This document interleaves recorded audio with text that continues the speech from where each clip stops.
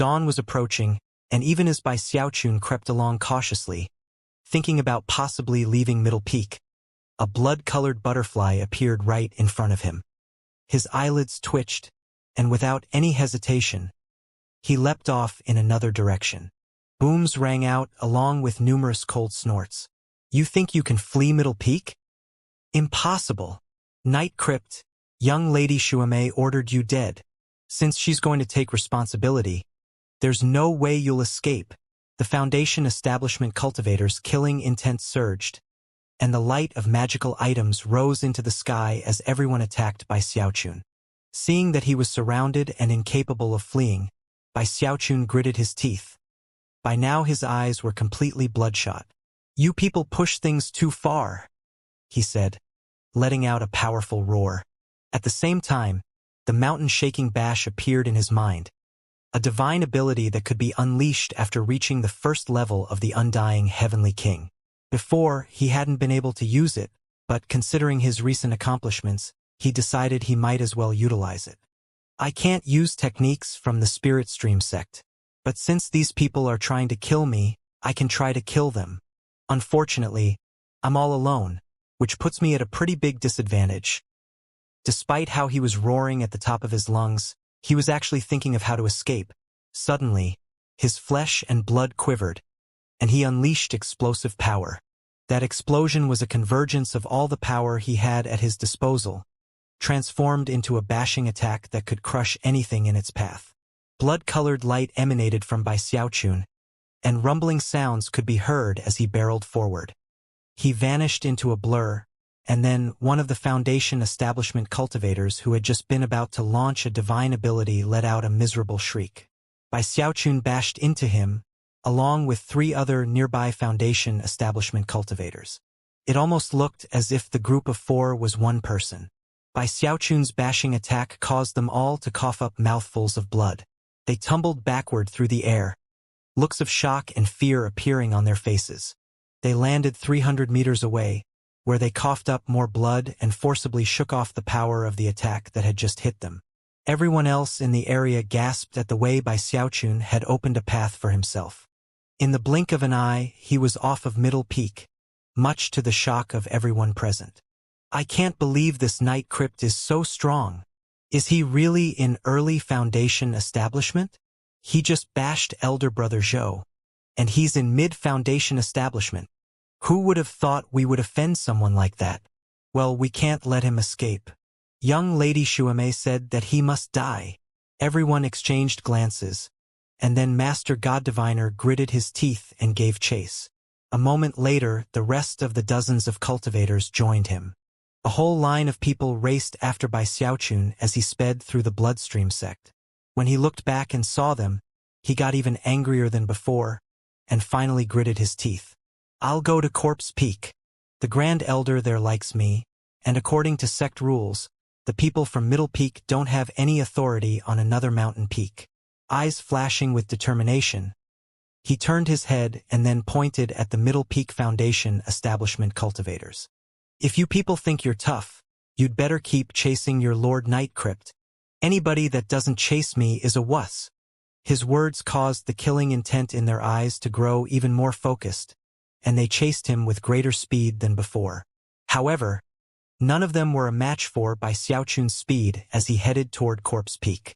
As soon as he arrived, he waved his hand and produced a jade pendant, which emanated fluctuations that let him pass right through the protective spell formation and onto Corpse Peak itself. The people from Middle Peak didn't have such qualifications and were prevented from entering. Night Crypt, gritting their teeth, they could only glare in rage at Bai Xiaochun. Bai Xiaochun stopped in place, stuck his chin up, and then looked at the group standing outside of Corpse Peak. Come on. I'm standing right here waiting for you.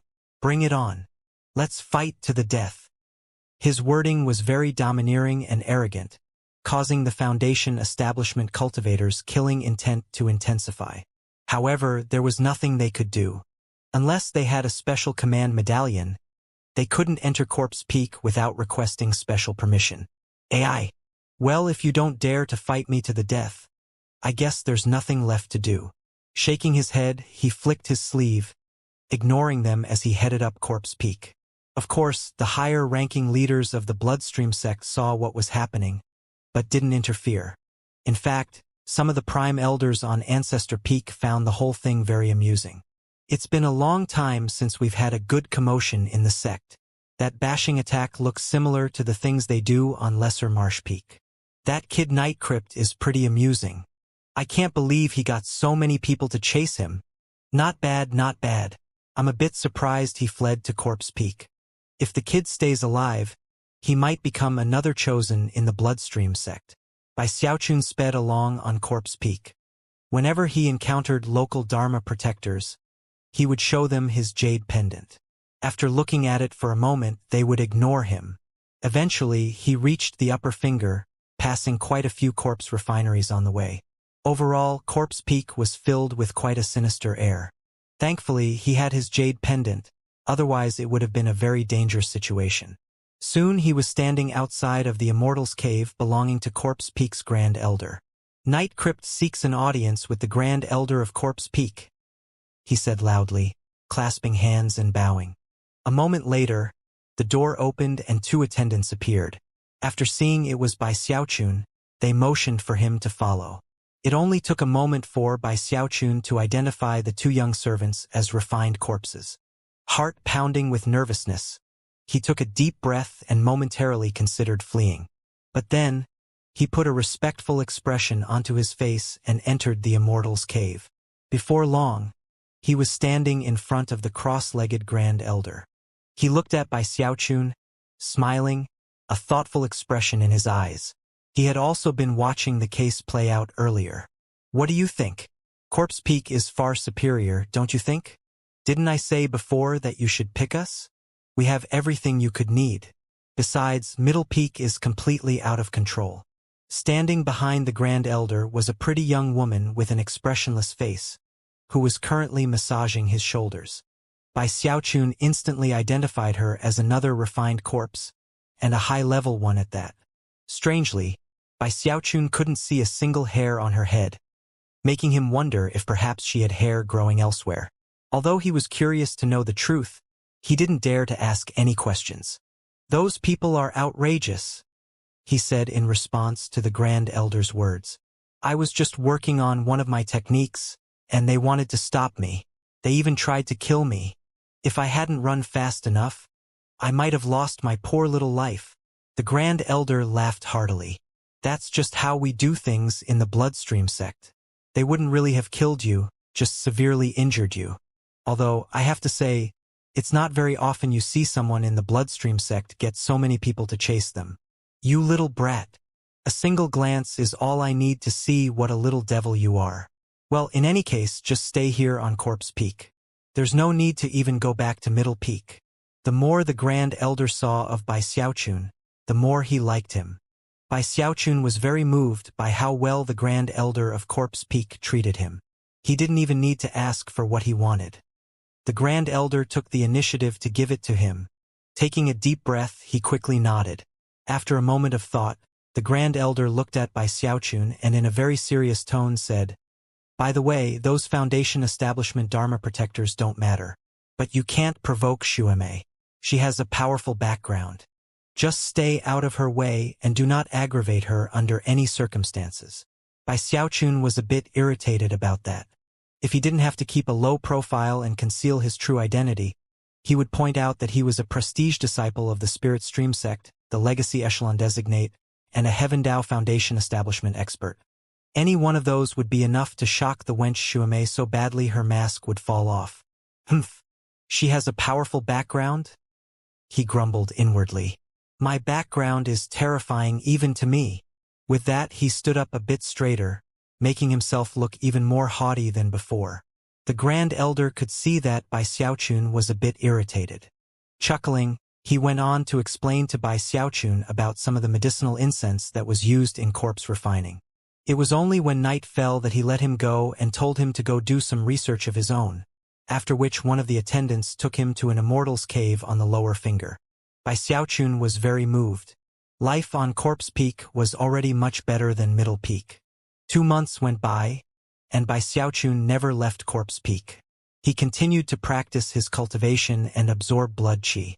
As he became more and more familiar with the practice of converging blood qi, he built up more and more undying sword qi. Now, when the blood qi spread outside of him, it would form the outline of a large sword, and quite rapidly at that. Of course, the amount of blood qi he required only grew. By this point, though, he didn't need to go out and about to get what he needed. He could simply remain in his immortal's cave and draw the blood qi toward him. Eventually, the Foundation establishment Dharma protectors on the lower finger frowned as they realized what was happening.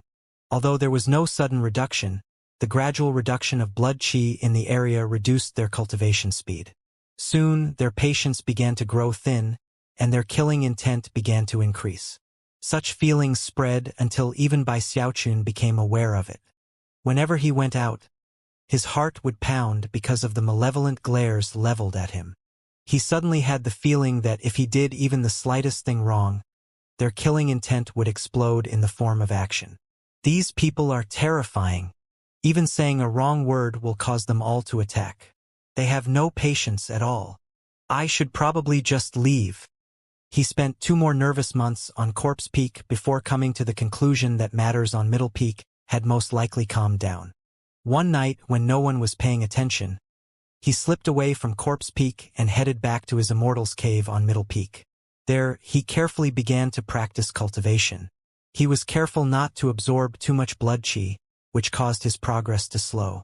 However, considering that he was on the verge of a major breakthrough with the blood sword, he could deal with the slight reduction in speed. Another half-month passed. One day, Bai Xiaochun was sitting there with eyes closed as he cultivated the blood sword, when all of a sudden, he made a breakthrough with the blood annihilation world. His eyes snapped open, and he took a deep breath. Eyes shining brightly, his hands flashed in a double-handed incantation gesture, and he waved his finger out in front of him. Blood annihilation world. As his voice echoed out, the blood qi around him seethed. Blood qi also erupted out from inside of him, transforming into a blood mist that filled the Immortal's cave. As it swirled, Bai Xiaochun's double-handed incantation transformed, and a piercing wind swept through the room, accompanied by cracking sounds. Soon, the mist began to converge together, transforming into the tip of a sword. Blood qi swirled from the tip down, quickly forming the blade, and then the hilt. In the end, it was a complete, blood-colored sword. It was bright red, and seemed strong enough to cut anything in its path. It radiated an ancient pressure that shook the soul. Anyone who looked at it would feel like they were wading in a sea of blood. From what Bai Xiaochun could tell, its power exceeded that of early Foundation establishment. In fact, he was sure that if he fueled it with Heaven Dao power, even mid-Foundation establishment's cultivators would be shocked at the sight. It worked, he said, laughing out loud. The sight of the enormous blood sword filled him with excitement, and convinced him that his months of hard work were worth it. Bai Xiaochun. He instantly closed his mouth, slowly turning his head. His eyes went wide as he looked at something in the corner of the Immortal's cave. Then he began to sweat. Bai Xiaochun was certain that he had just looked over at that corner and seen nothing. But now, there was a rabbit standing there. Even more frightening was that the rabbit's ears were clearly pointed directly at Bai Xiaochun, as if it had been listening to him just now. Most terrifying of all was that the rabbit was staring directly at him. From the look in its eyes, it was waiting for him to finish his sentence. He and the rabbit stared at each other for a moment, and then the rabbit burst into motion, speeding toward the main entrance of the Immortal's cave. Bai Xiaochun shouted and leaped to block its path, but the rabbit was too fast. Bai Xiaochun could only stare with wide eyes as it vanished out the door. By this point, he felt like he was about to go crazy. He knew that he could very well lose his head over this. If the talking rabbit said the wrong thing, and people found out he was Bai Xiaochun, he would definitely be killed. Although he'd only spoken half of a sentence, that half sentence was very dangerous, and he didn't even dare to think of what the consequences might be. Sweat began to drip down his face and neck. He almost considered staying inside and just letting the rabbit say what it wanted. He could scarcely believe that, despite how careful he had been, and how often he had checked his surroundings, the rabbit would manage to show up so unexpectedly. He wasn't even sure how much of what he'd said it had heard. "I'm gonna kill you!" he cried, bursting out of his immortal's cave. However, even as he emerged, he saw the talking rabbit standing on top of a nearby tree, speaking. "Night Crypt, you two-timer.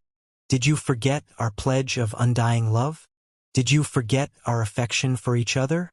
Why did you change so much?" The talking rabbit's voice was quite loud, and echoed out in all directions, causing quite a few Foundation establishment cultivators to look over in shock. Bai Xiaochun's jaw dropped. He wasn't sure who might have said such a thing, but he was now certain that the rabbit had been following him around for quite a while. Spine tingling in fear, he howled, throwing all caution to the wind. Instantly, his right hand flashed with an incantation gesture, and he pointed out, causing blood chi to transform into sword chi that sped toward the rabbit. It was no ordinary sword chi. It was Bai Xiaochun's undying sword chi, and as soon as he unleashed it, the blood chi in the area was thrown into chaos.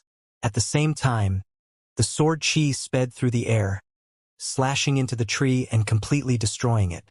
In the nick of time, the rabbit flew out of the tree and sped off in the opposite direction. "Outrageous!" the rabbit bellowed as it raced along. "It's just a bit of blood chi, isn't it? I'm a Foundation establishment cultivator of the Bloodstream sect. I can't believe you people are trying to kill me. Are you trying to get me to leave the sect?" Bellowing, Bai Xiaochun flew after it, unleashing another blast of sword chi, which slammed into a blood cistern that the rabbit was passing, destroying it. "If I absorb this blood chi secretly, nobody will ever realize it was me. It looks like this immortal's cave is vacant. They're trying to kill me. They're trying to kill me." The rabbit continued to spit out lines of dialogue as it ran along. At the same time, rumbling sounds echoed out as Bai Xiaochun chased after it, unleashing one blast of sword chi after another, destroying everything around the rabbit. The plants and trees were slashed to pieces, and even buildings were destroyed. Middle Peak was instantly thrown into chaos. Foundation establishment Dharma protectors poured out, to find Bai Xiaochun chasing a rabbit and unleashing countless blasts of sword chi. Some of them were slow to react, and when the rabbit ran by them were hit by the blasts, causing blood to spray from their mouths. "What are you doing, Night Crypt? Damn it! Do you have a death wish, Night Crypt? I let you get away alive all those months ago, and now you dare to show your face?" The Foundation establishment cultivators were enraged, and yet so was Bai Xiaochun. "Shut the hell up, all of you!" he bellowed, his eyes bloodshot. By this point, he had decided that he must kill the rabbit no matter what happened. Hands flashing in a double-handed incantation gesture, he unleashed more blasts of sword chi. The rabbit dodged back and forth, scurrying about in such a fashion that not a single bit of sword chi touched it. As for the Foundation establishment cultivators, they flew up into the air to attack Bai Xiaochun. Master God Diviner was in the crowd, smiling coldly. As far as he was concerned, Night Crypt was obviously a fool to have gotten so worked up over a mere rabbit. "I like this rabbit," he murmured to himself. "It's very interesting. I wonder whose pet it is." Some distance away, Song Ke was in secluded meditation beneath the blood waterfall. Suddenly, his eyes opened, and he frowned. A moment later, though, he simply closed his eyes again and continued meditating. At this point, the rabbit suddenly stopped next to a random immortal's cave and yelled out in a voice even louder than before. "I, Bai Xiaochun." It almost seemed to roar the words at the top of its lungs. The surrounding Foundation establishment cultivators looked on in shock, and their pupils constricted. Bai Xiaochun was quite famous in the Bloodstream sect, and virtually anyone would try to kill him if they got the chance. Killing a chosen from the Spirit Stream sect, especially one who had reached Heavendao Foundation establishment, would count as a huge service to the sect.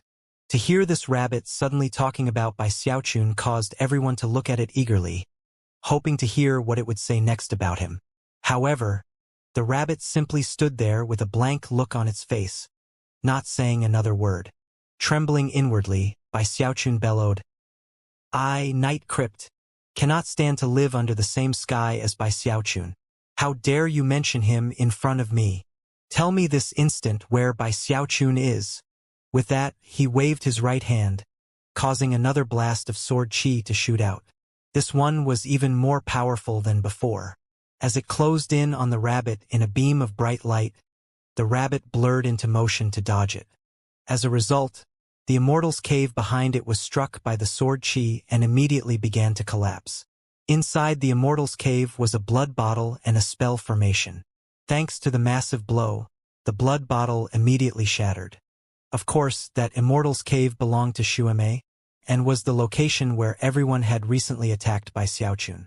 Afterward, Xianxia had stabilized the blood bottle to keep it safe, but now it had been destroyed. "I, Bai Xiaochun," the rabbit bellowed. However, it didn't say anything beyond those 3 words. Blinking, Bai Xiaochun's mind raced to come up with an idea of what to do. Trying to look as furious as possible, he shouted, "Keep talking! What comes after that?" Then he continued to chase the rabbit, unleashing sword qi that slashed into the ground, destroying Immortal's caves, but not harming the rabbit. "I, Bai Xiaochun." The rabbit was starting to get anxious, and yet, it had nothing else to say. Bai Xiaochun was starting to relax. "Damn it! Why won't you finish that sentence?" he shouted.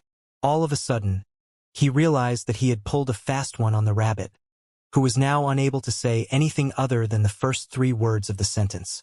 "I, Bai Xiaochun," howled the rabbit, its eyes bright red. "Tell me immediately," Bai Xiaochun raged. "Is Bai Xiaochun in Bloodstream sect territory? My grudge with him goes all the way back to the Fallen Sword world. I can't live under the same sky as him. Bai Xiaochun must die." Inwardly, he was feeling very proud of himself, and he couldn't help but be pleased at how smart he was. With that, he unleashed another blast of sword qi, destroying another immortal's cave. Tell me right now, what comes after the first part of that sentence?" Bai Xiaochun had thrown all of Middle Peak into complete chaos. As for the rabbit, it was getting very anxious, and had even started trembling. Finally, it started to say more than the 3 words. "I, Bai Xiaochun. Xianxia, I dreamed of you last night. One of these days, I, Master God Diviner, will definitely make you mine. I, Bai Xiaochun." "Elder Fong, stop it. People might see us." "I, Bai Xiaochun. I, Xianxia, am in charge here, and the position of Blood Master belongs to me. And I'm in charge of you too, Xianxia." The words being spoken by the rabbit caused all of Middle Peak to be rocked with astonishment. The Foundation establishment Dharma protectors and elders looked on with odd expressions, and soon, everyone went completely quiet. Only the voice of the rabbit could be heard, echoing about. Bai Xiaochun also looked shocked, and suddenly he worried that he had pushed the rabbit too far. Master God Diviner was there in the crowd, and to him it felt like a cold chill was running up his spine.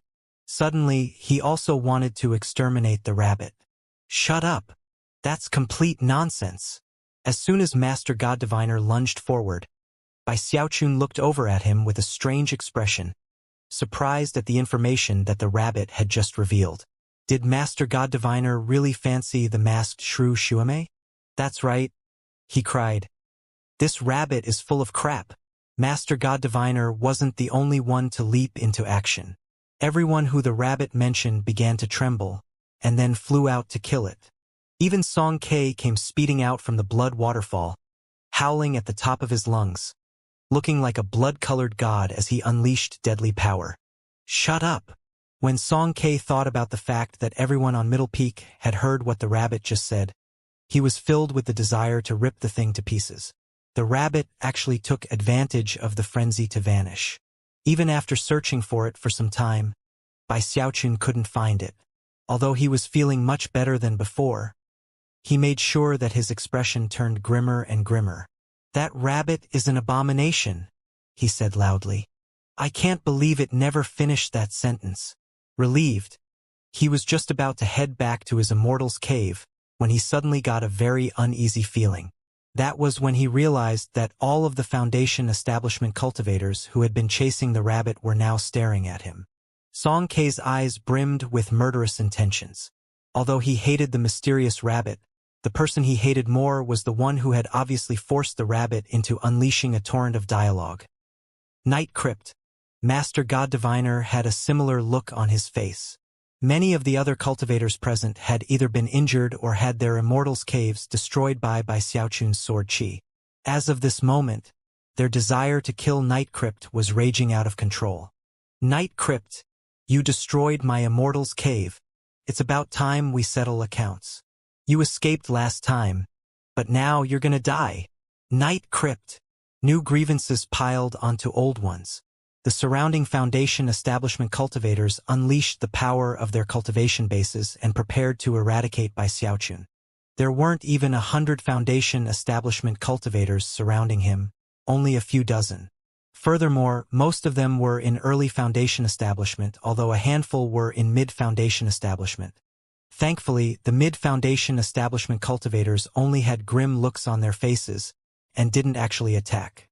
They had a different status than the early Foundation establishment crowd, and for them to join everyone else in trying to attack Xiaochun would be too much of a loss of face. Even without them, though, there were still dozens of Foundation establishment Dharma protectors and elders, who were powerful enough to shake heaven and earth. Furthermore, in the Bloodstream sect, there was no such thing as debate and discussion. There was only the law of the jungle. Provoke me, and die. It was completely different from the Spirit Stream sect. Here, the only thing that mattered was strength. Xiaochun's actions had enraged the people from Middle Peak, and now they were attacking him with deadly force that far surpassed anything from the Qi condensation stage. Divine abilities burst out, blood Qi surged, and blood swords unique to Middle Peak all appeared. In the blink of an eye, more than 10 blasts of sword Qi descended directly toward Xiaochun. Xiaochun was just calming down from the incident with the rabbit, but now he began to shiver uncontrollably. It was as if every part of his body were screaming at him that he was in deadly peril. Booms echoed out, shaking everything in the area. The dozens of Foundation establishment cultivators all attacked at once, making it very difficult for Xiaochun to dodge. In the blink of an eye, more than 10 blasts of sword Qi slammed into him. "Let me explain," he said, staggering backward. Because of the blood Qi he had absorbed, his undying gold skin emanated blood-colored light. In combination with the undying Heavenly King, he was stronger than ever, and his defenses were even more ridiculously strong than before. The Foundation establishment cultivators gaped in shock, and many eyes went wide. This Night Crypt has been secretly cultivating a body refinement technique. No wonder he was able to survive the fallen sword abyss. It was all thanks to that body refinement technique. His fleshly body defenses are so strong. Even our combined attack couldn't shake him. Their expressions turned very serious, and yet, they showed no signs that they would cease attacking Xiaochun. The stronger he seemed, the more they wanted to kill him to stave off any problems from cropping up in the future. Cold gleams flickered in their eyes as they once again unleashed a combined attack. More than 10 beams of sword Qi slammed into Xiaochun. No matter how he tried to evade or dodge, the dozens of Foundation establishment cultivators stayed hot on his tail, unleashing constant attacks. Booms rang out. Some people even went and destroyed his immortal's cave. "Run if you want. Night Crypt, you won't escape this time." Rumbling sounds filled the air as divine abilities and magical techniques slammed down. By this point, Xiaochun was in a sorry state, having been repeatedly hit by numerous blasts of sword Qi. Even with his undying live forever technique, blood still sprayed out of his mouth until finally, he looked up, eyes bloodshot, expression vicious and even murderous.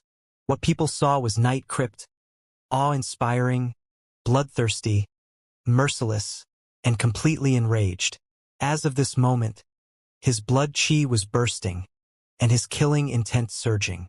"Enough running," he said, wiping the blood from his mouth. "You buffoons have tried to kill me 3 times already. Things have gone too far. Do you really think I'm scared of you people?" His hair was in disarray, and his clothing ripped nearly to shreds.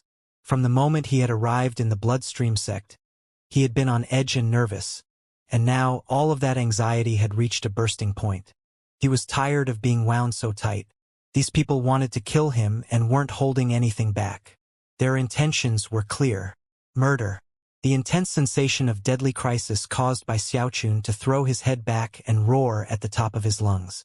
Then he took a step forward, appearing directly in front of a young man in the early Foundation establishment stage. Bai Xiaochun's expression was vicious as he unleashed the mountain-shaking bash. Blood sprayed out of the Foundation establishment cultivator's mouth, along with a miserable shriek as he was sent tumbling backward like a kite with its string cut.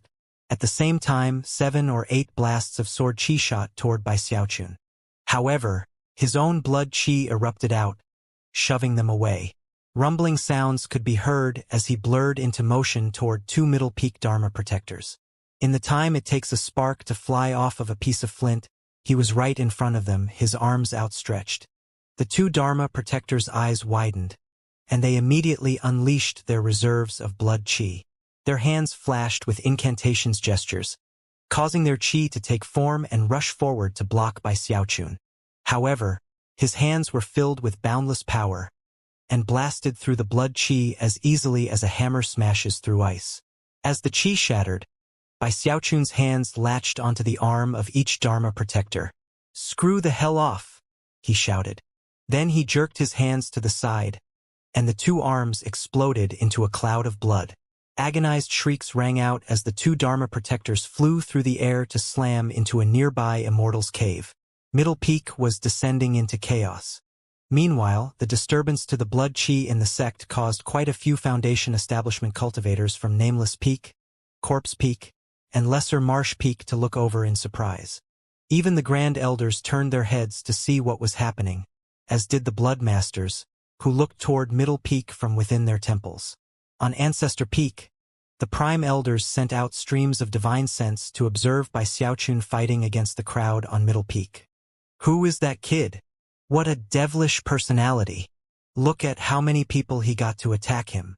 Ha ha ha. Now that's how we do things in the Bloodstream sect. It doesn't matter how young you are. When people try to kill you, you have to fight back. As the cultivators from the other mountain peaks watched the excitement, Bai Xiaochun crushed one Foundation establishment cultivator after another. All of them were completely shaken and left coughing up blood. Night Crypt. At that point, a cold snort echoed out as Song Ke transformed into a blood-colored mountain peak, complete with 3 30-meter-long blood-colored streams of sword qi that caused the entire area to shake. Sword qi? I have some too. Eyes bloodshot, Bai Xiaochun waved his right hand, unleashing the blood annihilation world technique. A stream of undying blood qi poured out from him, which he sent speeding towards Song Ke with the wave of a finger. This was no ordinary stream of blood qi. Close examination would reveal that it was laced with a golden color. As soon as it appeared, an indescribable aura erupted out. Massive rumbling sounds filled the air, and all of the blood qi in the area trembled as though a king had appeared, and even raced toward it at top speed. As the local blood qi was sucked into the sword qi, the image of the sword grew larger. In the blink of an eye, it became like a 30-meter-long mountain shooting up into the sky. Compared to this sword qi, all other sword qi was like filth. Only Bai Xiaochun's sword qi was the true and proper type. A domineering air seemed to fill it, like it was the ruler of all swords in the world. The sky shook, and everyone present felt their hearts pounding in their chests. The sword qi almost seemed impossible to control, as if it could shake everything in existence, even their cultivation bases. Everyone was completely and utterly shocked. What's going on? What kind of sword qi is that? Heavens! This night crypt has also been cultivating the blood annihilation world? When the sword qi appeared, even the mid-Foundation establishment elders were shocked. Under the astonished gazes of all the onlookers, the spectacular sword qi shot toward Song Ke. Song Ke's face fell, but he had no time to react. Heaven-shaking, earth-shattering rumbling sounds echoed out as his 3 blasts of sword qi were completely destroyed. Even his mountain peak form was destroyed, and he was revealed, blood spraying out of his mouth, a look of astonishment on his face as he was sent tumbling backward. Impossible! You. Song Kei's scalp was tingling in astonishment. Bai Xiaochun's sword chi left him completely and utterly shaken. He had never even seen sword chi like this. It was so mighty that it exceeded anything he could imagine. Even the sword chi he had developed by cultivation in the blood waterfall was completely cowed by it. He wasn't the only one who was shaken. Everyone in the area felt their minds reeling. Bai Xiaochun's domineering use of sword chi left their eyes wide and their scalps numb from the shock. The crowds on Lesser Marsh Peak, Nameless Peak, and Corpse Peak were also looking on with wide eyes.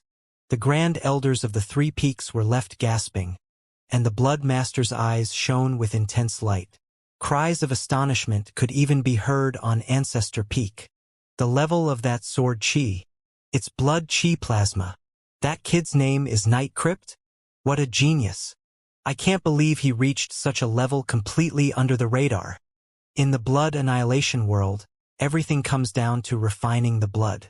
The 4 levels are refined blood chi plasma, inverse blood ancestral awakening, and blood chi tribulation. Even more streams of divine sense arrived on Middle Peak to observe the chaotic fighting. The highest echelons of the Bloodstream sect leadership were now observing Bai Xiaochun's sword chi. It was at this point that Master God Diviner suddenly cried out, "Kill Night Crypt. If he doesn't die, he'll definitely try to get revenge on us in the future." With that, he performed an incantation gesture and attacked. Everyone else seemed to agree, as they all joined forces to attack Bai Xiaochun. "Something's off about this guy," Song Kei shouted, glaring murderously at Bai Xiaochun. That's not the Middle Peak's blood annihilation world. He wasn't sure why, but after exchanging blows with this Night Crypt, his heart was filled with deep, profound hatred for him, hatred that seemed completely irreconcilable. It was a sudden and inexplicable feeling, but there it was in his heart. Bai Xiaochun dodged the attacks, and then looked around at the brutal, vicious expressions on the faces of the people surrounding him. Suddenly, he began to laugh with rage, and his eyes burned with murderous coldness. "You think this isn't the blood annihilation world? Well, I think I need to show you people what the blood annihilation world really looks like." With that, he leaped high up into the air. Even as the Foundation establishment cultivators turned into beams of light to follow him, he waved his hand in the direction of Middle Peak. "Blood chi gather." Bai Xiaochun threw his head back and roared. As his hand waved through the air, something completely and utterly shocking occurred in the midst of the Foundation establishment cultivators.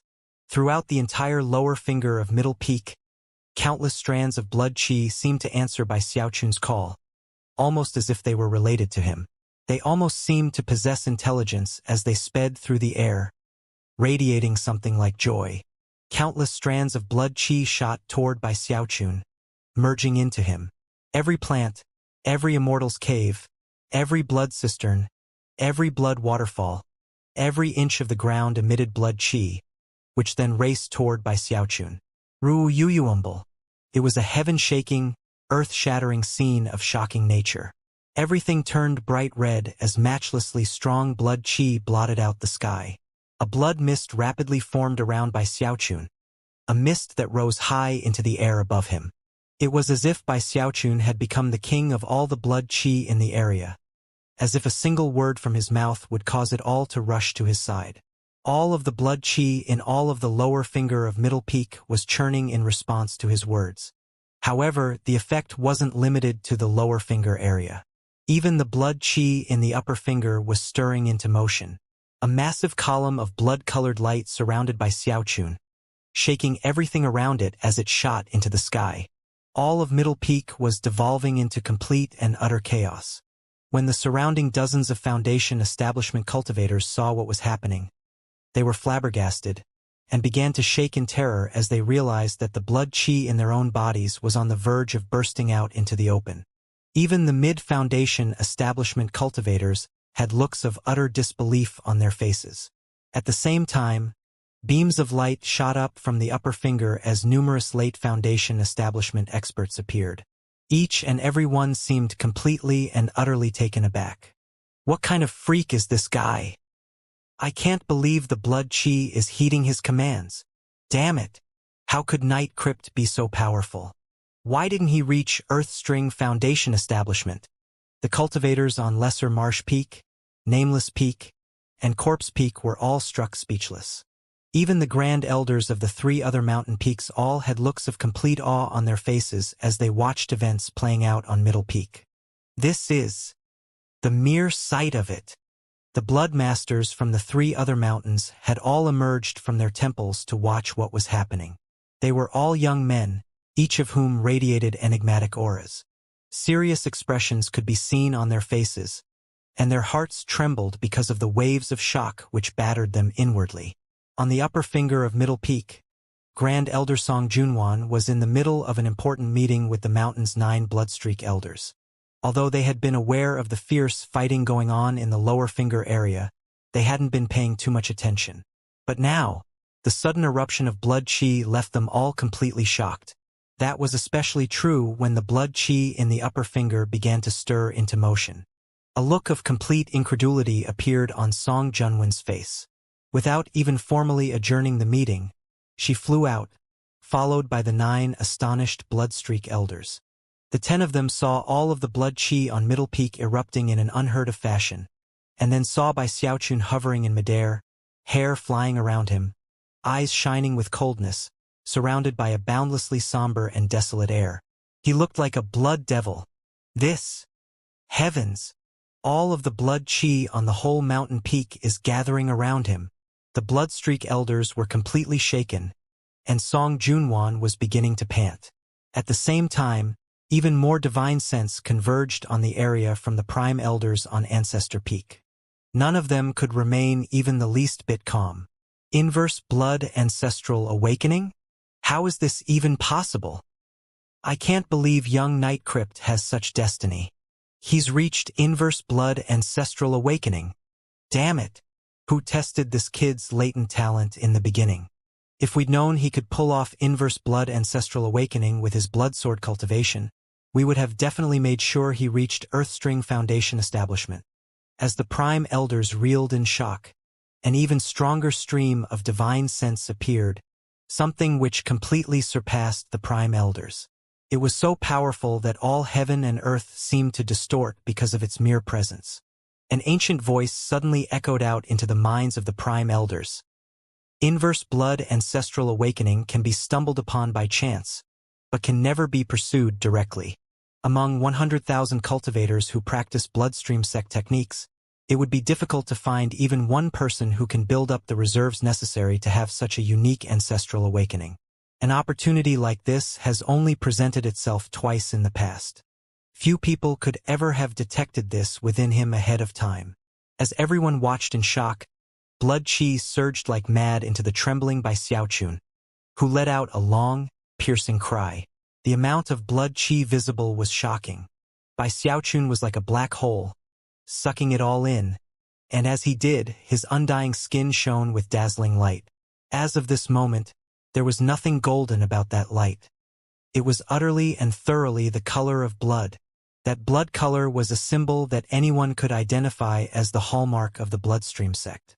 There was no better way for someone to show that they were using the techniques of the bloodstream sect than to do exactly what Bai Xiaochun was doing. As the blood-colored light spread out in all directions, Bai Xiaochun threw his head back and bellowed, and an enormous figure appeared behind him. A creature with green skin, vicious-looking facial features, and long, protruding tusks. It had claws sharp enough to tear down all walls, a pointed horn that could rip open the heavens, and a long, scale-covered tail that could sweep across anything and everything. That creature was none other than the legendary Berserk Ghost. The sudden appearance of the Berserk Ghost indicated that Bai Xiaochun had finally completed the first level of the Undying Heavenly King. The instant the image of the Berserk Ghost appeared, the eyes of Lesser Marsh Peak's Grand Elder went wide. As for the Blood Master from Lesser Marsh Peak, he was shaking visibly, and his eyes were glowing with bright light. "Lesser Marsh Peak must have this Night Crypt," shouted the Blood Master. The Grand Elder from Lesser Marsh Peak had the same reaction, and simply couldn't contain his excitement. On Lesser Marsh Peak, they had a secret magic that had come from years of research into the hand of the Blood Ancestor. a secret magic that was based on a totem tattoo that depicted the berserk ghost. Shockingly, Bai Xiaochun's ancestral awakening caused an actual projection of the berserk ghost to appear. Everyone on Lesser Marsh Peak was being driven to complete madness.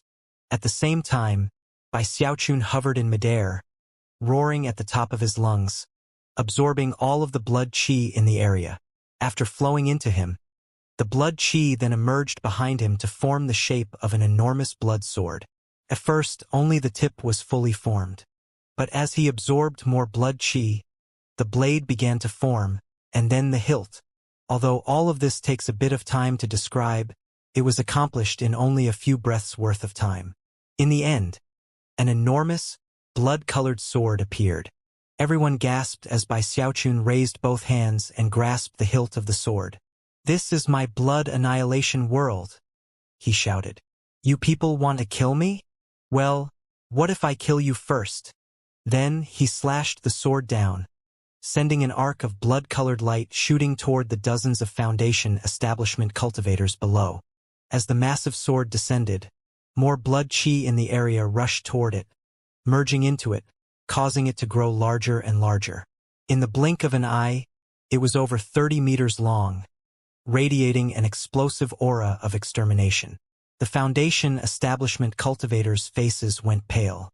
Howling, they joined forces, unleashing all of the power at their disposal to defend themselves, even their trump cards. Boom! When the sword hit the cultivators in the front line, they screamed, and their bodies began to tremble on the verge of collapse. Apparently, it started a chain reaction which quickly spread to the cultivators behind them. The blood sword attack which they had just sustained was now threatening to destroy them all.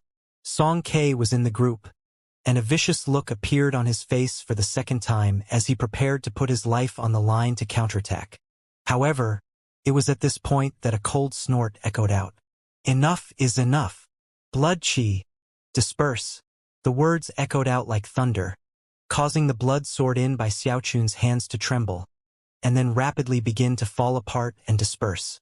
All of Middle Peak trembled as a powerful force swept over it.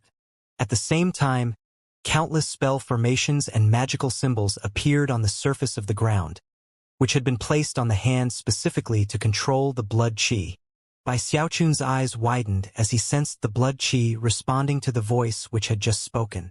It was no longer under his control, almost as if that voice were its true master, and had a much higher level of control over it than he did.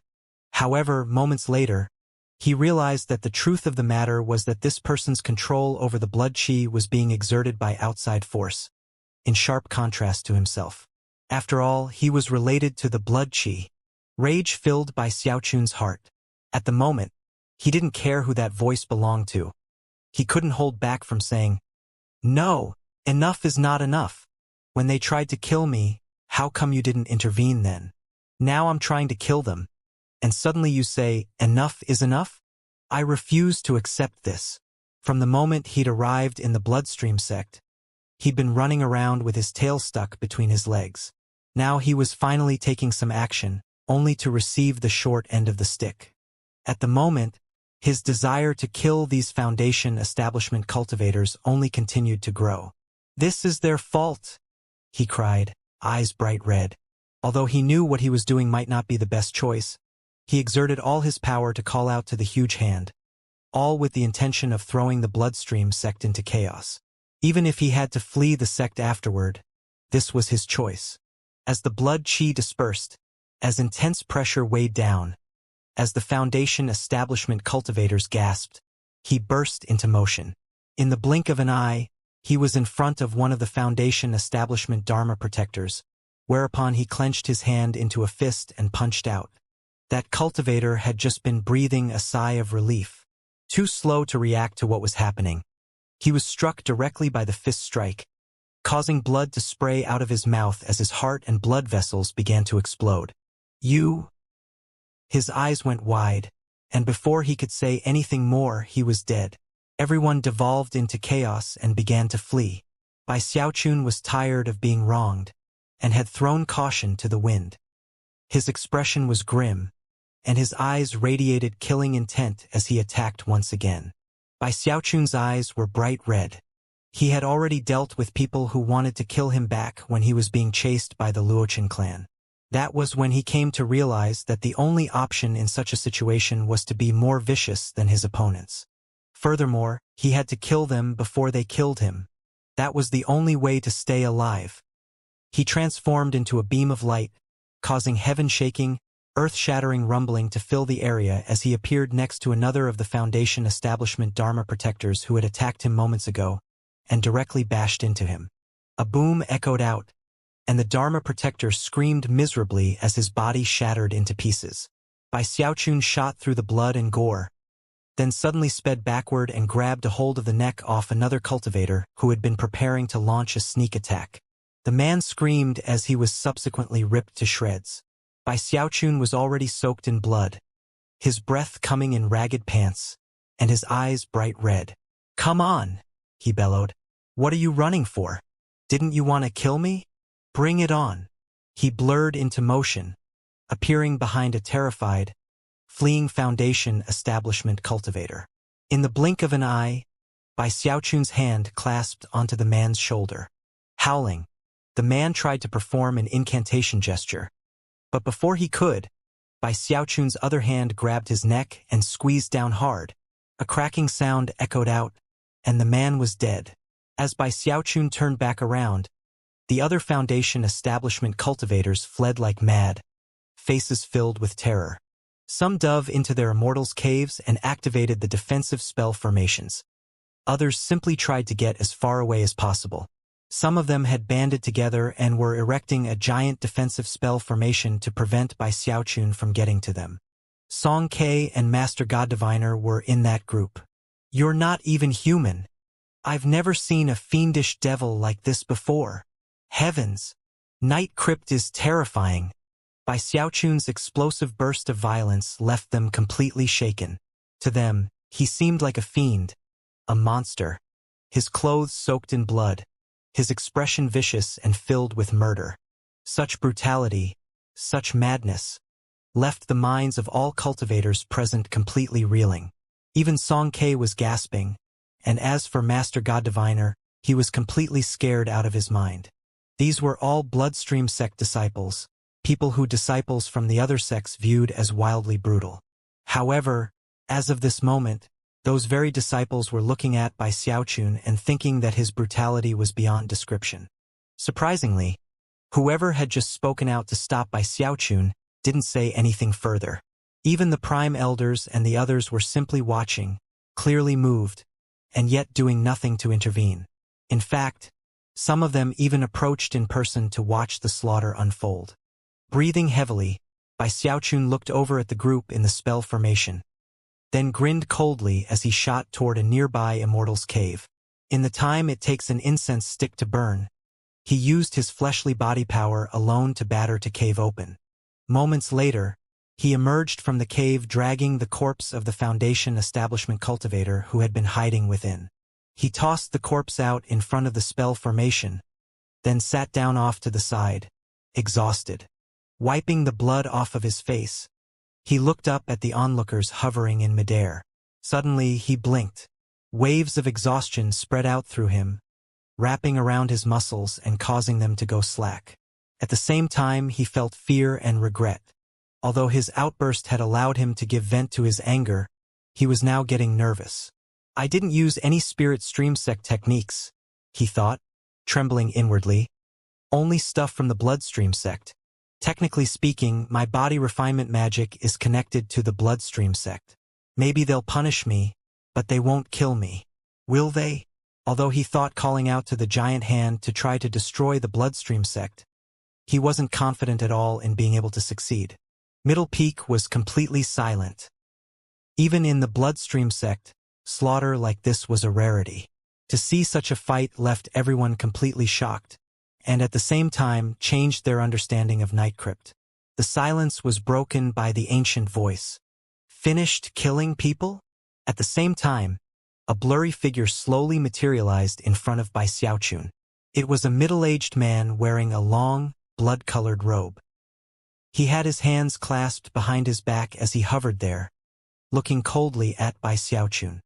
He radiated a sensation of terrifying blood qi, something that seemed to resonate with heaven and earth, to connect with Middle Peak itself. That blood qi became a mighty pressure that caused even Bai Xiaochun's spiritual seas to vibrate. When the man looked at Bai Xiaochun, it felt like he could see right through him, peer into his very depths, see past all illusions. Bai Xiaochun shivered. Thankfully, the mask he was wearing was a precious treasure from the mysterious sect, and still managed to conceal him. After a moment, the man muttered to himself and retracted his vision. With that, he waved his right hand, sending a small bottle flying toward Bai Xiaochun. Exceptional innate talent. Inverse blood ancestral awakening. Even better than that, a devilish personality. Sadly, you're only at Mortal Dao Foundation establishment. There are 3 spirit blood pills in that bottle. They should heal your injuries and also make you more sensitive toward blood qi. With that, the man sighed, turned, and took a step forward. A wind blew past, and he was gone. Ha! Bai Xiaochun looked around in shock. He had been fully prepared to be punished, but instead, the man had gifted him with a bottle of medicinal pills. Up in midair, the grand elders of the mountain peaks looked down with shining eyes. The reason none of them had spoken up earlier was because of the arrival of the patriarch. Nightcrypt's transformation had been so monumental that the patriarch had personally come to inspect the situation. Considering he had found no problems, the grand elder's passions now burned even hotter than before. Not only did Nightcrypt have incredible natural talent, he had killed several people in very rare fashion. Even the patriarch said he had a devilish personality. All of the grand elders were impressed by Nightcrypt's genius. Then they thought back to how domineering he had been in the fight over the Foundation establishment pills, and their admiration grew stronger. Although killing was against sect rules, they didn't really care. In the Bloodstream sect, the law of the jungle prevailed. Not a single one of them could claim to have hands free of blood. When people didn't know what was best for them and provoked powerful experts, then the fault for their deaths lay at their own hands. When it came to low-level cultivators, the sect rules were more strictly enforced, but that was for their own protection. Foundation establishment cultivators and the powerful experts above them respected strength and strength alone. Furthermore, Bai Xiaochun's ability to piss people off was quite moving. There was a big difference between making everyone like you and making everyone hate you, but in the end, the result was the same as far as the leaders of the sect were concerned. When it came to success in those matters, the former would be champions of justice, the latter devils. Considering he had such a devilish personality, if Nightcrypt could stay alive, then once his cultivation base improved, he would be a champion of the ages. Either he would conquer everything under the heavens, or the heavens would conquer him. The Grand Elder from Lesser Marsh Peak, the tall, burly cultivator, flew out with a smile on his face. Junior brother Nightcrypt, come with me to Lesser Marsh Peak. With that body refinement technique of yours, it would be a huge waste for you to not come to Lesser Marsh Peak. If you agree, I'll let you reside on the upper finger. Come.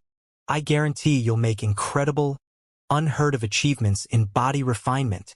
Bai Xiaochun was a bit stunned by the sudden outpouring of words from the Grand Elder of Lesser Marsh Peak. Before he could even react, though, the Grand Elder from Corpse Peak stepped forward. Ignore him, Nightcrypt. Join us on Corpse Peak. Corpse Peak will be your home for all eternity. Come. You can have your pick of all the colorful corpses we have. Junior brother Nightcrypt, they're not being sincere, cried the dwarf from Nameless Peak, who was ready to go all out to win over Bai Xiaochun with his inverse blood ancestral awakening. Come to Nameless Peak.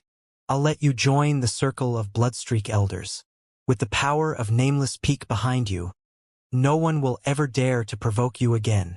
Bai Xiaochun was at a loss for words. He had caused a huge disaster, killed 7 or 8 Foundation establishment cultivators in a row, caused chaos to Middle Peak's blood qi, and had completely ignored that middle-aged man.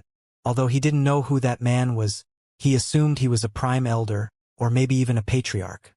If he had defied someone like that back in the Spirit Stream sect, and also been responsible for such a disaster according to the sect rules, he would have been sent to the Hall of Justice to be skinned alive, bereft of his cultivation base, and then destroyed in body and soul. However, in the Bloodstream sect, everything was the opposite. As he stood there stupefied, a flirtatious laugh echoed out as the bewitchingly beautiful Song Junwan appeared. A fragrant breeze accompanied her arrival, and a gleam of deep praise could be seen in her eyes as she looked at Bai Xiaochun as though he were a priceless gem. She came to a stop right in front of him, then turned to face everyone else. "This is Middle Peak. Are you people here to openly undermine me?" Bai Xiaochun blinked at the sight of Song Junwan standing in front of him. She was dressed as audaciously as usual. Her skirt had a long slit up the side, revealing her milky white legs, a sight which caused Bai Xiaochun's eyes to go wide. Before he realized what was happening, he was staring. The other three Grand Elders could see exactly what Song Junwan was doing, and they also noticed how Bai Xiaochun was staring at her. They sighed at Song Junwan's trickery, but could do nothing about it. Sighing longingly at Bai Xiaochun, they turned and left. After they were gone, Song Junwan's smile vanished, and her face became very grim as she looked around at the Foundation establishment cultivators of Middle Peak. As her gaze passed over them, they trembled and bowed their heads silently. Song Ke seemed more scared than anyone, and didn't even dare to look up. From a young age, he had always feared his aunt. "You're all dismissed," Song Junwan said coolly. "Don't forget to come back later and clean this place up." Everyone breathed sighs of relief, and then left respectfully. Soon, the area was silent once again. Song Junwan turned her attention back toward Bai Xiaochun, an enigmatic smile on her face as she leaned forward and lifted his chin with her fair, jade-like hand, forcing him to look her in the eye. "Seen enough, little bro night crypt?" Blushing, Bai Xiaochun cleared his throat and stood up straight, then clasped hands and bowed. "Greetings, big sis Song. You need to be a bit more careful in the future. The Bloodstream sect is a chaotic place, and it always has been. Maybe if things were different, we would be stronger in some ways, but there is nothing that can be done about it. All you can do is continue to find powerful enemies to defeat to impress people. As long as the patriarchs are around, the sect will remain whole. They can suppress the chaos when necessary. For now, stay on Middle Peak. You'll be safe here, and the stronger you get, the more respect you will be shown." She smiled, and it was a smile like a blooming rose, making her somehow more indescribably beautiful than ever. After a moment of hesitation, Bai Xiaochun asked, "Big sis Song, was that a patriarch just now?" "That was Patriarch Limitless," she replied softly. Seeing Bai Xiaochun's shocked reaction, she covered her smile with her hand and then left in a gust of fragrant wind. Bai Xiaochun stood there for a long moment before taking a deep breath. "So, that was the consummate chosen from 800 years ago, Master Limitless." Bai Xiaochun looked around again, shaken. The more time that passed, the more he marveled at how well the Bloodstream sect treated him. Back in the Spirit Stream sect, he was always punished for causing disasters. Here, they not only withheld punishment, they actually rewarded him. All of the mountain peaks were fighting over him, and to top it off, Grand Elder Song Junwan was a smoking hot babe. This place was the perfect location to cultivate the undying live forever technique. It was his own personal holy land, filled with blood chi. What a great sect! Shaking his head, he realized he had to adjust his way of thinking. He was from the Spirit Stream sect, an enemy of the Bloodstream sect. And yet, he couldn't shake the feeling that the Bloodstream sect was really great. By now, evening had fallen, and the moon hung high in the sky. Outside the Bloodstream sect, that moon appeared as white as ever, but looking at it from inside the sect, it was crimson. Blood-colored light bathed the sect, making it look even more grim and sinister than before. Disciples from other sects would shake in fear at such a sight, but Bai Xiaochun had been in the Bloodstream sect for long enough that he'd grown used to it. He was currently walking along a moonlit mountain path. Everything around him lay in waste. The ground and trees were destroyed. The Immortals' caves collapsed. However, it was very quiet. News about Bai Xiaochun's battle during the day on Middle Peak had already begun to spread like wildfire through the rest of the sect. In the Bloodstream sect, the law of the jungle prevailed, and people only showed respect to the powerful. During that spectacular fight, Bai Xiaochun had showed a brutal strength, a madness, a bloodthirstiness that struck everyone deep into their hearts. He alone had stood up to dozens of Foundation establishment cultivators, and had even killed 7 or 8 of them. It was a rare thing even in the Bloodstream sect, and to many people Bai Xiaochun had already become the stuff of nightmares. Not a single person suspected that he wasn't a Bloodstream sect disciple, and if anyone had dared to make such an accusation, no one would have believed them. I really don't like fighting and killing, Bai Xiaochun thought, sighing. After returning to his Immortal's cave and finding that it had been completely destroyed, he sat down off to the side and decided that tomorrow, he would go pick a new Immortal's cave. The night passed uneventfully. However, the cultivators of Middle Peak sat in the darkness, hearts pounding with fear. The events during the day were truly like a nightmare, and all of them feared that Bai Xiaochun would come for retribution. They sat restlessly in their Immortal's caves, spell formations active. There were even some who fled Middle Peak altogether. Of course, word rapidly spread about the madness on Middle Peak, and Bai Xiaochun's violent outburst. Some of the Foundation establishment cultivators on Lesser Marsh Peak, Nameless Peak, and Corpse Peak had personally witnessed the event, whereas others only heard about it after the fact. All of them were shocked. He personally fought back against dozens of Foundation establishment cultivators? He actually defied the orders of a patriarch? Everyone just stood by and watched while he killed 8 people? The survivors were forced to hide together behind a spell formation. Word spread like mad through the 4 mountain peaks of the Bloodstream sect. Even the inner sect disciples on the back of the hand soon caught wind of Bai Xiaochun's actions. All of them were astonished. People had already come to view him as a bloodthirsty fiend, and now, the inner sect disciples could only imagine a variety of terrifying images regarding what had occurred. Night Crypt is incredible. He ripped people apart, then drank their blood as he killed the other bystanders. I heard he's not even a cultivator. He's actually an evil, green-skinned hobgoblin in disguise. He has superhuman strength. A single bump from him can shake an entire mountain. All sorts of rumors began to spread. It only took a single night before countless people in the Bloodstream sect learned about a new person that nobody could provoke. A person named Night Crypt. At dawn, Bai Xiaochun opened his eyes and went to take a walk. By that time, word about him had spread throughout the sect. Even the outer sect disciples had heard the stories. In fact, the disciples used various methods to spread the word, and it wasn't long before the cultivator clans in the area had heard the tales. It was easy to imagine how quickly the other major sects would learn of Nightcrypt's name. It went without saying that the news spread faster in the Bloodstream sect than it would have in the Spiritstream sect. After all, the Bloodstream sect disciples always walked around on edge to begin with, and never had much entertainment.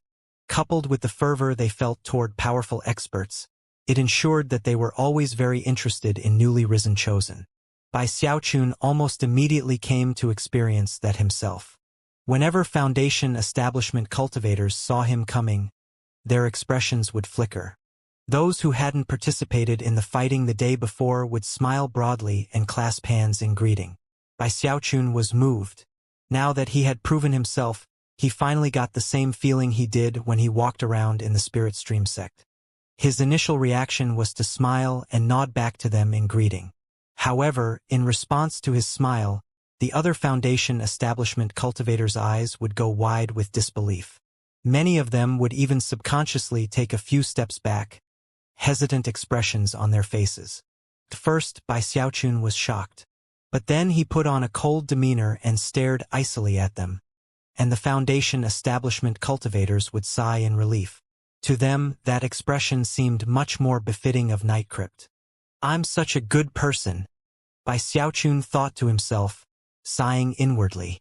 Having no other option, he maintained a cold, indifferent expression, glaring here and there, that earned him much more respect. As he walked along, his eyes started to get tired from all the glaring. Eventually, he reached the pavilion where he could select a new Immortal's cave. The old man who had previously treated him with cool indifference suddenly rushed out and offered greetings.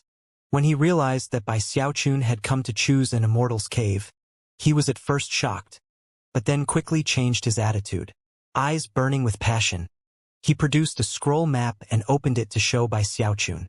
Junior brother Night Crypt, what do you think about this one? This Immortal's Cave has wonderful surroundings. And the blood chi there is incredible. Or what about this one? A prime elder once lived there. I usually don't point that out to anyone. There's also this place? If I remember, there are a few puppets that come with that one. Although Bai Xiaochun was moved by the old man's passionate introduction to the Immortal's Cave, his face remained icy and ruthless. Eventually, he frowned. Although the open Immortal's Caves were better than his old destroyed one, they still weren't as good as the ones with a lot of blood chi. Seeing Bai Xiaochun frowning, the old man seemed like he wanted to say something, then hesitated. He looked at Bai Xiaochun for another moment, then thought about the fight from the day before. Finally, he gritted his teeth and lowered his voice. Junior brother Night Crypt, you don't need to come here to select an Immortal's Cave. Huh? Bai Xiaochun blinked thoughtfully. Deciding to make things more clear, the old man lowered his voice further. Remember, in the Bloodstream sect, we respect the strong and powerful. Many people don't officially select Immortal's Caves. They just take them. If you see one you like, kick the old owner out, and it becomes yours. Bai Xiaochun's eyes began to shine brightly. The truth was that he had lived for so long in the Spirit Stream sect that, deep inside, he wasn't at all like the Bloodstream sect people. Sometimes it was hard to think the way they did. Otherwise, he wouldn't have needed the old man to remind him.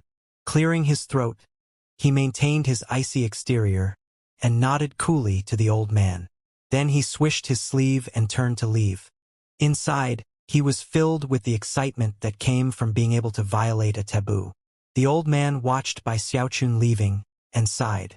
As far as he was concerned, it was a big pity that Night Crypt was only in Mortal Dao Foundation establishment. Otherwise, he might have had an extraordinary future.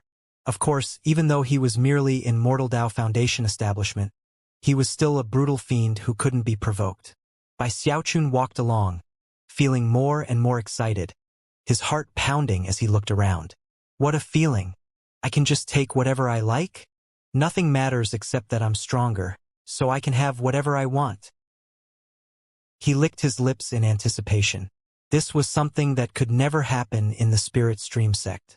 It was like finally being able to eat forbidden fruit. He scoured Middle Peak for half a day, and around noontime identified an Immortal's Cave he liked. It was rather large, and the grounds around it were covered with blood trees.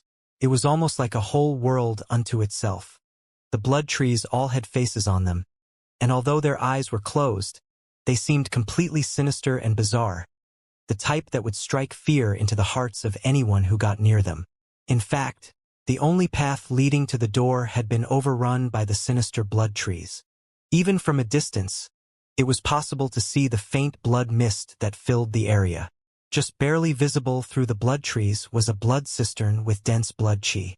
The area was paved with limestone, and there were some refined corpses wearing suits of armor who stood guard. Next to the cistern was the entrance to the Immortal's Cave, a huge white door that was carved with intricate spell formations. The spell formations were currently active, flickering with bright light that ensured that the entire area was shielded. Looking at the scene, Bai Xiaochun licked his lips, and his eyes began to shine. What a great location! He had secretly absorbed blood chi from this location in the past, and vaguely remembered that it was Master God Diviner's Immortal's Cave. He had asked Imposter Night Crypt and learned that Master God Diviner was only in the early Foundation establishment stage, but as he was very adept at divination and augury, he was very important to the sect. In the Lone Hell Pocket realm, he had reached Earthstring Foundation establishment but had only achieved a few tide flows. Even still, it was enough to set him on the path to fame in the Bloodstream sect. Therefore, it was no surprise that he had occupied such a nice Immortal's Cave for such a long time. Eyes shining, Bai Xiaochun sped forward toward the Immortal's Cave. As he neared, faces on the blood trees opened their eyes, which shone with killing intent. However, as soon as they recognized Bai Xiaochun, they began to scream in high-pitched voices. Night Devil is here! It's Night Devil! Heavens! Night Devil is here for revenge. "Master, save me." Inside the Immortal's cave, Master God Diviner gritted his teeth.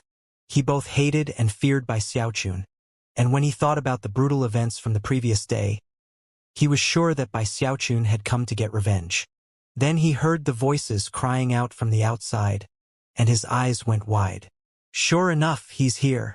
Night Devil? When Bai Xiaochun heard what the blood trees were screaming, his jaw dropped. He had no way of knowing, but because of the brutality of the previous day's events, quite a few people had taken to calling him Night Devil. Annoyed by the shrieking trees, he snorted coldly and said, "Shut up!" His voice was accompanied by a brutally murderous air that scared the blood trees so much that they started trembling and lapsed into silence. Terrified, the trees that had planted themselves onto the path leading to the Immortal's cave pulled up their roots and cleared the way. Bai Xiaochun clasped his hands behind his back, stuck his chin up, and coolly said, "Master God Diviner, get out here." Everyone who heard him was completely shocked. Inside the Immortal's cave, Master God Diviner's face went ashen, and a crazed look appeared in his eyes. Gritting his teeth, sweat popping out on his forehead, he cried, "Night Crypt, don't push things too far." Bai Xiaochun didn't step into the forest of blood trees. The pressure from the spell formation was too threatening. However, in response to Master God Diviner's words, he smiled grimly and then unleashed some blood chi. In the blink of an eye, all of the blood chi in the area began to churn, transforming into a dense mist. The faces on the blood trees began to quiver, but they didn't dare to scream. They simply began to huddle together in shock.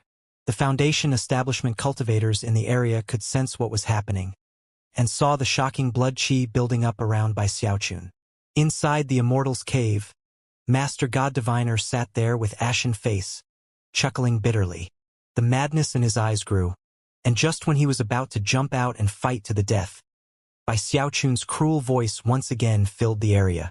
"I'll give you 3 breaths of time to get the hell out of there," he said proudly. "I want this Immortal's cave." With that, he flicked his sleeve. Master God Diviner had been ready to unleash the power of the spell formation to fight to the death with Bai Xiaochun. But when he heard his words, his eyes went wide with surprise. He almost couldn't believe it. "You think I'll risk my life based on your kindness, Night Crypt? What makes you think I'll believe you?" Sticking his chin up, Bai Xiaochun replied, "Calm down.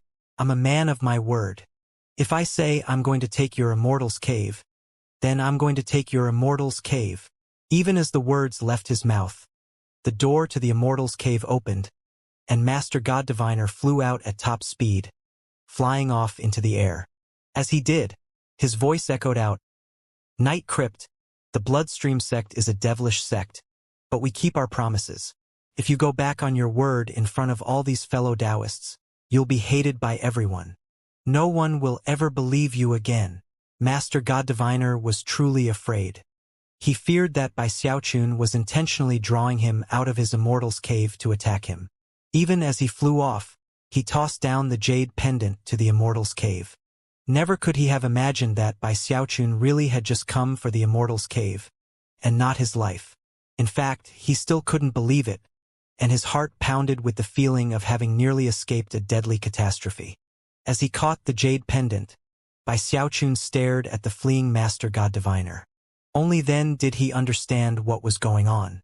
Sighing, he ignored Master God Diviner and then stepped into the blood tree forest. As soon as the blood trees realized they had a new master, they were all smiles, and even began to lavish him with praise. Master Night Devil is mighty and extraordinary, invincible under the heavens. Master Night Devil is a master strategist. He can succeed with even the most difficult tasks. Bai Xiaochun looked at the fawning blood trees with a somber, cold expression, and yet, a gleam of encouragement could be seen in his eyes. At first, the blood trees had been very nervous, but when they saw the encouraging look, they mustered their courage and heaped more flattery upon him. Bai Xiaochun sighed and shook his head. "I really am quite outstanding," he murmured. "No matter where I go, people are always trying to flatter me. It's annoying, and yet, I can't really stop them either." His size caused the blood tree's flattery to increase. Compared to Night Devil, no other devils exist in the world. With a single glance, Night Devil causes all the female cultivators to swoon. When Night Devil sighs, the heavens turn dim, as the blood trees went all out with their praise. Xiaochun happily stepped into Master God Diviner's Immortal's cave. The blood chi here didn't seem any less strong than that near Songke's blood waterfall. Xiaochun felt even more satisfied than before. There were 7 or 8 puppets present which all offered formal greetings. He quickly sent them over to his old collapsed Immortal's cave to bring his belongings over. Soon, the fact that Xiaochun had occupied Master God Diviner's Immortal's cave spread through all of Middle Peak. Yet again, a whole new set of stories regarding Night Crypt's brutality were told. Half a month went by, during which time the stories of Night Crypt grew more and more wild. All of the Cultivator clans in the area already knew about him. Soon, everyone was aware that a new, savage figure had appeared in the Bloodstream sect. He had single-handedly fought an entire group of Foundation establishment experts, and even killed 7 or 8 of them. He had drawn upon all the blood chi of Middle Peak to form an enormous, shocking blood sword. And then there was his inverse blood ancestral awakening, which left everyone completely astonished. He has a strange personality, and is completely unpredictable. One second he'll be slaughtering people left and right, the next he's calm and lets everyone off the hook. It's impossible to figure him out. I heard that, according to Patriarch Limitless, it was Night Crypt's devilish personality that enabled him to escape alive from the spirit stream sects by Xiaochun. Night Crypt has obviously been extraordinary for some time. Not even Song Ke is a match for him. It's too bad he's only at Mortal Dao Foundation establishment. Otherwise, he'd be even stronger than he is now. That's nothing. I heard that the Grand Elders of all 4 mountain peaks fought over him. In the end, he chose Grand Elder Song Junwan of Middle Peak. What a pity. Of course, news leaked from Bloodstream sect territory into the territory of other sections. Eventually, even the warring Profound Stream sect and Pill Stream sect had heard of Night Crypt. The Spirit Stream sect was closer than they were to the Bloodstream sect, so they were privy to more details. Eventually, both the north and south banks of the Spirit Stream sect were abuzz with the topic. Ghostfang was in secluded meditation, but even he heard some of the stories. Frowning, he thought back to the Fallen Sword Abyss, but couldn't recall a Bloodstream sect disciple with that name. Night Crypt? I don't remember him. Shangguan Tianyu was also in secluded meditation. After thinking the matter over, he couldn't recall any information about the person in question. But that didn't matter. He wasn't happy about anyone being stronger than him. When it came to the chosen of any generation, they knew that the only way to maintain their place was to keep getting stronger and stronger. Night Crypt. Zhou Xinqi took a deep breath. The Spirit Stream sect paid very close attention to the affairs of the Bloodstream sect. Zhou Xinqi was very shocked by the news, especially when she heard that he had fought a battle with an entire group of Foundation establishment experts. Gritting her teeth, she focused even harder on her cultivation. It was the same with Beihan Lai, Lu Tianlei, Su Song, Gong Sun Yun, and many other chosen. The stories about Night Crypt spurred them into even greater focus. As for the sect leader and the other high-level leaders, they also took note, but what interested them more was the inverse blood ancestral awakening. If this Night Crypt keeps getting stronger, he could turn into quite the calamity. Put more resources into the search for by Xiaochun.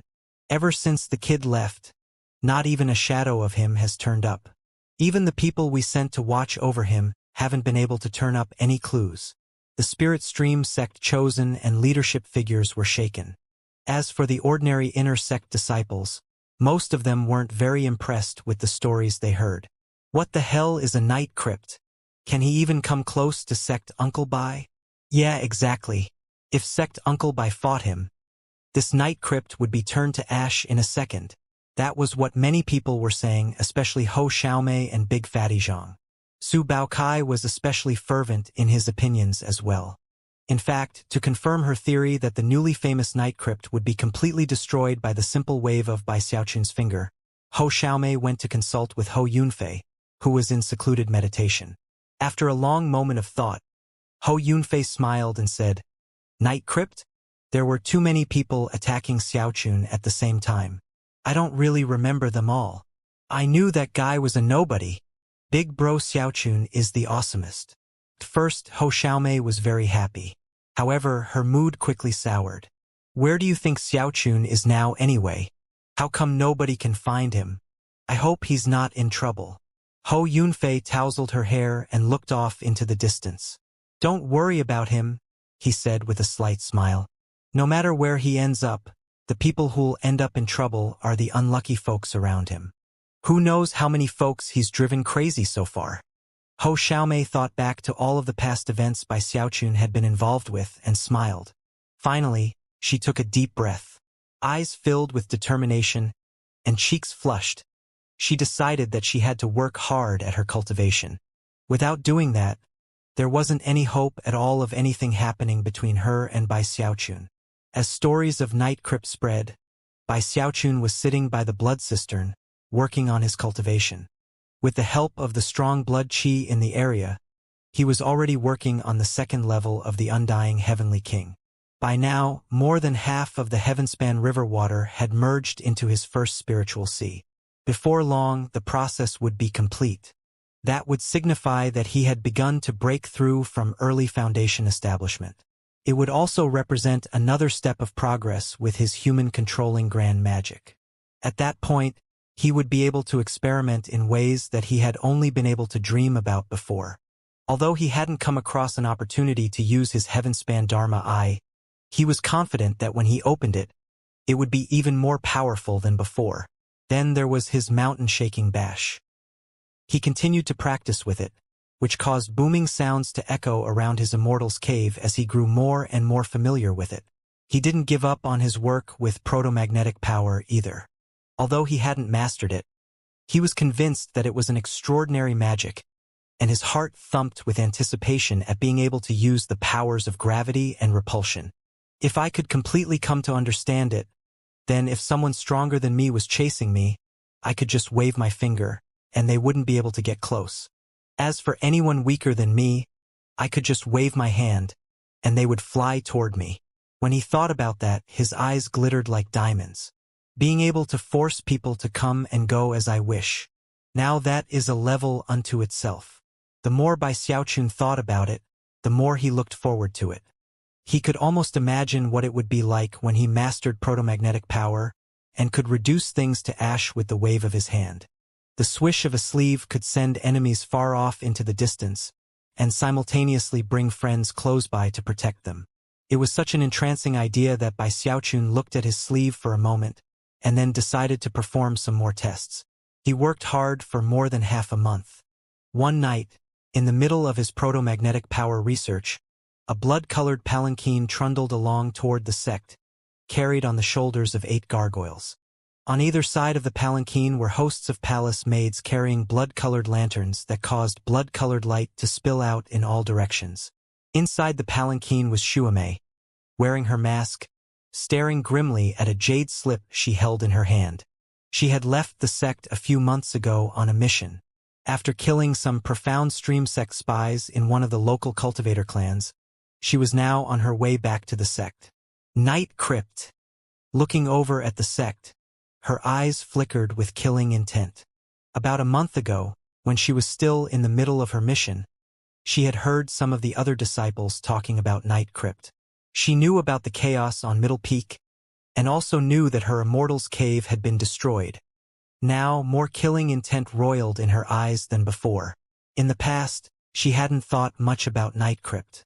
To her, he was like an ant, someone who could be killed at the drop of a hat. If it weren't for the fact that she had been out on a mission, she would have arranged to have him exterminated. Even the fact that he had been hiding on Corpse Peak wouldn't have mattered.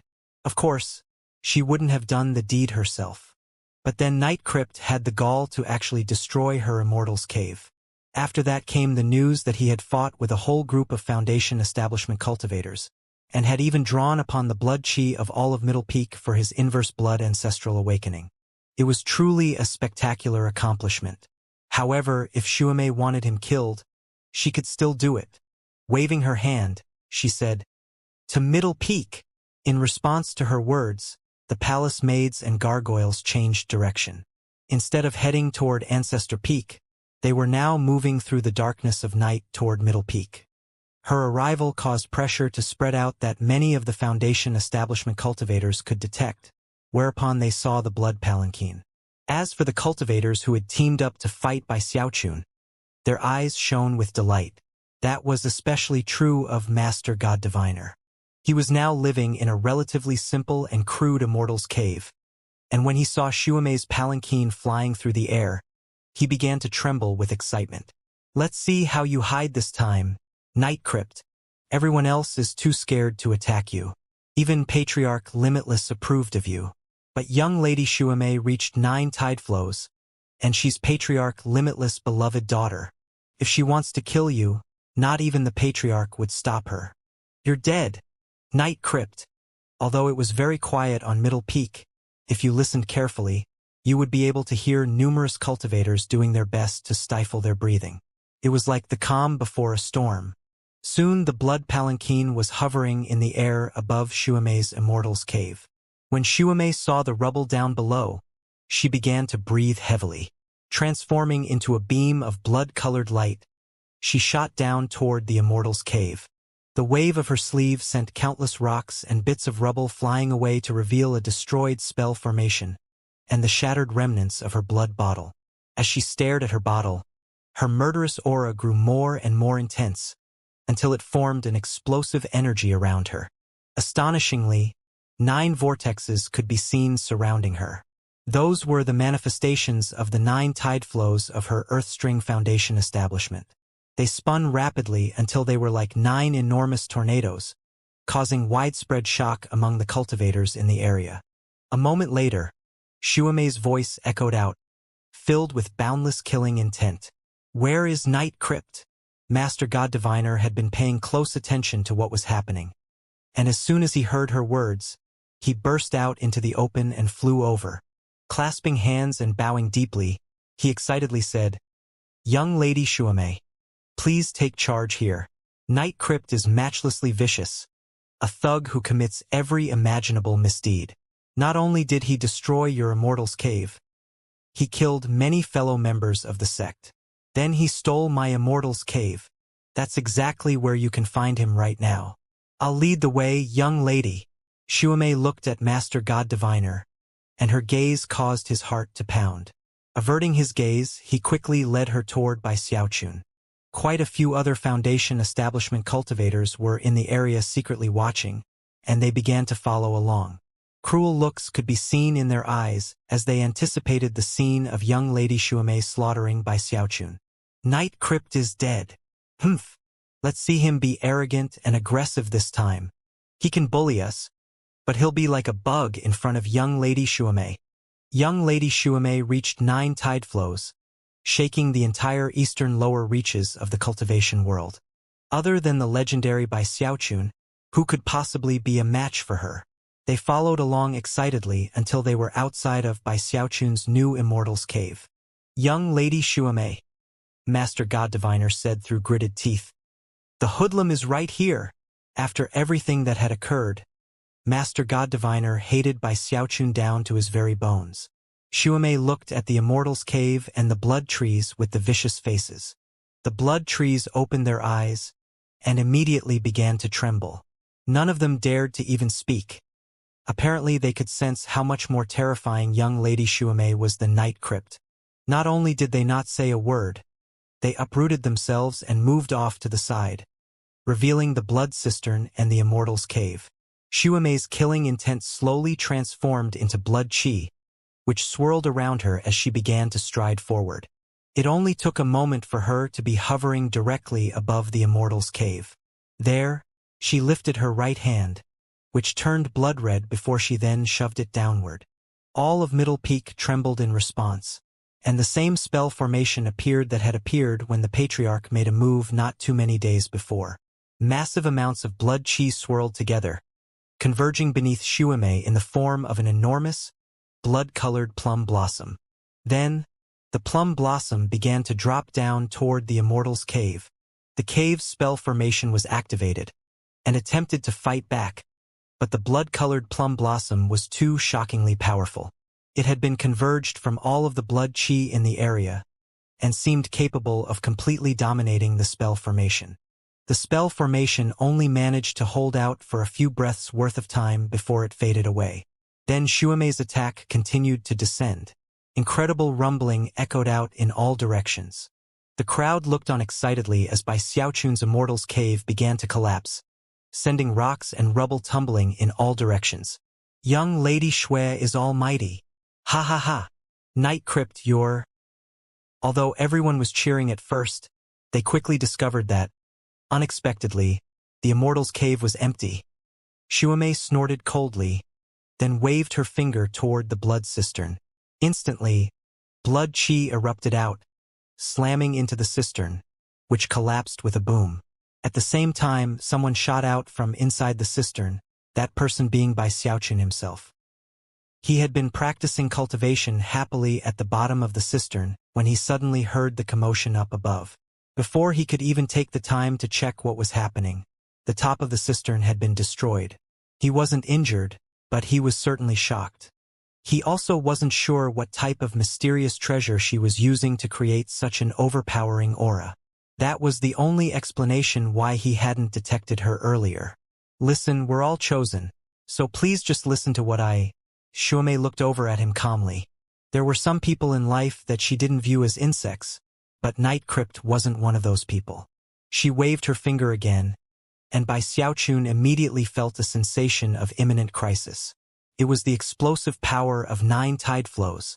She only waved her finger once, but it contained layer upon layer of power, all of which was bearing down on Bai Xiaochun.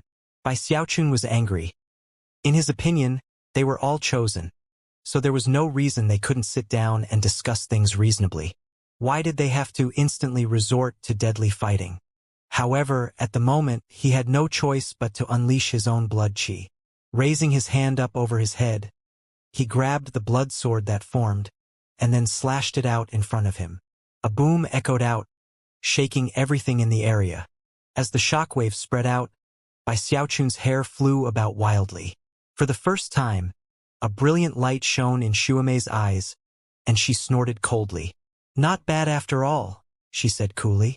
But external power is nothing more than external power. Blood chi seal. Her right hand flashed with an incantation gesture, and then she pointed her finger out, and the same thing that had occurred when the patriarch appeared happened again. All of the blood chi around Bai Xiaochun began to tremble and disperse. Bai Xiaochun looked around, and immediately realized that there were the signs of a spell formation in the ground. Although she couldn't control all of Middle Peak like Patriarch Limitless could, she could control a smaller area. As of this moment, she said placidly, you are nothing more than an ant. Then she began to speed toward Bai Xiaochun. Bai Xiaochun's face fell. The blood chi in the area had been suppressed, but if he wanted to, he could seize control back just like he had done before. Unfortunately, if he did that now, it would reveal some secrets that he didn't want other people to know about. A boom rang out as they slammed into each other. Bai Xiaochun staggered back, his rage growing. As for Xuemei, intense killing intent could be seen in her eyes. She once again performed another incantation gesture, summoning a blood-colored plum blossom which shot toward Bai Xiaochun. A fierce look could be seen in Bai Xiaochun's eyes. Xuemei was far stronger than Song Ke, and was in fact the most powerful enemy he had encountered since reaching Foundation establishment. Even as he was trying to decide how to deal with her, a flirtatious laugh suddenly echoed out in the area. What foul-whined blue young lady Xuemei over here? What's wrong? You don't like my junior brother Night Crypt? Another casual laugh floated through the area as Middle Peak Grand Elder Song Junwan appeared in front of Bai Xiaochun. She was wearing a different outfit than before, but it was just as incapable of containing her voluptuous physique as the other, almost as if she had to breath out just to fit into it. Curves were visible everywhere, along with milky white skin. She was truly explosively sexy. As soon as the words left her mouth, the blood-colored plum blossom stopped in place in midair. Song Junwan's hair floated around her, and a fragrant aroma spread out. She was like a ripe peach that caused all of the other foundation establishment cultivators to gasp with desire. Tongues sticking to the roofs of their mouths, they bowed their heads to avoid looking at the fatally attractive image in front of them. Only Bai Xiaochun dared to stare. Then he spoke up, sounding wronged and bullied. "Big sis Song, if you'd been even a bit later, I would have lost my poor little life. You're always looking at me like that, you lecherous little rascal," Song Junwan said with a flirtatious smile. "What exactly do you think you're going to do?" Although she didn't seem to technically be flirting, her spectacular beauty and sparkling eyes would stir the emotions of anyone who saw them. In his heart, Bai Xiaochun wanted to tell her that she was a vixen. However, if he didn't somehow manage to become Grand Elder himself, then the only way to get the relic of eternal indestructibility would be to sneak in through her bedchamber. Therefore, he looked down shyly, lowered his voice and said, "Big sis Song, you're peerless and sublime. I don't know why, but I just can't stop myself from staring." With that, he stared at her a bit more. The way he treated her differently was exactly what Song Junwan found so amusing. Their flirtatious exchange caused all of the foundation establishment cultivators to grumble bitterly inside. In addition to the hatred they felt for Bai Xiaochun, there was also a bit of envy. That was especially true of Master God Diviner, whose eyes widened into a near glare. Panting, he suddenly wished he could switch places with Bai Xiaochun. He wanted to be the one standing in front of Song Junwan, the Middle Peak Grand Elder who was in fact a rare beauty. He wanted to be the one flirting back and forth with her. Xuemei looked at the two of them, and the coldness in her eyes grew more intense. Snorting coldly, she said, "I'm also curious about something. What foul wind was it that brought Song Junwan over here? Get out of my way." With that, she waved her hand, and the blood-colored plum blossom suddenly began to move again. Song Junwan's smile suddenly turned icy. "Do Xuemei, this is Middle Peak.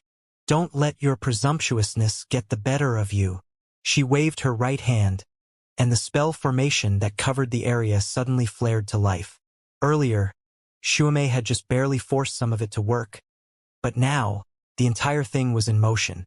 The blood-colored plum blossom shattered, transforming into massive amounts of blood qi. Most of it scattered, although some of it was absorbed back by Xuemei.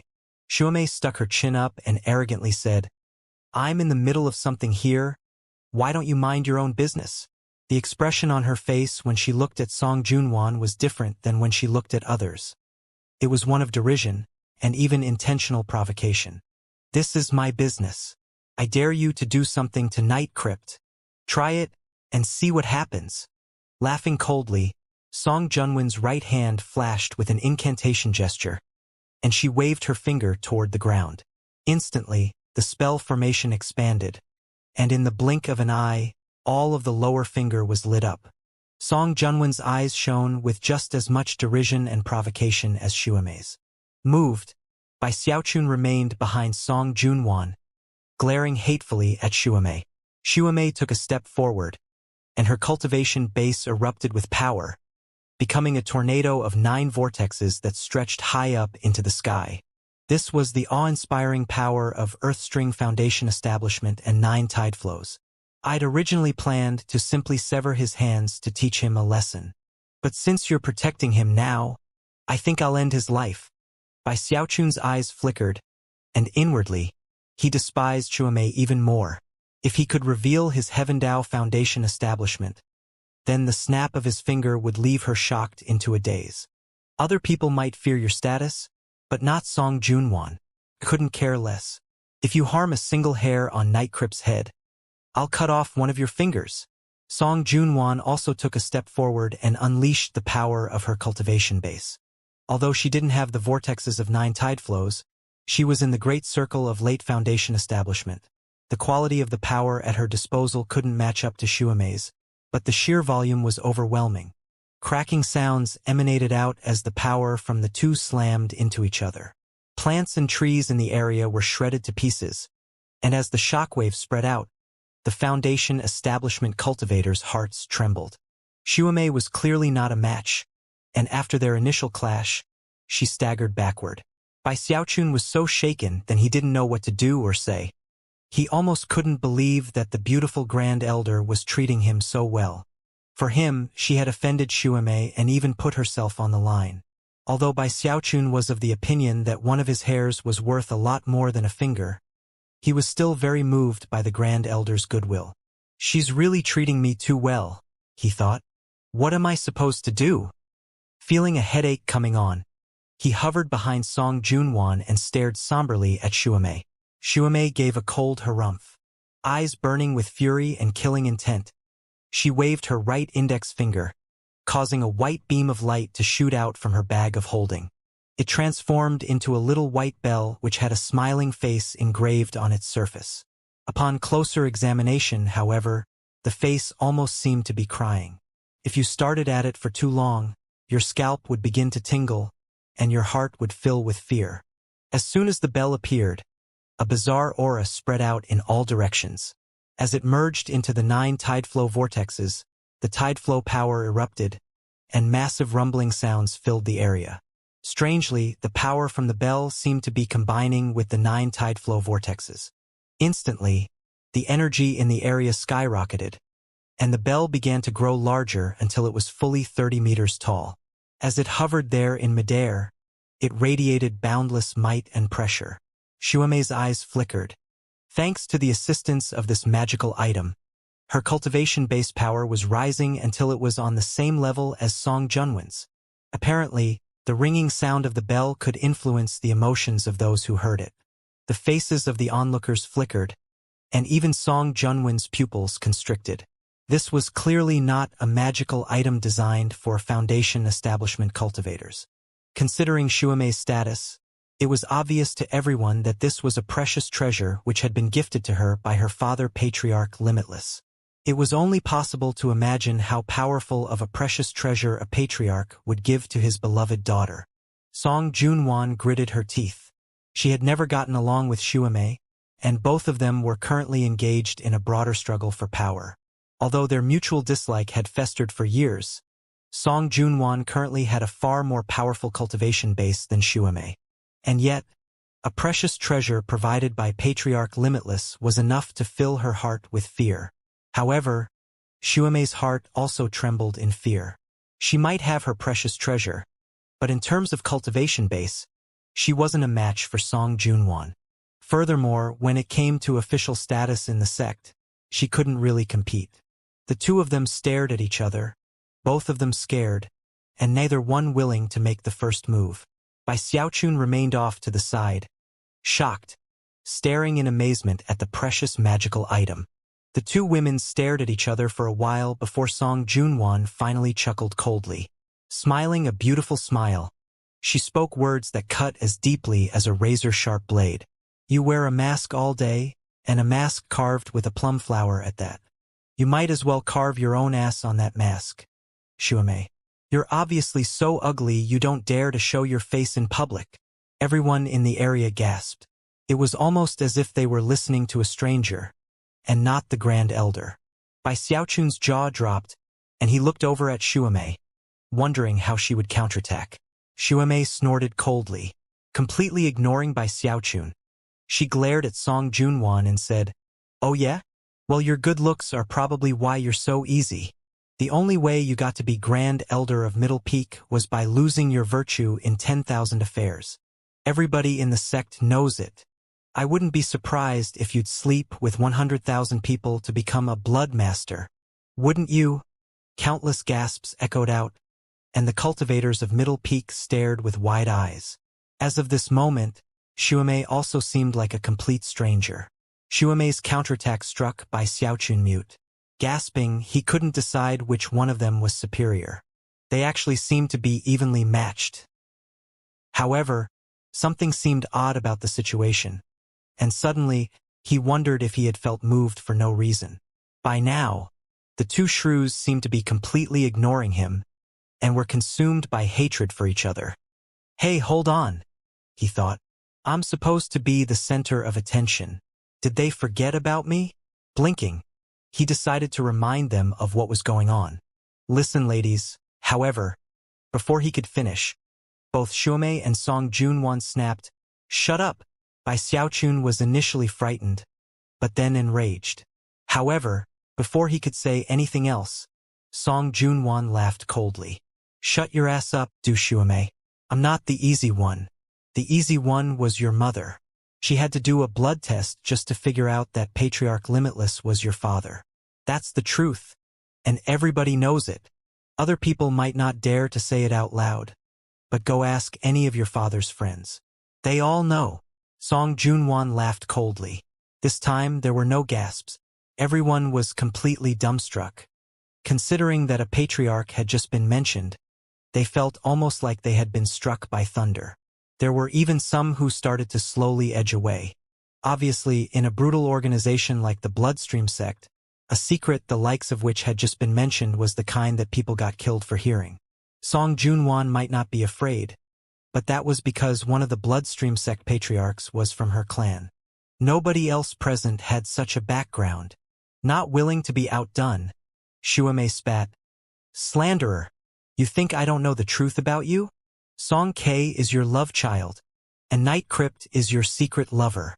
If that weren't the case, you never would have showed up so quickly. You probably stepped out the back door and then just hurried back. Didn't you? You disgusting slut bucket." This second batch of unverifiable news caused the scalps of all onlookers to tingle in fear. Moments ago, people had been edging away quietly, but at this point, they didn't dare to hear anything more. Hearts pounding, they fled, convinced that if they listened any further, they would end up dead. Bai Xiaochun was also trembling in terror, and was wondering if he would also be silenced in death to keep the news from spreading. He began to carefully sneak away, hoping to put as much distance between himself and these two women as possible. The truth was that, in this moment, he was just as scared as he had been back in the Luochen Mountains. Even as he prepared to flee at top speed, Song Junwan and Shuame continued to curse each other, revealing even more explosive bits of information. Bai Xiaochun's skin crawled as he heard all sorts of sordid history regarding the Bloodstream sect. By this point, the Bloodstream sect patriarchs were aware of what was happening. Eventually, it seemed they weren't interested in hearing any more, and one of the patriarchs cleared his throat. The sound transformed into rumbling thunder, and a lightning bolt even split the sky overhead. Song Junwan and Shuame knew what that meant. Neither of them wanted to back down, but they had no choice. With a final vicious glare at each other, they snorted coldly and parted ways. One flew up to the upper finger, the other left middle peak. Unexpectedly, neither of them spared a second glance for Bai Xiaochun. Soon, everything was quiet. Bai Xiaochun hovered there in shock for a moment before looking around inside. There were few things in life as terrifying as two women who hated each other. Bai Xiaochun sighed and looked down at his immortal's cave, pondering his miserable existence. Since arriving in the Bloodstream sect, he'd had two immortals' caves destroyed. These people are savages. One slip of the tongue and they destroy your immortal's cave. Shaking his head, he looked over furiously at the blood trees. The blood trees had been completely useless. They'd been so scared that they didn't even offer a warning. Now that he was glaring at them, they were shivering and attempting to look as ingratiating as possible. Bai Xiaochun was not in a good mood. After glaring at the trees well and good, he warned them that if something like this happened again, he would tear them up by the roots once and for all. After the trembling trees promised that they would behave better in the future, Bai Xiaochun finally let them off the hook. It took the rest of the night to clean up the mess that was the remains of his immortal's cave. Around dawn, he used spiritual power to repair some of the damage, and then used the rest of the day to recover. As he sat there cross-legged in the immortal's cave, he thought about the situation, and came to the conclusion that Shuame probably wouldn't come back for him anytime soon. As long as he stayed on the mountain, he shouldn't have any trouble. "Just wait until I get that relic of eternal indestructibility," he said, snorting coldly. "Then I'll show that hussy Shuame how awesome I really am." Then he thought about all the secrets he'd heard, and was suddenly worried again. "It should be fine, right?" he thought, trying to comfort himself. However, 3 days later, he happened to hear that a random disciple had been summoned by the Grand Elder, and had been punished severely for no apparent reason. Bai Xiaochun immediately started to get more nervous. From what he remembered, that disciple had been one of the group who heard all of the secrets. Another day went by, and Bai Xiaochun heard about a disciple who had somehow provoked Shuamei. Apparently, she had punished him by tossing him into blood prison. Bai Xiaochun began to pant in shock. I'm finished. Kaput. The shrews are starting to tie up all the loose ends. Bai Xiaochun anxiously tried to get more information about what was happening. During that time, he heard plenty of rumors about cultivators being imprisoned by Shuamei or dispatched by the Grand Elder to the Profound Stream Sect or Pill Stream Sect on spy missions. Most unbelievable was a tale about one of the cultivators who was summoned to the upper finger for an audience with the Grand Elder, and then was suddenly killed. That cultivator must have been a complete idiot, Bai Xiaochun thought. After hearing everything that was happening with the cultivators who had heard the secrets, Bai Xiaochun trembled with fear. He even thought about simply fleeing, but couldn't bring himself to do so. It wasn't my fault that I heard that stuff. AI. He didn't want to hear the secrets of Shuamei's past, or know how many people Song Junwan had been in relationships with. After a few more days passed, no more stories popped up about people being punished, and Bai Xiaochun started to relax. The next day, as he was in the middle of cultivating the undying live forever technique, his expression flickered, and he suddenly turned his head. Outside of his immortal's cave, a cold voice suddenly rang out. Night Crypt, the Grand Elder has requested your presence. As soon as Bai Xiaochun heard that, his heart seized. Trembling in fear, he opened the door a crack to look at the person outside. Beyond the trembling blood trees stood an old man wearing a blood-colored robe decorated with complex golden designs. He had his hands clasped behind his back, and from the fluctuations of his cultivation base, he was in the late foundation establishment stage. When Bai Xiaochun saw the blood-colored robe and the golden designs, he knew exactly who this person was. He occupied a position second only to the Grand Elder, and definitely much higher than Dharma protectors or regular elders. He was a Bloodstreak Elder. A Bloodstreak Elder. See, could he be here to silence me? Usually there were 10 or so Bloodstreak Elders on every mountain, and they cooperated with the Grand Elder to maintain order. Bai Xiaochun looked like he was about to cry. His mind replayed all of the stories he'd heard about the cultivators who had been punished over the past weeks, and he got so nervous that his face went pale. What do I do? What do I do? The Bloodstreak Elder was starting to get impatient and called out, Night Crypt, what's with the dilly-dallying? I'll give you 3 breaths of time to get out here. Grimacing, Bai Xiaochun hesitated for a moment, but finally realized there was nothing he could do. Gritting his teeth, he walked out of the Immortal's cave. The Bloodstreak Elder glared at him, clearly displeased with Bai Xiaochun's slowness. With a cold snort, he led the way toward the upper finger. Bai Xiaochun followed along, mind racing with plans for how to deal with the situation.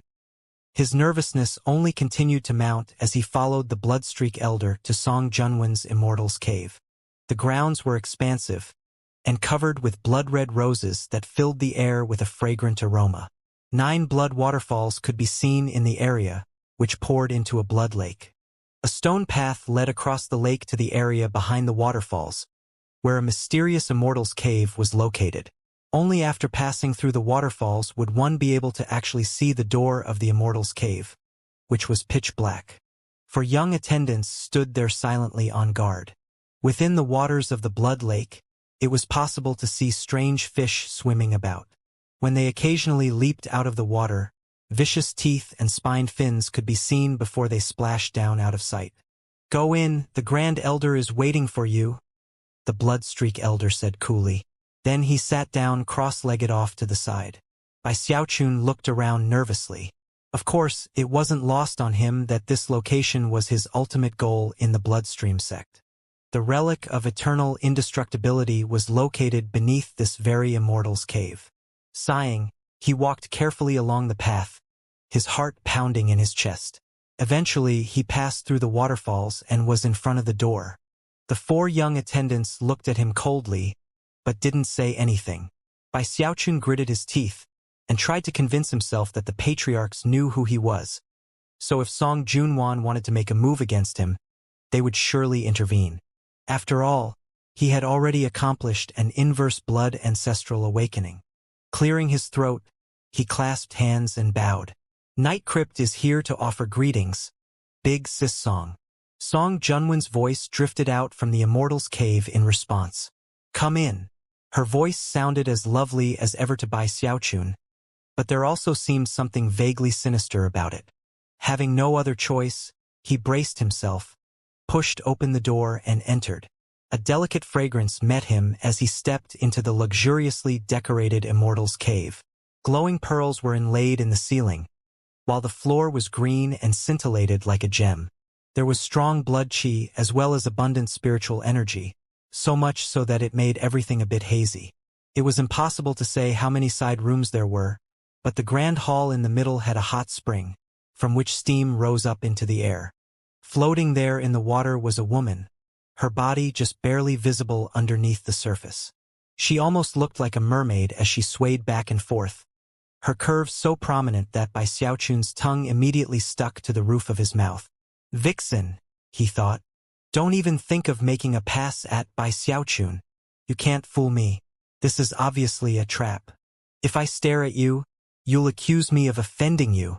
Gritting his teeth, he forced his gaze down, refusing to look at her. Come on in, Song Junwan said. Bai Xiaochun walked forward, head bowed, until he was at the edge of the water. At that point, it became impossible to look down, so instead, he looked up to study the glowing pearls overhead. Expression somber. He could just barely see her body out of the corner of his eyes. Heart trembling, he yet again cursed the vixen. Song Junwan could see what he was doing and chuckled flirtatiously. Then, the sound of rippling water could be heard as she swam to the edge of the hot spring and stepped out. Draping a blood-red bathrobe over herself, she walked over to Bai Xiaochun, then reached out with her jade-like finger and tugged his chin down.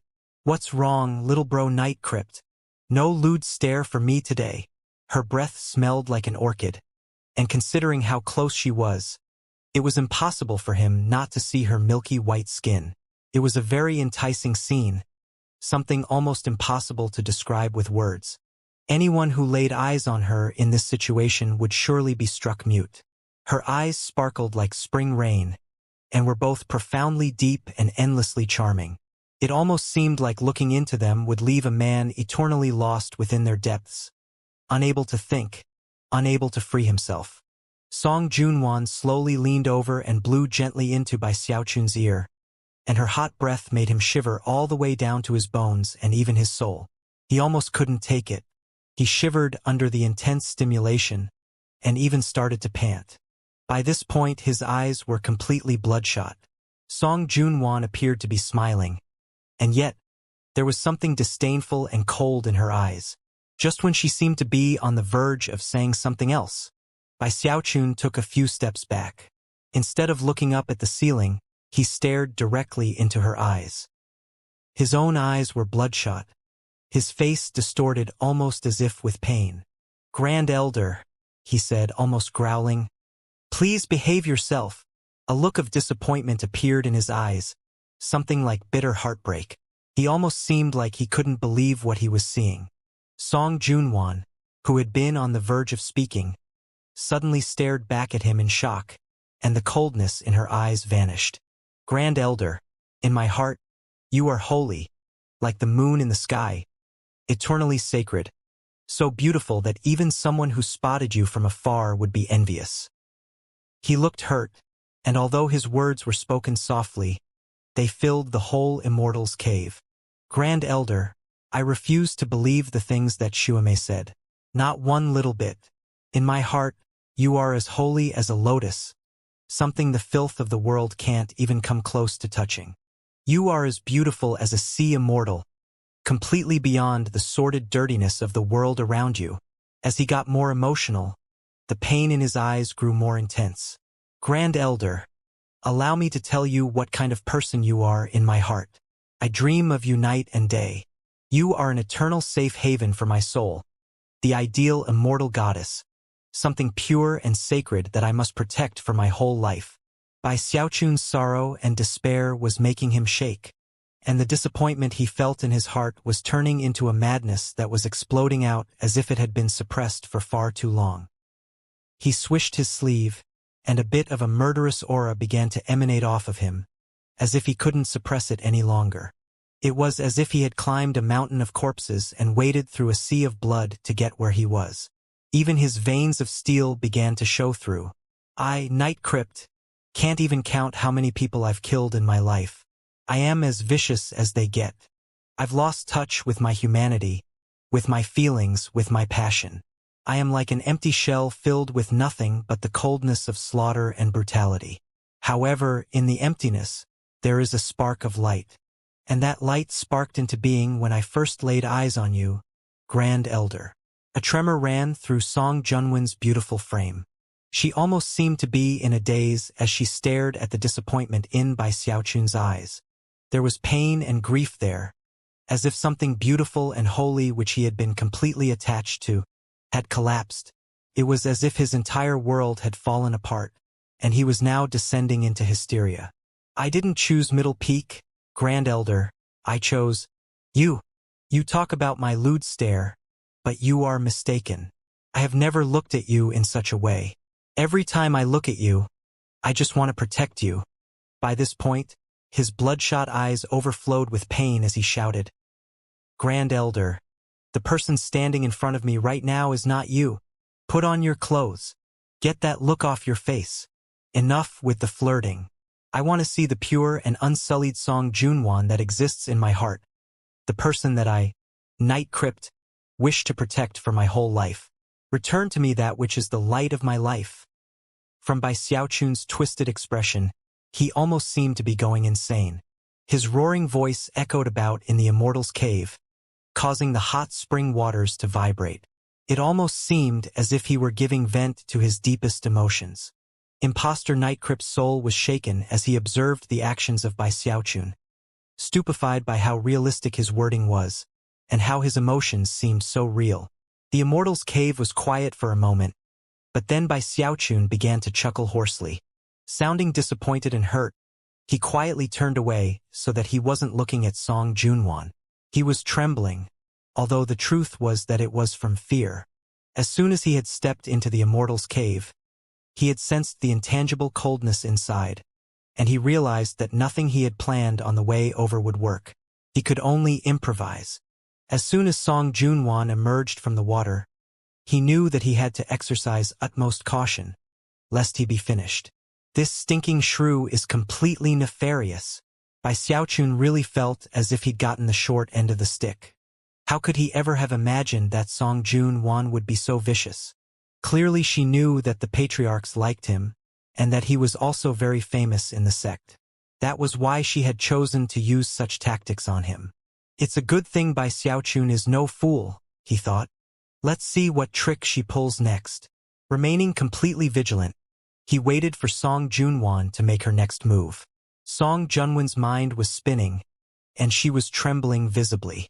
Bai Xiaochun's words had stabbed deep into her heart, like the sharpest of blades. Now that she stood there looking at his back, he seemed taller than ever, as though he could support heaven and earth on his shoulders. She wasn't even sure what to say. Night Crypt had completely shaken her to the core. It felt like a mountain had fallen onto her, something that broke down all the barriers in her mind and left her soul exposed. She could only stand there quietly trying to calm the chaos in her heart. Her original intention had been to call Night Crypt over to try to find a reason to punish him. If she could lock him up in blood prison, then she could definitely stop any gossip from spreading. Furthermore, it would make it impossible for Xuemei to kill him, which would mean that she would have won the competition between the two of them. Who would have ever thought that the seemingly lewd Night Crypt would fall to pieces because of her clothing and her actions? She was especially moved by his last words, when he asked her to bring back the real Song Junwan. That left her thoroughly moved, and suddenly caused something different to appear in her eyes when she looked at him. Song Junwan took a deep breath. Slowly, the flirtatious expression she usually wore faded away. She waved her hand, and a more conservative garment flew over and settled onto her. She adjusted her hair and straightened up a bit, and suddenly seemed very different. Instead of looking seductive, She seemed truly dignified and beautiful. She wasn't very old to begin with, but with this attire, she seemed completely different than before. Inside and out, she radiated a natural grace and charm that made her seem dazzling. Her skin was fair and white, and without all the makeup, she seemed like clouds reflected on snow. Her hair was now coiled together into a beautiful bun, and as she looked at Bai Xiaochun, her eyes glistened like deep pools of pure water. Her teeth were smooth and white, her lips plump and red. Anyone who looked at her would think they were seeing the beauty of humanity personified. "You can turn around now," she said softly. Remaining ever vigilant, Bai Xiaochun slowly turned around, making sure to keep the disappointed expression on his face. At the same time, his veins of steel were visible as he laid eyes on Song Junwan. Almost immediately, he was shaken to the core. He had seen beautiful women before, such as Hou Xiaomei, Zhou Xinqi, or the missing Du Lingfei. They were all exquisitely good-looking. However, there was something graceful and elegant to Song Junwan that few women could compare to. Her previous flirtatious look had turned into something very dignified, and the change left Bai Xiaochun completely taken aback. It was a pure, clean beauty, like a hibiscus flower glistening in the morning dew, completely and utterly astonishing. Despite being completely tongue-tied and anxious, Bai Xiaochun's vigilance didn't reduce in the slightest. On the contrary, it grew stronger. This Song Junwan, she's the ultimate vixen. Seeing Bai Xiaochun's reaction, Song Junwan covered her smile with her hand. There was nothing coquettish about it this time. It was actually very charming, and the look in her eyes caused Bai Xiaochun's heart to leap. "What's she doing now?" he thought, so nervous that his heart was pounding in his chest. For some reason, this latest tactic of hers seemed far more powerful than her opening move. Presumably, she would be making her counterattack at any moment. Was she moving in for the kill? She smiled charmingly, and before he could respond, she continued on in a serious voice. "Very well. I'm giving you back the Song Junwan that exists in your heart. Happy now? The reason I asked you here was to tell you something. Go back and pack your bags. We'll meet tomorrow at dawn, at the base of Middle Peak. You'll be joining me as I go with one of my Song clan's patriarchs to visit the Spirit Stream sect. That Song clan patriarch is also one of the 8 patriarchs of the Bloodstream sect." Bai Xiaochun's eyes went wide, and when he heard her mention the Spirit Stream sect, his heart trembled. A diplomatic mission to the Spirit Stream sect? Bai Xiaochun was taken aback. The idea of going back to the Spirit Stream sect as Night Crypt was strange to say the least. Song Junwan looked at him and smiled. "What's wrong? You don't want to go? I didn't originally plan to take you. However, if I leave you behind, that slut Xuemei might cause problems. Since I can't stay to protect you, then I'd prefer to take you with me. You need to be very careful whenever you see that whore. She's ruthless and also reached 9 Earthstring tide flows. Her father is Patriarch Limitless, and she herself is a potential future matriarch of the sect. There's nothing she won't do to reach her goals. She and I have never gotten along. The slut thinks that she can rely on her status to steal my rightful spot as Bloodmaster of Middle Peak. But how could I possibly let her do such a thing?" Almost as soon as Song Junwan mentioned Xuemei, her eyes flickered with cold light.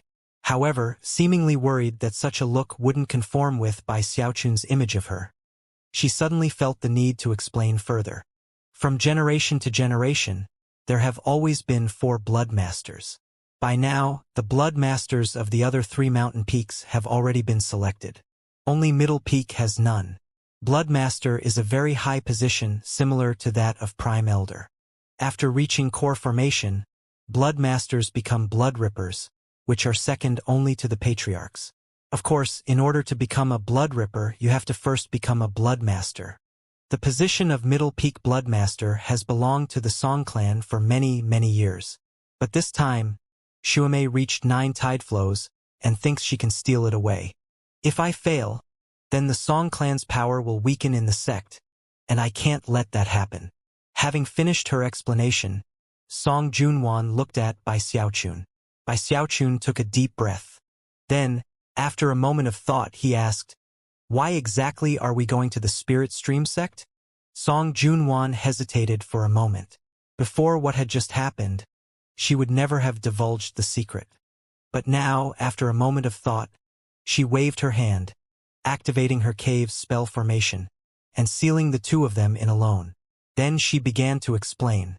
Song Junwan looked at by Xiaochun and said, "You and I won't be the only ones going with the Patriarch on the diplomatic mission to the Spirit Stream sect. There will be others. However, Middle Peak will be in charge. There are two purposes to the mission, one primary and one secondary. Let's start with the secondary purpose. We want to get a first-hand look at by Xiaochun." When Song Junwan spoke by Xiaochun's name, her eyes flickered with intense coldness. By Xiaochun's nervousness mounted, especially when he saw that cold look. From the way she was looking at him, it seemed as if her killing intent were rising to explosive levels. He gritted his teeth, killing intent overflowing. He said, "Back in the fallen sword abyss, by Xiaochun and I sparked the greatest of enmities. My hatred for him runs as deep as the sea.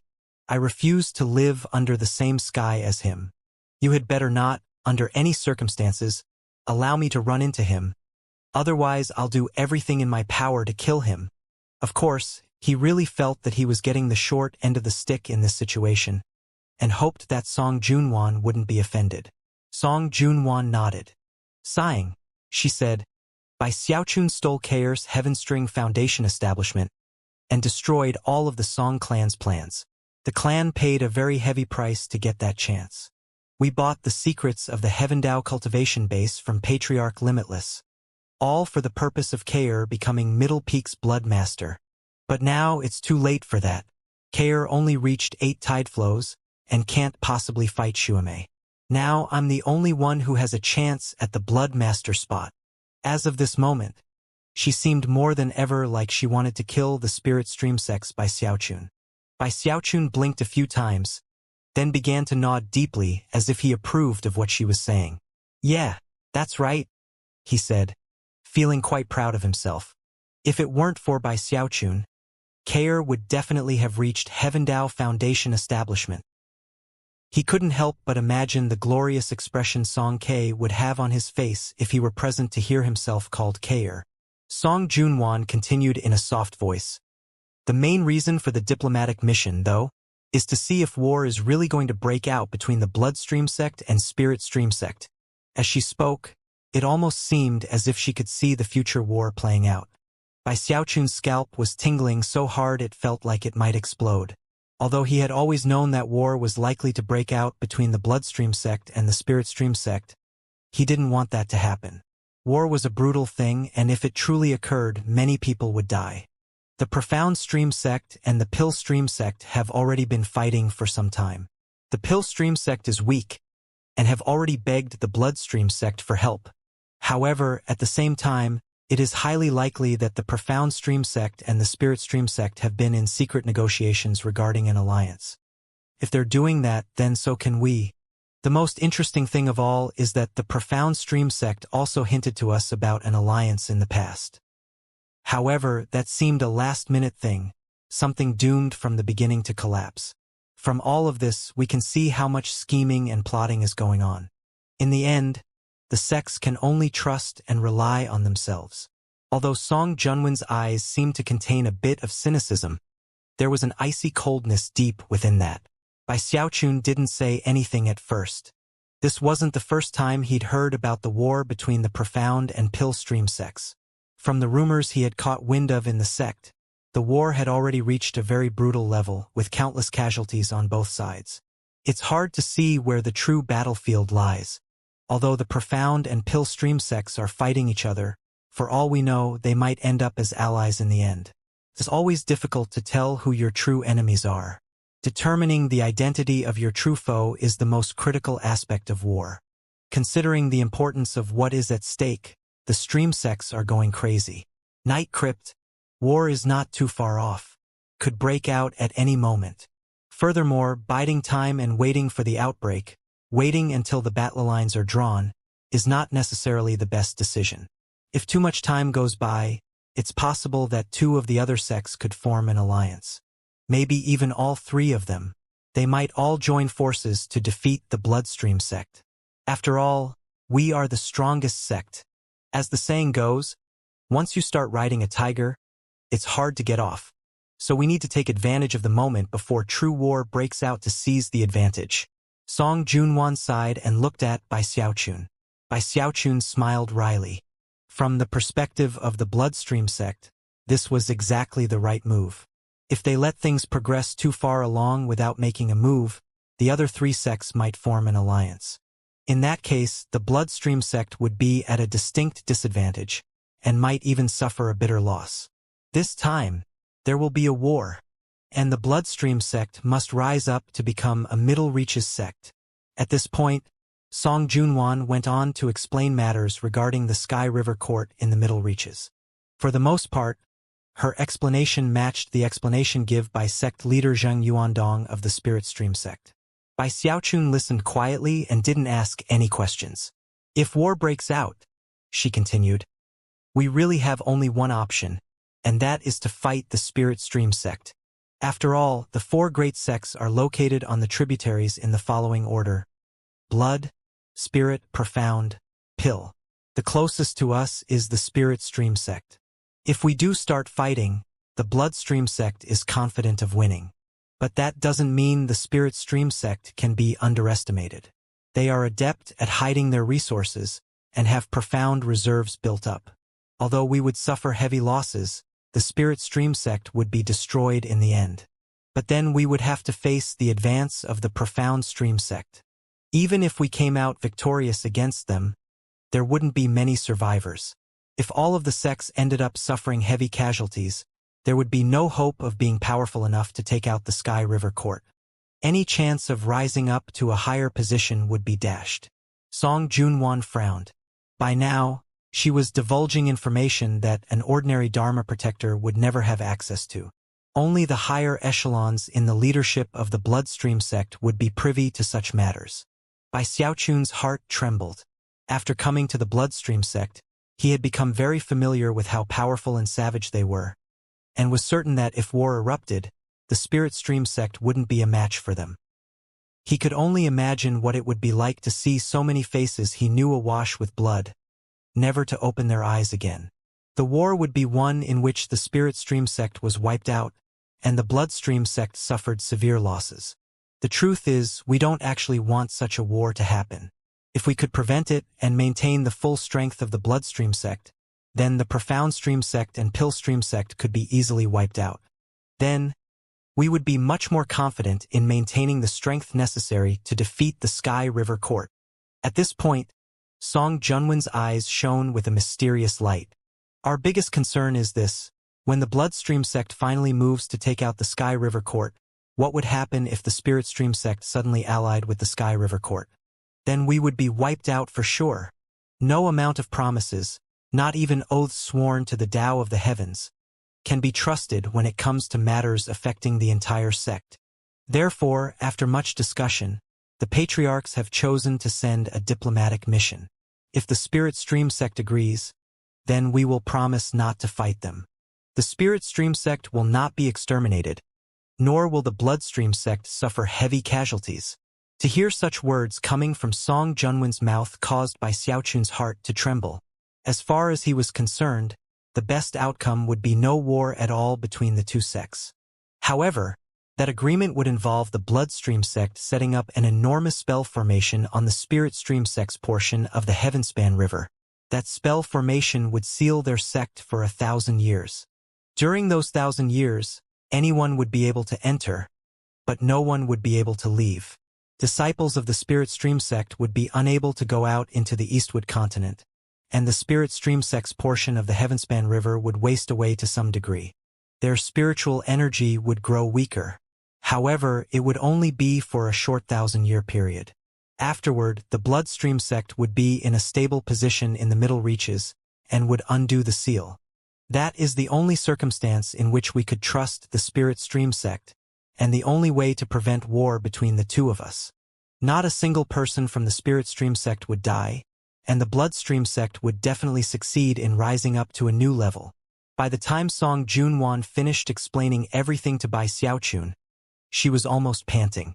As for Bai Xiaochun, great waves of shock filled his heart. From what he knew, it seemed unlikely that the Spirit Stream sect would agree to such terms. To be sealed for 1,000 years was basically a prison sentence. Most frustrating of all would be the situation after the 1,000-year period ended. However, from the standpoint of the Bloodstream sect, there seemed to be no other options. They didn't want to go to war, but there was no way they could put faith in simple promises or agreements. They could only trust a powerful magical seal. Bai Xiaochun was a bit at a loss. It was a weighty matter, so much so that he felt almost as if he were being suffocated. He wasn't sure what choice the Spirit Stream sect patriarchs would make. Would they go to war? Song Junwan smiled. Very well, there's no need to think too much into the deep things. The patriarchs will handle everything. In the end, there will be war. The question is only who will fight. After chatting a bit longer about trivialities, she could tell that Bai Xiaochun was a bit stunned. She didn't seem upset. After all, it was only natural to react in such a way to news like this. In fact, when she had heard the information a few days ago and realized that bitter war would be coming, she had also been shaken for some time. With that, she dismissed him. However, even as he turned to leave, Song Junwan suddenly seemed to remember something and said, Xiaomei was lying. For the entire time I've practiced cultivation, I've never had any Taoist partners to pick from. In fact, I've never even had a Taoist partner. She wasn't really sure why she felt the need to explain such a thing, and after the words came out of her mouth, she found them to be so outrageous that her face immediately turned bright red. Ha! Bai Xiaochun said, stopping in place and looking back at her. When he saw her flushed cheeks and lovely dimples, she looked even more charming than before. Another deadly move, he thought, gasping inwardly. Ducking his head, he hurried out of the Immortal's cave. The whole time, he was thinking that the two moves she had used after her transformation were quite formidable. In fact, he had felt almost powerless to resist them. Some time later, he was back in his Immortal's cave, where he sat down cross-legged to think about everything that Song Junwan had told him. Finally, he sighed. Is there really no other way? 3 days later at dawn. Bai Xiaochun was not in a very good mood. The more he thought about war breaking out between the two sects, the worse he felt. On top of that, he now realized that the only reason he was going along on the diplomatic mission was because of his own stellar performance to the Grand Elder. Were it not for that, he could have taken advantage of her absence to sneak into her Immortal's cave and search for the relic of eternal indestructibility. However, after reminding himself about how strictly guarded it was, he shook his head. Inwardly, he was scowling miserably, but to everyone who looked at him, he simply looked cold and sinister. After leaving his Immortal's cave, he went down to the bottom of Middle Peak, where a few cultivators were already gathered. There were a dozen or so there, many of whose faces went grim as soon as they laid eyes on him. A few had no reaction, though. Master God Diviner was one of the cultivators in the group. As soon as he saw Bai Xiaochun, his expression flickered. Suddenly seeming to remember something, his eyes turned icy, and he gave a disdainful snort. Before, he had been scared of Bai Xiaochun, but considering the Tao oath he had made to young Lady Xiaomei, making him one of her subordinates, his fear had been significantly reduced. Everybody is backed by someone powerful, he thought, chuckling coldly. Let's see you try to cause trouble for me now. Bai Xiaochun wasn't paying attention to the various looks given him by the other cultivators. He chose a spot near the back of the group to sit down cross-legged. There had been a couple others sitting in the area, but as soon as he arrived, they respectfully made room. Nightcrypt's name had already spread near and far. Before much time passed, more beams of light appeared. There were people in all levels of the Foundation establishment stage, and after enough time passed for half an incense stick to burn, Grand Elder Song Junwan appeared, escorted by 2 Bloodstreak elders. Everyone rose to their feet and clasped hands in greeting. However, it was to the shock of everyone present that the previously smoking hot Grand Elder Song Junwan was wearing different clothing than usual.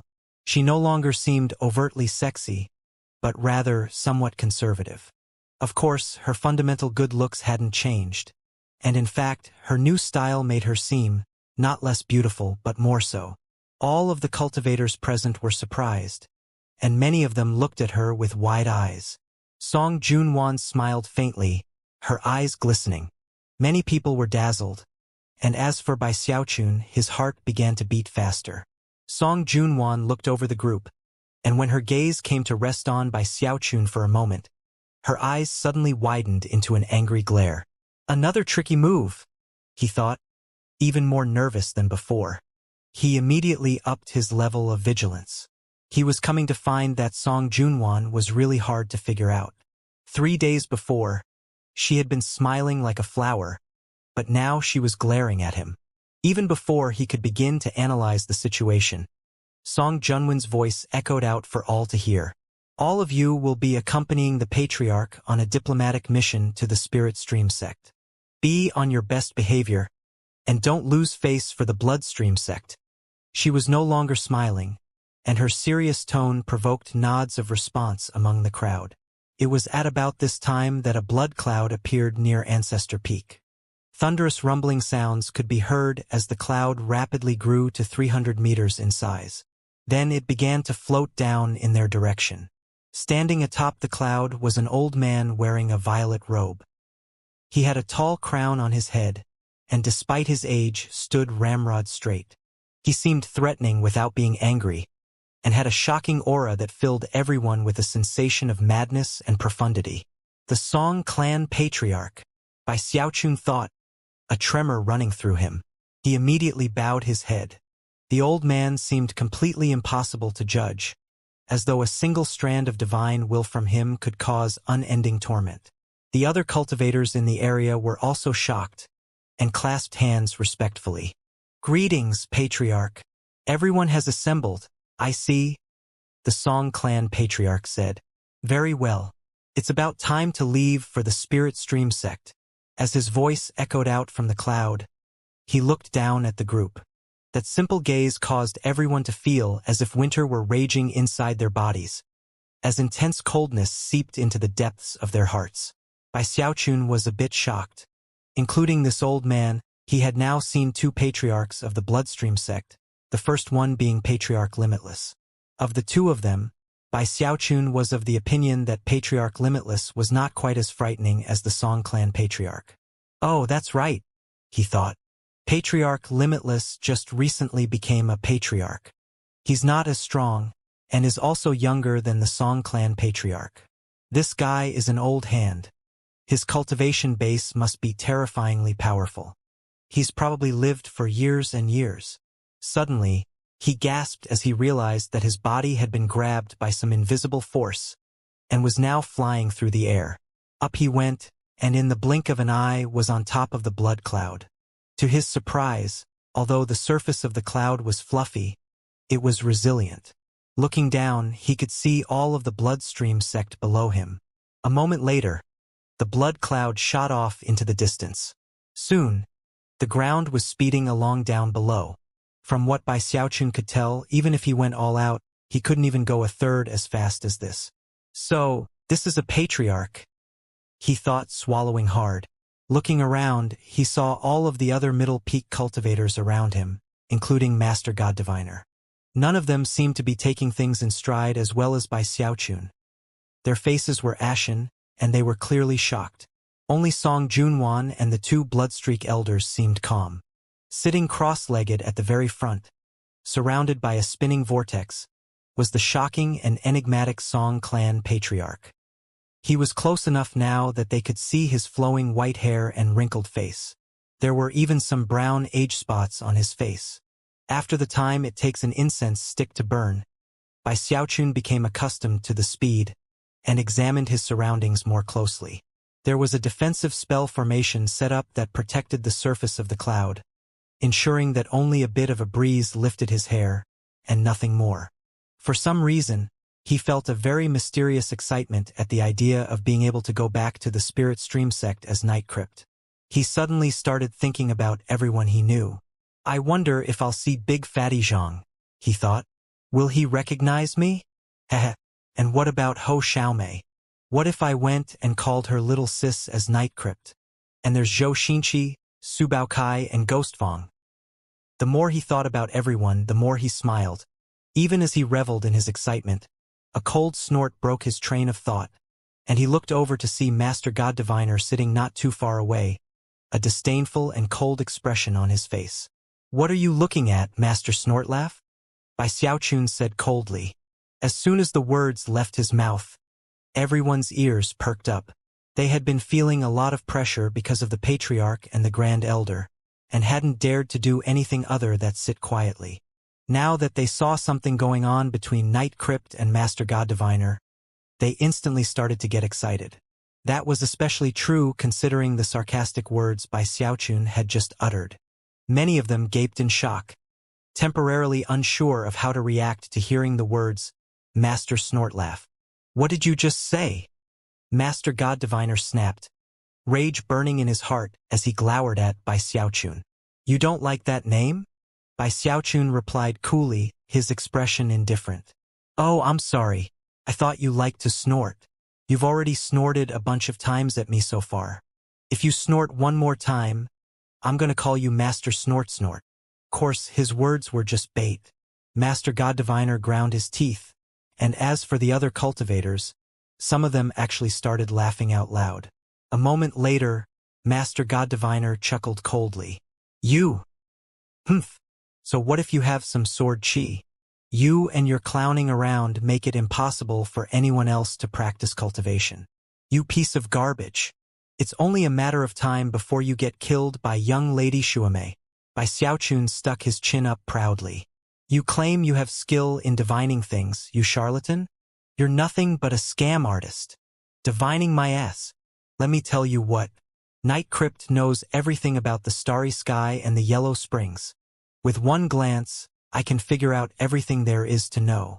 With one flick of my sleeve, I could turn Master Snort Snort into dust. With a Patriarch present, no one would dare to start fighting. Bai Xiaochun loved it when talking was allowed but fighting was not, and in such situations, feared no one. As soon as the biting words left his mouth, eyes went wide among the onlookers. Only now did they understand how gifted Bai Xiaochun was with the tongue, although they couldn't help but look down on his bragging. As for Master God Diviner, everyone could see that, despite his rage, he was no match for Bai Xiaochun in a war of words. How shameless of you! Humph! Gritting his teeth, Master God Diviner snorted coldly. But before he could say anything else, he was interrupted by Bai Xiaochun. See, you snorted again. Didn't you, Master Snort Snort? Listen, we need to talk this through. Stop with the snorting, okay? If you're snorting all the time at the Spirit Stream sect, people might think you're a pig transformed into human shape. That would be a big loss of face. He sighed. You! Master God Diviner wasn't sure why, but every time he ran into this person, his rage burned almost beyond control. The fact that he was tongue-tied in front of so many people got him so mad that he leapt to his feet. Bai Xiaochun's eyes flashed coldly, and he waved his right index finger, already starting to converge blood chi. When Master God Diviner saw that, his heart seized with shock. He had only stood up. He never imagined that his opponent would attack just because of that. It was in that instant Grand Elder Song Junwen's cold gaze flashed over toward them. Enough, she said coolly. Master God Diviner, sit down over there. Night Crypt, you sit next to me. Taking advantage of the moment, Master God Diviner sat down. He was just about to snort coldly when he thought back to Bai Xiaochun's words from just now, and held back. Inwardly, his hatred grew. Everyone else sat straight and tall, inwardly envious of Bai Xiaochun. Not only did he get to sit next to the Grand Elder, that got him closer to the Patriarch. As of this point, all of them realized that they should try to seize opportunities more often in the future. Grand Elder, I'm fine right here, Bai Xiaochun said, shrinking back a bit. Why don't I just... Before he could finish, Song Jun once stared at him icily and interrupted. Get over here! Bai Xiaochun could do nothing more than glare one final time at Master God Diviner, and then begrudgingly stand up and walk over to the Grand Elder. Further up ahead, the Song Clan Patriarch sat there, his back straight, radiating the sensation of a vicious wild beast. Bai Xiaochun couldn't help but sweat and get even more nervous than before. "Big Sis Song, you look really pretty today," he said quickly. The two Bloodstreak elders sitting nearby looked over with strange expressions on their faces. Even the Song clan patriarch seemed surprised and frowned. Song Junwan blushed slightly, then glared at Bai Xiaochun. "Enough with the smooth talk. Sit down and be quiet." Bai Xiaochun was growing increasingly confused by Song Junwan's odd behavior. It was very different than how she had acted 3 days ago. After much thought, he still couldn't come up with any reasons why she would be behaving in such a way. Finally, he just sat there looking around and occasionally glancing down at the ground. Soon, he saw a boundless mountain range down below. From this vantage point, the towering mountain peaks seemed to make up a spell formation. The Luochen Mountains, he thought. This was the area that lay between the Bloodstream sect and the Spirit Stream sect. More accurately, it was the border of Spirit Stream sect territory. "I can't believe we got here so quickly." Shocked, he looked down at the blood cloud. As it sped through the Luochen Mountains, powerful fluctuations seemed to rise up from the mountains, surrounding the blood cloud, locking down onto it, and following it as it proceeded along. Clearly, the Spirit Stream sect was in control of the Bloodstream sect's movements now. The Song clan patriarch's expression was the same as ever as he sat there meditating. Bai Xiaochun thought about it for a moment and came to the realization that the Bloodstream sect's diplomatic mission must have come about only after initial communications with the Spirit Stream sect. As the blood cloud sped along, Bai Xiaochun watched the familiar scenery speeding past. He saw a huge giant, a rock-like bird, and an enormous crocodile splashing in the Heavenspan River, only half of its gigantic body visible. When the gigantic creatures saw the blood mist, they shied away from it, as though it contained some powerful entity that terrified them. Shocked, Bai Xiaochun looked over at the Song clan patriarch. However, he didn't say anything. The familiar scenery whizzed by, and soon they were closing in on the Spirit Stream sect. Bai Xiaochun's heart instantly leapt. Even as Bai Xiaochun reveled in his excitement, Song Junwan's voice drifted into his ears. "I heard that you had quite a few girlfriends in the Bloodstream sect over the years. Is that true?" Her voice was cold enough to pierce his bones, like a chill air that left Bai Xiaochun shivering. He looked over in shock at Song Junwan, who simply snorted coldly. Rising to her feet, she ignored Bai Xiaochun as she walked over to confer with the Song clan patriarch.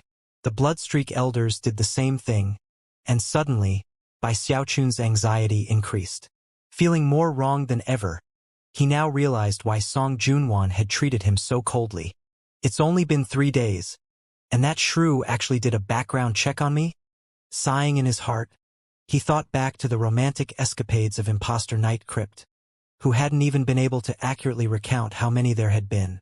Before long, the blood cloud began to slow down, and the Spirit Stream sect spread out in front of their eyes.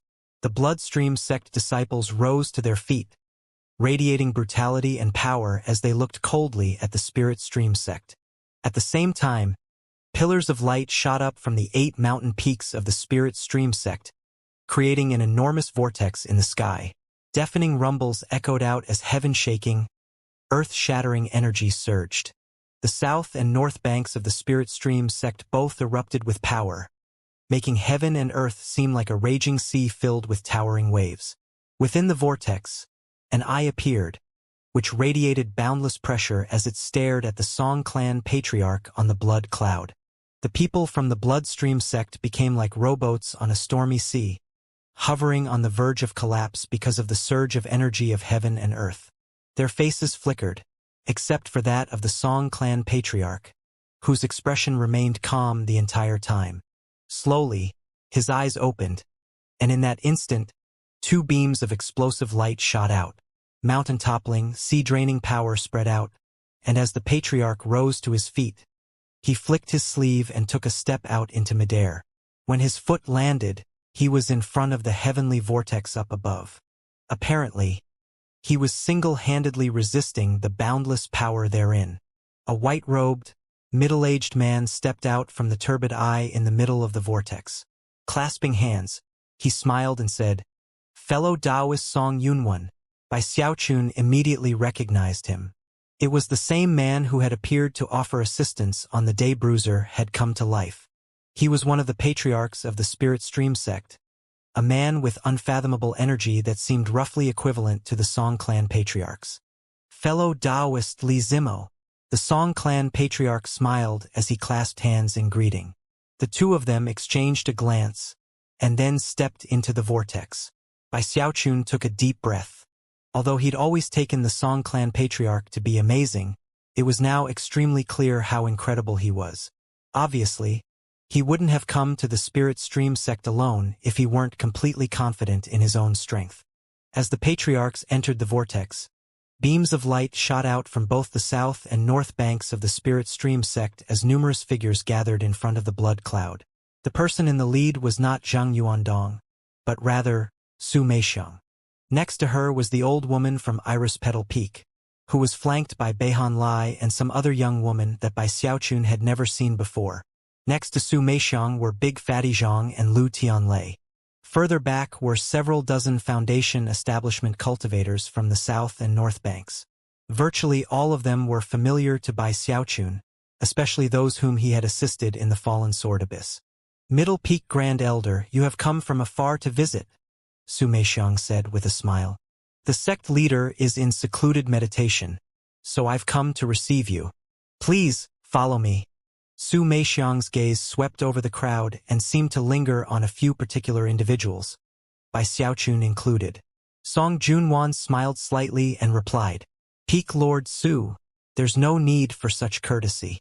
Please lead the way." With that, she stepped off the blood cloud. Bai Xiaochun and the other cultivators from the Bloodstream sect followed close behind. The gazes of the Spirit Stream sect cultivators were not welcoming. Although the Bloodstream sect cultivators had their murderous auras, the Spirit Stream sect cultivators' eyes flickered with killing intent. Clearly, this generation of Foundation establishment experts from the Spirit Stream sect had all experienced fighting and bloodshed. They had a large number of Earthstring Foundation establishment cultivators, and although Song Junwan had been aware of this fact, the sight of it caused her eyes to widen. Song Junwan and Su Meixiang took the lead, chatting conversationally, but simultaneously probing each other for information. As for the two Bloodstreak elders, they were accompanied by the old woman from Iris Petal Peak. The other cultivators were all escorted by various people from the Spirit Stream sect, who seemed to be forcibly restraining themselves.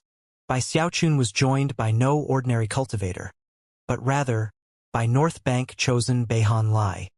His expression was somber, his gaze penetrating, and he seemed to be constantly on guard as he proceeded along next to Bai Xiaochun. Bai Xiaochun sighed. For some reason, he suddenly felt the intense urge to call out greetings to everyone he knew. The group flew into the Spirit Stream sect to Mount Daoseed. After landing, the people from the south and north banks stared icily at the group from the Bloodstream sect. A somber, murderous aura was slowly building up. "Ah, it's so great to be home, especially when nobody can recognize you." Bai Xiaochun looked around excitedly, and his gaze was drawn repeatedly back to the unfamiliar young woman who accompanied the old woman from Iris Petal Peak. She was strikingly beautiful, and Bai Xiaochun was surprised that he had never seen her before. "Looks like the North Bank must have some new blood," he thought, feeling more than ever like a member of the senior generation. Sighing in satisfaction, he looked over at Big Fatty Zhang. "I can't believe Big Fatty Zhang is in the 10th level of qi condensation," he thought, sighing emotionally. However, every time Bai Xiaochun turned his attention to a different person, Beihan Lai would get very nervous, and would tense up vigilantly, and seem to radiate a brutal, bloodthirsty air.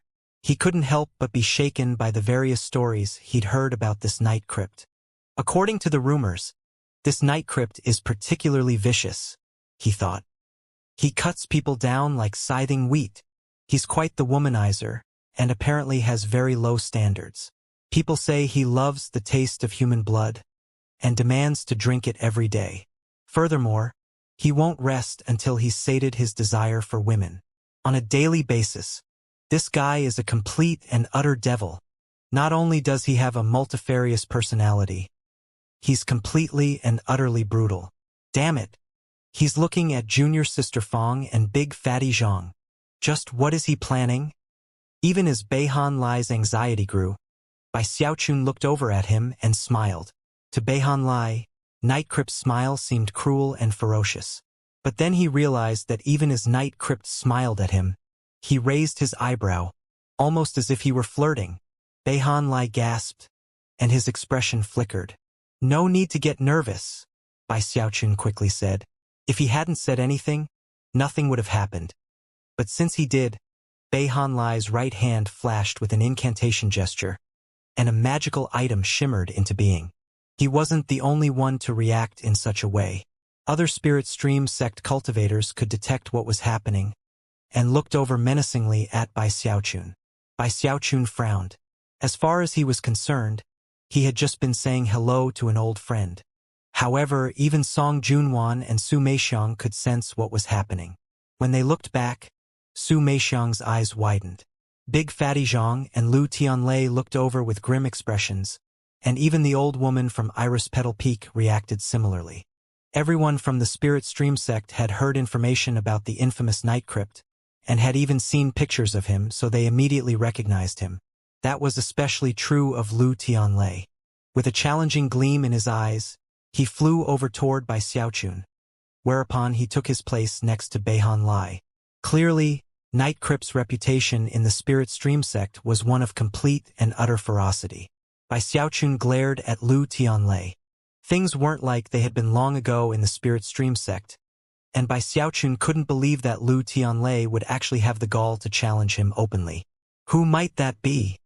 Su Meixiang said, pretending not to know. That's my junior brother Night Crypt, Song Junwan replied with a smile. Then she changed the subject.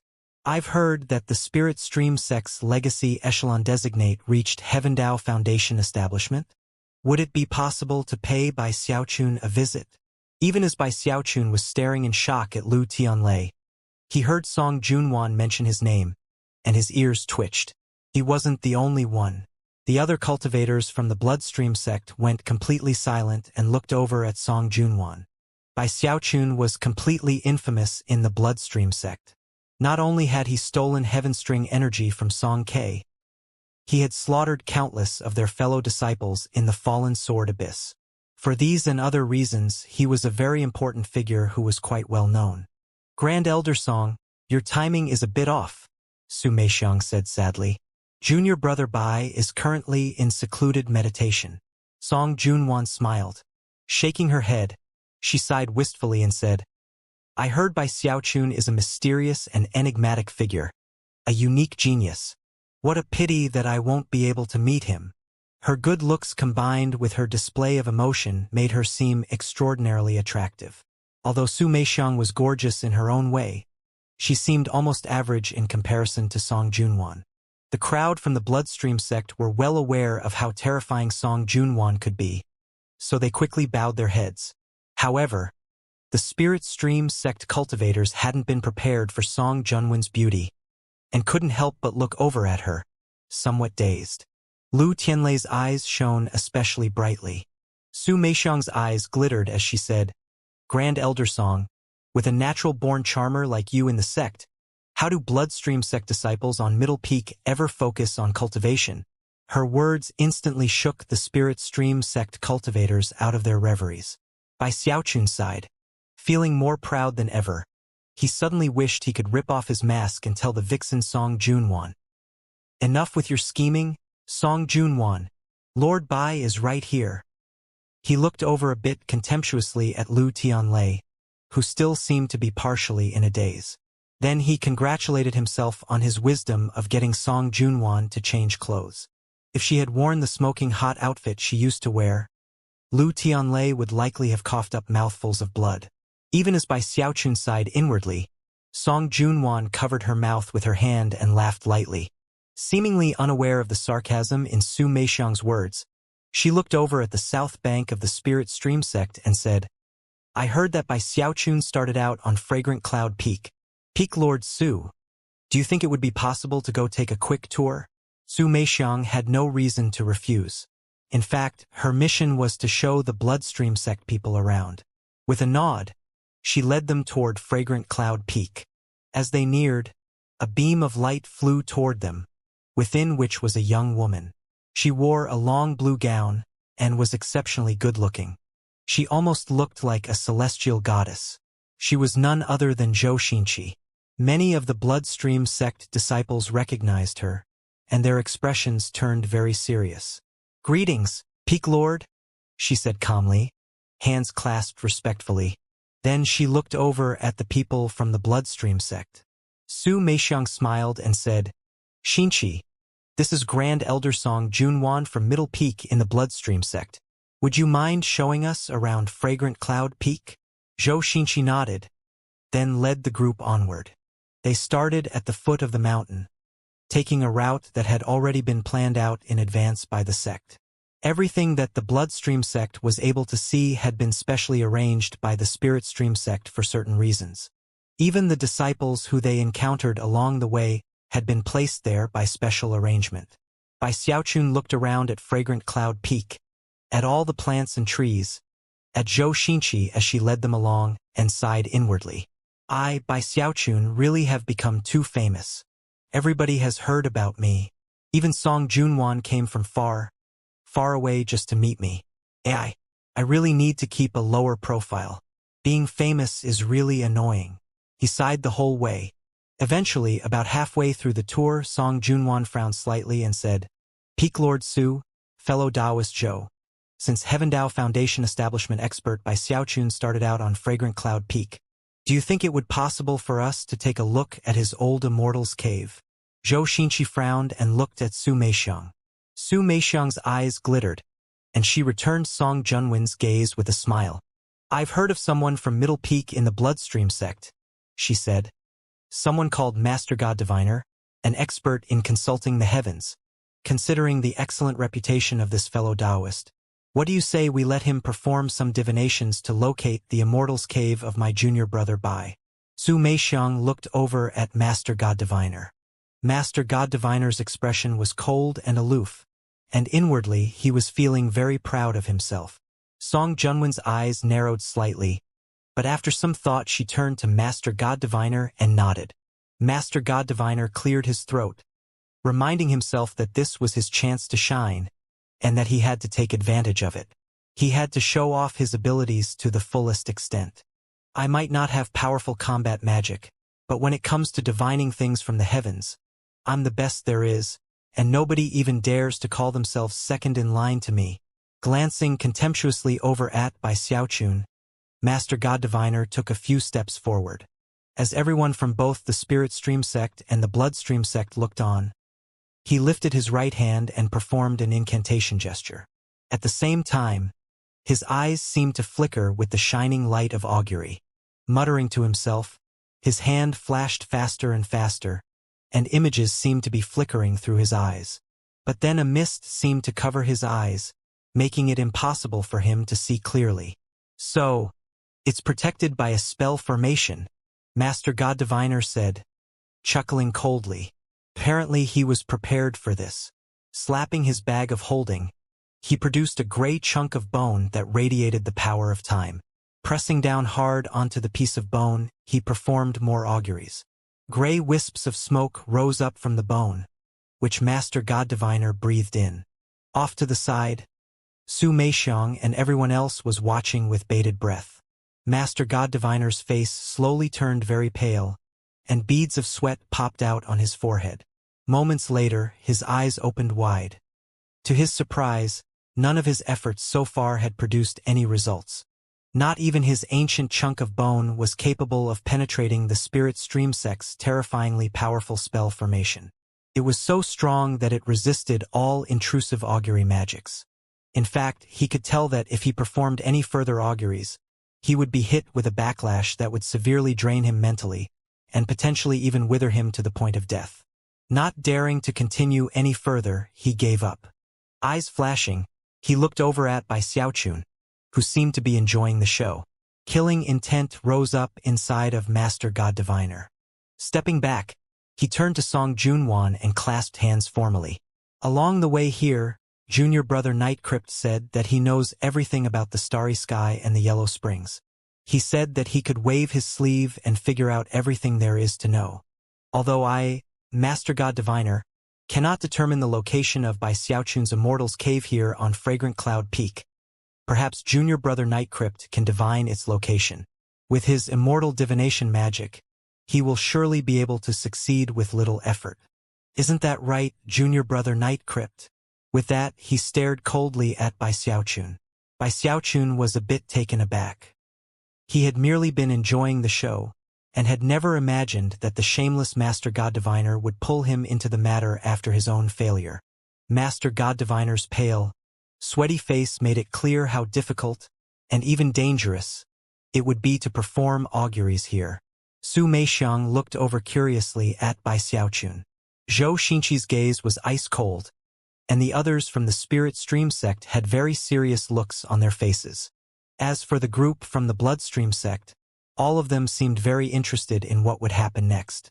Song Junwan frowned, and was about to say something when Master God Diviner laughed coldly and said, "Junior Brother Night Crypt, on the way here you said you knew everything about everything. What's wrong? Too scared to perform auguries now? Could it be that everything you said before was mere boasting? If you can divine the location of Bai Xiaochun's Immortal's cave, then I, Master God Diviner, will gracefully concede defeat. In fact, I'll even bow to you as an inferior." In response to Master God Diviner's words, silence reigned. The Spirit Stream sect seemed pleased to see the infighting between members of the Bloodstream sect, especially between two famous individuals like Night Crypt and Master God Diviner. As far as they were concerned, it was a good thing. On the Bloodstream sect side, they were just as willing to see Night Crypt make a fool of himself. That was especially true considering how Master God Diviner had worded things, which ensured that none of them would say a single word to intervene. Song Junwen's eyes narrowed further. She was not happy at all about what Master God Diviner was doing, and it caused her eyes to shine with cold light. Seeing everyone looking at him, Bai Xiaochun blinked. How could he not know the location of his own Immortal's cave? Furthermore, it wouldn't hurt at all to take everyone over to see it. There was nothing inside to look at anyway, considering it had long since been reduced to ruins. Therefore, he proudly stuck his chin up and looked contemptuously over at Master God Diviner. Clearing his throat, he took a few steps forward and coolly said, "Fine. I, Night Crypt, have always preferred to keep a low profile. I was never interested in revealing my true skills and abilities here in the Spirit Stream sect. After all, once I do, it will surely lead to countless headaches. However, since Master God Diviner is taking things so seriously, then I guess I have no choice than to perform some divination." Waving his sleeve, his eyes began to show with a profound light, and he seemed to seethe with explosive energy. His hair suddenly whipped about in the air, but instead of performing incantation gestures or muttering to himself, he simply closed his eyes and raised his hands into the air. It almost seemed as if he were communing with heaven and earth, becoming one with the world around him. The sight caused Master God Diviner to chuckle coldly under the belief that Bai Xiaochun was simply trying to dazzle everyone with meaningless tricks. "I couldn't detect even the slightest fluctuations," he thought. "What makes you think you can divine anything?" One breath of time after another passed. After about 20, Master God Diviner's smile grew even colder, and the surrounding cultivators were starting to feel a bit skeptical. But then, Bai Xiaochun's eyes snapped open, and they shone with bright, mysterious light. Without any hesitation, he pointed off into the distance. "There! Follow me!" Striding forward, he led the crowd through Fragrant Cloud Peak until they reached a location that seemed to be nothing more than a pile of rubble. "This is Bai Xiaochun's Immortal's cave," he declared proudly, his voice so decisive that it could sever nails and chop iron. "Are you joking?" Master God Diviner said in a bitingly cynical voice. "This pile of rocks is Bai Xiaochun's Immortal's cave?" Even as he began to laugh coldly, he suddenly felt as if something were off. Looking around at the Spirit Stream sect cultivators, his eyes widened. Zhou Xinqi's jaw had dropped, and Su Meixiang was gasping. Big Fatty Zhang trembled visibly, and the other spirit stream sect cultivators seemed equally taken aback. All of them were looking at by Xiaochun, their eyes shining with indescribably bright light. Obviously, they were surprised, shaken even, by the enigmatic performance of Night Crypt. That was especially true of Zhou Xinqi and Su Meixiang. They were familiar with the workings of the spell formation, and couldn't imagine how powerful a divination magic would have to be to penetrate it. When the Bloodstream sect people saw the expressions on the faces of the Spirit Stream sect cultivators, they realized that Night Crypt had correctly divined the location of by Xiaochun's Immortal's Cave. Instantly, their hearts swelled with shock. Although most Bloodstream sect cultivators could perform a bit of divination magic, most of them were complete novices. It was rare for someone like Master God Diviner to come along who could master the arts. And yet, Night Crypt had just completely crushed Master God Diviner. It was a completely shocking turn of events. Song Junwan was equally stunned. Looking over at Bai Xiaochun, her expression grew more complex than before. Never could she have imagined that he would actually successfully perform the divination. Master God Diviner was flabbergasted and began to tremble in disbelief. Impossible. This is impossible. Off to the side were Beihan Lai and Lu Tianlei, who had taken responsibility for keeping an eye on Night Crypt. Their pupils constricted from the pure shock they felt at seeing the power of his divination magic. The area went deathly quiet, and all eyes were riveted on by Xiaochun. Bai Xiaochun stuck his chin up proudly, reveling in the astonishment. Master God Diviner seemed nearly shocked to death, and was trembling on the verge of collapse. His discomfort and incredulity was like music to Bai Xiaochun's ears. "How dare you try to compete with me, puny Master Snort, he thought. Humph. In any other sect it would have been impossible, but the Spirit Stream sect is my home. Don't tell me you're going to try to get me to do some more divinations? I could walk around with my eyes closed and not get lost." Bai Xiaochun felt more wonderful than ever.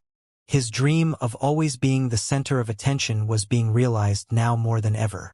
Just when Bai Xiaochun was about to step down from his pedestal of triumph, Master God Diviner's face twisted into a vicious expression, and he shrieked, "Hold on a second! Night Crypt got lucky just now.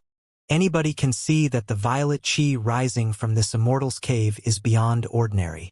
I refuse to believe that he found it by divination."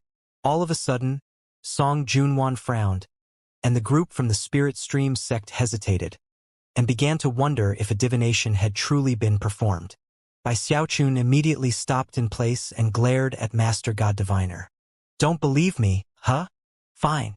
I'll just have to convince you." Snorting coldly, Bai Xiaochun closed his eyes. This time, he took even longer than before, and even as people's suspicions deepened, he suddenly opened his eyes, which overflowed with bizarre, swirling light. His expression seemed even more solemn than before, and he even radiated a deathly, somber aura. His gaze settled onto a nearby Immortal's Cave, which he pointed at and said, "That Immortal's Cave was struck by lightning in the past." Zhou Xinqi's pupils constricted. The Immortal's Cave that he was pointing at had been hers when she was in the inner sect, and had been destroyed by lightning because of Bai Xiaochun's pill concocting. She wasn't the only one that realized this. The other cultivators from Fragrant Cloud Peak all remembered what had occurred, and their expressions flickered. The Bloodstream sect cultivators were once again shocked. They couldn't see any signs that lightning had struck the area, and yet clearly, the Spirit Stream sect cultivators' silence spoke volumes. Shockingly, Night Crypt had yet again performed a successful divination. Master God Diviner gritted his teeth and was about to offer a response, but Bai Xiaochun wasn't finished. Expression flickering with odd light, he looked more closely at the Immortal's Cave, and then took a deep breath in through his nose. "I can sense the lingering aroma of makeup. If my divinations are correct, this Immortal's Cave was not only struck by lightning, it belonged to a female disciple." He swished his sleeve proudly. Then, to the shock of the surrounding cultivators, he performed an incantation gesture with his right hand and declared, "Furthermore, my divinations reveal that the female disciple was a top beauty in the sect. Hold on. Let me divine her name. She." She was a young woman surnamed Zhou. He abruptly spun in place to look at the shocked Zhou Xianxia. After examining her closely, he pointed at her. "You! This was your immortal's cave." The spirit stream sect cultivators immediately cried out in shock and disbelief. Beihan Lai and Lu Tianlei gasped, and Big Fatty Zhang trembled even harder than before. Su Meixiang's eyes flickered with cold light. She wasn't sure whether this bloodstream sect cultivator had actually performed a divination, or whether he had access to inside information. Either option was shocking in its own way, and killing intent toward Night Crypt suddenly rose up inside of her. After a moment of silence, Zhou Xinqi's gaze turned icy, and she nodded. That nod caused the bloodstream sect cultivator's eyes to widen even further. As for Master God Diviner, he felt like his mind was being struck by lightning, to the point where he didn't know what to say. How could this be possible? He thought, trembling, mind reeling. He still couldn't believe that what he was seeing was the truth. After all, he hadn't sensed even a trace of a divination aura. And yet, Night Crypt had obviously divined the information correctly. Song Junwan looked more enlivened than ever. Her background check into Night Crypt had revealed that he occasionally performed divinations as an inner sect disciple. And yet, she could never have imagined that he would be even more powerful than Master God Diviner. Bai Xiaochun felt more proud of himself than ever at the reactions he was getting. Enlivened, he stepped forward and took the initiative to lead the group through Fragrant Cloud Peak.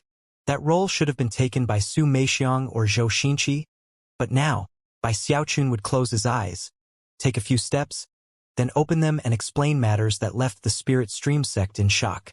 Of course, Bai Xiaochun was careful to only reveal appropriate information and nothing confidential. Stopping near a crack in a boulder, his expression turned serious, and he said, "And here, the cracks in these stones seem odd. Hold on, let me perform a divination. Yes, it seems that snakes once emerged from these rocks. Lots of them. Tons, in fact.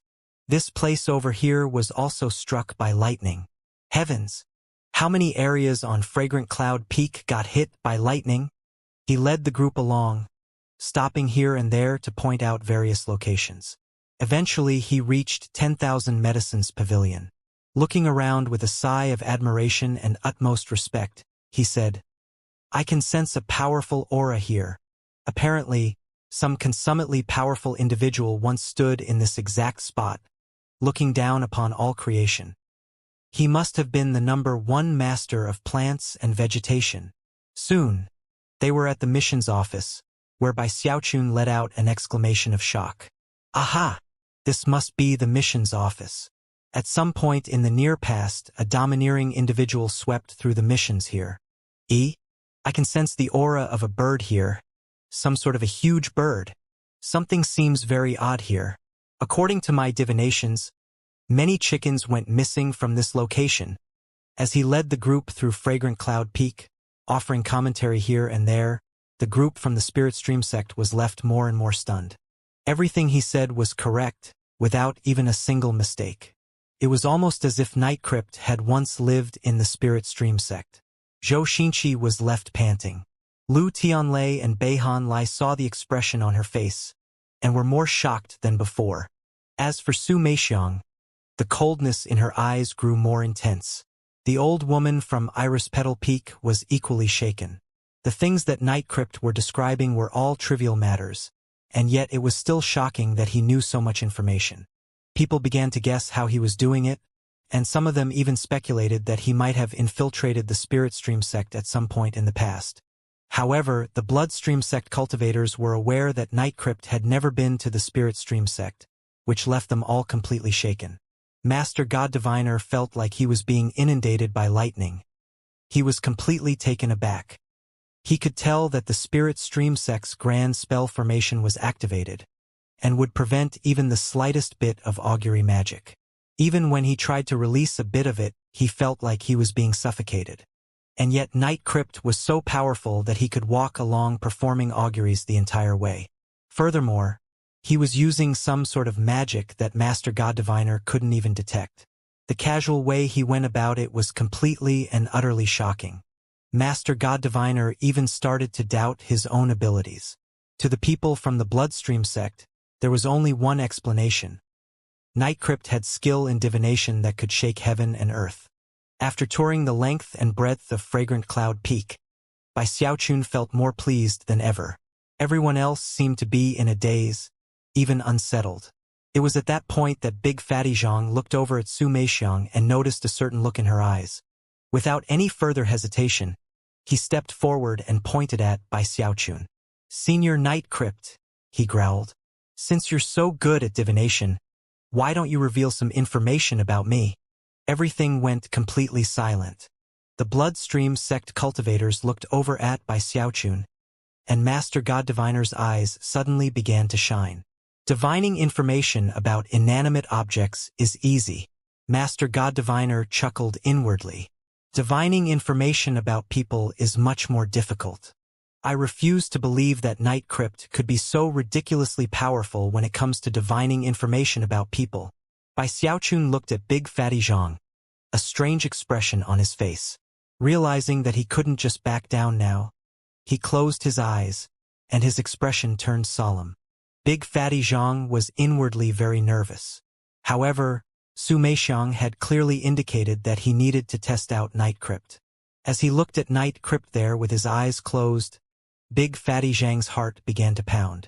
After about 10 breaths of time passed, Bai Xiaochun opened his eyes and looked over at Big Fatty Zhang.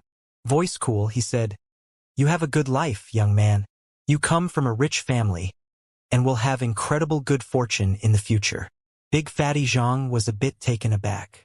Bai Xiaochun hadn't said much, and actually, there was no way to refute any of his words. Big Fatty Zhang looked over anxiously at Su Meixiang. Although Su Meixiang seemed to be smiling, her wariness of Nightcrypt was only growing. Strange expressions could be seen on the faces of the Spirit Stream sect cultivators. The words spoken by Nightcrypt just now had been pleasing to the ear, and were virtually impossible to criticize. Gritting his teeth, Big Fatty Zhang said, "Your divination is—" "You used to be fat," Bai Xiaochun interrupted. "Very fat. You started out in the ovens, and then by chance you became an outer sect disciple. Let me divine some more information." "Yes. You faced many twists and turns along the way, and came to be an outer sect disciple because of matters pertaining to profit." Big Fatty Zhang gasped, and his hair stood on end as he looked at Bai Xiaochun. Almost all of his secrets had been instantly seen through. Everyone else from the Spirit Stream sect stood there in shocked silence. Seeing how Nightcrypt had single-handedly astonished all of the Spirit Stream sect cultivators, Song Junwan covered her mouth and laughed charmingly. "Everyone says that Bai Xiaochun from the Spirit Stream sect is breathtaking and peerless with his Heaven Dao Foundation establishment," she said. "However, from what I can see, Nightcrypt from the Bloodstream sect with a mere Mortal Dao Foundation establishment cultivation base seems a complete match. Regardless of whether it's his shrewdness, his cultivation base, or his latent talent, he seems just as stunning as Bai Xiaochun. What a pity that Bai Xiaochun is in secluded meditation. Otherwise they could have a bit of a competition to see who is more spectacular." Bai Xiaochun's heart immediately began to pound. How could he possibly have a competition with himself? Have his left hand fight his right hand? Looking down at his hands, he blinked a few times. The Spirit Stream sect cultivators' expressions were the same as ever, but inwardly they were laughing derisively. As far as they were concerned, what made Bai Xiaochun the most powerful was not his cultivation base or his battle prowess, but his disastrous medicinal pills.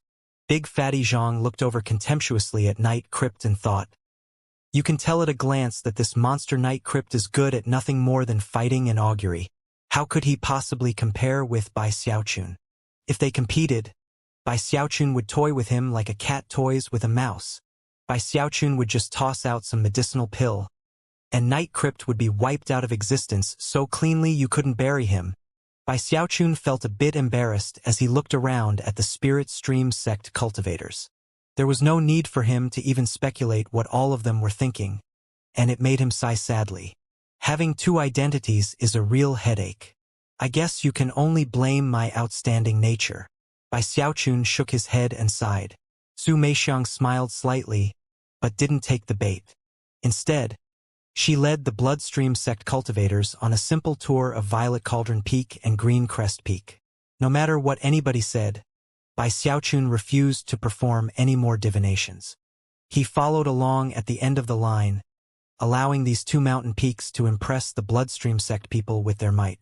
By this point, the Bloodstream sect was starting to understand how powerful the Spirit Stream sect was. After completing the tour of the South Bank, they headed toward the North Bank. At that point, Su Meixiang relinquished the lead to the old woman from Iris Petal Peak. The old woman was relatively reticent, and didn't say much as she led the way. However, before Song Junwan and the Bloodstream sect cultivators could even step onto the North Bank, the battle beasts threw their heads back and roared. Heaven and earth trembled as an enormous shockwave rolled out. Expressions of shock appeared on the faces of the Bloodstream sect disciples, and Song Junwan's eyes widened. To have so many countless battle beasts releasing such explosive auras was something none of them took lightly. Although the battle beasts didn't actually appear in the open, their aura was so powerful that it created an intense pressure that weighed down on the Bloodstream sect forces. It actually made it impossible for them to proceed on to the North Bank, leaving them stuck between it and Mount Daoseed. "My apologies," the old woman said coolly, her eyes flashing with cold light. "The North Bank of the Spirit Stream sect is a bit lacking in manners. Diplomatic missions usually go to the South Bank. Your request to visit the North Bank caught me a bit off guard, Grand Elder Song." Bai Xiaochun felt somewhat shocked. Looking at things from the perspective of an outsider, the Spirit Stream sect clearly seemed to be soft on the outside, but as hard as steel on the inside. That dichotomy was epitomized by the South and North Banks. The South Bank seemed soft and warm, but the North Bank was hard and tough. They complemented each other, using different methods to threaten and unnerve the enemy. Song Junwan's face was a bit pale. She knew the Spirit Stream sect was strong, but had never imagined that they would be this powerful. Back on the South Bank, the spell formation seemed to pulse with soft warmth, and yet was filled with biting power. It had been very shocking. In contrast, the North Bank was impossible to even enter. The strength emanating from the battle beasts made it such that any person who desired to go to war with the Spirit Stream sect would clearly need to be prepared to pay a heavy price. And that was only what the Spirit Stream sect was allowing the Bloodstream sect to see. They are gentle and reserved, but also powerful and unyielding, Song Junwan thought. Clearly they are capable of being merciless. How threatening. Plus, they certainly have unfathomable powers held in reserve. Behind her, the others from the Bloodstream sect were speechless, their hearts filled with pounding waves of astonishment. Bai Xiaochun suddenly felt proud of the Spirit Stream sect, including both the South and North Banks. Furthermore, he couldn't help but grin inwardly when he looked over at the North Bank and began to search among the various auras for bruisers. "Please don't take offense," the old woman said. "Fellow Taoists from the Bloodstream sect, I'm afraid we really can't continue on with a tour of the North Bank.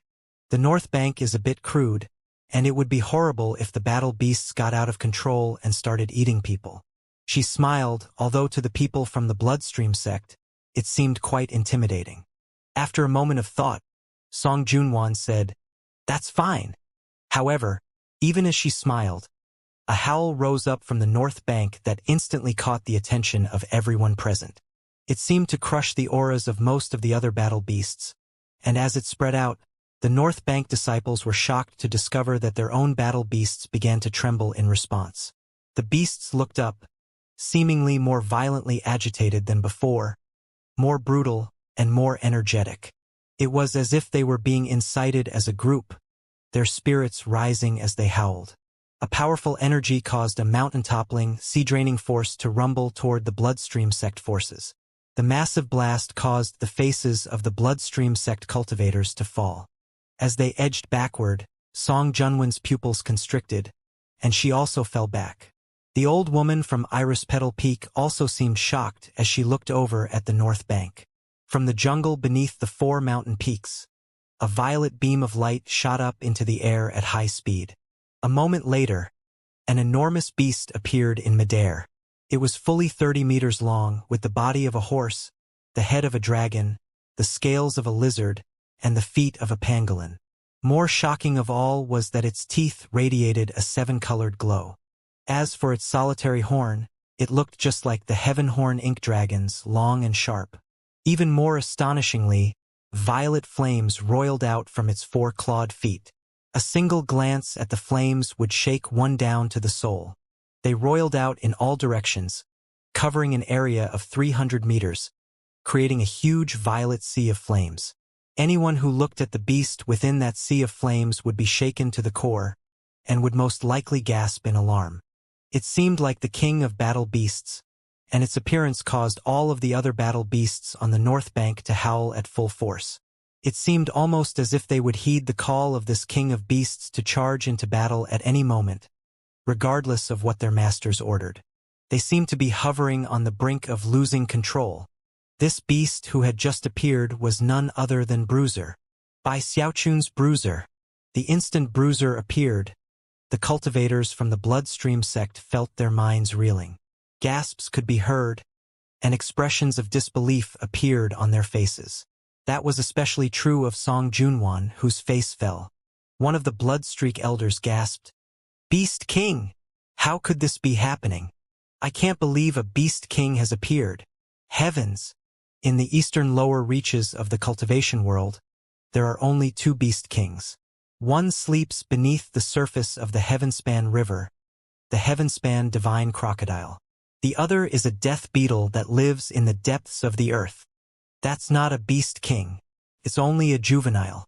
But once it grows up, it will definitely be a Beast King. I never heard of any sect raising its own Beast King. The group from the Bloodstream sect felt their scalps going numb. Even Bai Xiaochun was shocked. Rubbing his eyes, he looked at Bruiser, whose cultivation base was unexpectedly comparable to the early Foundation establishment stage. He remembered that when he'd left the Spirit Stream sect, Bruiser had been roughly in the 10th level of chi condensation. Clearly, he had made a lot of progress since then.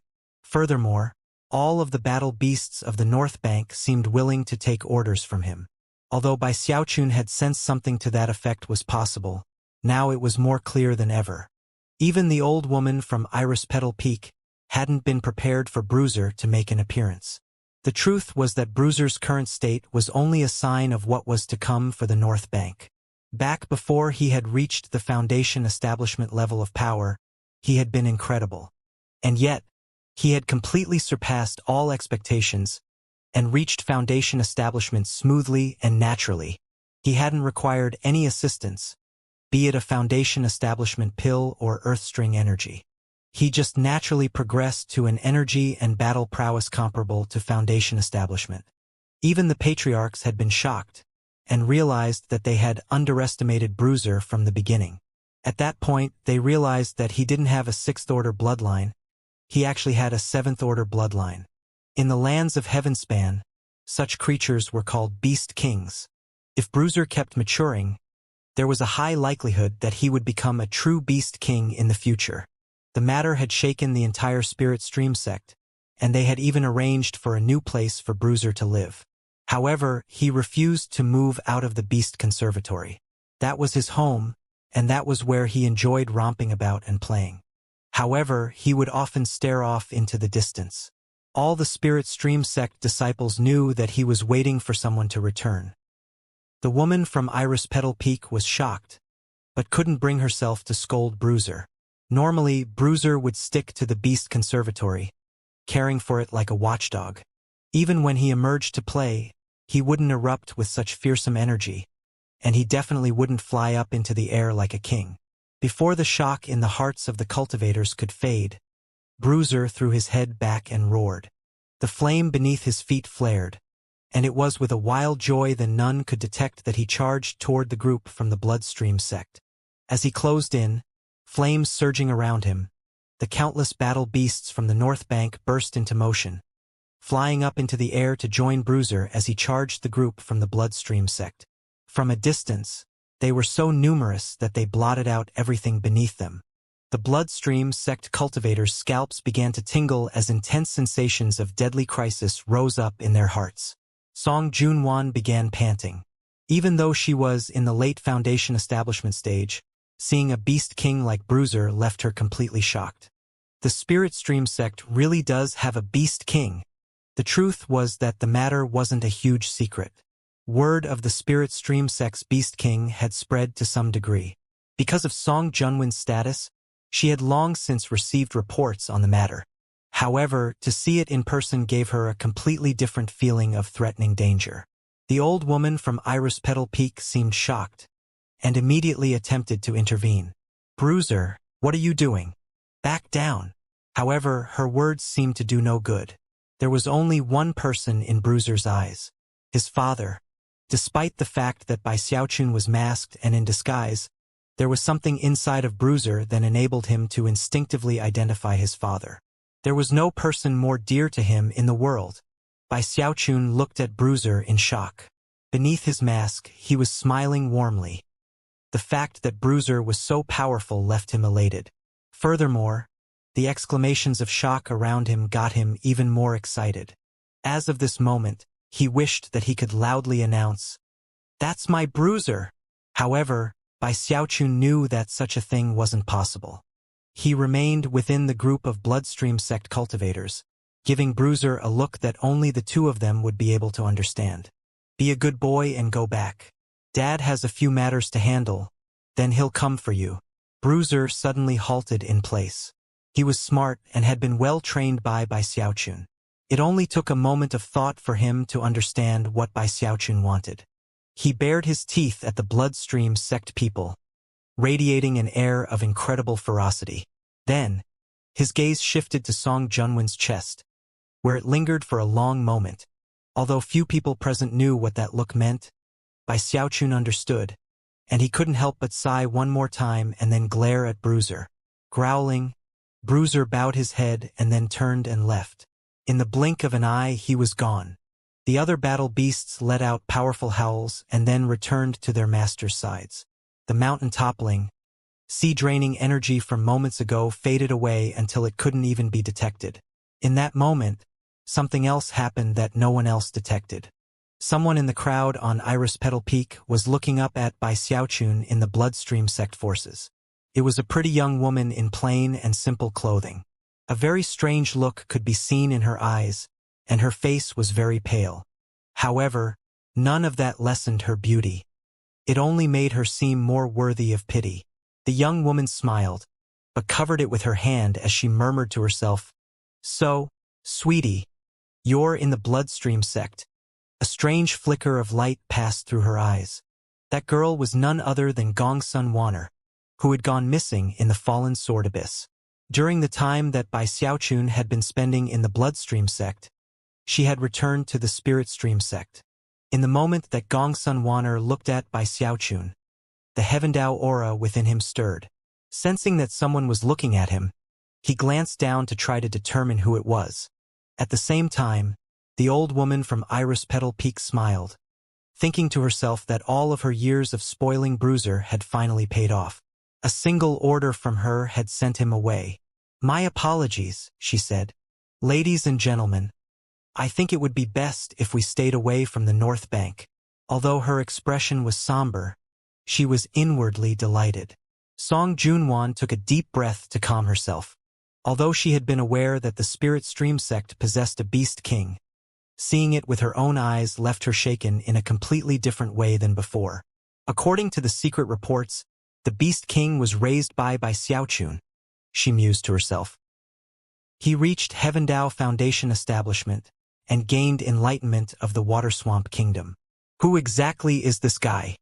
If only he were a cultivator of the Bloodstream sect. Song Junwan wasn't in the mood for any more touring. Just when she was about to respond to the old woman from Iris Petal Peak, a cold snort echoed out from the sky above. An enormous vortex appeared, out of which strode the Song clan patriarch, surrounded by flickering flames. He was followed closely behind by Li Zimo, who had a look of regret on his face. Expression grim, the Song clan patriarch looked back into the vortex, and then at Li Zimo. "Make no mistake, fellow Taoists from the Spirit Stream sect. If war breaks out, The fighting will not stop until the bitter end. The person to respond to the Song clan patriarch wasn't Li Zimo. An ancient, somber face appeared within the vortex, a face that seemed to radiate boundless years of time. When he spoke, the mere sound of his voice caused ripples to spread out in all directions. Your demands are too harsh, fellow Taoist Song. The Spirit Stream sect would rather go to war than be slowly strangled for 1,000 years. This man was none other than the first-generation patriarch of the Spirit Stream sect, Frigid sect. The Song clan patriarch snorted coldly and looked away.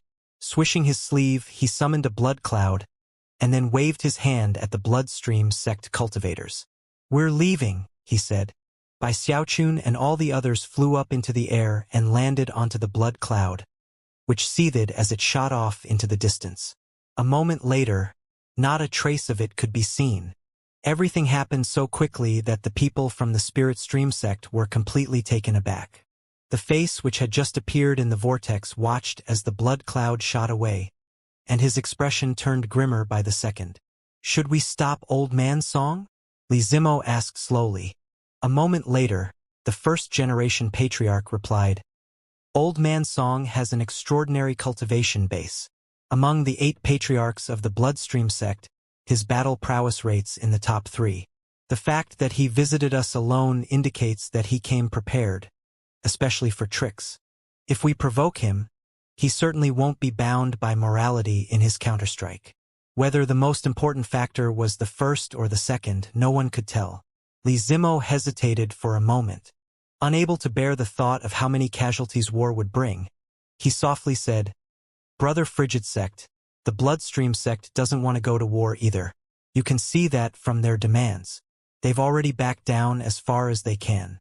Why don't we—" "Zimo, you're being too soft-hearted. At the moment, soft-heartedness won't benefit anybody. I know that many lives will be lost if we go to war.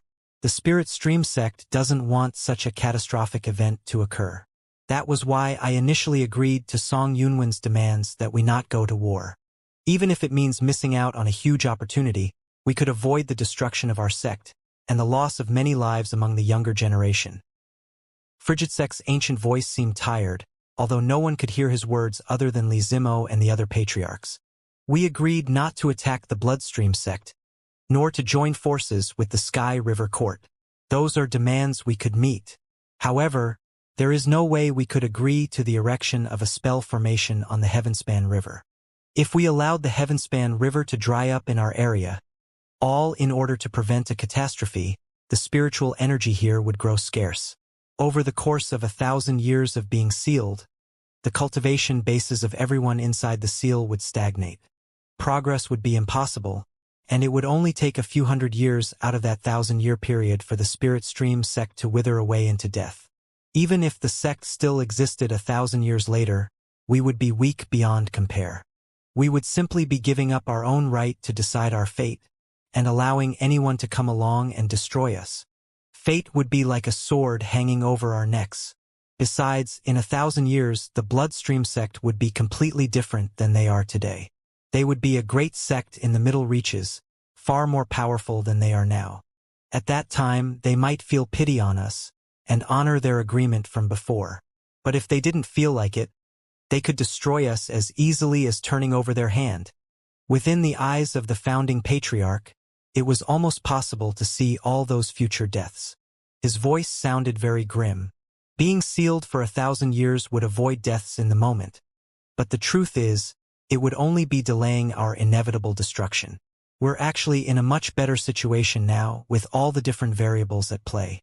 If we do go to war, we might not be able to defeat the Bloodstream sect on our own, but with the cooperation of other forces we would have a chance. Zimo, sometimes we patriarchs have to look at the bigger picture, not just the events playing out right in front of us. We have to take the future into consideration. It would be better for the Spirit Stream sect to go out fighting in battle than to gasp and wheeze our way into death 1,000 years from now.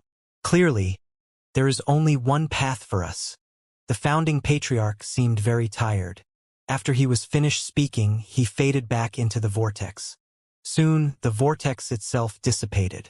Li Zimo hovered there silently for a moment. the desire to do battle slowly building up in his eyes. Just as the founding patriarch had said, standing and fighting held the hope of survival, whereas hiding away only ensured a tragic end later on.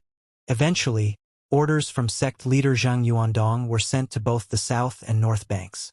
The sect's grand spell formation will be activated, along with all the formations in the Luoqin Mountains. All disciples must return to the sect immediately to begin preparing for war. Meanwhile, the blood cloud shot along at top speed in the air between the Spirit Stream sect and the Bloodstream sect. The cultivators from the Bloodstream sect were scared witless. Even the Song clan patriarch's face seemed ashen as he sat at the front of the cloud, frowning in thought. When everyone pondered the words spoken by the Song clan patriarch when he left the vortex, they realized that the discussions with the Spirit Stream sect had not ended well. Apparently, war between the two sects could break out at any moment. That in turn made the return trip to their own sect seem that much more fraught with danger. Master God Diviner's face was pale as he looked down into his lap and performed auguries. Bai Xiaochun also maintained his silence. He knew the big picture and he knew why the Spirit Stream sect had made their choice. He sighed inwardly. Huge matters that affected the entire sect were things that he didn't qualify to participate in or interfere with. He could only turn his head and look back at the Spirit Stream sect, his heart aching with worry. Song Junwan sat next to the Song clan patriarch at the front of the cloud, her face a mask of vigilance as she scanned the road ahead for potential danger. Everyone else on the cloud simply sat there silently. Time passed. Eventually, the cloud passed through the Luoqin Mountains to arrive in Bloodstream sect territory. At that point, the Song clan patriarch's eyes snapped open, and they shone with profound coldness. Not a single ambush had occurred, and in fact, the instant they left Spirit Stream sect territory, the Luoqin Mountains began to rumble, and a cascade of light shot up into the sky. A huge barrier now existed, clearly demarcating the boundary between the two sects. After a moment, the Song clan patriarch murmured, "Well played, Spirit Stream sect." Deep in his eyes could be seen both regret and respect. He suddenly waved his sleeve, and 3 motes of light flew out, which transformed into 3 shadowy figures.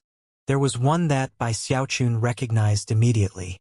It was none other than Patriarch Limitless. So they didn't intercept us? Those 3 figures were illusory projections of patriarchs of the Bloodstream sect.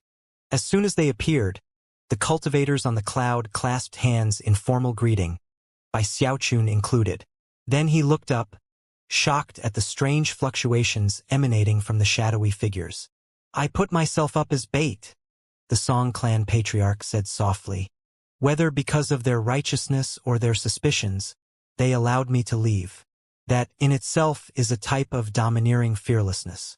The Spirit Stream sect is indeed a worthy adversary." The other 3 patriarchs maintained their silence. As for Patriarch Limitless, he looked off in the direction of the Spirit Stream sect and shook his head. Sighing softly, he said, "It's too bad. We can't trust them, nor can they trust us." The blood cloud seethed and churned as it shot back to the Bloodstream sect. Everyone was wrapped up in their own thoughts, and no one spoke. Bai Xiaochun was most taciturn of all, although he would occasionally turn to look back in the direction of the Spirit Stream sect.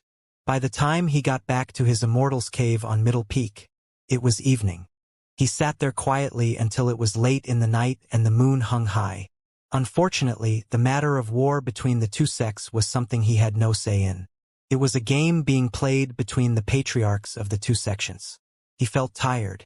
He didn't even like to think about fighting and killing, but he also knew that sometimes certain things couldn't be avoided no matter how much you wanted to. He shook his head in frustration. The only thing he could do now was get to the relic of eternal indestructibility before the war started, and then get back to the Spirit Stream sect. He took a deep breath and calmed himself down, then began breathing exercises.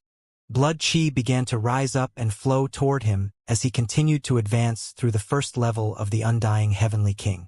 That first level was the 10 Mammoth's berserk ghost body, and because of his constant cultivation, he was growing more and more powerful. By now, he had the power of 2 berserk ghosts. After the power of 10, he would break past the first level and transform his berserk ghost body into the heavenly demon body. At the same time, the heavenspan river water in his first spiritual sea was continuously being absorbed. By now, less than half remained, and from the look of it, it wouldn't take much longer before that portion was fully absorbed. Time passed. In the blink of an eye, 2 months went by. During that time, the Bloodstream sect continued to make preparations for war. Of course, war was no laughing matter.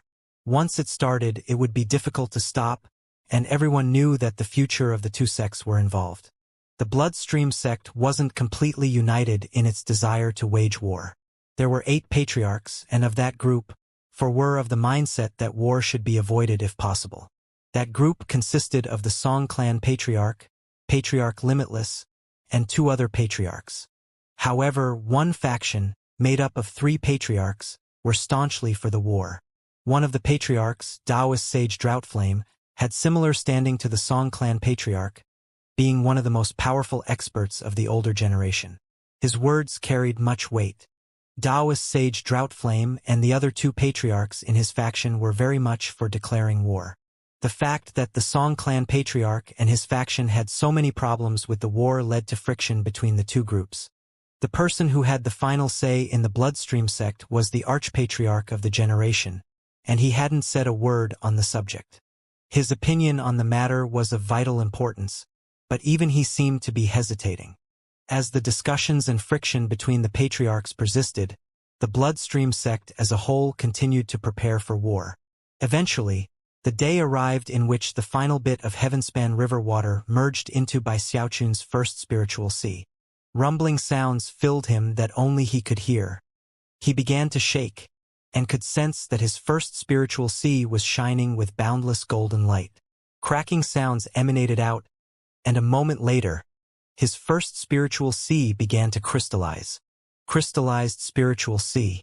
Bai Xiaochun shivered. Panting, he performed a double-handed incantation gesture and then pushed his hands down onto his dantian region. Instantly, the crystallization process sped up, and the cracking sounds grew more intense.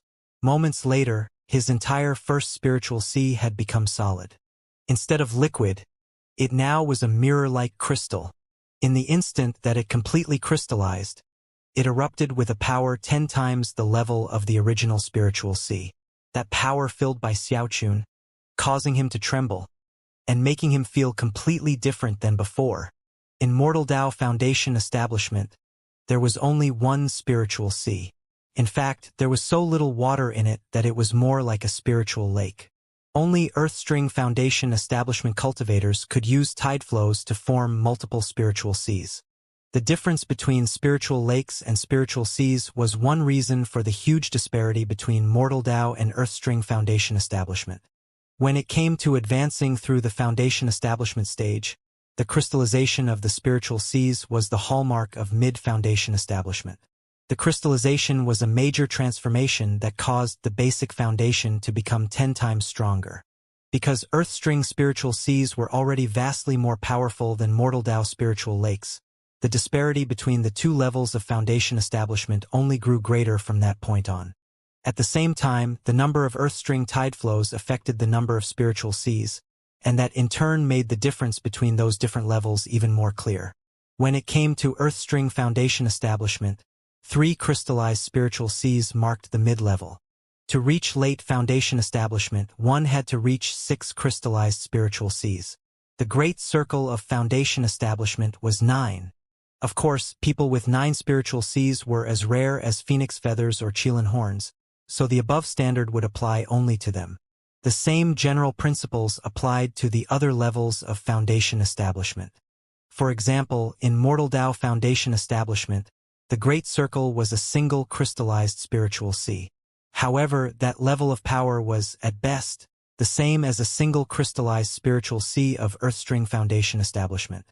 That was one of the main reasons why it was virtually impossible for any Mortal Tao Foundation establishment cultivator to reach core formation.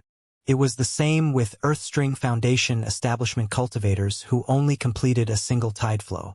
However, because they had a true spiritual sea, it was theoretically possible for them to crystallize it and break through to the next cultivation stage. However, the likelihood was very small. When it came to 2 spiritual Cs, that likelihood increased. 5 spiritual Cs was considered the standard, and anyone with 7 was deemed highly likely to succeed. 8 spiritual Cs was very rare, and even more likely to break through, and those with 9 were considered 90% likely to break through. However, all of that pertained to Mortal Dao and Earthstring.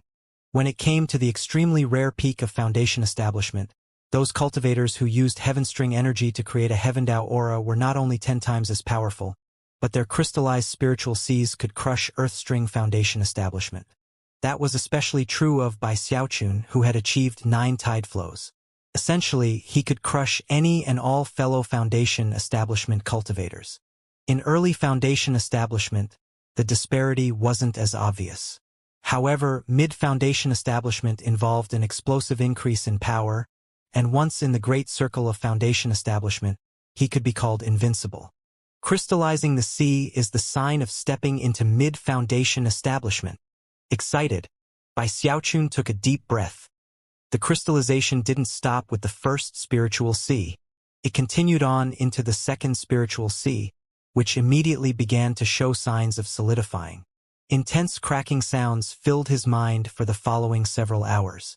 His cultivation base grew explosively, and soon, his second spiritual C was crystallized, and the process progressed to the third. Ruyuyuumble. The process continued until the following morning.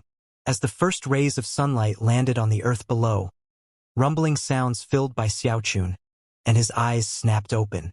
At that point, he could feel a level of spiritual power coursing through him that vastly exceeded what it had been before. Now that he had 3 crystallized spiritual Cs, every breath he took seemed to fill his surroundings with thunderous booms. He now felt like the simple wave of his hand could crush everything around him. Furthermore, his forehead tingled with pain, as though his heaven-span dharma eye wished to open. Bai Xiaochun had the intense premonition that if he did open that eye, it would erupt with shocking fluctuations. As glittering, he burst into motion. Spiritual power surged through him, and rumbling sounds could be heard as he turned into nothing more than afterimages. A moment later, he was outside in front of one of the blood trees. The blood tree shivered and began to rattle off fawning praise. Unlike usual, Bai Xiaochun didn't pay any attention to the tree. Instead, his right hand flashed with an incantation gesture, and he pointed out, causing streams of blood chi to converge into a blood sword. I can form blood swords way faster than before. Excited, he mentally recalled Middle Peak's secret magic, the blood annihilation world. After performing another incantation gesture, he waved his hand, and even more blood chi converged in the area, and another blood sword appeared. Things weren't over yet, though. A third blood sword appeared, swirling around him, causing the entire area to surge with a bloody, murderous aura. Intense pressure also weighed down in the area, causing all of the blood trees to tremble. In mid-Foundation establishment, I'm not limited to 1 blood sword. I can summon 3. And furthermore, I can even combine them together into 1 larger sword. Eyes flashing, he performed another incantation gesture with his right hand, and the 3 blood swords merged together into a gigantic blood-colored greatsword. Even when the blade was still forming, its energy fluctuations were filled with brutality and madness. Everything in the area trembled, and even before it could finish forming, Bai Xiaochun waved his hand to dispel the sword and the pressure. According to the description of the secret magic, if I can summon 6 swords, I'll be able to step into late Foundation establishment. Although I cultivate the Violet Chi Heavenspan incantation, because of the Undying Live Forever technique, once I reach late Foundation establishment, I can use the Blood Annihilation world along with it. Bai Xiaochun was very pleased with how quickly had progressed from early Foundation establishment to mid-Foundation establishment. Some of that was because of the medicinal pills the mysterious sect had given him, but another reason was the blood chi in the bloodstream sect. Not only could he rapidly cultivate the undying Heavenly King, it also provided benefits to his cultivation base. Bai Xiaochun clasped his hands behind his back and stuck his chin up. Looking very proud of himself, he thought about how incredible he was with his 3 crystallized spiritual Cs. Of course, if he could reach 6 or 9, then he would be even more powerful. Taking advantage of the darkness of night, Bai Xiaochun left Middle Peak. Going down to the bottom of the giant's hand, he actually left the Bloodstream sect and went to the bank of the Heavenspan River. Considering his current status and level, getting some Heavenspan River water wasn't very difficult. All he had to do was make up a random reason, and the cultivators guarding the way would let him pass. After arriving, he collected 10 drops of water. Soon, he had a small cup full, which he carefully took back to his immortal's cave and then began to absorb. A few days later, the water was inside of him, above his 4th spiritual sea. At that point, he ended this session of cultivation. Next, I need to fully merge the Heavenspan River water into my spiritual sea. Once that happens, I can step into late foundation establishment. Excited, he left his immortal's cave, hands clasped behind his back as he soliloquized proudly to himself. Now that I'm in mid-foundation establishment, I'm even more awesome than before. Becoming a Grand Elder doesn't seem so impossible now. He looked up at the upper finger of Middle Peak. It was really depressing to know exactly where the relic of eternal indestructibility was, but be unable to reach it. He had long since given up any aspirations of somehow sneaking in to get the relic of eternal indestructibility. Song Junwen's immortal's cave was too well guarded, and he had no confidence in being able to succeed. How can I actually become the Grand Elder? Challenge Song Junwen. Bai Xiaochun rubbed his chin thoughtfully. The challenge would only be secondary, though. First, I'd have to win over the masses. Plus, I need to convince the leadership that I'm important, that I'm a crucial member of the sect. That's the only way that I could successfully challenge Song Junwen and then take over her position. Nodding to himself, he decided that this was definitely the right track to follow. With that, he stuck his chin up proudly. I'm already halfway there. If I want people to think I'm important, though, I need to do something that leaves everybody completely shaken. As far as he was concerned, it wouldn't be too difficult to do such a thing. He had already been in the Bloodstream sect for some time, and knew quite well that apothecaries were few and far between. The leadership of the sect placed a high value on them, and had even established certain sect rules to encourage disciples to walk that path. However, the very nature of the Bloodstream sect essentially doomed such efforts from the beginning. The Bloodstream sect was fundamentally a devilish sect, and most disciples viewed concocting medicine as a waste of time. They would much rather study techniques to increase their battle prowess. If they needed medicinal pills, they could simply go rob people from the Pillstream sect. If they needed magical items, they could take them from Profound Stream sect disciples. If they needed spirit beasts, they could get them from the Spirit Stream sect. Therefore, few people focused on concocting medicine. There were some who could, such as Imposter Nightcrypt back in the day, but in a huge sect like this, they were completely insufficient to meet the needs of the sect as a whole. It's been a long time since I've concocted any medicine. Having reached this point in his train of thought, he began to chuckle.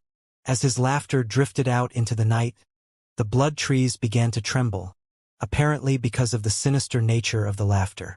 However, before I actually concoct any medicine, I need to solve one problem.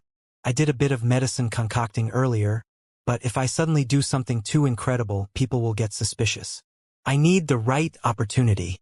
With that, his eyes narrowed. Supposedly, the holy pill wall fragment here was actually robbed from the Pill Stream sect 10,000 years ago, for the express purpose of allowing disciples to seek enlightenment of the Tao of medicine.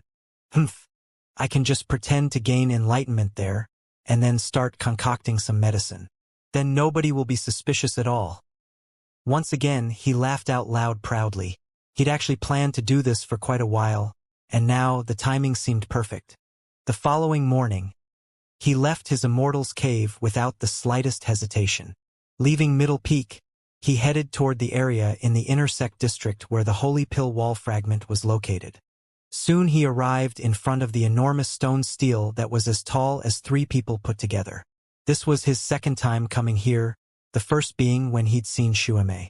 At that time, Xuemei had looked at him as if she were eyeing a bug.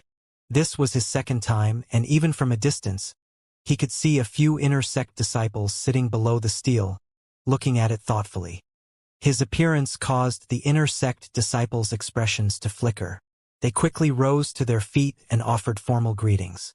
Not daring to be near him, they left, and by the time he was actually in front of the stone stele, he was completely alone. Rubbing his chin, he coughed dryly and sat down cross-legged. Feeling very comfortable with this sort of situation, he looked up at the wall fragment and reviewed what Imposter Nightcrypt had told him. 8,000 years ago, a genius rose up in the Bloodstream sect who was very adept in the Tao of medicine. After seeking enlightenment from this wall fragment, his ability to concoct medicine improved significantly. I guess that means the Shrew Shuame was here to try to get some enlightenment. Huh? He couldn't help but feel a bit disdainful of the idea. He was of the belief that although certain degrees of enlightenment were required when it came to medicine concocting techniques, it wasn't something that could come overnight. Constant practice was required, along with gradual progress. That was the way to achieve mastery. Although it was possible that enlightenment could be gained from this wall fragment, Bai Xiaochun was certain that it would be useless to a disciple who didn't have a basic understanding of medicine concocting to begin with. It should be enough to just put on a bit of a show so that people think I'm gaining enlightenment. Bai Xiaochun cleared his throat and then focused on the wall fragment, trying to reach the same mental state he'd stumbled into when he'd gained enlightenment from the beast statue in the Spirit Stream sect. I just need to imitate what happened back then, he thought. With that, he did his best to imitate his past facial expression. He opened his eyes wide, staring at the wall. Strangely, as he stared at the wall, it felt as if his mind were being drained. Although he was surprised, he did nothing to stop it from happening. 3 days went by.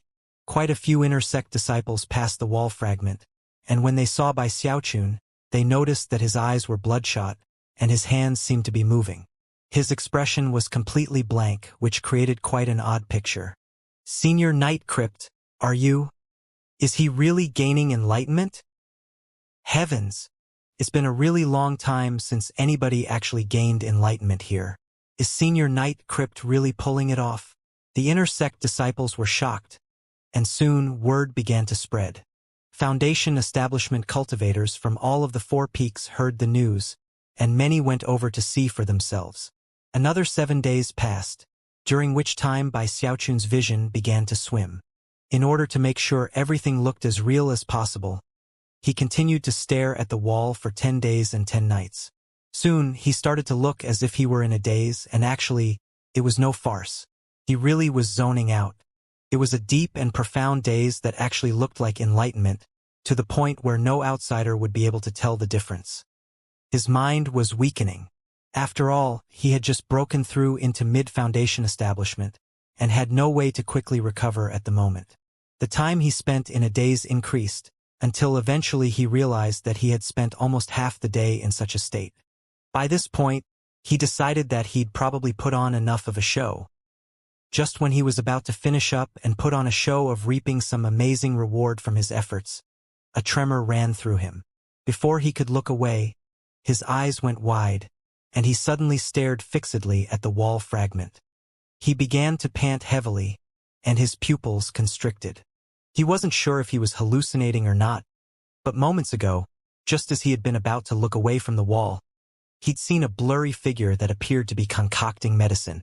From what he'd seen, the method was different from what he'd learned about the Tao of medicine.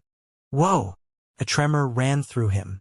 Settling down, he once again stared at the wall fragment, focusing all of his attention, which drained him even more rapidly than before. Moments later, his soul seemed to leave his body and enter the wall, to appear right next to that blurry figure. Upon closer inspection, Bai Xiaochun was certain that he was looking at someone concocting medicine. He wasn't sure of the exact type of spirit medicine that was being concocted, but the apothecary's methods were fantastic. Apparently, he wasn't even using a pill formula. He casually selected 2 types of medicinal plants, and then called upon the principles of mutual augmentation and suppression, not to force out the impurities, but cause transformations. A new type of medicinal strength appeared, a power which he imbued into other medicinal plants to alter them. He did everything in a completely smooth and natural way. Occasionally, the ingredients in the pill furnace would explode with force, At other times they were calm. Sometimes they seethed. Sometimes they were as quiet as death. Regardless of the transformations or the eruptions of power, the apothecary maintained full control the entire time. He controlled every aspect with skill and deftness. This Tao of medicine was very different from what Bai Xiaochun had learned in the Spirit Stream sect. The apothecary in the wall fragment was on a completely different level. It almost seemed like the Spirit Stream sect's Tao of medicine was for amateurs, whereas what this apothecary was using were the methods of an expert. He's not concocting medicine. He's actually creating plants and vegetation. Bai Xiaochun forgot about the passage of time. He was completely focused on watching the shadowy figure in the wall fragment. Eventually, the figure finished concocting the batch of medicine and opened the pill furnace. What appeared in his hands was a green medicinal pill that actually looked like a plant. Bai Xiaochun's mind filled with rumbling, along with faint comprehension. Before concocting medicine, you have to refine the plants and vegetation. Depending on the medicinal strength you seek, you search through countless medicinal plants. If you can't find what you're looking for, you make your own. The limits of the Tao of medicine rely only on the limits of your imagination and your skill in concocting medicinal plants and vegetation. Bai Xiaochun felt like his mind was being struck by lightning, and he even began to shake physically. It was with deep and utter excitement that he immersed himself within the images in the wall fragment. At the same time, the holy pill wall fragment began to emit a green light. As the light grew more and more intense, it transformed into a green pillar that shot high up into the sky. The entire bloodstream sect was being shaken to the core. The green pillar of light shot up into the heavens, causing everything to tremble. Even the blood qi in the area was blasted away. Instantly, the whole bloodstream sect was shaken. Middle Peak Grand Elder Song Junwan was in the middle of meditating when suddenly, her eyes opened. Shocked, she rushed out of her immortal's cave to look at the green light, and quickly realized that it was coming from the holy pill wall fragment. Night Crypt is over there seeking enlightenment. Don't tell me. Heart trembling, she flew into the air. It wasn't just her. Numerous beams of light sped from the various mountain peaks toward the holy pill wall fragment. There were even streams of divine sense that flowed out from Ancestor Peak. Instantly, everyone saw Bai Xiaochun, in a deep trance, expression blank. He even seemed to be somewhat intoxicated. Anybody who looked at him could tell that he was in the middle of being enlightened by the wall fragment. Every few hundred years, someone succeeds in gaining enlightenment. But nobody has ever caused green light to shoot up from the wall fragment. I remember reading in the ancient records about how the Taoist blood sage received enlightenment 8,000 years ago. Green light appeared back then. Could it be that this is the same kind of enlightenment? I can't believe Night Crypt is so gifted in the Tao of medicine. I remember him concocting medicine a few times in the past. If he can gain enlightenment from the wall fragment, then in the future, the bloodstream sect might have another Grandmaster Apothecary. It wasn't just the Prime Elders who took note of what was happening. Two pairs of eyes flashed like lightning as they looked over at Bai Xiaochun. One of them belonged to Patriarch Limitless, the other, to the Song Clan Patriarch. Strange light could be seen in those eyes, and they seemed moved. Soon, it became apparent that countless figures were converging on the wall fragment. So the Song Clan Patriarch quickly said, Song Junwan, stand as Dharma Protector for Night Crypt. If anyone tries to interfere, kill them immediately. The Song Clan Patriarch's voice was as cold as ice, and rang out for all to hear. Immediately, the cultivators nearby Xiaochun backed up, hearts pounding in fear. Some of them had actually been contemplating whether or not they should interfere, but now they pushed such thoughts aside. Song Junwan took a deep breath. Clasping hands in respect toward Ancestor Peak, she took a few steps forward and sat down cross-legged next to Bai Xiaochun to serve as Dharma Protector. Other cultivators who were under the personal command of Song Junwan also sat down cross-legged, forming a wider perimeter, staring coldly at the other surrounding cultivators. With Song Junwan serving as Dharma Protector, and a warning having been uttered by a patriarch, the crowd began to thin. Soon the area was very quiet. Word spread about Night Crypt gaining enlightenment from the wall fragment. During the following month, cultivators would come on a daily basis to observe what was happening. As for Song Junwan, her eyes were increasingly bloodshot, and she also seemed in a daze, as if the only thing that existed were by Xiaochun and the wall fragment. Night Crypt reached inverse blood ancestral awakening, she thought, and also has terrifying abilities in divination. Now it seems he's a genius in the Tao of medicine. Lots of disciples study this wall fragment, but very few people can succeed, and even fewer provoke a reaction from the wall. Just what Tao of medicine is Night Crypt gaining enlightenment of? Her eyes glittered even more profoundly than before as she realized that yet again, her earlier assumptions about Night Crypt had been incorrect. He seemed simple enough as if he could be judged at a single glance. However, Song Junwan had to admit that what she had seen, and what she knew, was just the tip of the iceberg. How could a person like this slip through qi condensation completely unnoticed? Did he really spend all that time building up and preparing? No matter how she considered the matter, she couldn't come up with an answer. At the same time, the gleam in her eyes as she looked at by Xiaochun continued to deepen. Time passed. Another month went by, and Bai Xiaochun had forgotten about himself. He was completely focused on the apothecary and his process of concocting medicine. He watched him over and over again, and the closer he examined him, the clearer the figure became. Eventually, the image turned into a different person, and soon the concocting methods were different again. Generally speaking, theories regarding the Tao of medicine were the same. However, when it came to the plant and vegetation pills, or the pill concocting methods, they changed from person to person.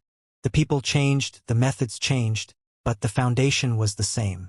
A tremor ran through Bai Xiaochun as he saw one figure after another concocting medicine. Each one used the same general principles to form the exact type of medicinal strength they needed. It was as if a huge door were opening in Bai Xiaochun's mind. At a certain point, he subconsciously extended his hands and began to mimic what he was seeing inside the wall. As his hands moved, a green field of light appeared around him, which attracted the green light shining from the stone wall. Soon, the two were connected. Bai Xiaochun's mind filled with rumbling sounds as countless bodies of knowledge regarding the Tao of medicine flowed into his mind through the light. The group on Ancestor Peak was shaken, and based on the levels of their cultivation bases, they could actually sense what was happening. A legacy! No wonder the Pill Stream sect has tried so hard over the years to get that wall fragment back. If the Taoist blood sage hadn't expressed his dying order to never return the wall for all eternity, it would probably have been sent back long ago. So this wall contains a legacy of the Pill Stream sect's Tao of medicine. Now that I think about, doesn't the Pill Stream sect also have a wall fragment? The Bloodstream sect patriarchs exchanged glances, and all of them could see how deeply moved the others were. Bai Xiaochun's mind was racked with pain as he accepted the legacy. He was left trembling, his eyes completely bloodshot, and he even cried out at the top of his lungs. However, he wasn't willing to give up. Even a glimpse at the knowledge of the Tao of medicine he was receiving was completely shocking. Use heaven and earth as the pill cauldron. Use all creation as the plants and vegetation. Bequeath soul seeds. Create medicines of good fortune. Bai Xiaochun's mind was battered by towering waves of shock. Suddenly, he thought back to the Pill Stream sect disciple he'd killed, Fong Lin. The heaven-earth furnace cauldron he'd used was obviously what was referred to in the first line of the wall fragment legacy. He also thought back to what had occurred when Fong Lin died, and the face of the young man he'd seen, which resembled a yin-yang symbol. Apparently, Fong Lin had unknowingly been infected with a soul seed. Back in the heat of the moment, Bai Xiaochun had mostly ignored that young man with the yin-yang face. However, he hadn't forgotten the incident, and had always remained suspicious about it. Now, he realized that what he had seen was a manifestation of soul seed bequeathal. Furthermore, the legacy he was receiving now was the technique of all creation plants and vegetation. Heaven-earth furnace cauldron, all creation plants and vegetation, soul seed bequeathal. These three divine abilities were the fundamental Tao which served as the foundation of the Pill Stream sect. Unfortunately, the Bloodstream sect had robbed them of half of their wall fragment. Perhaps the lack of the all-creation plants and vegetation technique was why the Pillstream sect had been in a state of gradual decline for so long. By using all creation as plants and vegetation, the transformations of the plants and vegetation can be used to form any type of medicinal effect. A Tao of medicine like this is unimaginable. Xiaochun was panting. Never could he possibly have guessed that his attempt to pretend to get enlightenment would result in him actually receiving a legacy magic. As the legacy was passed on, the light shining up from the wall fragment grew weaker and weaker, and the green glow around him grew stronger and stronger. A few days later, the light around the wall faded, and Xiaochun's eyes snapped open. The intense green light around him caused rumbling like that of thunder to echo out. At the same time, the images of countless plants and vegetation swirled around him, continuously merging with each other, continuously transforming. The bizarre signs that the disciples of the Bloodstream sect were seeing left them shocked. It was easy to imagine how, even as soon as the following day, Nightcrypt's name would once again rock the Bloodstream sect. Even the other sects would surely hear about what was happening, and Nightcrypt would become even more famous in the eastern lower reaches of the cultivation world. Nightcrypt, Song Junwan murmured, rising to her feet. An expression of concern could be seen in her eyes as she looked at Xiaochun. He was much thinner than he had been before, his face sunken in a bit, seemingly little more than flesh and bones. And yet, his eyes shone with brilliant light. He looked over at Song Junwan and nodded. Before she could say anything, he said, "I need to concoct some medicine." He needed to take the information that was sinking into his mind and apply it to medicine concocting as soon as possible, to firmly fix the sensation of the all-creation plants and vegetation technique into his heart. Under the eyes of all present, he flew into the air toward Middle Peak. Even the patriarchs on Ancestor Peak had expressions of anticipation on their faces as they watched him go. Back in his Immortal's cave, he immediately went into secluded meditation.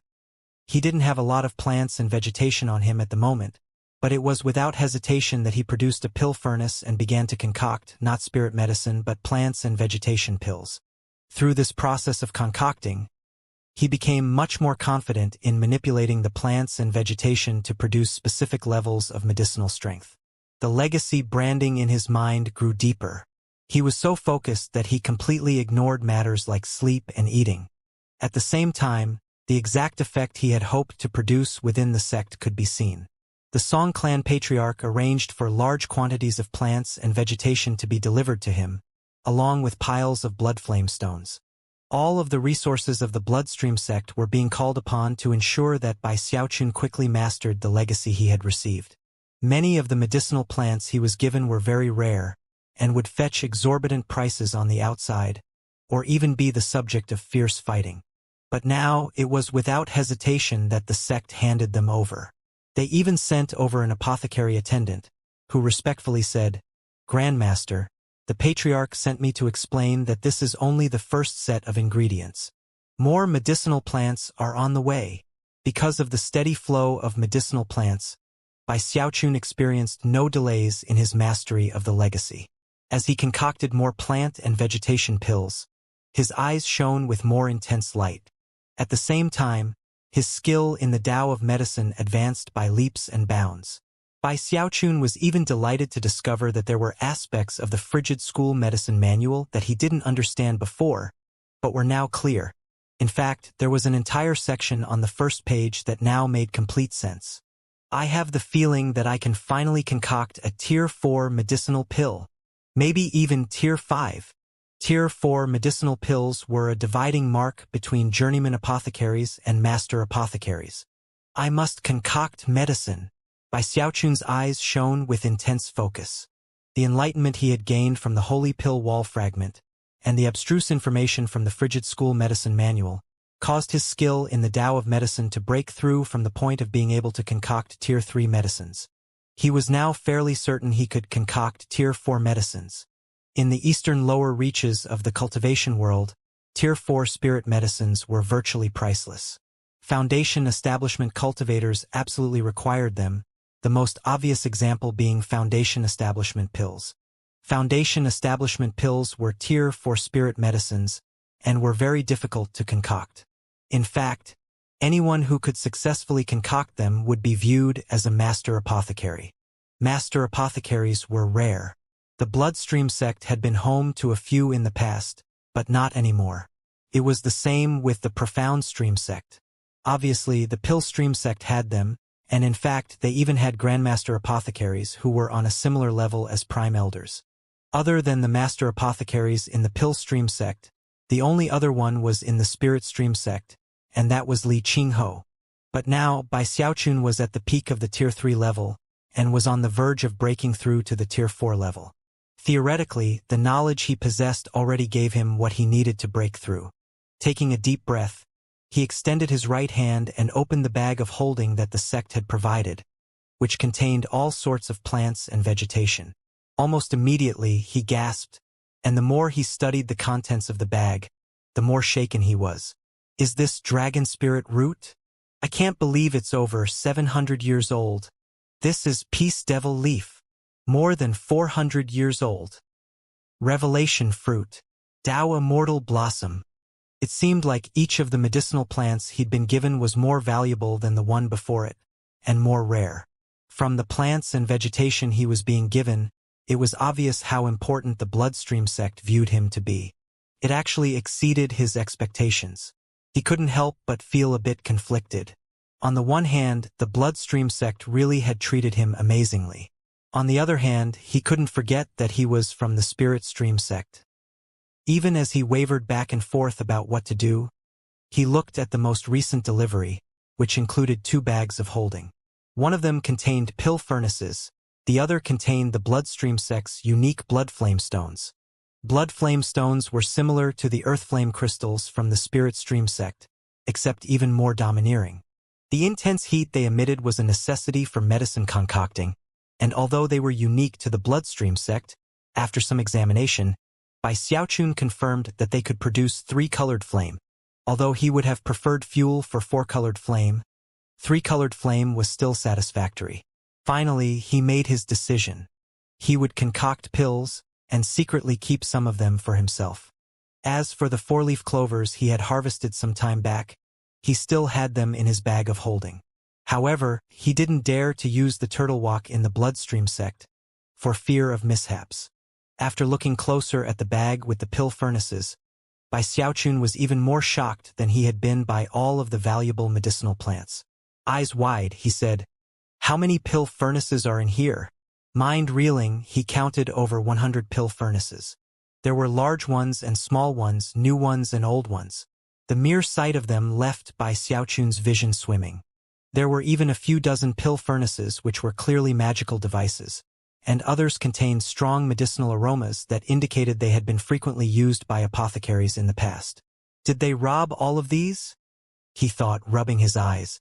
After further examination, he realized that almost all of the pill furnaces were marked with a symbol like a cauldron, which was the sign of the Pill Stream sect.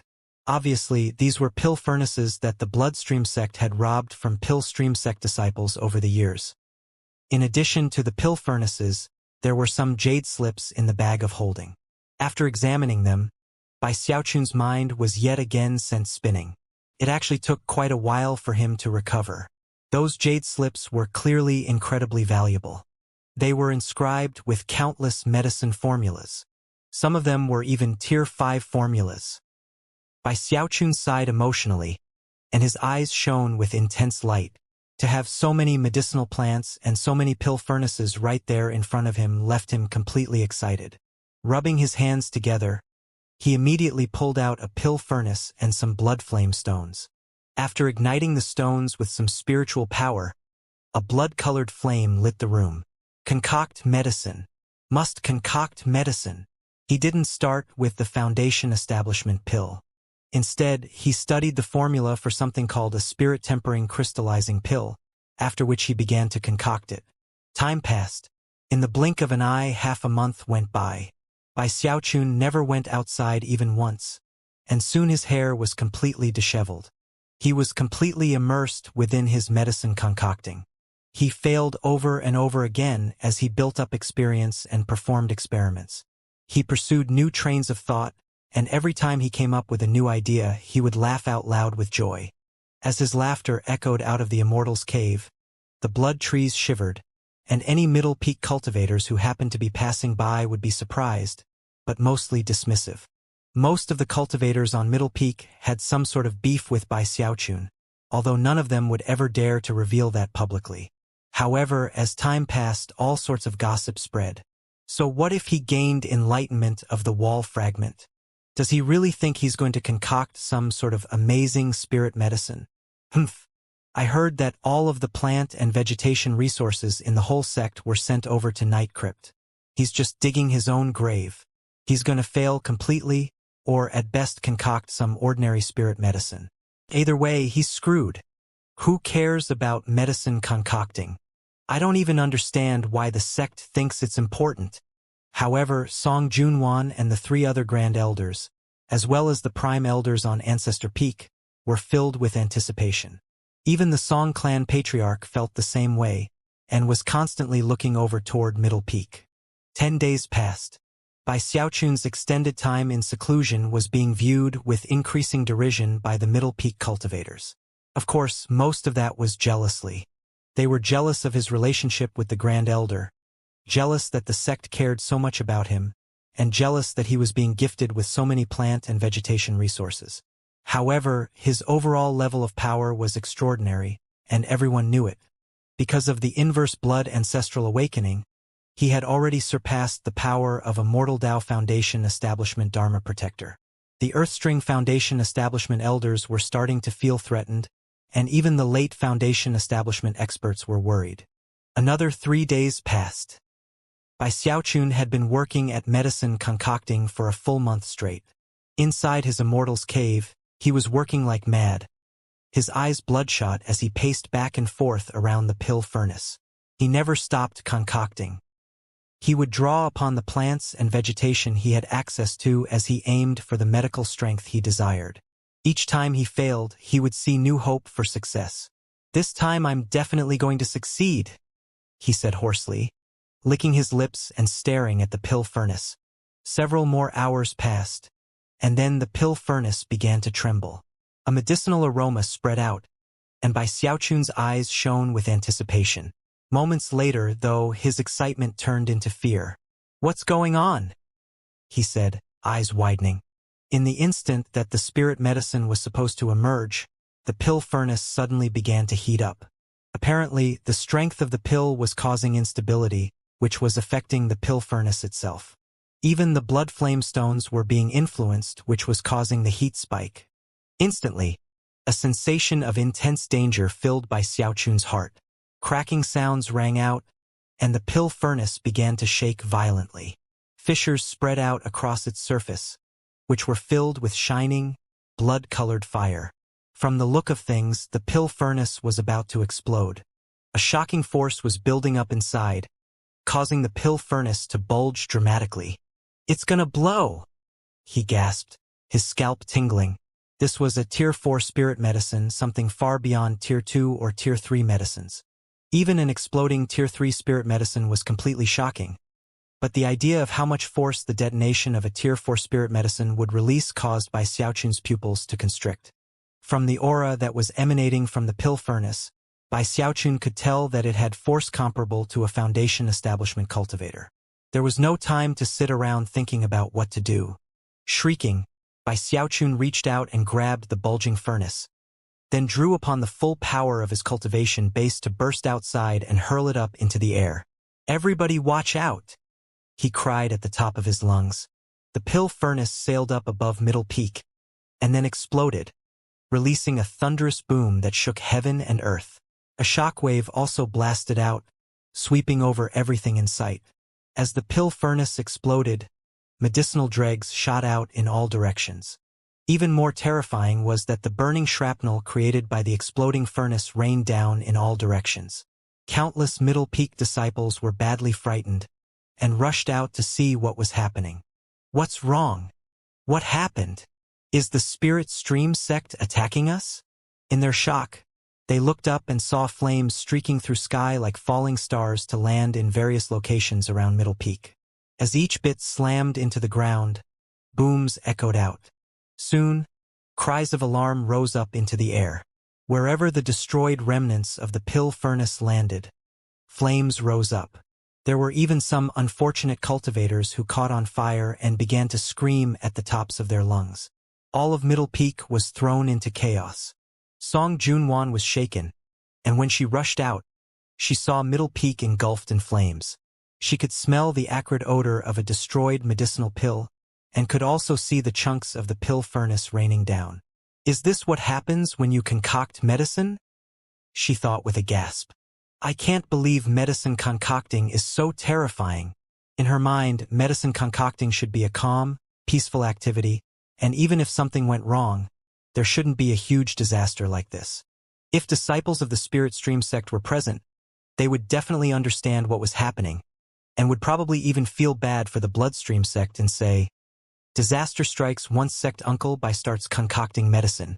Bai Xiaochun's heart was pounding with nervousness. The exploding pill furnace had not only been shocking, but also a very close call. If I had been just a bit slower, it would have blown up my immortal's cave, but that's not the scariest part. I might have lost my poor little life. That would have been a tragedy. Bai Xiaochun ducked his head down, trying to look apologetic to the furious crowd around him. He quickly made some adjustments to the cave's spell formation, and then hurried back inside. There, he braced himself to face a mob, but after an entire day passed, nothing happened. Surprised, he waited even longer, but no one ever showed up. Weird. Oh well, I guess it doesn't matter. I'll just keep concocting. Now, why did that pill furnace explode? Sitting down cross-legged, he rubbed his chin thoughtfully.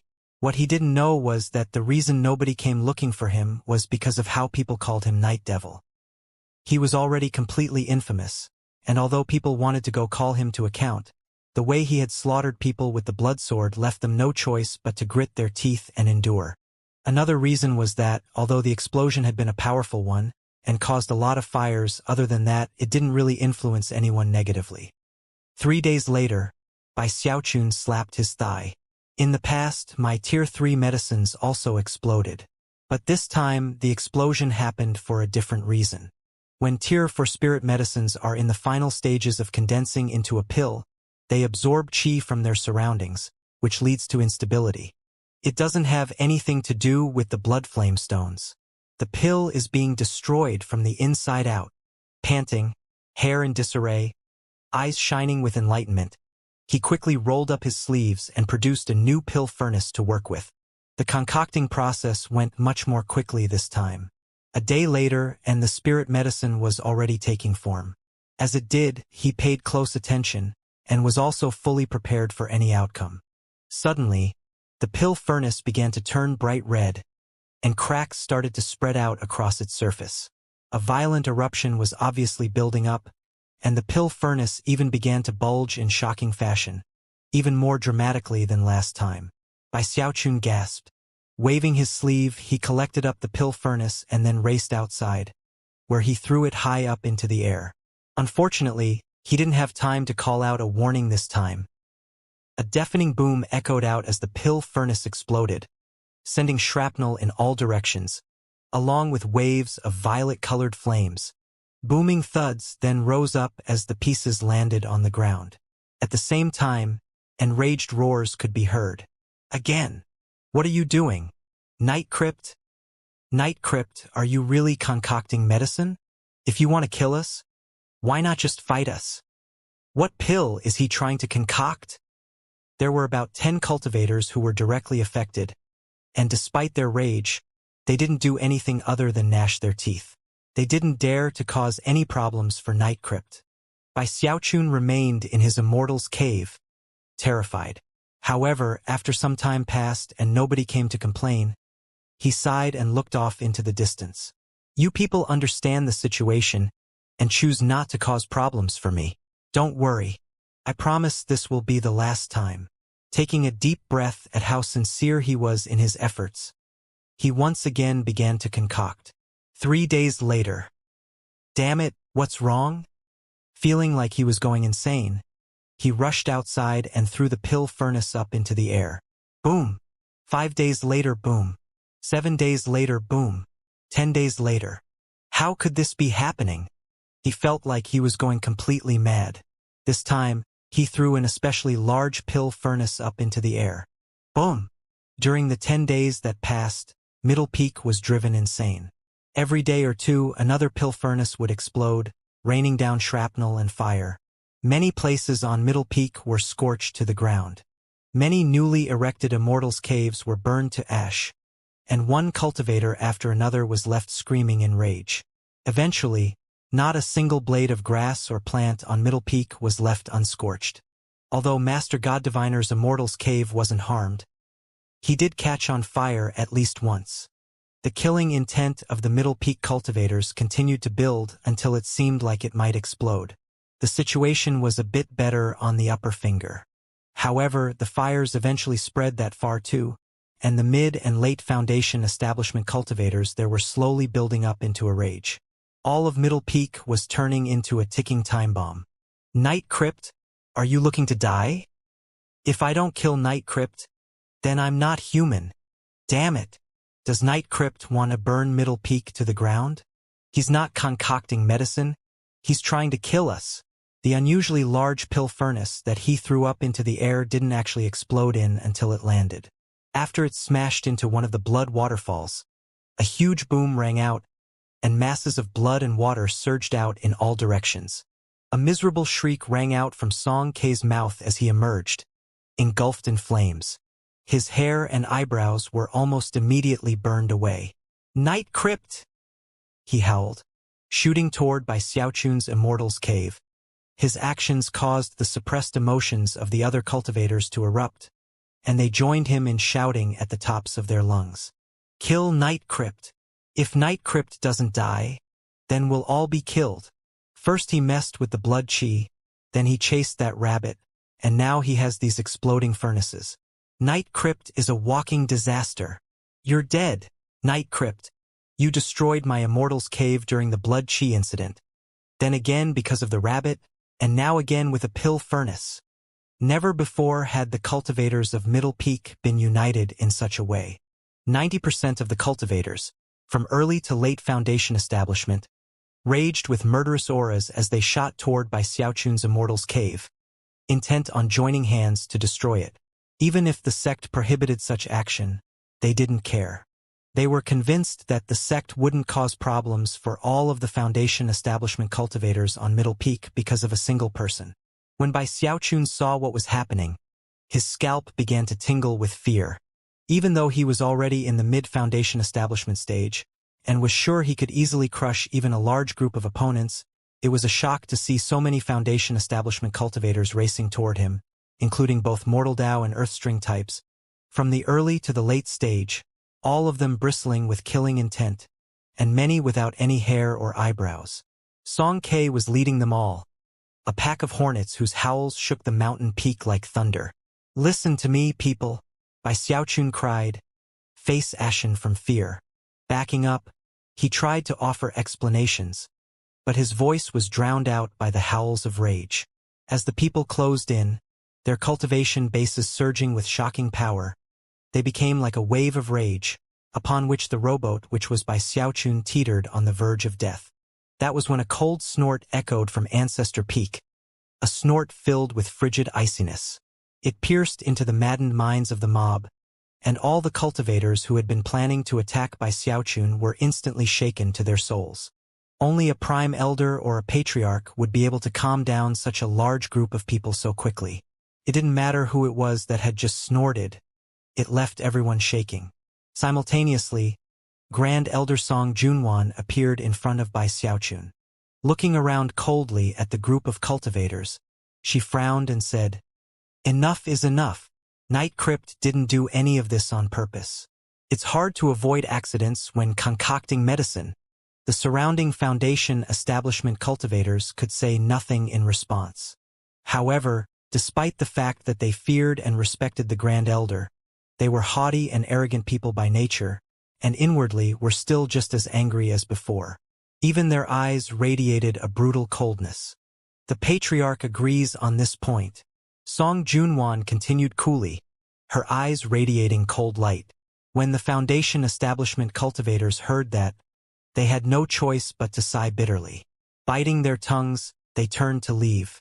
Of course, their hatred for Bai Xiaochun still burned hot inside of them. All of them were thinking the same thing. You can't keep this up. The patriarch's patience has a limit, and sooner or later, you'll meet a bitter end. Inwardly, they chuckled coldly, filled with expectation for the day that Night Crypt would be punished by the sect. After the crowd dispersed, fear still lingered in Bai Xiaochun's heart. Looking over at Song Junwan, he slapped his chest and said, "Those people were being so unreasonable. I'm concocting medicine for the sect." Song Junwan, who had already been turning to leave, looked back at Bai Xiaochun with a strange expression on her face. Then she shook her head. Even she would never have been able to imagine that pill concocting could prove to be so dangerous. After a moment of hesitation, she said, "Night Crypt, you had better end up concocting a pill that pleases the patriarch." With that, she gave him a deep look, and then left. She didn't want to go into any more detail than that. She was sure that Night Crypt would understand her meaning. The leadership of the Bloodstream sect cared about the result, not the process. If, in the end, Night Crypt was able to concoct a pill that pleased the patriarch, then everything that happened along the way wouldn't matter. As long as he didn't go too far, they wouldn't just ignore the mishaps. They would shield him from the consequences. However, if he failed to produce a satisfactory medicinal pill, then he would be viewed as useless and the sect would demand restitution. Essentially, the more useful he was, the more they would use him, and the more powerful he would be in the sect. Bai Xiaochun's eyes flickered. Naturally, he understood what was going on. He had come to understand the way the Bloodstream sect did things way back on Corpse Peak. They look at the result, not the process. He sighed. What a great sect! Coughing dryly, he returned to his Immortal's cave and continued concocting. Back on Ancestor Peak, the Song clan patriarch was sitting in a large hall. Looking away from Middle Peak, he smiled at the two prime elders who were there to accompany him. All of them seemed quite pleased. Aren't Night Crypt's concocting methods a bit excessive? One of the prime elders said with the shake of a head. The other prime elder chuckled. Sounding a bit sarcastic, he said, "That's what Bloodstream sect disciples are supposed to be like. Don't concoct pills like everyone else." You can see at a single glance that he walks a devilish path. Everyone else concocts pills as if they're drinking warm water. He concocts them with explosive flair. 10 days passed. On 2 occasions, pill furnaces exploded, but there was nothing Bai Xiaochun could do about it. Reducing the medicinal strength seemed to be the only option. As far as Bai Xiaochun was concerned, these pill furnaces were simply too weak. After reducing the medicinal strength and utilizing the all-creation plants and vegetation technique, he was gradually able to stabilize things, and in the end, managed to successfully concoct a batch of Tier 4 spirit-tempering crystallizing pills. Although only 5 pills came out, and they were all low-grade, they still contained far more spiritual energy than any other spirit medicine that Bai Xiaochun had concocted in the past. He could even feel the spiritual energy pulsing inside of them when he held them in his hand. They almost seemed intelligent. That was one of the unique characteristics of Tier 4 medicinal pills. After examining them closely for a bit, Bai Xiaochun started to get even more excited than before. Although he was confident that a pill like this would please a prime elder, it probably wouldn't be good enough for the Song clan patriarch. I need to increase my success rate significantly. Then the Song clan patriarch will definitely be convinced. Sticking his chin up proudly, he continued concocting with the techniques he had already perfected to some degree. He wanted more control over Tier 4 spirit medicine, and a higher success rate similar to what he had with Tier 3 spirit medicines. It was with complete focus that Bai Xiaochun proceeded to ignore the outside world and immerse himself in the Tao of medicine. Next, he selected another classic Tier 4 spirit medicine formula, Misty Spirit Incense. A few days later, a fragrant aroma rose up from the new batch of spirit medicine, and Bai Xiaochun's eyes immediately began to shine. His right hand flashed with an incantation gesture, and the pill furnace opened, causing a stream of green smoke to rise up into the air. Huh! What shocked by Xiaochun most wasn't the green smoke. It was the fact that no spirit medicine could be seen inside. What went wrong? He thought, shocked. He inspected the pill furnace carefully, but there was nothing inside, not even any medicinal dregs. It was almost as if the spirit medicine in the pill furnace had vanished into thin air. Thinking about the smoke, he looked around the immortal's cave, but didn't see anything out of the ordinary. Frowning, he started working on another batch, determined to identify the source of the problem. The same thing happened with the next batch. It turned into green smoke again. Green smoke rose up, and within a few breaths of time had completely vanished.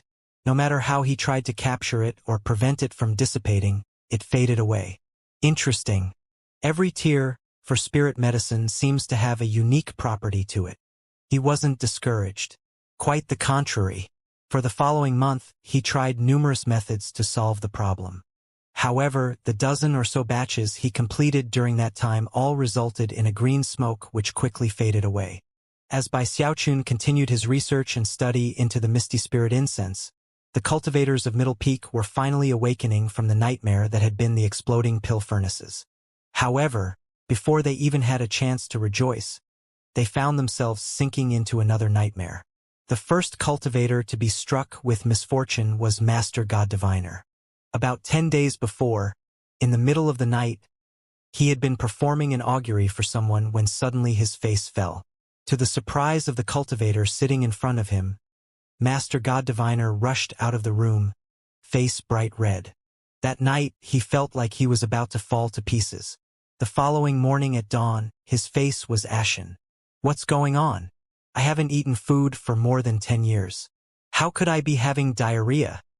Clutching his abdomen, he tried to perform a divination, but before he could finish, a growling sound echoed out from inside of him. Soon, one cultivator after another was affected. Regardless of whether they were in their immortal's caves or not, anyone on Middle Peak who breathed in the aura caused by the green smoke would be stricken with diarrhea. It didn't matter when or where they were. If it were an ordinary case of diarrhea, it might not have been a big deal. However, days passed, and the situation only continued to worsen. The ones who had it best off only ended up visiting the restroom 10 or more times per day. But for others, it was over 100. The cultivators of Middle Peak were starting to go crazy, and couldn't even imagine what sort of poison could be causing the situation. Some of the Foundation establishment cultivators couldn't handle it, and began to collapse unconscious. Someone's poisoned us. Damn it. What exactly is going on? This couldn't be Night Crypt, could it? A plague of diarrhea had struck the lower finger of Middle Peak. There was an invisible poison mist that seemed to affect any cultivator who encountered it, regardless of the level of their cultivation base. Soon, Middle Peak was virtually a ghost town. Everyone was on the verge of going completely insane, and yet barely had the energy to move. Unfortunately, it wasn't a problem that simply went away after a short time passed. Song K lay prone, listless and weak. He had visited the restroom so many times that by this point, he almost felt like a mortal. What's happening? People moaned. It must be Night Crypt. He's concocting medicine, and the aura is spreading out and doing this to us. More and more people began to come to the same conclusion. However, no one could even go to investigate. The diarrhea had gotten so bad that most people couldn't even leave their immortals' caves. Soon, the upper finger was being affected. Song Junwan simply left, shaking in fear at the thought of medicine concocting. Just what kind of concocting is he doing? She sighed, looking down sympathetically at Middle Peak. How could it be so terrifying? Eventually, word spread to the other 3 mountain peaks, and the cultivators there began to laugh and joke about the matter. Some of them went over to the vicinity of Middle Peak to investigate for themselves, but they quickly returned and went into secluded meditation. Eventually, the cultivators of Middle Peak began to leave. Unfortunately, they could only crawl, so that was how they made their escape. They crawled slowly away, unwilling to remain behind any longer. Sadly, they had been severely poisoned, so even after leaving, the symptoms lingered. Everyone teetered on the verge of collapse, glaring in terror at Bai Xiaochun's immortal's cave. If they had to choose between this and exploding furnaces, they would pick the furnaces. Night Crypt is so vicious. He's definitely getting revenge on us. Damn it. We shouldn't call him Night Devil, we should call him Plagued Evil. Night Crypt the Plagued Evil. As time passed, and the Foundation establishment cultivators simmered in suffering, their hatred for Bai Xiaochun dissipated. Most of them resolved that in the future, they would do anything possible to avoid provoking him. He was truly a terrifying figure, and his tactics of cutting down his enemies with invisible medicinal pills was truly mind-numbing. Furthermore, quite a few cultivators changed their mind about the Tao of medicine, and decided that they should spend more time studying it. Even Ancestor Peak took note of what was happening. Of course, Bai Xiaochun had no idea what was going on. Because he cultivated the undying live forever technique, he wasn't affected at all, and was completely consumed in the Tao of medicine. A month later, he finally solved the problem of the green smoke, and succeeded in concocting the Misty Spirit incense. Then he went on to concoct some other Tier 4 spirit medicines. Eventually, he raised his success rate to 70%. By that point, he had run out of medicinal plants and was forced to take a break. Spirit medicine in hand, he sighed and walked out of the Immortal's cave. It was a bright, sunny morning, but for some reason, everything seemed unusually quiet. Bai Xiaochun looked around and found that Middle Peak was completely empty. At first he was shocked, but then he was pleased. He had finally managed to concoct some medicine without affecting people in the area. Sighing again, he began to walk along through Middle Peak. Before long, though, he started to get nervous. Why is it so quiet? He thought. Something seemed off. By the time he reached the bottom of the mountain, he hadn't seen a single person, or even detected any signs of life. All of the Immortal's caves seemed empty. Where is everyone? Blinking, he started to get even more nervous, and then picked up his pace. Soon, he caught sight of one of the Middle Peak Foundation establishment cultivators, hobbling along with the help of 2 inner sect disciples. When the cultivator looked up and saw Bai Xiaochun, a tremor ran through him, and his eyes widened as if with fear as he raised a trembling finger to point at Bai Xiaochun. Are you finished concocting? He asked. Ha! Bai Xiaochun replied, a bit confused. Yeah, I'm finished. As soon as the words left his mouth, the cultivator shivered, then turned toward the inner sect district and yelled as loud as he could. You can all come out now. Let's go back to our Immortal's caves. Plagued Evil is finished concocting medicine. Soon, cries of relief rang out from numerous Immortal's caves in the inner sect as countless figures appeared, supported by inner sect disciples. They all looked gaunt and sallow, their expressions simultaneously listless and excited. Are you serious? Plagued Evil finally finished with his medicine concocting? The heavens do have eyes. We can finally go back to Middle Peak. Song K was in the crowd, his legs trembling as he glared at Bai Xiaochun. He was unlike the rest of the crowd. He had not been cowed into fear and still wanted to kill Night Crypt. Bai Xiaochun scratched his head guiltily as the crowds of inner sect disciples helped the Foundation establishment cultivators on their way back to Middle Peak. For the time it takes an incense stick to burn, he watched hundreds of people passing him. Then Song Junwan flew by overhead, and then circled around to land in front of him, mixed emotions on her face. Big sis Song, he said carefully. Finished concocting? She asked with a wry smile. Give me the spirit medicine. I'll take it to the patriarch. Bai Xiaochun quickly pulled 5 Tier 4 spirit medicines out of his bag of holding. They were only a portion of what he had concocted. The rest he kept to himself naturally. Song Junwan accepted them, and after examining them briefly, was clearly moved. She gave Bai Xiaochun a deep look, then smiled. Telling him to wait for her, she flew toward the top of Middle Peak. Bai Xiaochun was already feeling very nervous. He knew the rules in the Bloodstream sect. Although he was confident that he had done enough to impress the leadership of the Bloodstream sect, he was still a bit anxious. He waited for the time it takes an incense stick to burn, whereupon Song Junwan returned. A strange look could be seen in her eyes as she handed him a command medallion, then lifted his chin with her finger. Her breath smelled like orchids as she said, "The patriarch wanted me to tell you that from now, as long as you don't betray the sect, you will be treated like a direct descendant of the Song clan." Bai Xiaochun's eyes sparkled at the thought of being to do virtually anything he wished in the sect. Feeling extremely proud of himself, he looked back at the lovely Grand Elder, and then reached out and lifted her chin with his finger. "Does this count as betraying the sect?" he said with a chuckle. Song Junwen's eyes went wide. In all her life, she had never encountered anyone who dared to flirt with her in such a way. She instantly blushed, but then her eyes flickered with cold light. "It seems I need to teach a bit about why Grand Elders are supposed to be respected."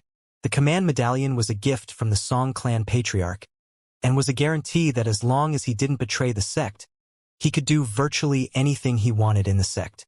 He could even kill people with impunity. Unfortunately, it was useless when dealing with Song Junwan. It didn't matter that he was in mid-foundation establishment. There was no way he was a match for someone like her, a top expert who was on the verge of reaching core formation. Of course, Song Junwan didn't attack him. She merely glared at him for a moment before turning and leaving. Over the course of the following days, news about Night Crypt successfully concocting a Tier 4 spirit medicine spread throughout the entire Bloodstream sect. Everyone, Prime Elders included, heard about the matter. Even the Blood Rippers, who were almost always in secluded meditation, caught wind of the name of Night Crypt. It was the same with the rest of the patriarchs. The Song clan patriarch seemed to take him especially seriously, and his attitude determined the attitude of the Song clan. Of course, the Song clan was a major force in the Bloodstream sect, with roots that ran very deep. Eventually, news about Night Crypt and his medicine concocting leaked out of the sect to the Cultivator clans. Word even reached the Spirit Stream sect. Ho Yunfei and Bai Xiaochun's other friends were all struck speechless. Some of them couldn't help but think of Bai Xiaochun.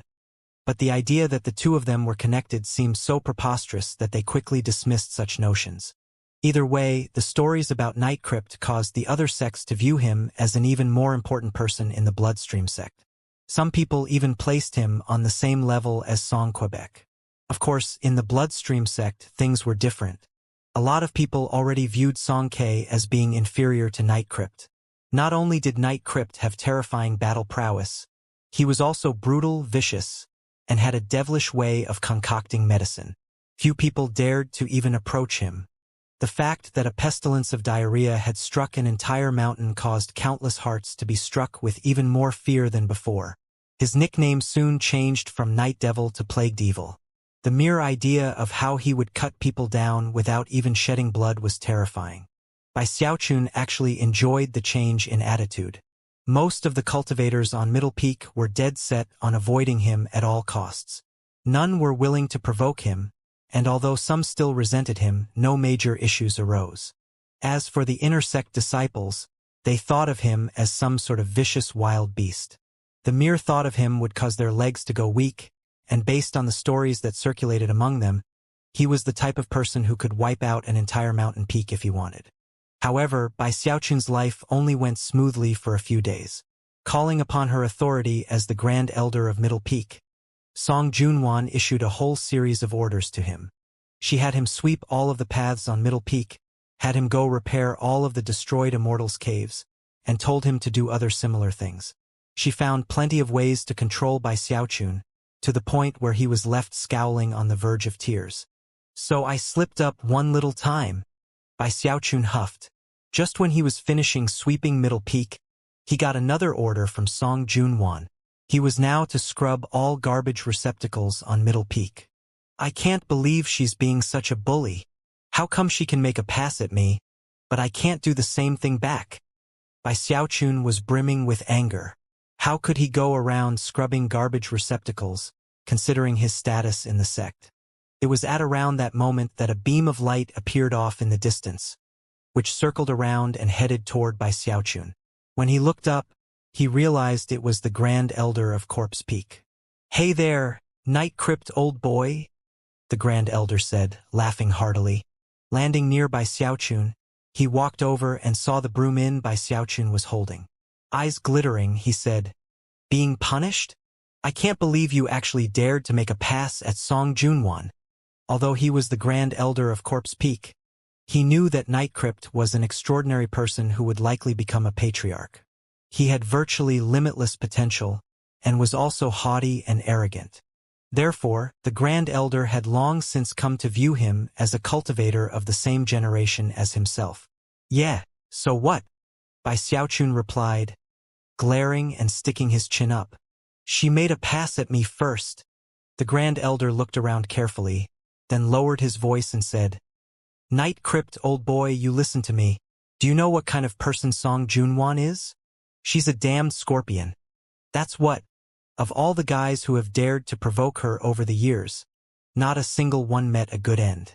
In fact, years ago, when she was in the chi condensation stage, I personally witnessed how she dealt with someone who treated her improperly.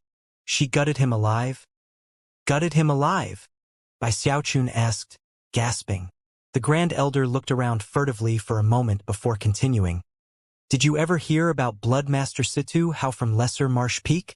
A few years ago, he harbored malicious intentions toward Song Junwan. She chased him all the way to Nameless Peak, and almost managed to gut him too. She guts Blood Masters?" Bai Xiaochun felt his scalp tingling like mad. He knew that in the Bloodstream sect, Blood Masters occupied a very high position, similar to the sect leader. In fact, in some ways, they were even more powerful than the sect leader. The sect leader couldn't directly issue orders to the cultivators of a mountain peak, but a Blood Master could. Furthermore, only by reaching core formation and becoming a Blood Master could someone ever have a chance of becoming a Blood Ripper. Blood Rippers were the most important force in the sect next to the Patriarchs. For various reasons, Blood Masters were people who could drive countless other members of the sect into madness. Bai Xiaochun was more nervous than ever. After glancing up at the upper finger, he looked back at the Corpse Peak Grand Elder and said, "What are you doing here anyway? Trying to scare me? Why would I want to scare you, Nightcrypt, old boy?" He replied, smiling broadly. "I'm just telling you the facts. Hey, we've been friends since your days in the inner sect, haven't we? Such good friends. In fact, I even went to the sect leader and asked if it would be alright to invite you to Corpse Peak to concoct some medicine. If you do, then you won't have to follow any orders from that ogre Song Junwan, right? How about this? Take as much time to think it over as you need. Don't worry, I'll provide you with all the medicinal ingredients. Actually, they've already been prepared. After you're finished, you'll have my profound thanks." "Oh right. The Corpse Peak Bloodmaster said that if you agree to concoct medicine for us, he'll give you that emerald zombie you refined as a gift." The Corpse Peak Grand Elder slapped his bag of holding and produced a command medallion, which was none other than the device to control the emerald zombie. Bai Xiaochun looked at it and confirmed that it was the very control device which he had handed over, the one that controlled the emerald zombie. Of course, if he wanted to, he could invalidate the command medallion with a mere thought at any time. However, the idea of concocting medicine at Corpse Peak to evade the punishments of Song Junwan seemed like a wonderful idea. He didn't agree right away, though. Instead, he put a hesitant expression onto his face. "You know," he said with a wince, "whenever I concoct medicine, fellow sect members often suffer. I'll personally kill anyone who complains." The Grand Elder responded immediately. "Nightcrypt, old boy. Rest at ease and concoct to your heart's content. As long as you can make me a Tier 4 inverse blood corpse refining pill, then anything goes." Bai Xiaochun cleared his throat. He was about to continue to play hard to get when suddenly, a cold snort echoed out from the upper finger. "Nightcrypt, why haven't you started scrubbing yet? And then there's you, old fogey. What are you doing off of Corpse Peak? Why are you always interfering in my business on Middle Peak?" It was none other than Song Junwan. As soon as her voice rang out, Bai Xiaochun grabbed the arm of the Corpse Peak Grand Elder. "I agree. When do we leave?" "Now," replied the Grand Elder, elated. Throwing his head back and laughing uproariously, he unleashed the power of his cultivation base, taking Bai Xiaochun with him as he shot toward Corpse Peak in a beam of light. At first, Song Junwan's jaw dropped in shock, But then a strange fire began to rage in her heart, and she flew out to block the path of the Corpse Peak Grand Elder. "Where do you think you're going, Night Crypt?" However, it was at that very moment that a blood-colored beam of light shot out from Corpse Peak. It was a middle-aged man with a mane of blood-colored hair, wearing a long, blood-colored robe. Even his skin was the color of blood, and eyes shone with piercing light. Clearly, he had a Foundation establishment cultivation base, and yet he emanated an energy that was no weaker than that of a prime elder. A single step put him directly in front of Song Junwan. Junwan, junior brother Night Crypt, is a famous person in the sect. Even the patriarchs like him. It's fundamentally wrong to force him to do such menial, humiliating tasks. Junior brother Night Crypt has agreed to come to Corpse Peak to concoct medicine. So just calm down. We won't treat him badly. The man waved his right hand, and Corpse Peak trembled, as though it were resonating with him. At the same time, incredible pressure weighed down in all directions. "Wyncliffe, I don't care if you're the blood master of Corpse Peak. What gives you the right to interfere in Middle Peak's affairs?" Song Junwan's eyes flickered with killing intent as she stared at the blood-colored figure, who was none other than Blood Master Wyncliffe from Corpse Peak.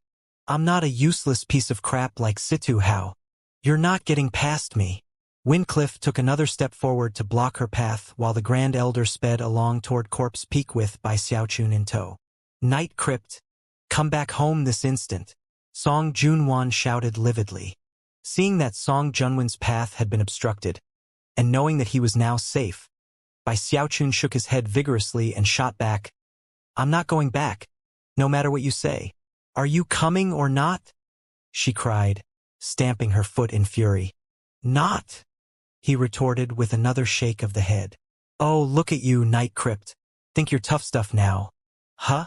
If you don't come back this instant, then you can forget about ever coming back." With that, she turned angrily and headed back toward Middle Peak. "Fine," Bai Xiaochun said with an angry snort. "I'm never going back." Then he turned and headed toward Corpse Peak. By this point, the Grand Elder was sweating as he looked first at Bai Xiaochun, and then back at the equally furious Song Junwan. "You too?" he said hesitantly, starting to wonder exactly what had gone on between them. The exchange that had just gone on left the Corpse Peak Grand Elder, as well as Blood Master Wyncliffe, blinking in shock. Something about the whole conversation seemed a bit off. They weren't the only ones to have such a reaction. Any other cultivator who heard their argument couldn't shake the feeling that they were hearing a fight between a husband and wife. It was like a husband angrily storming out of the house and the wife cursing him the entire way. Song Junwan returned to the upper finger of Middle Peak, her face a mask of rage as she flew over her blood lake and toward her immortal's cave. Before the door could even swing open like it usually did, she kicked it as hard as she could. A huge boom echoed out, and the door trembled as cracks spread out across its surface. "That lousy Night Crypt thinks he's all grown up now, does he? How dare he say he won't come back home with me?" She kicked the door again, and it collapsed into pieces, whereupon she stormed into her immortal's cave. The 4 attendants outside were shivering in shock. They had never seen the Grand Elder this angry. She had actually destroyed the door to her own immortal's cave. Soon, more bangs and crashes could be heard from inside as Song Junwan threw things to the ground and smashed them into the walls. However, she was only partially done venting her anger. She sat down where she was, her face flickering with a certain hidden bitterness that even she didn't realize was there. "Night Crypt, you ignoramus. I had you sweep the paths on Middle Peak and repair the Immortals' caves so that people wouldn't hate you so much. When someone makes a big scene like you did, people are bound to get jealous. Okay, so maybe asking you to scrub the garbage receptacles was a bit excessive, but all you had to do was come ask me, come beg me, and I would have let you off the hook." Song Junwan was only getting more and more mad. "But then you decided to collude with outsiders. I can't believe you ran away. You say you're not going to come back? Fine. Don't come back for the rest of your life." She grabbed a nearby jug of alcohol and smashed it on the ground. The attendants outside exchanged embarrassed looks, then simply looked down at their toes and pretended they hadn't heard anything. Meanwhile, in Corpse Peak's Blood Master Temple, Bai Xiaochun was sitting there stewing in fury. In his opinion, Song Junwan was being far too overbearing. What right did she have to ask him to do all those things? Was she in charge of whether or not he concocted pills for people? That shrew's temper is ridiculous, he grumbled. Blood Master Wincliffe was sitting there in front of him, a strange half-smile on his face. The Grand Elder was also nearby, an equally odd expression on his face. The two of them exchanged a glance. By now, both of them were convinced that something was going on between Night Crypt and Song Junwan. "Take a deep breath, junior brother Night Crypt," said Blood Master Wincliffe, smiling. "Why don't we talk about the medicine concocting situation?" Bai Xiaochun looked up. This was his first time actually getting a look at Wincliffe. After examining him for a moment, he nodded. Recently, he had realized that, considering how famous he was, he should act a bit more arrogantly. "First things first," he said, sticking his chin up. "If anything bad happens while I'm concocting the pill, you people have to take responsibility. Don't worry about anything," Wincliffe said. Smiling, he handed a bag of holding to Bai Xiaochun. Not only was he not put off by Xiaochun's show of arrogance, he actually approved of it. What he cared about was the Tier 4 spirit medicine. As long as Night Crypt could concoct it, then it meant his own refined corpses could become more powerful. The Grand Elder laughed heartily. Come, Night Crypt, old boy," he said. "Let me show you to the Immortal's cave we've prepared for you. If it's missing anything, just say the word." With that, the Grand Elder gave a look to the Bloodmaster and then led Bai Xiaochun out of Bloodmaster Temple. Corpse Peak viewed Night Crypt as someone very important, and had arranged a special location just for him on the border between the lower and upper fingers. It was in a wide-open area that had already been cleared of other cultivators. Of course, news that Night Crypt had come to concoct medicine had already begun to spread through Corpse Peak. Upon hearing the news, many of the Corpse Peak cultivators blanched in response. After thinking about the tragic fate of Middle Peak, they decided to be more vigilant than ever. "I heard that the Bloodmaster and the Grand Elder personally invited Night Crypt over to concoct medicine. We definitely need to watch out. Night Crypt is also called Plagued Evil. The terrifying way he concocts medicine is the talk of Middle Peak." There were some cultivators who didn't take the matter too seriously, assuming that the stories were mere exaggerations. Who cares about medicine concocting? Could it really affect us that much? That whole diarrhea thing only happened because they got careless. As long as we're on guard, nothing bad could possibly happen. Let's see what heaven-shaking, earth-shattering things happen when this Night Crypt concocts medicine. Regardless of the various reactions on Corpse Peak, the Bloodmaster and the Grand Elder issued orders that the area around Bai Xiaochun's concoction cave was forbidden. No one was allowed to get close. Bai Xiaochun was very pleased with all the preparations, especially the Immortal's cave they had prepared just for him.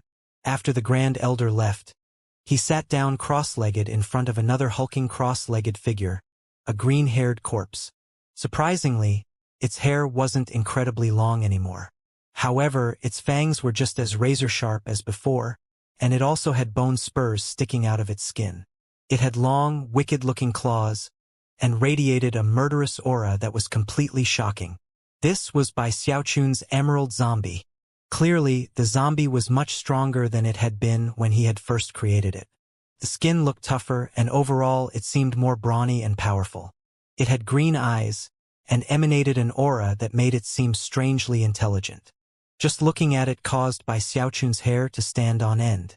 Although he had personally created the Emerald Zombie, he still found it terrifying. "Not cute at all," he said, glaring. "Put those fangs and claws away, and shorten that hair a bit." As soon as the words left his mouth, the Emerald Zombie shivered. Its fangs and claws, as well as the bone spurs, all vanished. As for its hair, it shrank down until it was almost invisible. Its murderous aura also faded a bit. It was still green, but now it looked a lot more normal. After a moment, it looked over at Bai Xiaochun, seemingly a bit sluggish. "That's better," Bai Xiaochun said, pleased. With one last glance at the area outside of the Immortal's cave, He opened the bag of holding the Bloodmaster had given him, which was filled with a large amount of medicinal plants. Although there weren't as many as the Song clan patriarch had given him, they were equally valuable. There were even some plants which were more valuable than the ones the Song clan patriarch had provided, and of higher quality. It seems that Corpse Peak's Bloodmaster has quite a bit of resources on his hands. There were also plenty of blood flame stones and pill furnaces in the bag of holding, as well as a jade slip that had the medicine formula for the inverse blood corpse refining pill. Bai Xiaochun took the medicine formula and began to study it. Soon his eyes widened. The medicine formula was actually not very easy to understand, and there were many areas where the explanations were quite vague. Without true knowledge of how to concoct Tier 4 spirit medicine, it would be impossible to understand. In fact, even with such skill, the formula was still difficult.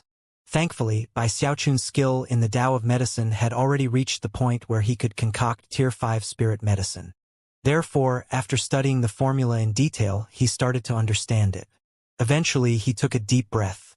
This inverse blood corpse refining pill uses corpses as furnaces to brew corpse pills. 49 corpses have to be withered into the form of corpse pills. Then, the 49 corpse pills are combined together to make the inverse blood corpse refining pill. This is not a pill designed to be consumed by the living. It's meant to be fed to a refined corpse. With this pill, a shadow zombie could be upgraded to a core formation level flying ghoul. Strange light gleamed in his eyes as he looked at the medicine formula. This isn't a Tier 4 spirit medicine. This is more like Tier 6 medicine, which has been simplified to some extent by some almighty practitioner of the Tao of medicine. Only by splitting it up into 49 smaller processes can it be successfully concocted by someone at the Tier 4 level. A simplified spirit medicine like this would be much weaker than the original, and would have a limited success rate. However, in combination with certain other techniques, the success rate could be pushed a bit higher. So, spirit medicines can be concocted in this way too, huh? Bai Xiaochun almost couldn't believe it, so he decided to continue to study the formula. Muttering to himself, he would occasionally look up at the emerald zombie. After years of refinement performed by the Grand Elder of Corpse Peak, the emerald zombie had reached a battle prowess equivalent to the great circle of chi condensation. If it could make a breakthrough, it would be like a shadow zombie, equal to the foundation establishment stage. It would be a big waste to give a spirit medicine like this to the Bloodmaster. It would be way better to concoct it and use it on my own zombie. But in that case, how would I explain things to Corpse Peak? I can only imagine what bad things might happen then. Rubbing his chin, he looked at the medicine formula. Eyes shining, he continued to do more research. Time passed. Half a month later, Bai Xiaochun suddenly looked up, panting.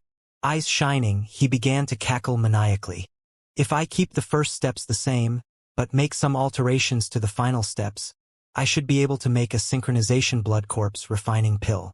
After refining the 49 corpses into pills, I can use my emerald zombie to serve as an enormous pill cauldron, and in the end reverse its blood flow.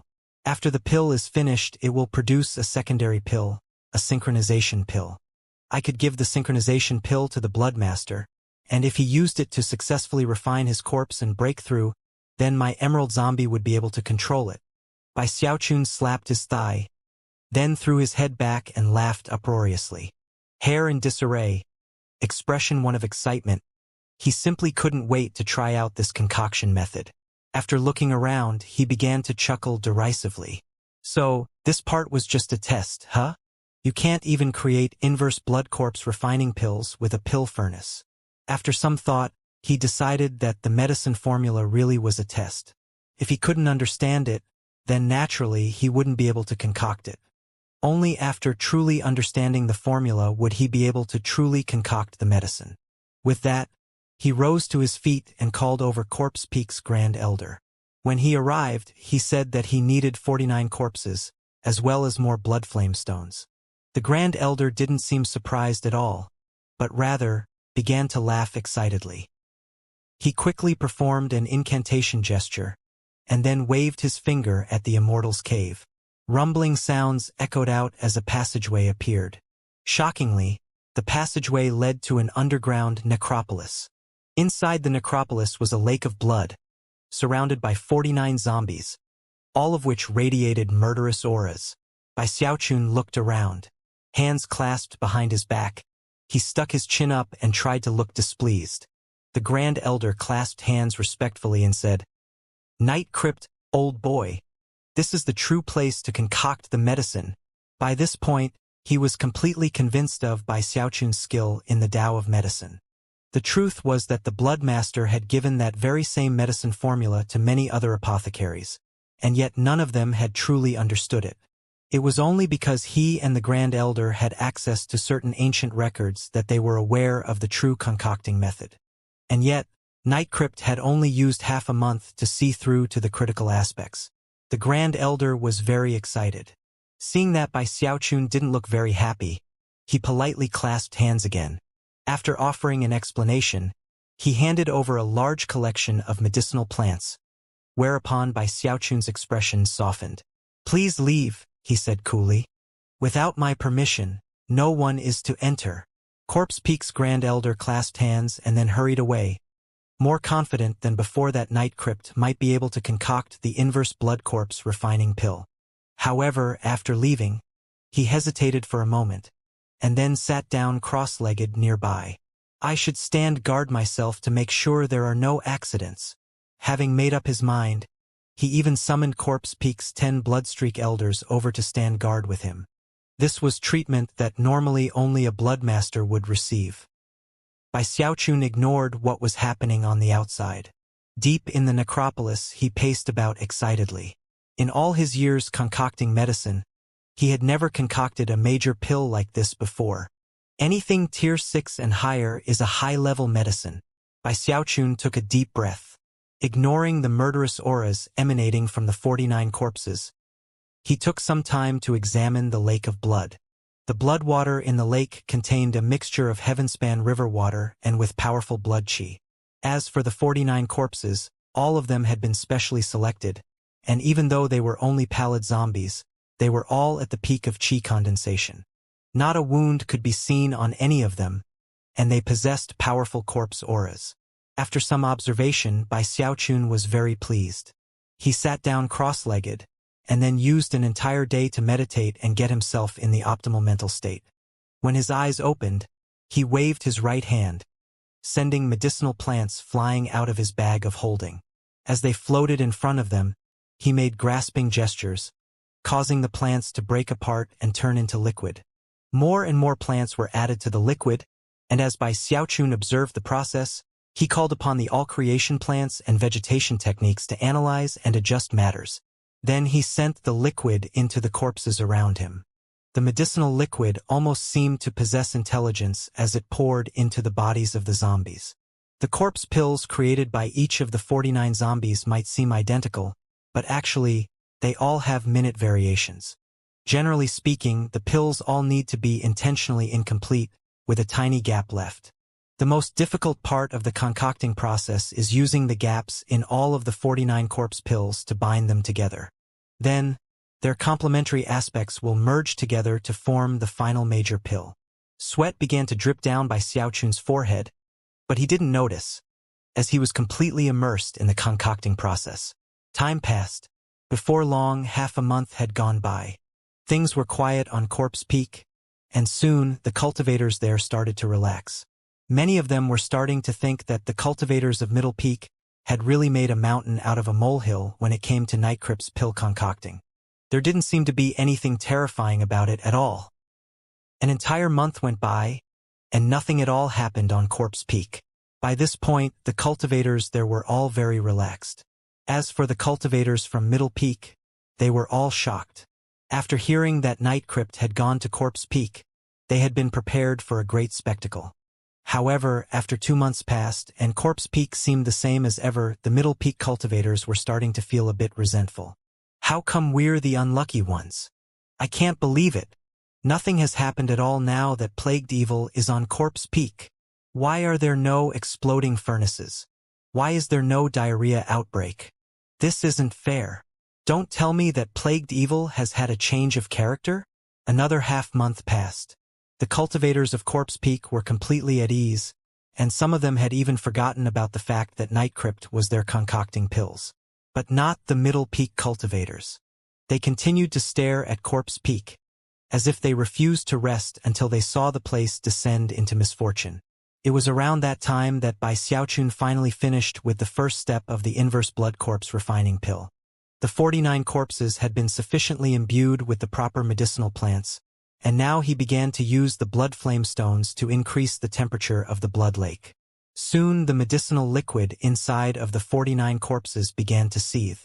Another month passed, and the Middle Peak cultivators felt dead inside. They were furious at the unfairness of the situation, and were starting to think that Nightcrypt didn't deserve to be called plagued evil. But then, something happened. The 49 corpses began to slowly wither. As they did, Bai Xiaochun's expression brightened, and he performed constant incantation gestures, which, in turn, caused one gray corpse pill after another to rise up out of the lake of blood. The critical moment has arrived.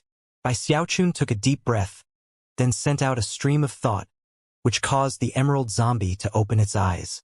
Suddenly, 49 green hairs emerged from the emerald zombie, which spread out and pierced into the 49 corpse pills, then began to absorb them.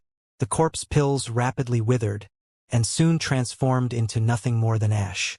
All of their essence had been absorbed by the emerald zombie, and was transformed into 49 streams of flowing energy. Bai Xiaochun's expression turned very serious as he hurried over to the emerald zombie, where he waved his right hand back and forth through the air. Almost immediately, the emerald zombie became like a pill furnace, and the 49 streams of energy inside it began to form together into the inverse blood corpse refining pill.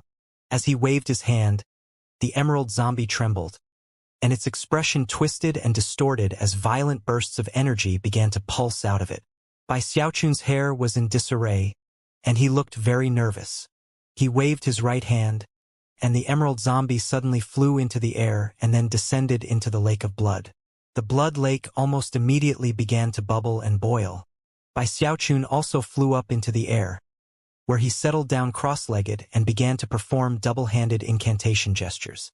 With every movement of his fingers, the lake of blood would erupt with blood qi, which poured into the emerald zombie. 3 days passed by in a flash. During that time, the 49 streams of energy inside of the emerald zombie seemed incapable of fusing together. Every time they were about to, they would spontaneously separate. The emerald zombie's body was beginning to shrivel, and some parts of it even seemed to be hovering on the verge of collapse. As it struggled, its fangs, claws, bone spurs, and green hair all appeared in full, and began to distort. However, it seemed impossible to restore them to their original condition. How could this be happening? Bai Xiaochun was starting to get very nervous. It seemed that if he kept going, the emerald zombie might be destroyed. However, he wasn't willing to allow this concoction to fail. He suddenly reached up with his hand and pushed down onto his forehead, causing his forehead to split open, and his heaven-span Dharma eye to appear. As soon as it did, he could clearly see the 49 streams of energy inside the emerald zombie, and how they were completely mixed and jumbled. The jumbled energy streams were apparently a result of the blood water in the lake of blood. Although the blood water was a precious material on Corpse Peak, Bai Xiaochun could now see how mixed and impure it was. At this critical juncture, the jumbled energy streams were polluting the emerald zombie and making it impossible for the corpse auras to merge together. Damn it! How come the blood water medicinal liquid is so impure? Bai Xiaochun was getting very nervous. He knew that, to most other people, the medicinal liquid in the blood lake could be considered unusually pure. Actually, the type of liquid most cultivators used in corpse refining was much less pure. But Bai Xiaochun cultivated the undying live forever technique, and his undying blood qi was the most authentic. That was why the blood lake seemed so impure to him. I need to figure out a way to purify it as quickly as possible. There's no time to waste here. I'm going to have to use drastic methods.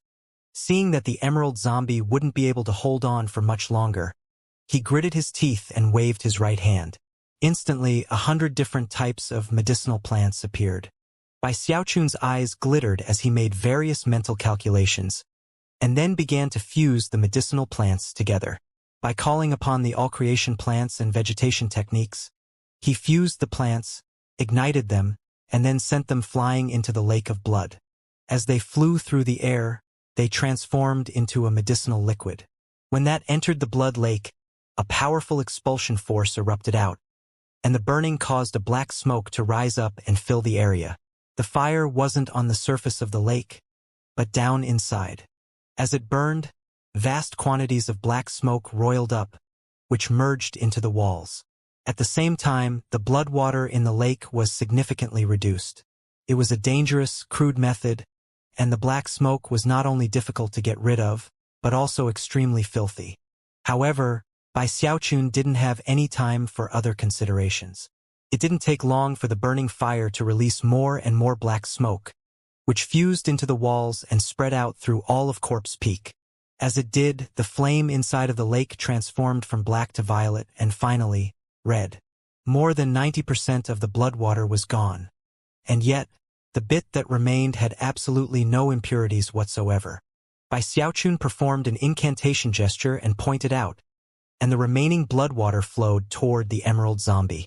As it merged into it, Bai Xiaochun howled. The 49 streams of energy finally fused together, and the corpse auras began to combine. As they did, they formed a vortex in the emerald zombie's dantian region, whereupon the shape of a major pill could be seen.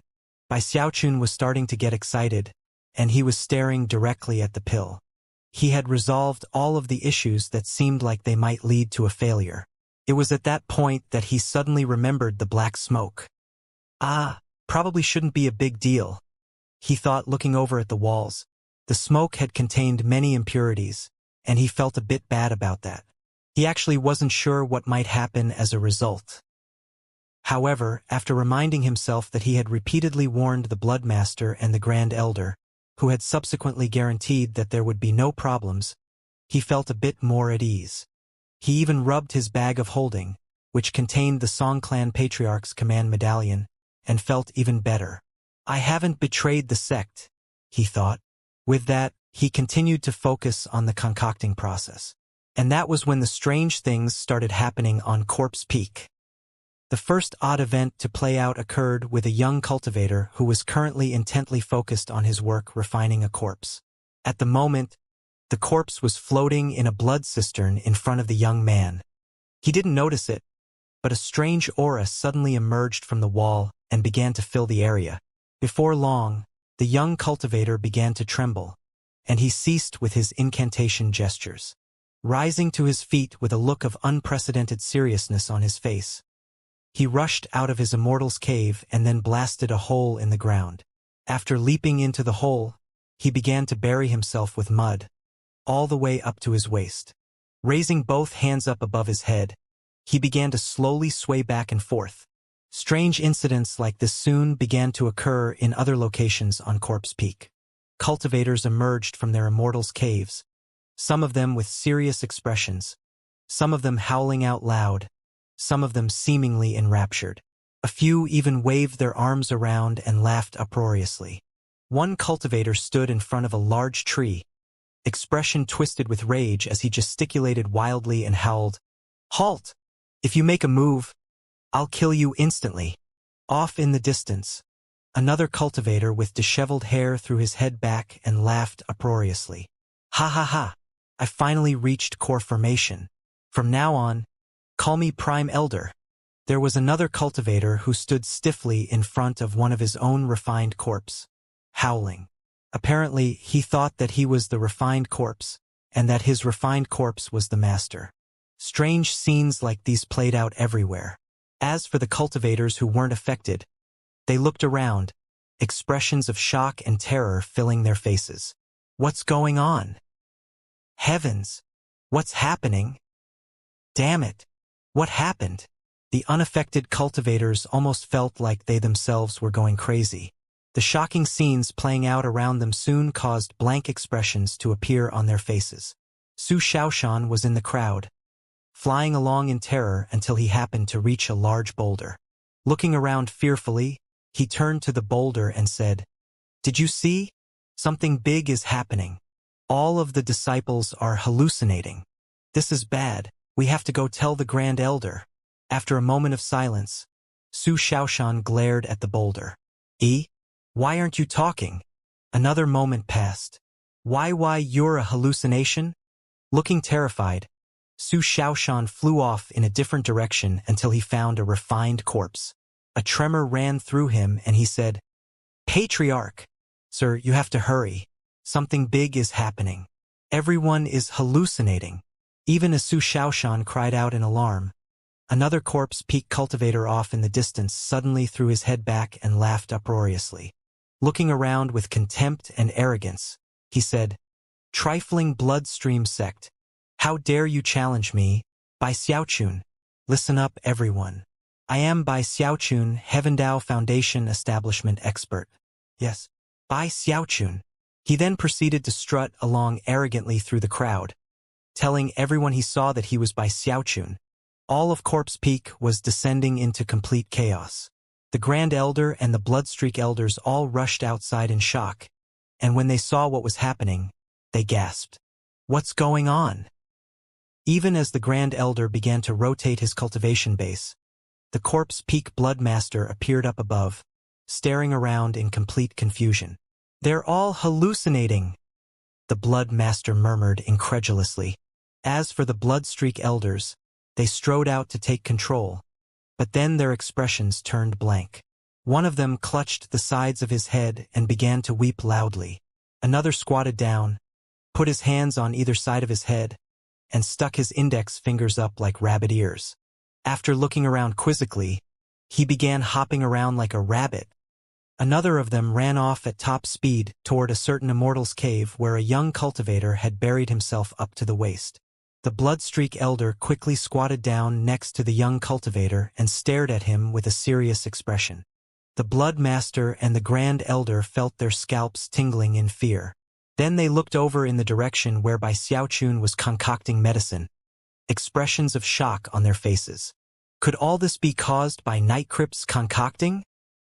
Even concocting medicine shouldn't cause something as terrifying as this to occur.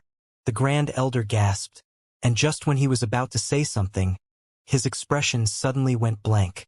Letting out a piercing cry, he stretched his arms out like wings and flew up into the air. Occasionally, he would swoop down and grab a cultivator, let out an odd cry, and then toss them back to the ground. Apparently, he thought he was an eagle. As he soared through the air, he would use his sharp eyes to spot cultivators down below, and then swoop down and grab them. The Bloodmaster's scalp was tingling so hard it felt like it might explode. He immediately flew high up into the air, unwilling to be anywhere near Corpse Peak, his eyes shining with terror. How could this be happening? The people paying the closest attention to Corpse Peak were the cultivators of Middle Peak. As soon as things started to unravel, they flew over to take a look. When they saw the bizarre spectacle playing out, they began to gasp and back up, not daring to get too close. Plagued evil finally unleashed the whirlwind. This is horrifying. What's wrong with them? Don't tell me they're hallucinating. Hallucinations like that must draw upon their deepest desires. Heavens! I can't believe one of them keeps saying he's Bai Xiaochun. What does he want deep down inside? To become Bai Xiaochun. Song Ke flew up into the air and looked over at Corpse Peak, gasping. The first person he saw was Su Shaoshan, who was prostrating himself in front of a refined corpse, calling it Patriarch. Shortly afterward, Su Shaoshan flew off in a different direction, reaching a relatively wide-open section of Corpse Peak, where he suddenly flopped to the ground and stopped moving. The Middle Peak cultivators weren't the only ones to notice that something strange was going on. Soon, people from Nameless Peak and Lesser Marsh Peak realized that something odd was happening, and flew over to check out the situation.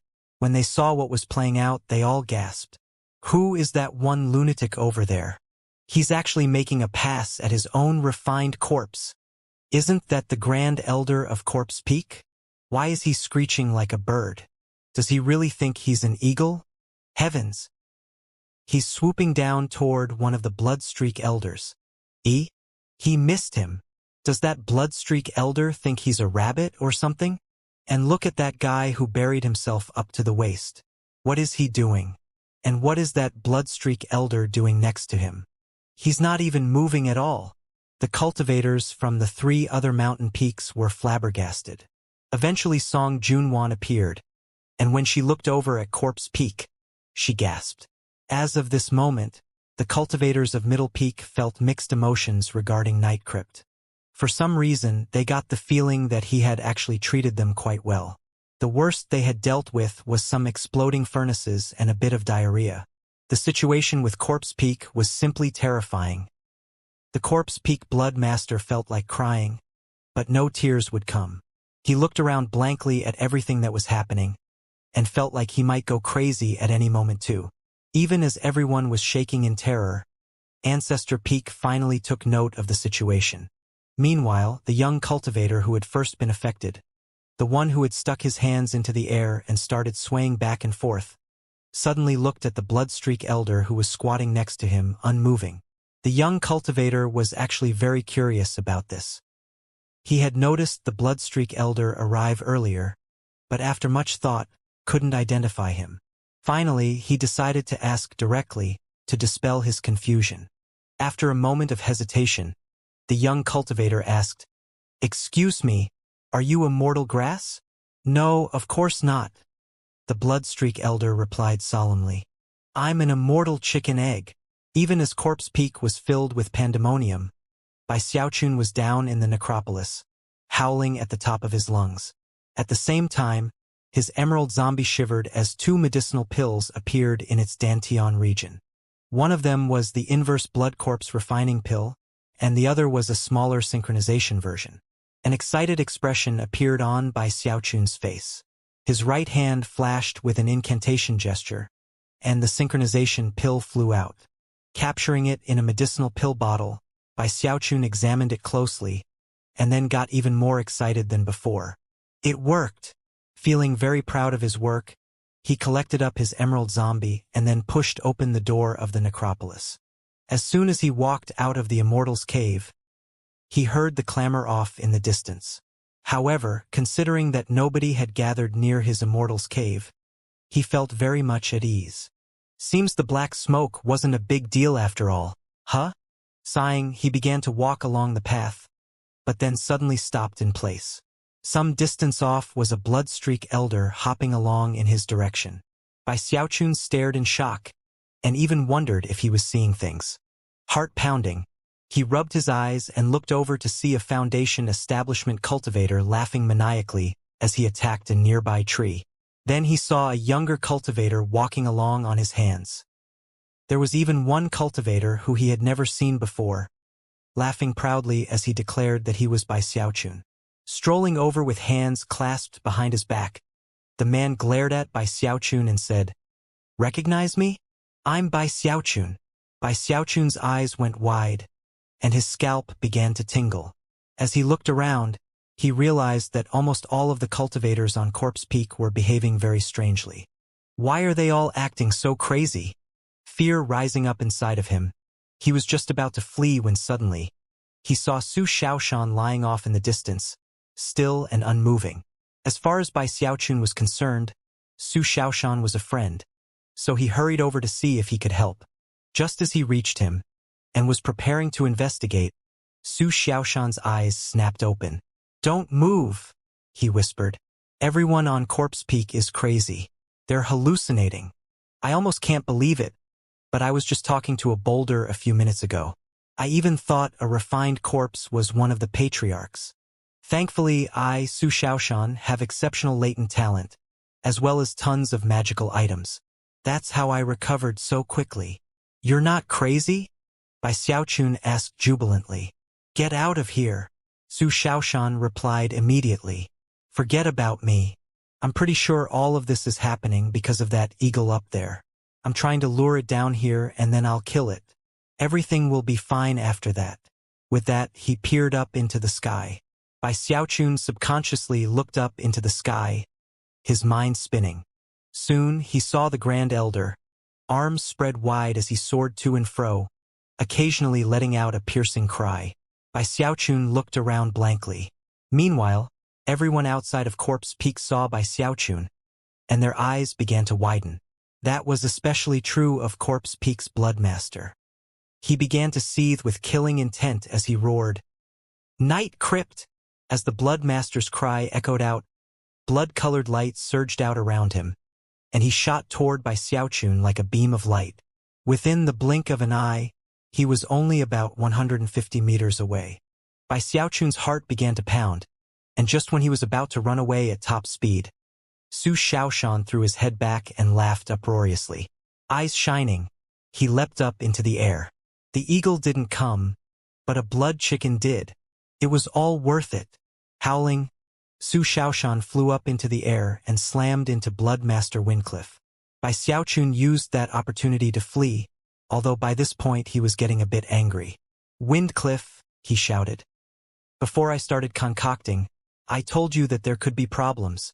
You personally said not to worry at all. What do you think you're doing?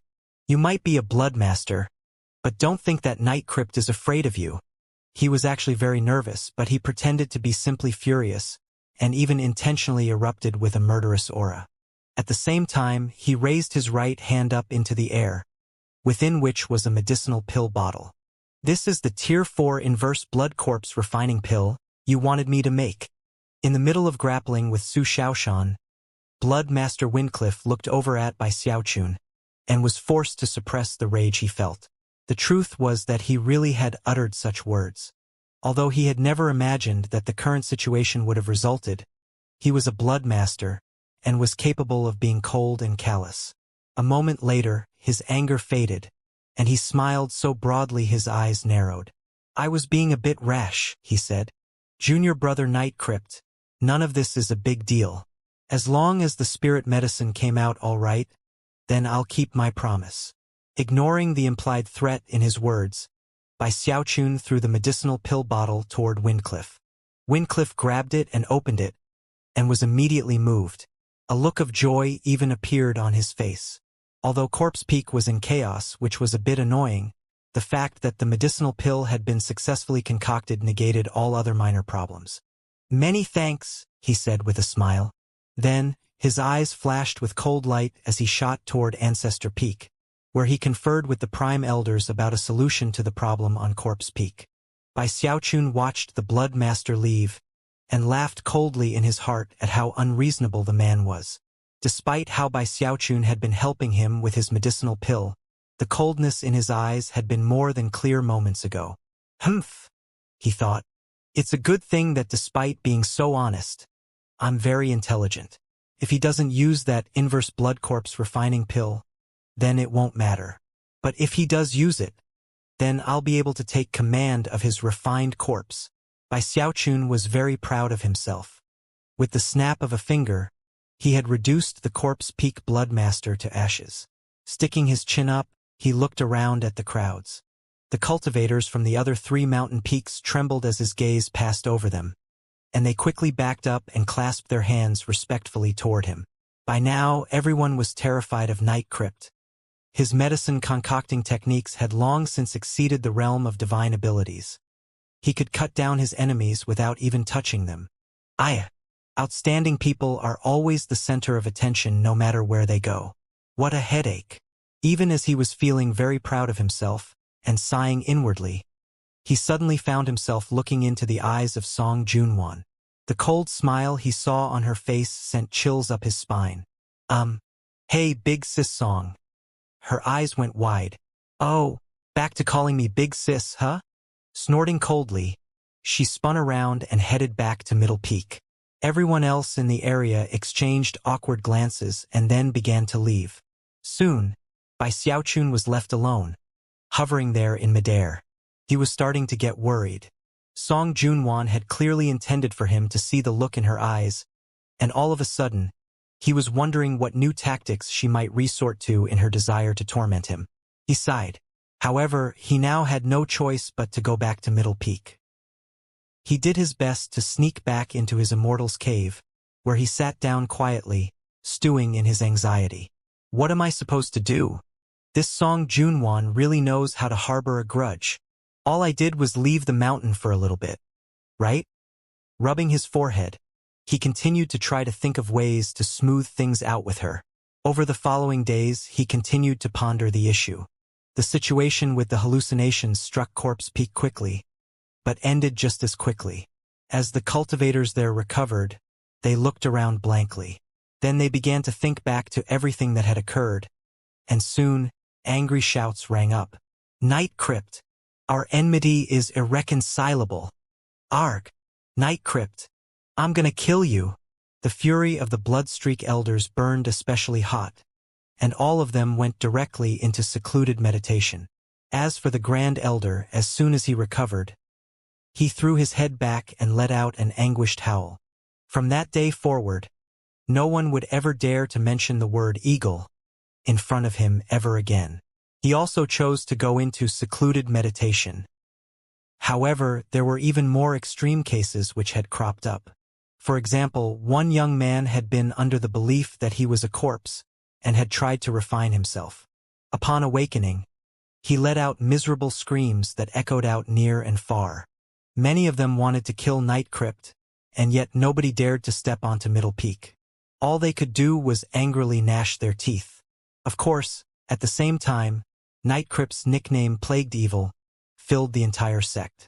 Eventually, word of Plagued Evil spread far and wide. When Bai Xiaochun caught wind of it all, he was actually moved. Although his impression of the Bloodstream sect cultivators as being violent and short-tempered only deepened, he was also deeply grateful for how well the leadership treated him. Whenever he caused huge problems, he never had to deal with any consequences. As far as Song Junwan was concerned, he had finally come up with an idea of how to handle her. The only option is to give her a gift, he thought, sighing. After much thought, he began to concoct some medicine. A few days later, he had produced a single green medicinal pill, which he placed in a pink medicinal pill bottle. Then he left his immortal's cave and began to nervously make his way toward the upper finger. Along the way, any Middle Peak cultivators who he encountered would respectfully clasp hands in greeting. However, he completely ignored them as he made his way along. Of course, the more coldly he treated them, the more it seemed to them that things were back to normal. Had he turned and smiled at them, their hair would have stood on end from fear. Before long, Bai Xiaochun was at Song Junwan's Blood Lake. After making his way across the path to the area behind the blood waterfalls, he clasped hands and bowed. Night Crypt requests an audience with Big Sis Song. The 4 attendants standing guard outside the door exchanged glances, and then one of them went inside to report the situation. Another hurried forward to attend to Bai Xiaochun. By now, there were all sorts of rumors in the sect about the exact nature of Night Crypt's relationship with Song Junwan. However, no one wanted to offend Night Crypt and get on his bad side. Bai Xiaochun waited for 2 hours, during which time the anger and anxiety in his heart built. It was evening before Song Junwan finally agreed to let him in. The door slowly opened, and Bai Xiaochun strode inside, trying look ice cold and filled with veins of steel. As soon as he entered, he looked over at the huge hot spring, and yet Song Junwan was not inside. Instead, she was sitting behind a table in an adjacent hall, staring at Bai Xiaochun with an expressionless face. Apparently, she was still angry. "Didn't you say you would never come back?" she asked coolly. "And yet, here you are, back again. What are you doing in my immortal's cave?" She wore a long violet gown, with her long hair coiled on top of her head and bound with a phoenix hairpin. Her garment was embroidered with black designs that made her seem particularly dignified. However, tiny droplets of water could be seen on her pearly neck, indicating that she had just bathed. Overall, anyone who looked at her would be hard-pressed to not want to ravish her on the spot. Bai Xiaochun blinked for a moment, then stuck his chest out and waved his sleeve. Expression cold, he frowned and said, "Enough!" Song Junwan's eyes widened. Never could she have imagined that Night Crypt would speak to her in such a tone. She slapped the arm of her chair, trembling in rage. However, that only made her seem more entrancing. She seemed on the verge of exploding. Her eyes were icy, and just as she was about to start cursing him, Bai Xiaochun snorted coldly and waved his right arm, sending a medicinal pill bottle flying toward her. Her rage did not lessen. With a cold laugh, she waved her hand, causing the pill bottle to shatter, and sending the medicinal pill flying out into the air.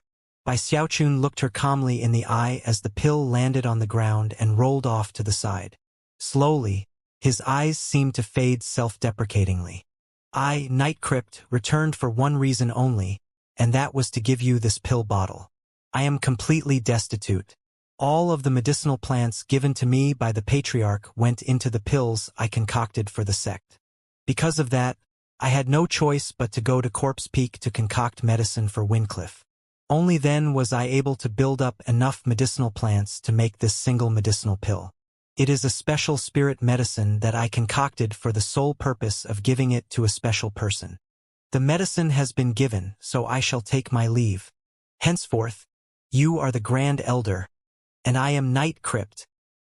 His voice seemed bitter and filled with pain, as if the shattered medicinal pill bottle was a reflection of the state of his heart, and the fallen medicinal pill had transformed his kind feelings into nothing more than ashes. Clasping hands, he bowed deeply, then turned and strode toward the door, looking completely and utterly lonesome. Song Junwan looked on in shock. She had assumed that Night Crypt would come to fawn ingratiatingly.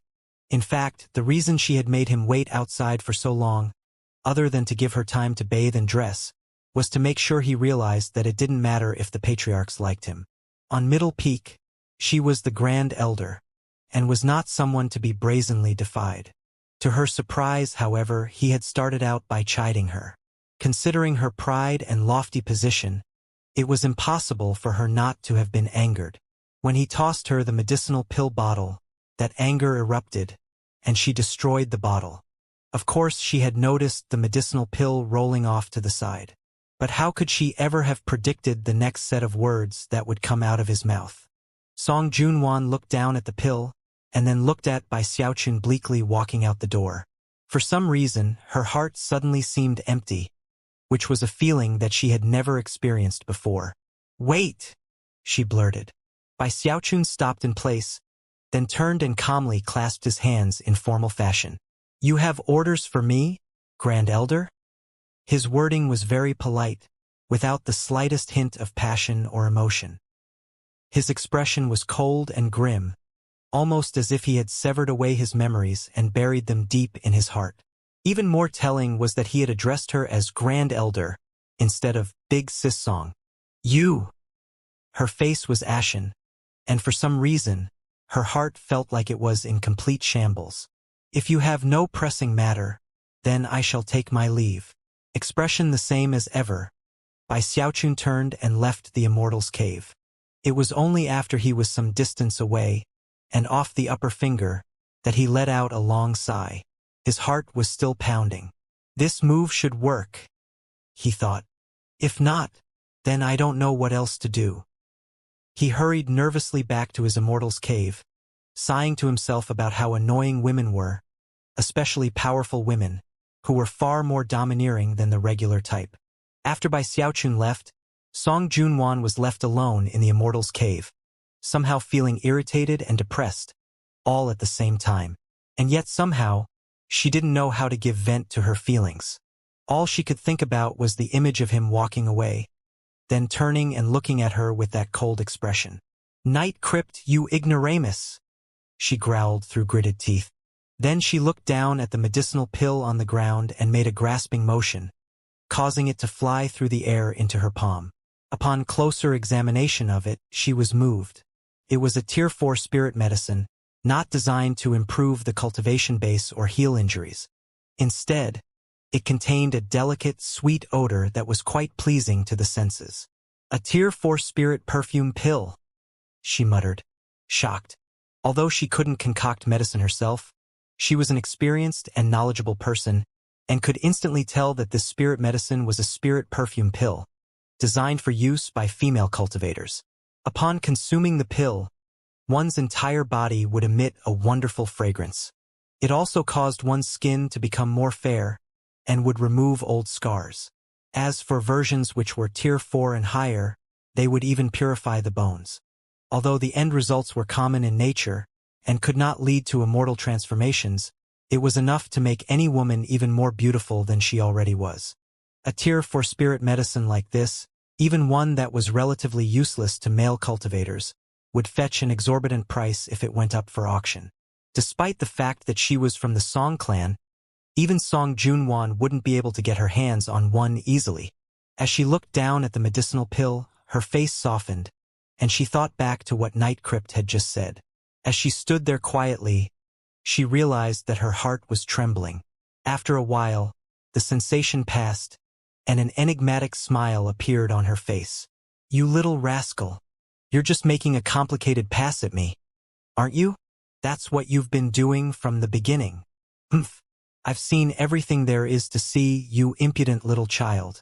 You really think I can't see through your plan?" With a cold snort, she examined the medicinal pill again to ensure that it was pure. After confirming that it was safe, she consumed it. Over the course of the following days, Bai Xiaochun waited nervously in his immortal's cave, unsure of whether his manly show had been effective. One day, Song Junwan arrived outside. He immediately rose to his feet to go out and receive her. He was just getting ready to put on a cold, manly front and step out of the door when she said, "That pill of yours got dirty, so I threw it away. I'm giving you a task. Concoct me something with sex appeal." Without another word, she turned and left. Bai Xiaochun was a bit taken aback. From the time she had arrived until the moment she left, it seemed like barely a moment had passed. Apparently, she'd only come to say one sentence. "What is that vixen up to? What's the meaning of this latest move?" After a moment, his eyes widened with shock. Then he sniffed the air, and his brows rose in amusement. "That's obviously the fragrance of my spirit perfume pill. I put extra jasmine oil in it. Anyone who ate it would naturally smell that way." He immediately felt relieved. The fact that she had consumed the medicinal pill and then come asking for him to concoct more pills indicated that their previous conflict had been resolved. Man, this vixen really has a lot of demands. What does she want a sex appeal pill for? Isn't she sexy enough as it is? I guess she wants more sexiness. Even as he shook his head, his heart suddenly flip-flopped, and his eyes went wide with a look of terror. Hold on. What does she plan to do with a sex appeal spirit medicine? Is she planning to consume it and then try to make another pass at me? Heavens! This vixen is terrifying. At first he got even more nervous, but after thinking about it for a while he realized that this way, he might not have to actually become the Grand Elder to get access to the relic of eternal indestructibility. If he had free access to Song Junwen's Immortal's Cave, he would surely get a chance to secretly find the relic. Although the thought excited him, it also caused his heart to pound. What a sacrifice, though, he thought. She's a deadly vixen. I have to be very careful not to cause her to flip out. If I really mess up, then what would I do? I can't beat her in a fight. And if she tried to force herself on me, it would be absolutely terrifying. He blinked a few times, then put the matter to some more thought. Finally, he stuck his chin up. Expression one of pure righteousness, he flicked his sleeve. Fine. It's all for the chance to live forever. I'll just have to endure. If Song Junwan turns out to be a true predator, I'll just have to endure. Grieving at how he was willing to sacrifice everything for the chance to live forever, he settled down to concoct medicine for Song Junwan. He put a lot of effort into this batch. A few days later, a new spirit perfume pill came out of the pill furnace. This one was actually a mid-grade medicinal pill. It was specifically designed for female cultivators. Not only would it make the skin more fair and purify the bones, it would make the woman more attractive. Furthermore, she would emit a fragrant aroma that males would find fatally attractive. Holding the spirit medicine in hand, Bai Xiaochun sniffed it, and a fragrant aroma buffeted his face. Instantly, he could tell that it was an aroma a man might lose himself in, never to awaken. It worked, he said, seemingly drunk with passion. It took him a bit of time to recover, after which he took another whiff of the pill's aroma. By doing so repeatedly, he got used to the fragrance, and even managed to create another spirit medicine specifically designed to counteract the effects. After confirming that he had a powerful resistance built up, he looked at the pill in satisfaction, and he stared up into the sky. Looking profoundly melancholy, he said, It's all for the chance to live forever. He emerged from his immortal's cave to find that the sky was already turning dark. As he began to make his way toward the upper finger of the peak, he continued to ponder whether or not he would submit if Song Junwan went truly crazy. He was really torn about what to do. After he had been walking along for a while, teeth gritted as he agonized over what decision to make. His expression suddenly flickered as he saw a bald-headed figure on another nearby mountain path. It was none other than Song Ke. He had absolutely no hair visible on him, not even eyebrows, and was somewhat gaunt. He was just now coming back from a visit to his aunt. Although he had gone to her with some questions about cultivation, he had been criticized and taught a lesson. As such, he was in a foul mood. Almost as soon as Bai Xiaochun caught sight of him, he also noticed Bai Xiaochun. Their gazes locked, and Bai Xiaochun's eyes went wide. He hadn't seen Song Ke for quite a few days and almost did a double take. He couldn't help but curiously blurt, "What's with the new look? You're skinnier and hairless too." Only then did he suddenly realize why Song Ke looked like this, and then he saw the murderous look rising up in his eyes. Without any hesitation, he said, "You look great, by the way. Much better than before." "Really?" Song Ke's eyes widened, and he subconsciously ran his head along his bald scalp as the hatred in his heart surged. All of the hair on his body had been scorched clean off during the recent incident with the exploding furnaces. Apparently because of the medicines that were part of the explosion, his hair still hadn't returned despite the passage of several months. Because of that, every time he examined himself in his copper mirror, his mood would sink dangerously. If that were the only thing he had to worry about, he might have been able to endure it. But then there was the half-month of diarrhea. On one occasion, he had visited the restroom more than 100 times in a single day. So the words Bai Xiaochun had just spoken seemed like naked provocation. In the bloodstream sect, Song Ke had always been the type of person no one dared to provoke. Considering that he had met disaster 3 times because of Night Crypt, he suddenly snapped. "That's it? Night Crypt?" he shouted, stepping forward to block Bai Xiaochun's path. "Ever since you came to Middle Peak, not even the animals can sleep easy. Everybody hates you. I'm gonna—" Song Ke's rage actually sparked Bai Xiaochun's anger. He had just spoken quite conciliatory words. Besides, everything that occurred had been an accident. Therefore, he was forced to interrupt Song Quebec. "Quiet down, boy. Get out of my way and go play or something." Song Ke almost exploded. Night Crypt was talking to him the way someone of the senior generation might talk to a child. Throwing his head back, he howled and unleashed the power of his cultivation base. Eyes bloodshot, he reached out toward Bai Xiaochun with his right hand. Bai Xiaochun's eyes flashed with cold light. If he were dealing with anyone else, he might have been a bit nervous. However, he had already become familiar with Song Ke in the Fallen Sword Abyss, and even more so after having come to the Bloodstream sect. The instant that Song Ke's hand began to move, Bai Xiaochun took a step forward, reached out, and grabbed his forearm, then threw him headlong down the path leading to the foot of the mountain. When the explosive fleshly body power of the undying Heavenly King exploded out, Song Ke felt like he couldn't even control his own body. The air screamed past in his ears, and his mind reeled as he slammed into the ground and then tumbled head over heels down the mountain. "Night Crypt!" he screamed.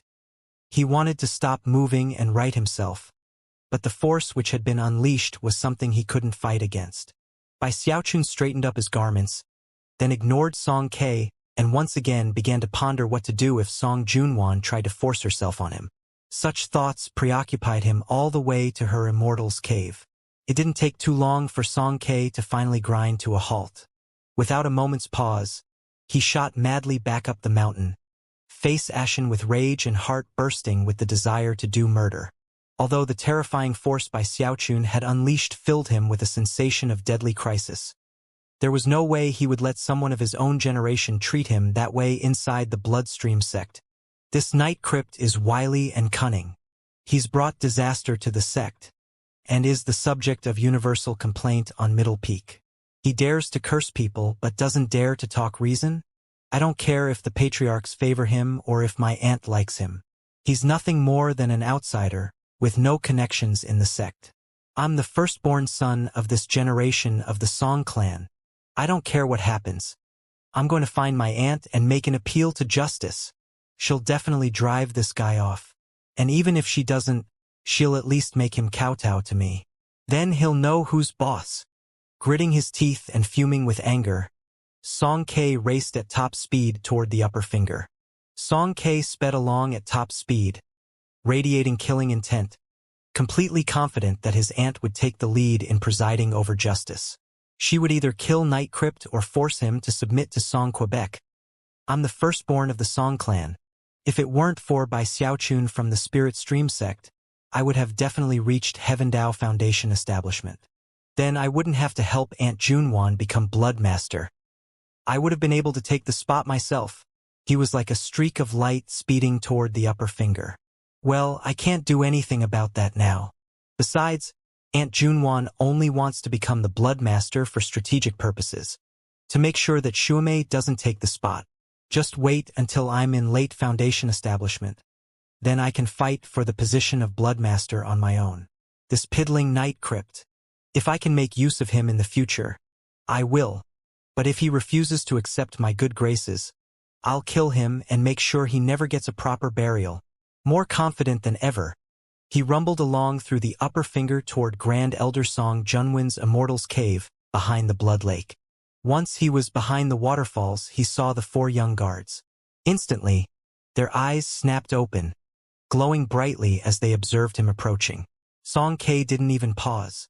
Just as he was about to enter the Immortal's Cave itself, the 4 young attendants threw themselves in his path. One of those young guards was very well aware of the high position Song K occupied.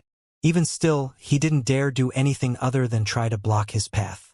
Bracing himself, he said, "Elder Song, please wait a moment for." The fact that the young attendants were blocking his path caused Song K to frown. Then his rage and killing intent soared, and he roared, "Get the hell out of my way. I have something to talk about with the Grand Elder." Usually, he never had any problems entering Song Junwin's Immortal's Cave. Considering his status, he didn't technically have free rein to come and go as he pleased, but for all intents and purposes could. After all, Song Junwan was quite fond of her nephew. But now the young attendants actually dared to stand in his way. Song K snorted coldly, then pushed them aside and proceeded forward. The 4 young attendants' faces flickered, and they were of a mind to try to stop him. After all, they were fairly certain that it was important to keep the identity of the other person inside the cave a secret. However, they were not really capable of stopping Song Quebec. Before they could even react, Song K was inside the door. Usually, Song K wouldn't act so impulsively. However, this was his aunt, and he was also consumed by rage. Because of that, he had completely lost his usual cool. Besides, as far as he was concerned, he wasn't asking for anything outrageous. In the instant that he set foot inside the Immortal's Cave, and before he could even get into the main hall, he heard his aunt laughing, a strange laughter that seemed both cheerful and chiding at the same time. Looking surprised, Song K hurried forward. When he brushed the door curtain aside, a sight met his eyes that left him completely and utterly thunderstruck. As his mind spun, his jaw dropped. He almost couldn't believe the incredulous scene which was playing out right in front of him. There was his aunt, Song Junwan, sitting on a chair, laughing lightly, her left hand covering her mouth the way a woman would in front of her lover. Night Crypt sat next to her, clasping her right hand, studying it closely. He even seemed to be sniffing it delicately as he leaned over. Song K was virtually struck mute. He felt like he might fall over from the shock, and even wondered if he was hallucinating. However, the scandalous image which was now burned into his mind couldn't be mistaken for anything else, and left Song K stunned. The moment Song K entered the room, Song Junwan pulled her hand out of Bai Xiaochun's. Her smile vanished, and she coughed dryly, expression somber, and looking very much like someone from the senior generation. She turned her gaze towards Song Quebec. "How rude of you to barge in like that," she said. "What's the matter?" Although she was trying to look like someone from the senior generation, her cheeks were still flushed. That combination of flirtatiousness and somberness made her unbelievably attractive. At the same time, she felt somewhat humiliated and angry. If any other person had burst in the way Song K had, she would have punished that person severely. But Song K was her nephew, so there was little she could do. Startled by Song K's sudden entrance, Bai Xiaochun quickly sat up straight and proper. He actually felt a bit guilty for having been caught in the act. After giving Song Junwan the spirit medicine he'd concocted, he had taken advantage of the moment to offer to read her palm. Song Junwan had never forgotten his amazing performance in the spirit stream sect, and had immediately allowed him to take hold of her hand. Then he had showered her with praise and compliments, causing her to laugh in delight. Bai Xiaochun took a deep breath and sat in place, looking at Song K just as somberly as Song Junwan was. Song K stood there panting for a long moment before he pulled himself together. Even still, he almost couldn't believe what he was seeing. In his eyes, his aunt was a lofty and magnificent figure, and yet here she was allowing a virtual stranger to grab her hand. Then she even laughed flirtatiously, although all of that was completely beyond anything Song K could ever have anticipated. He might have been able to accept it if the person who had just been holding his aunt's hand was someone other than the infuriating Night Crypt.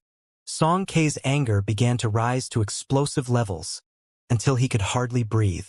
His eyes burned bright red as he glared at Bai Xiaochun and madly howled, "Night Crypt!" Taking a step forward, he looked over at his aunt, Grand Elder Song Junwan. Mind spinning with rage, he cried, "Aunt Junwan, ever since Night Crypt came to Middle Peak, he's caused one disaster after another. All the disciples here hate his guts because of how he's screwed them over. I actually suspect that he's a spy, sent to sow chaos in the Bloodstream sect. Aunt Junwan, please make an example of him and expel him from the sect." As his cries echoed about in the Immortal's cave, Bai Xiaochun's expression flickered, and anger began to rise in his heart as he realized that Song K had come here to complain about him. Unfortunately, Song K was actually right about some of his accusations, which caused Bai Xiaochun's heart to leap in fright. Just when he was about to speak up to defend himself, Song Junwan's face turned grim, and she slapped her hand down onto the table. The resounding smacking sound that rang out instantly drowned out Song K's voice. "Shut up," she said, her expression grim and murderous. As her voice echoed out, the Immortal's cave suddenly turned, very, very cold, causing Song K to shiver. From a very young age, he had always feared this aunt of his, and to see her so mad caused him to subconsciously look down at his toes. Seeing Song K react in such a way sated a bit of Song Junwan's anger. He was her nephew whom she loved dearly. Looking both sincere and also profoundly disappointed, she slowly said, "Kair, you're the firstborn of the Song clan. There are no limits to what you could do in the future. How could you be so muddle-headed and short-sighted? Night Crypt has a clean background, and has performed great services for the sect. It's true he's annoyed some of the other members of the sect, but none of that was intentional. Neither you nor I know the full extent of the humiliation he endured on the path of pursuing the Tao of medicine for the sect." From the tone of her voice, she seemed to truly lament her nephew's unreasonable behavior. As he sat there off to the side, Bai Xiaochun felt deeply moved. He gazed softly over at Song Junwan, and mused that everything she said was correct. He never intentionally did things to annoy or harm others. He suddenly felt as if Song Junwan understood him on a deep and even intimate level. In fact, he really had nothing bad to say about how the Bloodstream sect had treated him. Even as Bai Xiaochun sighed inwardly, Song K stood there trembling. From the time he was young, he had often been rebuked by his aunt, and he had rarely ever talked back to her. But the situation right now was something he just couldn't accept. That was especially true considering the emotional look on Bai Xiaochun's face. Song K couldn't help but think about how Night Crypt had been holding his aunt's hand, and how the two of them clearly seemed to be involved in some illicit affair. Song K's breath came in ragged pants as he looked up and said, "Night Crypt, you?" When Song Junwan saw that Song K was refusing to acknowledge his mistakes, her expression turned even grimmer, and she angrily yelled, "Kair, back down." Then she looked at Bai Xiaochun and said, "Junior brother Night Crypt, please don't take offense. Kair just doesn't understand adult matters, the little brat. By Xiaochun's side, looking like the picture of someone from the senior generation, he nodded and smiled bitterly. There's no harm in it, he said. Kair is young and full of energy, which is normal at his age. Members of the senior generation like us can only do our best to educate him a bit more. When Song Ke heard Bai Xiaochun call him Kair, he felt like he was about to go insane. His cultivation base immediately surged with power, and a murderous aura spread out from him. Night Crypt, I'm gonna kill you, he howled, and then charged toward Bai Xiaochun. Because he was so close, there was no time for Song Junwan to interfere. Rumbling sounds could be heard as Song Ke performed an incantation gesture, summoning a huge blood-colored hand almost directly in front of Bai Xiaochun's face.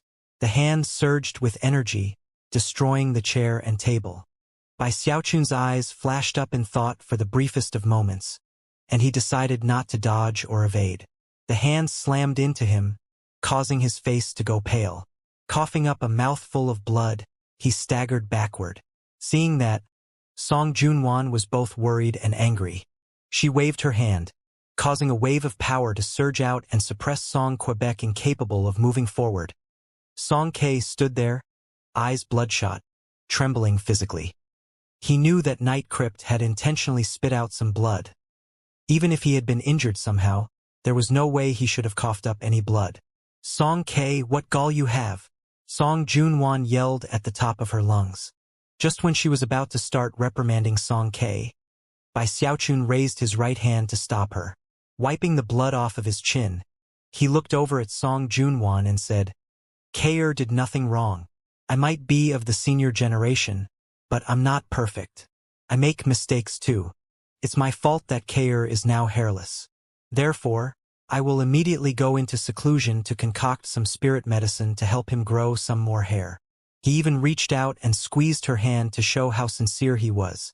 Song Junwan's cheeks immediately flushed bright red. To have her hand squeezed right in front of her own nephew was something that instantly caused her heart to start racing. It was a very odd sensation.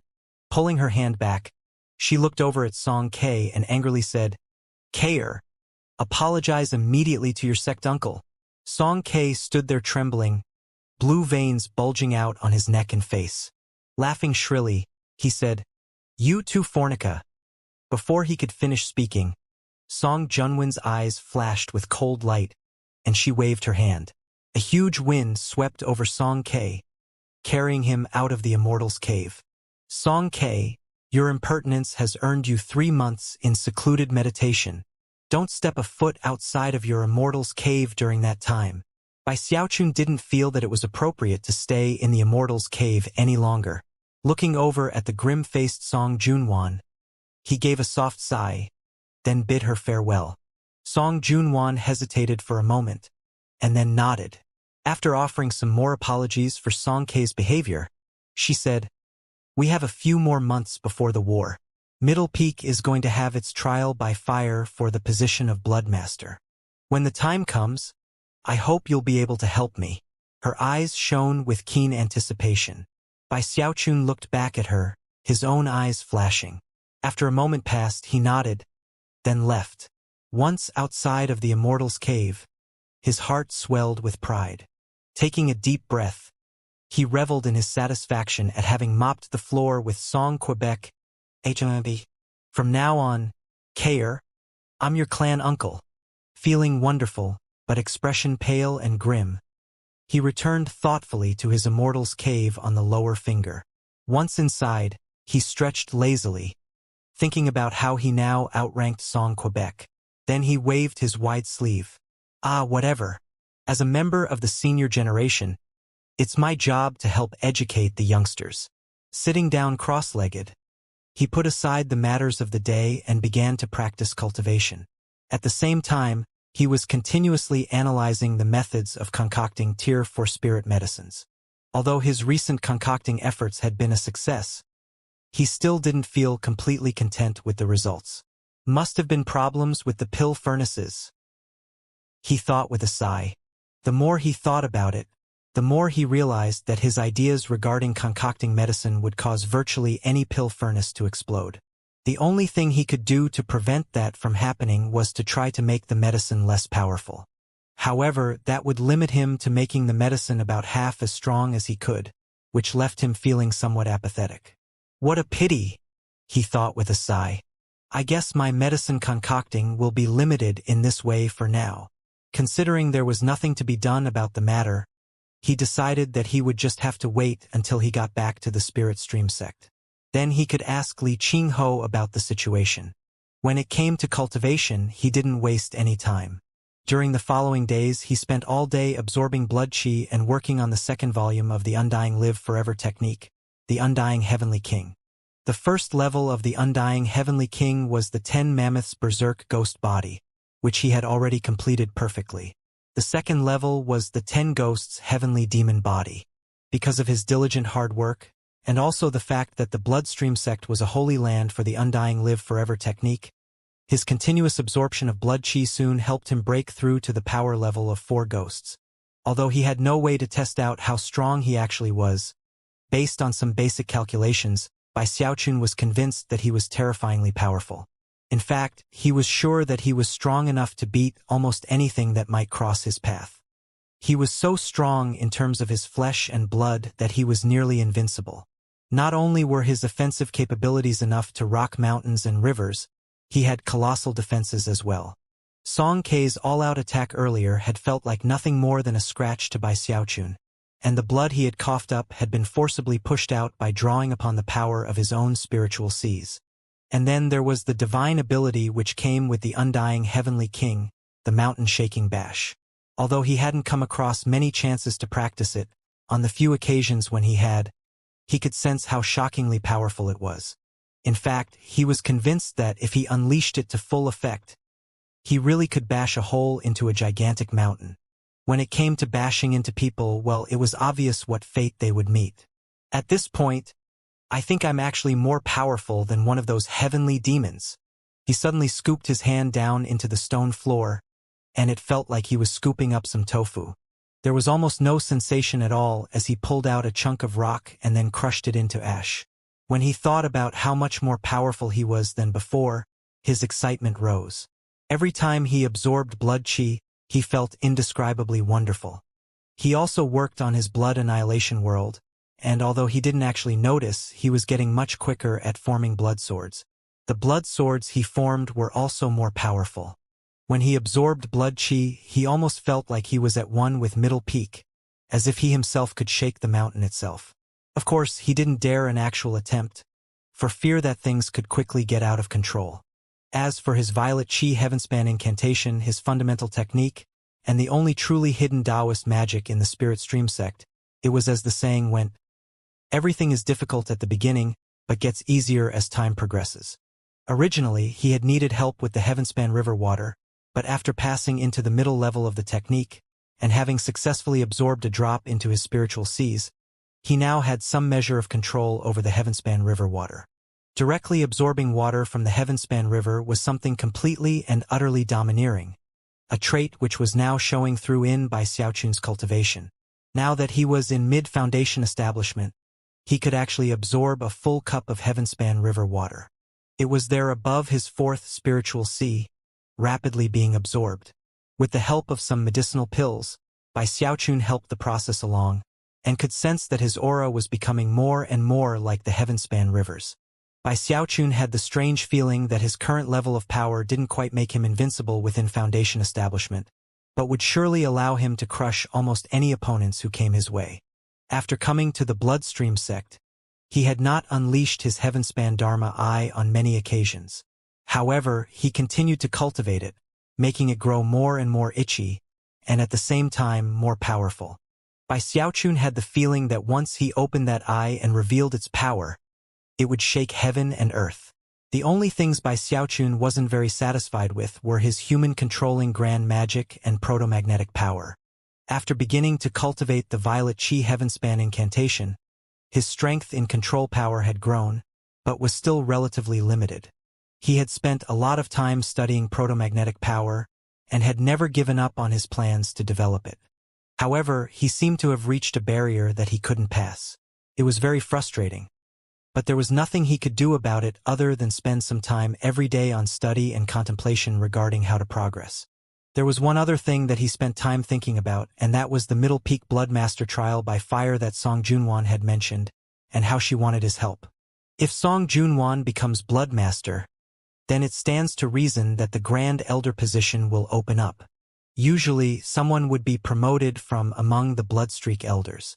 However, I bet that if someone was famous enough, they might be considered even if they weren't a Bloodstreak Elder already. By this point in time, Bai Xiaochun had suffered enough at the hands of the talking rabbit that he only delivered internal monologues. However, his eyes still shone brightly at the thought of the Grand Elder position opening up. That would be his greatest chance to successfully acquire the relic of eternal indestructibility, and then finally be able to leave the Bloodstream sect.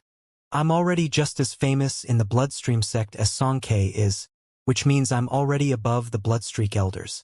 I'm probably not famous enough to directly become Grand Elder, though. In the next few months, I need to do something to make myself even more famous. Whether it's good or bad, I need to convince people that, despite only being in Mortal Dao Foundation establishment, I'm still a shocking and incredible expert. His eyes began to shine even more brightly than before, and that was how the days passed. The war between the Profound Stream sect and the Pill Stream sect had already reached the point where both sects had mobilized all of their forces. Rumors about the war swirled. Some stories were true, some were false, but they all left the Bloodstream sect disciples in shock. At the same time, the war preparations in the Bloodstream sect were nearing completion, and disciples were already being dispatched from the sect to parts unknown. Bai Xiaochun could see the blood clouds which hovered over the sect growing larger, and building up pressure to a terrifying degree. Even the blood qi within the sect seemed to be growing stronger. Despite the fact that Bai Xiaochun was in secluded meditation and rarely emerged, stories about Night Crypt continued to spread, and they only grew more fantastic as time went on. For some reason, a lot of people knew why Song Ke had been punished by being sent into secluded meditation. There even seemed to be some hidden force trying to get people riled up against Night Crypt. As time progressed, the cultivators of Middle Peak continued to grow both more hateful of him and more fearful. People even began to talk about how Night Crypt and young Lady Xuemei didn't get along, and many people hoped that she would eventually put him in his place. Young Lady Xuemei, please come out and teach Night Crypt a lesson. Night Crypt is so terrifying. Everyone on Middle Peak and Corpse Peak is miserable because of him. Middle Peak's Grand Elder always takes Night Crypt's side. Young Lady Xuemei, please come out and cut him down.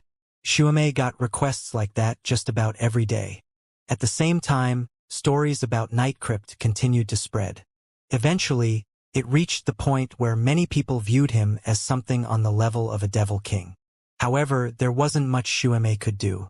Night Crypt was favored by the patriarchs, skilled in the Tao of medicine, extremely famous, and had a reputation that put him on the same level as Song Quebec. A person like that wasn't somebody that Xuemei could openly make a move against. Furthermore, she could sense that he possessed extraordinary battle prowess, and knew that if she fought him, she wouldn't be able to beat him quickly. So she sat down cross-legged in her immortal's cave, eyes flashing coldly as she contemplated the matter. It wasn't lost on her that someone was trying to provoke her into killing Night Crypt. In the end, she didn't care who it was that was doing such a thing. After all, she already wanted to kill Night Crypt. It won't be long now before the Bloodmaster trial by fire begins, and that slut Song Junwan and I will finally face off. Song Junwan is probably counting on Night Crypt to help her, so getting rid of him would be a boon for me. Xuemei chuckled coldly, the killing intent in her eyes growing more intense. Night Crypt never made much of a name for himself before, but after he came back from the fallen sword abyss, he suddenly rose to the top. It's almost like he's a different person. So very strange. There's definitely something fishy going on with him. Definitely. I just need to find out what it is. Since she knew she wasn't a match for him openly, it was time to start plotting. At a point when the sect was just on the verge of going to war, the potential for destructive consequences was even greater. As Xuemei investigated Night Crypt's background, a rumor began to spread through the Bloodstream sect. Supposedly, After getting medicinal pills from Night Crypt, the Blood Master of Corpse Peak had immediately gone into secluded meditation, and still hadn't emerged. However, powerful ripples had begun to emanate from Corpse Peak's Blood Master Temple. Quite a few people noticed those fluctuations, especially the Blood Masters from Lesser Marsh Peak and Nameless Peak. All three of the current Blood Masters were relatively evenly matched, but now it seemed as if the Corpse Peak Blood Master was experiencing a breakthrough. It wasn't likely that he would reach Gold Core, but to Corpse Peak, a breakthrough in corpse refining techniques would lead to a rapid and significant increase in battle prowess. Because of that, the Blood Masters of Lesser Marsh Peak and Nameless Peak started to get nervous. A few days later, the Grand Elder of Lesser Marsh Peak shot through the air in a beam of light to appear outside of Bai Xiaochun's Immortal's cave. He was a tall and well-built man, with a mighty look and a powerful aura of qi and blood. As a body refinement cultivator, he almost seemed like a mountain standing there, emanating powerful pressure. Even his voice was deep and resounding as he said, "It's me, Grand Elder Han Chundong of Lesser Marsh Peak. Junior Brother Night Crypt, are you home?" The blood trees outside Bai Xiaochun's Immortal's cave were trembling, but didn't dare to flee. No matter how scared they were of outsiders, Night Crypt was far more terrifying. All they could do was grit their teeth and remain in place, glaring at the Lesser Marsh Peak Grand Elder. Bai Xiaochun was currently meditating in his Immortal's cave. He had been a bit surprised when he sensed the Grand Elder's arrival moments ago. However, he could already guess why he might be here. After a moment of silence, he waved his right hand, causing the cave door to open. Then he ordered the blood trees to clear a path. The Lesser Marsh Peak Grand Elder strode into the courtyard outside Bai Xiaochun's Immortal's cave, even as Bai Xiaochun emerged. As soon as they saw each other, the Grand Elder laughed heartily and clasped hands in formal greeting. "Junior Brother Night Crypt, the moment you stepped off of the blood precipice back then, I knew that you were destined for extraordinary things. It's too bad you chose to go to Middle Peak. I would have loved for you to have come to Lesser Marsh Peak." Bai Xiaochun smiled, although considering that he was wearing the mask, it was a very sinister and cold smile. Clasping hands, he said, "Grand Elder, your presence brings honor to my humble dwelling. Please, come in." Abandoning any other formalities, the Grand Elder followed as Bai Xiaochun led the way into the Immortal's cave. Once inside, they sat down across from each other, and the Grand Elder said, "Junior Brother Night Crypt, you have an extraordinary cultivation base and shocking latent talent. You prepared long and hard, and then made an incredible rise to the top. Middle Peak is truly blessed to have you, Junior Brother Night Crypt." Although Bai Xiaochun was very pleased to hear such words, he maintained a somber expression and didn't even respond to the Grand Elder's words. "Even more amazing is that the patriarchs have taken a liking to you. There are virtually no limits to what you can accomplish in the future, Junior Brother Night Crypt." The Grand Elder sighed and then went on to talk about the war between the Profound and Pillstream sects, as well as various other Bloodstream sect matters, both big and small. He also used a variety of different methods to heap praise upon Bai Xiaochun. From his facial expression, Bai Xiaochun didn't seem to be very impressed, but he was actually savoring the moment. He felt very proud to be the subject of such flattery. Occasionally he nodded, occasionally he shook his head, and occasionally he laughed heartily. After about an hour passed, the Grand Elder apparently felt Bai Xiaochun had been sufficiently warmed up. He was just about to launch into the true reason for his visit, when he suddenly realized that Bai Xiaochun was looking at him with an encouraging gleam in his eyes. He hesitated for a moment, then launched into another round of praise. "Junior Brother Night Crypt, you are a man of striking appearance and talent, like a mighty dragon among men. In fact, you can count on one hand the number of people in the Bloodstream sect who can compare to you in terms of reputation." After enough time had passed for an incense stick to burn, the Grand Elder's mouth was starting to dry up. At this point, he figured it was probably time to move on to more important matters. However, a quick look at Bai Xiaochun confirmed that he seemed to be completely immersed in the sensation of being praised. The Grand Elder hesitated for a moment. However, he had come here to ask for help, and therefore, he gritted his teeth and racked his brain to come up with new methods of offering praise. Another hour passed, and the Grand Elder finally ran out of words. However, Bai Xiaochun seemed more caught up in the moment than ever. Why did you stop talking? He looked over curiously at the Grand Elder. Lesser Marsh Peak's Grand Elder was taken aback, but he gritted his teeth and forced out a few more sentences. In the end, he sighed at the realization that Night Crypt was profoundly enigmatic, and definitely could never be viewed as an ordinary cultivator. Finally, he clasped hands and bowed. Junior brother Night Crypt, you are truly brilliant and stupendous. I deeply admire you, truly. Since that's the case, I won't beat around the bush anymore. The reason I've come here today is because I'm simply incapable of allowing injustice in the world. Junior brother Night Crypt, your Tao of medicine is shocking.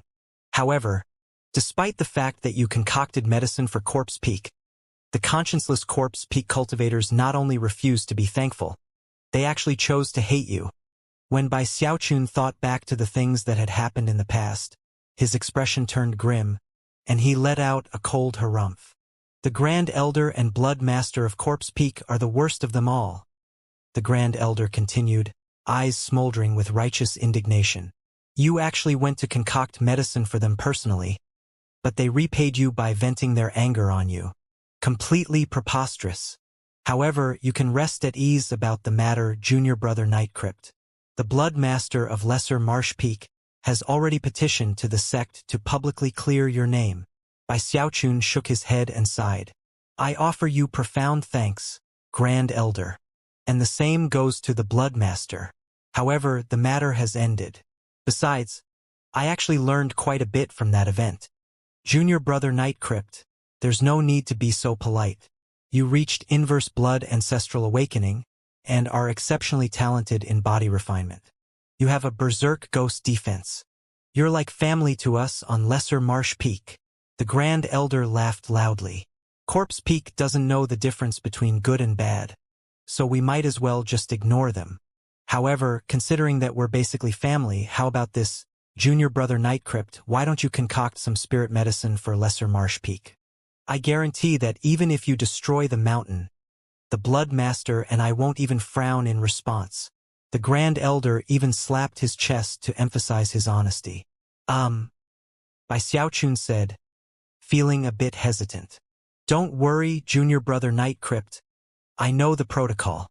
He pulled a bag of holding out from his robe and placed it down in front of Bai Xiaochun. After picking it up and looking inside, Bai Xiaochun found a large quantity of medicinal plants and a sizable collection of spirit stones. Feeling very pleased, he was about to agree, when suddenly his expression flickered. The Grand Elder of Lesser Marsh Peak also frowned, and the two of them looked out of the Immortal's cave. Junior brother Night Crypt, are you home? It's me, Grand Elder Gung Chenkuan of Nameless Peak. The Grand Elder of Nameless Peak, the dwarf, was right outside. His expression was the same as ever, but inwardly he was very nervous. For quite some time, both he and the Blood Master of Nameless Peak had wavered back and forth about Bai Xiaochun's pill concocting. However, after hearing that the Grand Elder of Lesser Marsh Peak had shone upon on Middle Peak, they knew that they couldn't just sit around and do nothing. That was especially true of the Nameless Peak Blood Master. Therefore, he sent the Grand Elder hurrying over, worried the whole time about whether or not he could convince Night Crypt to concoct medicine for Nameless Peak. Bai Xiaochun blinked a few times, then rose to his feet and went out to receive the Grand Elder from Nameless Peak and lead him inside. As soon as the Grand Elder from Nameless Peak entered, he saw Han Chundong. When their eyes met, they blazed with a competitive flare. Junior brother Night Crypt, the dwarf said, I'm not the kind of person to waste words. If you concoct a special Tier 4 spirit medicine for Nameless Peak, then we will double whatever Lesser Marsh Peak has offered you. Our only condition is that you concoct medicine for us first. The dwarf spoke in a very domineering fashion. However, before Bai Xiaochun could respond, Han Chundong snorted and shot to his feet, radiating a murderous aura. Junior brother Night Crypt, that bag of holding only contains the initial deposit. If you concoct medicine for us first, then we'll give you full access to our secret body refinement techniques. You can even cultivate the secret magic of Lesser Marsh Peak. The Grand Elder from Lesser Marsh Peak gritted his teeth. He wasn't sure how much free time Bai Xiaochun had, but he knew that it often took many days for him to concoct medicine. Considering that war was looming, he was desperate to get this medicine concocted. Because of that, he would do everything he could to make sure the Bloodmaster from his mountain peak was first in line. Bai Xiaochun was moved. The truth was that he did want to do some research into Lesser Marsh Peak's body refinement techniques. After all, they seemed connected to the Undying Codex. Off to the side, the dwarf seemed shocked by the other Grand Elder's words. However, as soon as he saw the expression on Bai Xiaochun's face, he gritted his teeth and said, "Junior brother Night Crypt, Nameless Peak has prepared a gargoyle just for you. We can teach you Nameless Peak's gargoyle refining magics." In response to his words, Han Chundong glared at him angrily. Bai Xiaochun was quivering in eagerness. The gargoyle magics of Nameless Peak were top secret, and cultivators from outside of that mountain peak had to spend a huge amount of merit points to study them. Their incredible value was difficult to put into words. Han Chundong looked at Bai Xiaochun and said, "Junior brother Night Crypt, the best rule to follow is first come first served. Lesser Marsh Peak was the first to come here to request medicine concocting. So please take that into careful consideration." The dwarf looked over and said, "Junior brother Night Crypt, Nameless Peak is willing to double their offer." Bai Xiaochun rubbed his forehead, then looked back and forth between the two. Chuckling, he said, "It's true. First come first served is the most fair. I'll start at Lesser Marsh Peak. I hope that Grand Elder and Bloodmaster from Nameless Peak won't take offense. Also, there's no need to offer double. I understand that both of you are here to represent your respective Bloodmasters. How about this? I'll promise that no matter who I concoct medicine for, I'll get it done before the war starts. For both of you, I guarantee it." The two Grand Elders were visibly moved. The truth was that neither of them wanted to get into a bidding war. Seeing how smoothly Bai Xiaochun had handled the situation, they felt even better about him than before. Nodding, they proceeded to chat a bit longer before clasping hands and leaving. After seeing them off, Bai Xiaochun returned to his immortal's cave and sat down cross-legged. After a moment of thought, he chuckled to himself. "I have the Emerald Zombie from Corpse Peak, and I've gotten the Grand Elder from Middle Peak to fall for me. If I get a gargoyle from Nameless Peak and cultivate body refinement on Lesser Marsh Peak, then I'll be more important in the Bloodstream sect than ever. I'll be similar to a Bloodstreak Elder. By the time Song Junwan becomes Bloodmaster, I'll be far more likely to snag the spot of Grand Elder for myself." Bai Xiaochun had made up his mind, and there was no time to waste. The next morning at the crack of dawn, he left Middle Peak for Lesser Marsh Peak. Lesser Marsh Peak was the pinky finger on the enormous hand that housed the Bloodstream sect.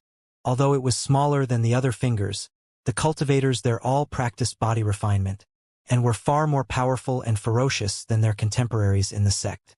Almost as soon as Bai Xiaochun arrived on the mountain, he could see how much taller and bullier the cultivators there were. They exuded an aura of qi and blood that filled all of Lesser Marsh Peak.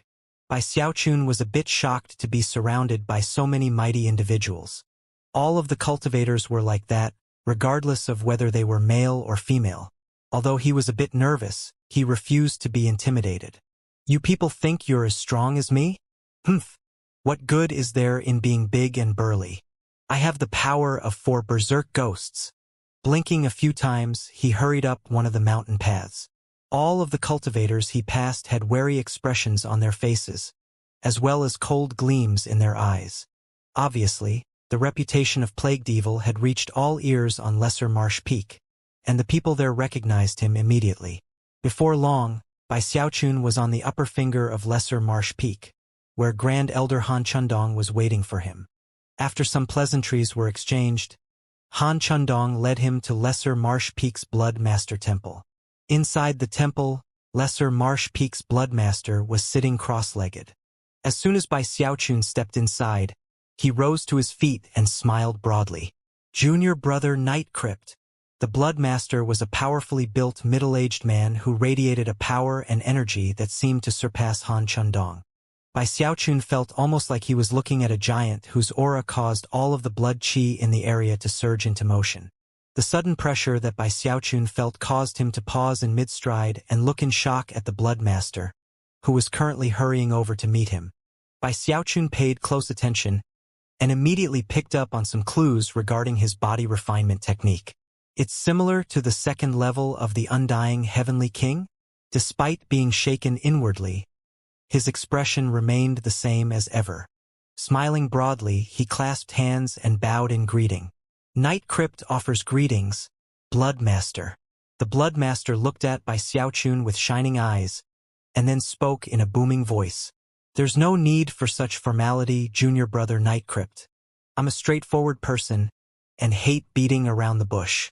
I need you to concoct me a batch of Tier 4 blood body pills. Such pills only serve one function: to rapidly propel you to the next level in Lesser Marsh Peak's secret body refinement technique. War is upon us, and everyone is working hard to prepare. Unfortunately, this pill won't be hugely effective unless it's Tier 5, and Tier 4 versions are unavailable for purchase inside the sect. Therefore, what I need is not a single pill. I need at least 100 Tier 4 blood body pills. Night Crypt, are you confident enough to concoct me 100 Tier 4 blood body pills? The Blood Master's eyes glittered as he looked at Bai Xiaochun, his words echoing back and forth in Blood Master Temple. Bai Xiaochun's ears hurt a bit from the Blood Master's booming voice. Not willing to accept that, he raised his own voice into a virtual roar and replied, If I have enough medicinal plants and pill furnaces, then 100 pills should be no problem. At first, the Blood Master was surprised by Xiaochun's roaring voice. He was used to using a booming voice when talking with others, but wasn't used to the opposite happening. After looking Bai Xiaochun up and down for a moment, he started laughing. Oh, I have plenty of medicinal plants, he said. As far as pill furnaces are concerned, come, junior brother Night Crypt. I want to show you the one-of-a-kind pill furnace we've prepared for you. The Blood Master's subsequent laughter shook the entire mountain peak. Waving his sleeve, he swept up both Bai Xiaochun and the Grand Elder, who had been standing respectfully off to the side. All three of them then flew through the air toward a wide-open space which had been set aside on the upper finger. It was protected by a powerful spell formation, the fluctuations and aura of which were so intense that even the hallucinatory mist that had appeared on Corpse Peak would not be able to escape it. Clearly, Lesser Marsh Peak had taken many precautions before inviting him over to concoct pills. Seeing all of that, Bai Xiaochun coughed dryly, but didn't say anything.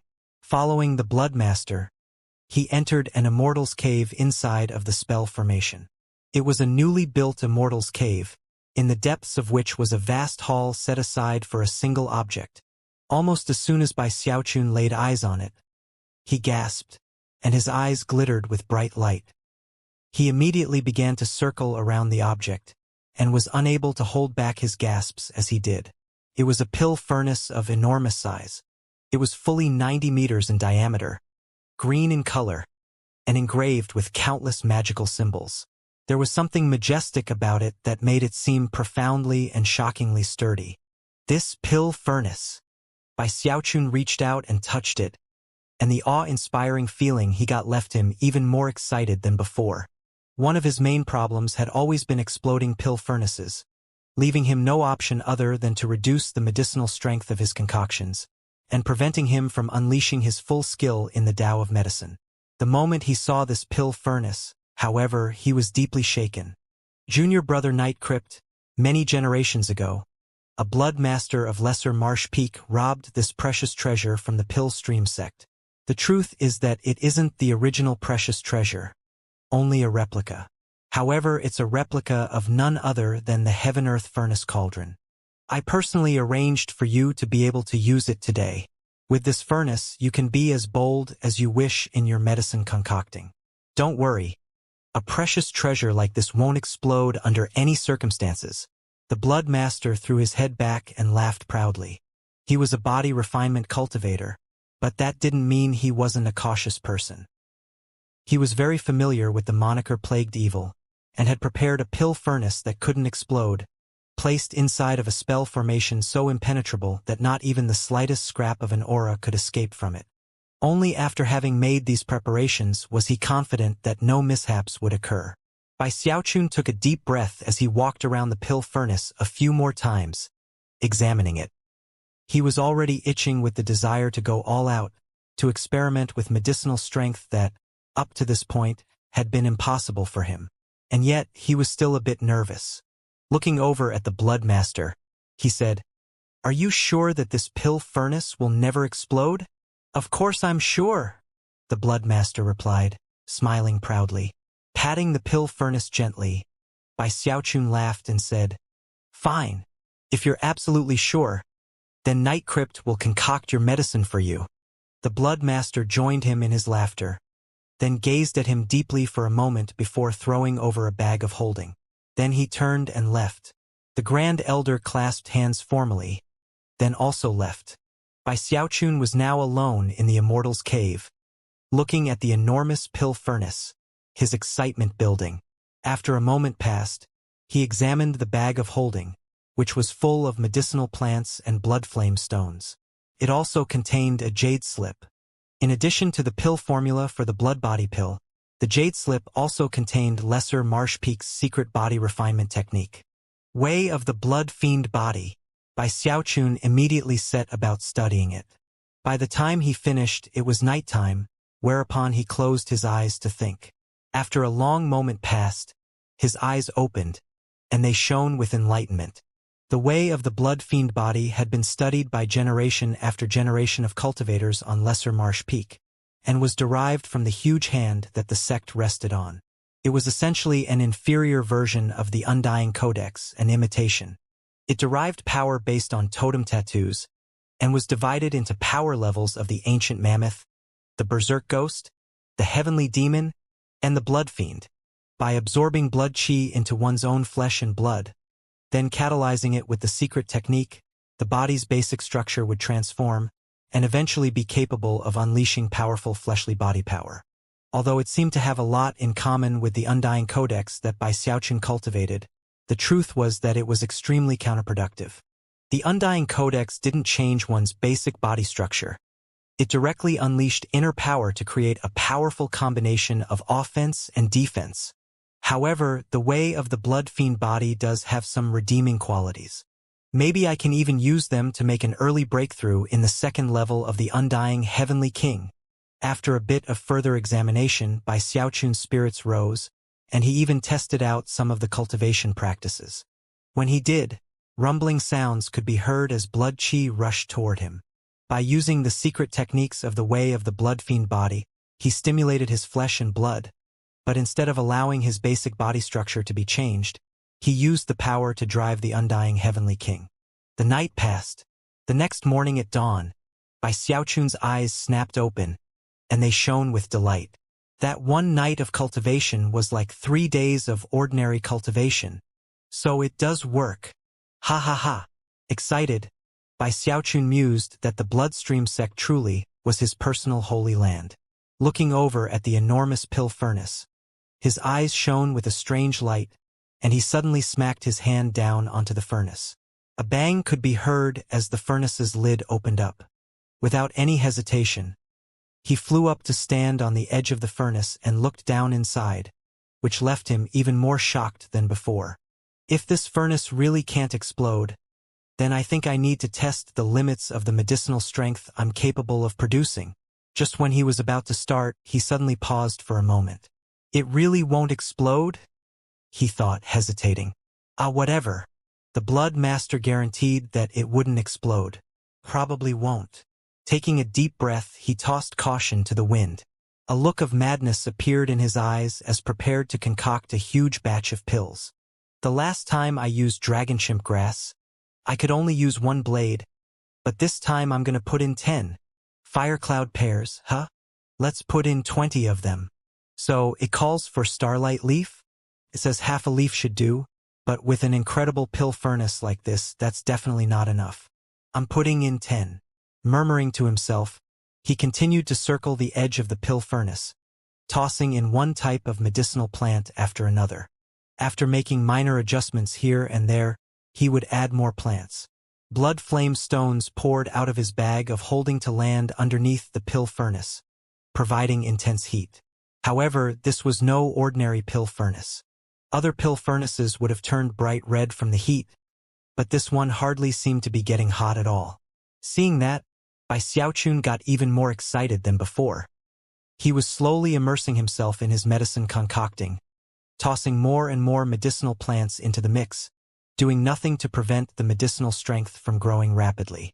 At the same time, he was completely engrossed in making calculations regarding the medicine formula. He felt completely and utterly satisfied. He didn't have to worry about the cost of the materials he was using, didn't have to worry about the medicinal strength increasing to unsafe levels, and didn't need to worry about losing control of the pill furnace. The only thing he worried about was how to concoct the pill. His hair was disheveled and his eyes were bloodshot, but he felt wonderful and more excited than he ever had been before. For 7 days, he continued to add more medicinal plants to the mix. Eventually, more than half of the bag of holding had been emptied. By using the principles of mutual augmentation and suppression, Bai Xiaochun had pushed the medicinal strength to an explosive level. Rumbling sounds began to emanate from the pill furnace, which by this point was changing from green to bright red. By now, it seemed that the furnace really wouldn't explode. Seeing that, Bai Xiaochun threw his head back and laughed uproariously. "A precious furnace!" he exclaimed. With that, he descended back into the medicine concocting. Based on his calculations regarding the medicine formula, he continued to add medicinal plants. As inspiration hit him, and as his train of thought proceeded, he made changes as he saw fit. Combined with the all-creation plants and vegetation technique, he was gradually reaching the medicinal strength he sought. Another 5 days passed, and the rumbling sounds inside of the pill furnace grew more intense. By now, the furnace was bright red, and Bai Xiaochun had added all of the medicinal plants he wanted to. He was sitting off to the side looking very content when he suddenly thought of something. Hurrying forward, he produced a drop of his own undying blood and added it into the furnace. With that, he put the lid back on the furnace and locked it tight. In that instant, any outlet for the medicinal strength was cut off, causing intense rumbling sounds to echo out. The pill furnace began to shake, and the temperature inside began to rise rapidly. Bai Xiaochun was so impressed with the miraculous pill furnace that he didn't even think about any potential problems. As far as he was concerned, it wouldn't explode. Therefore, he decided to practice some cultivation off to the side. Occasionally, he would look over and make a few adjustments as the medicinal strength inside the pill furnace changed. A few days later, he started to get worried. The pill furnace was now bright red, and radiating such intense heat that the area for 3 meters around the furnace was rippling and distorting. Cracks were even visible on the ground, snaking out from the furnace. Bai Xiaochun swallowed and edged away. The waves of heat battering his face caused his heart to begin to pound with fear. If a pill furnace this big exploded, I would lose my poor little life for sure. Blinking, he thought back to what the lesser Marsh Peak Bloodmaster had said. This furnace won't explode under any circumstances. Only then did he calm down a bit. There shouldn't be any problems, right? He was already starting to regret putting in so many medicinal plants. Lack of control was definitely one of his downsides. However, the pill furnace currently didn't seem to be in danger of exploding. He waited for 4 more days. The furnace was still trembling, and the area of distortion had increased from 3 meters to 30. The intense heat was even causing some of the nearby rock walls to slowly melt. The heat seemed to be building up with every passing moment. Bai Xiaochun was sweating up a storm, and his eyes were already wide with terror. He thought about trying to stop the concoction process, but wasn't able to interfere. The spirit medicine inside the pill furnace was already beginning to take shape. He could only imagine how the temperature might increase now that the medicine was actually forming. Bai Xiaochun took a long, nervous breath. He felt like he was sitting on top of a volcano that might erupt at any moment. He nervously edged backward until he was outside of the Immortal's cave. Finally, he put on a lofty, enigmatic expression and walked out of the spell formation as he prepared to leave Lesser Marsh Peak. In his opinion, Lesser Marsh Peak was now far too dangerous of a place to remain in. On his way out, the Grand Elder detected him and flew over to stop him from leaving. "Junior Brother Knight Crypt," he said politely, "where might you be headed now? Are you finished concocting our medicine?" Bai Xiaochun was very nervous, but his expression didn't show it at all. Clasping his hands behind his back, he coolly said, "Don't worry, the concocting process is done. However, the 100 blood body pills need more time to develop. In 3 months I'll come back personally to extract the pills from the furnace. In the meantime, I'll head to Nameless Peak. After all, I promised to concoct medicine for them too." Despite having been forced to scramble to come up with an excuse, Bai Xiaochun's expression was the same as ever. Lesser Marsh Peak's Grand Elder was still a bit suspicious, but couldn't find any fault with Bai Xiaochun's reasoning. "Well, in that case, Junior Brother Knight Crypt," he said, "I'll personally escort you all the way to Nameless Peak." He still felt that something was off, but nevertheless, gestured for Bai Xiaochun to follow him to Nameless Peak. Bai Xiaochun blinked a few times, then nodded and followed along. Soon he had reached the border of Nameless Peak, where the dwarf Grand Elder came out to meet him. Only then did Bai Xiaochun finally breathe a sigh of relief. Even as he proceeded on to Nameless Peak, he turned to look back at the Grand Elder from Lesser Marsh Peak. "By the way," he said, "during the next 3 months, no one is permitted to enter that Immortal's Cave, and definitely do not let anyone touch the pill furnace. The pill furnace might burst open, and if it does, you'll be responsible."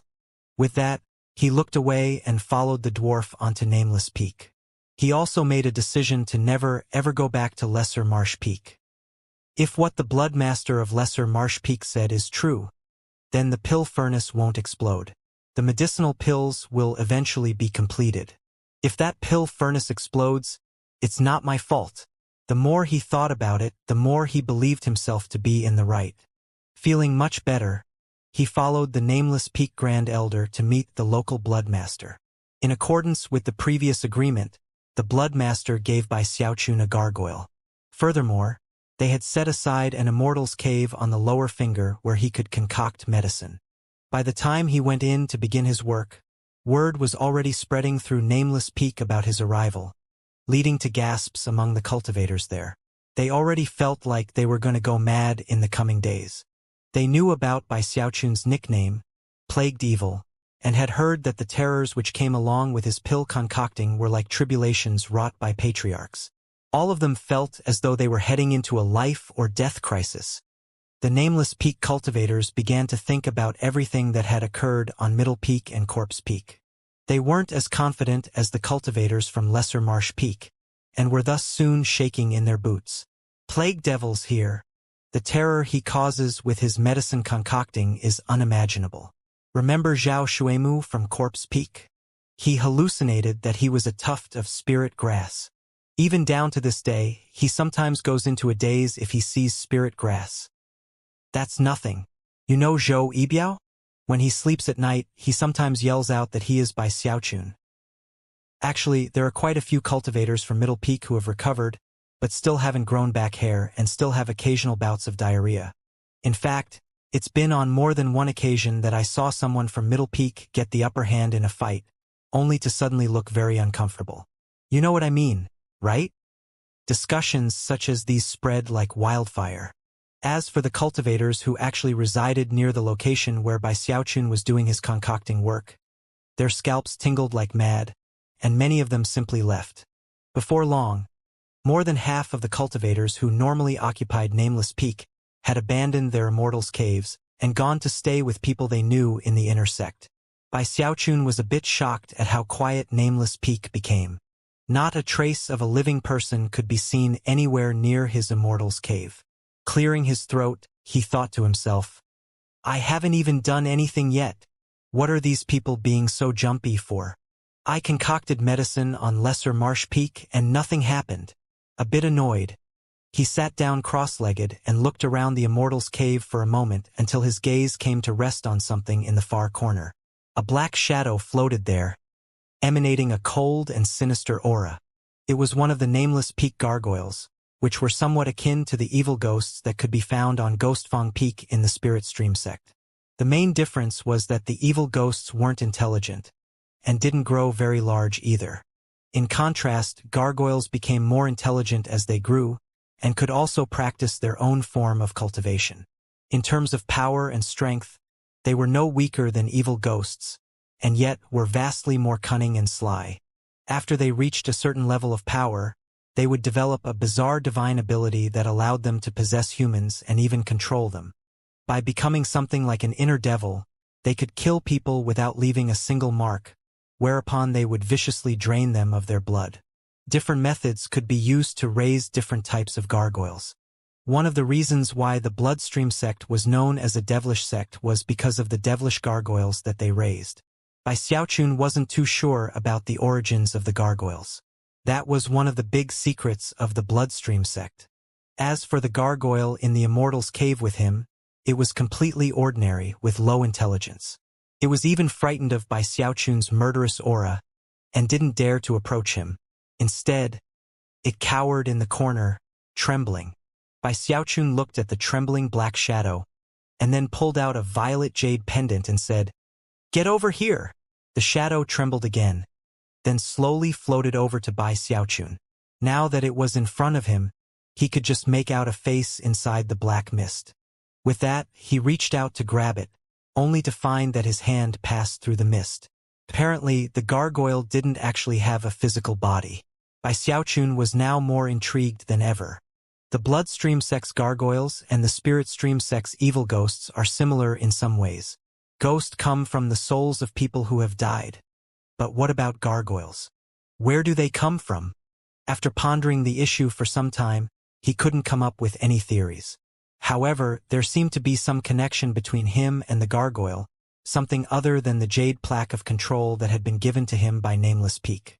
Eventually, he came to the conclusion that the gargoyle must have something to do with the giant hand and the undying live forever technique. Even as Bai Xiaochun sat there in thought, the face in the mist suddenly twisted into a ferocious expression, and the mist pounced on Bai Xiaochun. Icy coldness spread out, a coldness filled with intense ferocity. It was almost as if it wanted to consume Bai Xiaochun's soul. The gargoyle's sudden outburst startled him so much that he unleashed the power of his cultivation base and flicked the thing. The gargoyle let out a miserable shriek, and the mist faded a bit. Having no other options, it hastily retreated to the corner where it remained, trembling. "What gall you have," Bai Xiaochun said angrily. Stomping forward, he aimed a kick at the shadow, which promptly dodged out of the way. Bai Xiaochun gave a cold harumph and looked down at the jade pendant. Not only could the pendant be used to control the gargoyle, it also contained descriptions of the various punishments and rewards that were usually used to train them. The most common method was to feed the gargoyle one's own blood, which would strengthen the connection and also improve the gargoyle's ability to understand orders.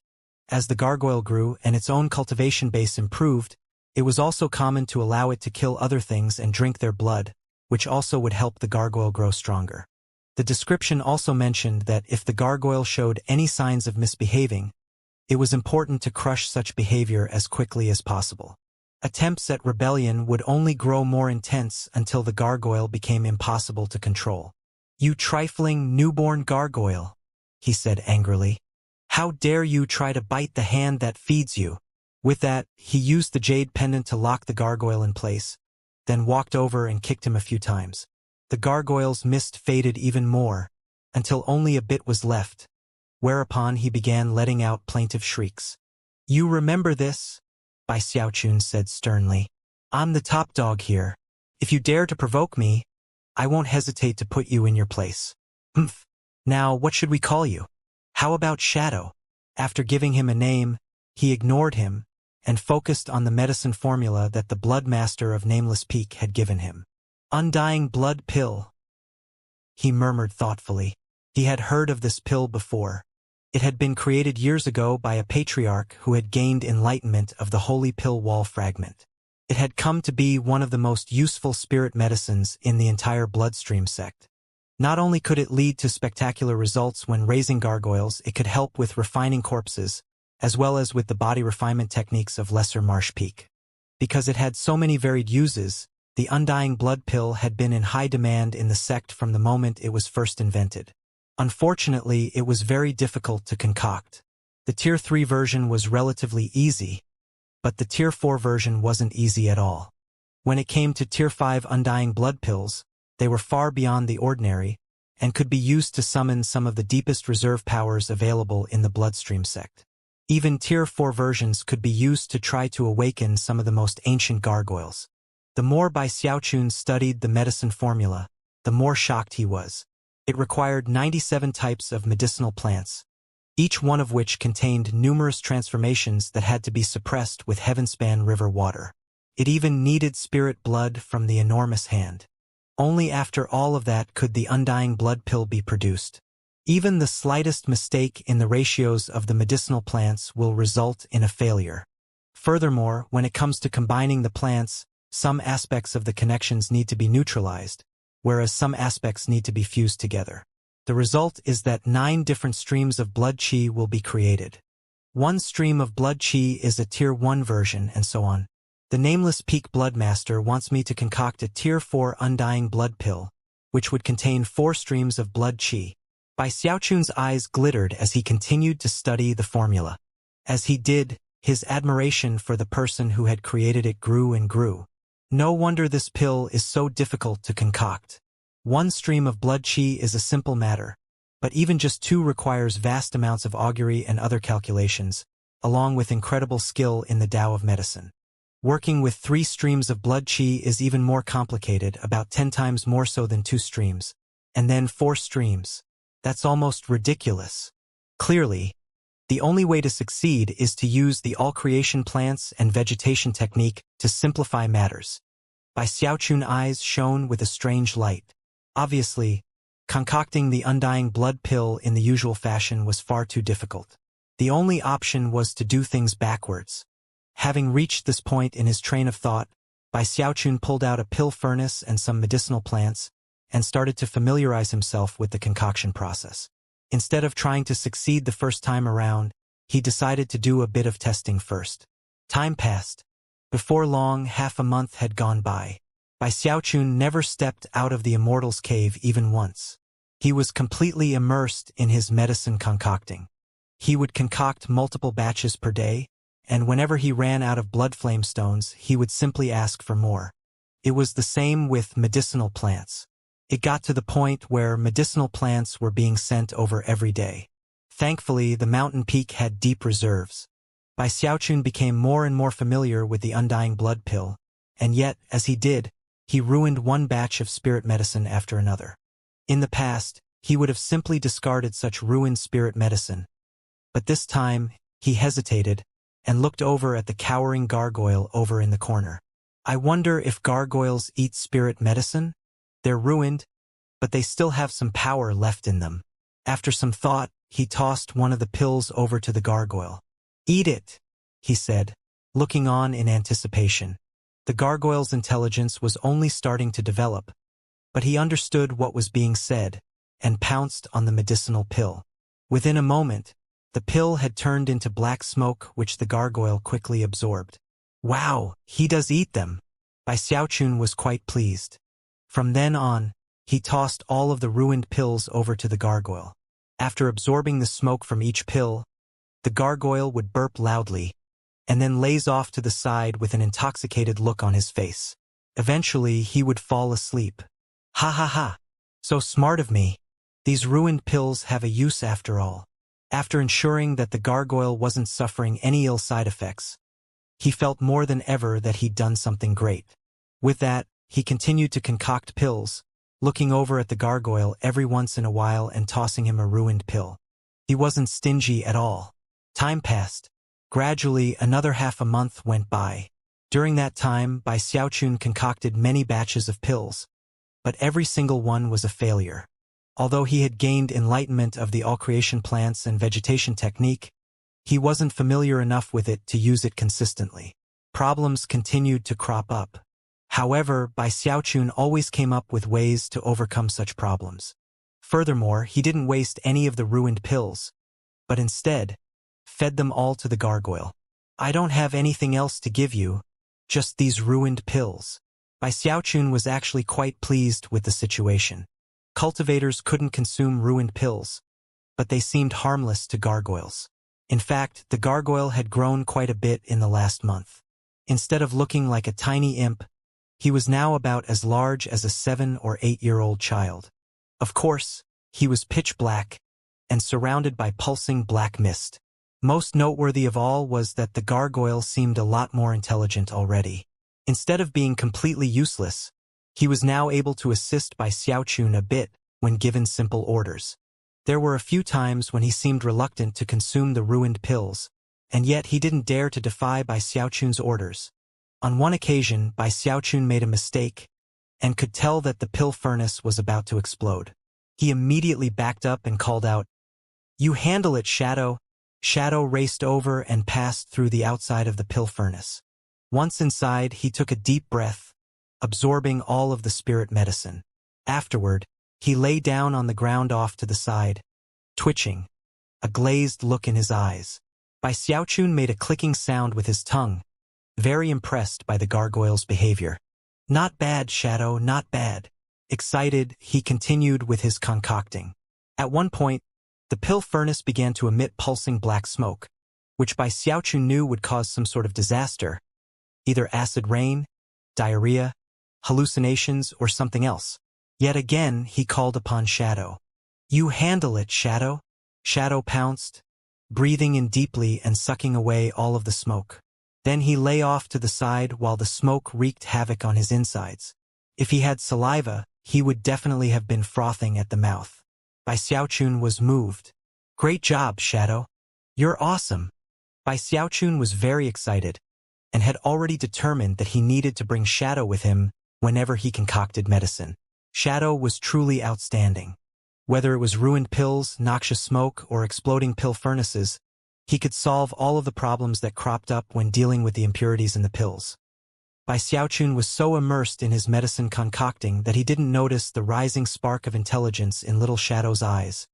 That was apparently a result of consuming all of the impurities. Normally, he kept it well hidden, and always tried to seem dazed and foolish in front of Bai Xiaochun.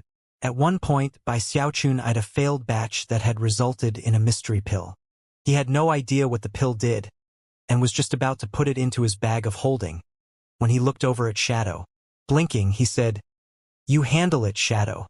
A tremor ran through Shadow, but then he flew over and took the pill. After consuming it, he flopped over onto his side.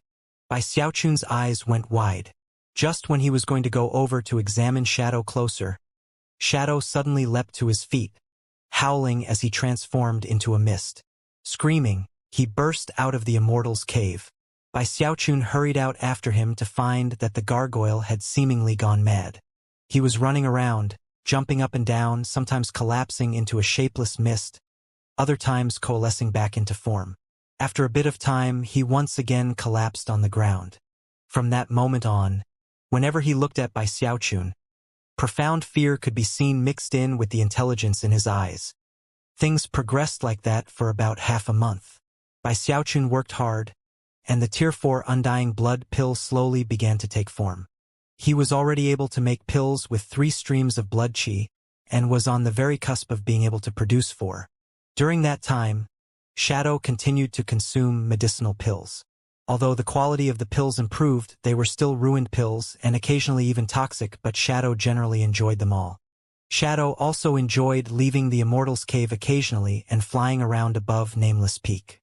When he encountered other gargoyles belonging to other cultivators, it was clear that Shadow's murderous aura was much less pronounced than theirs.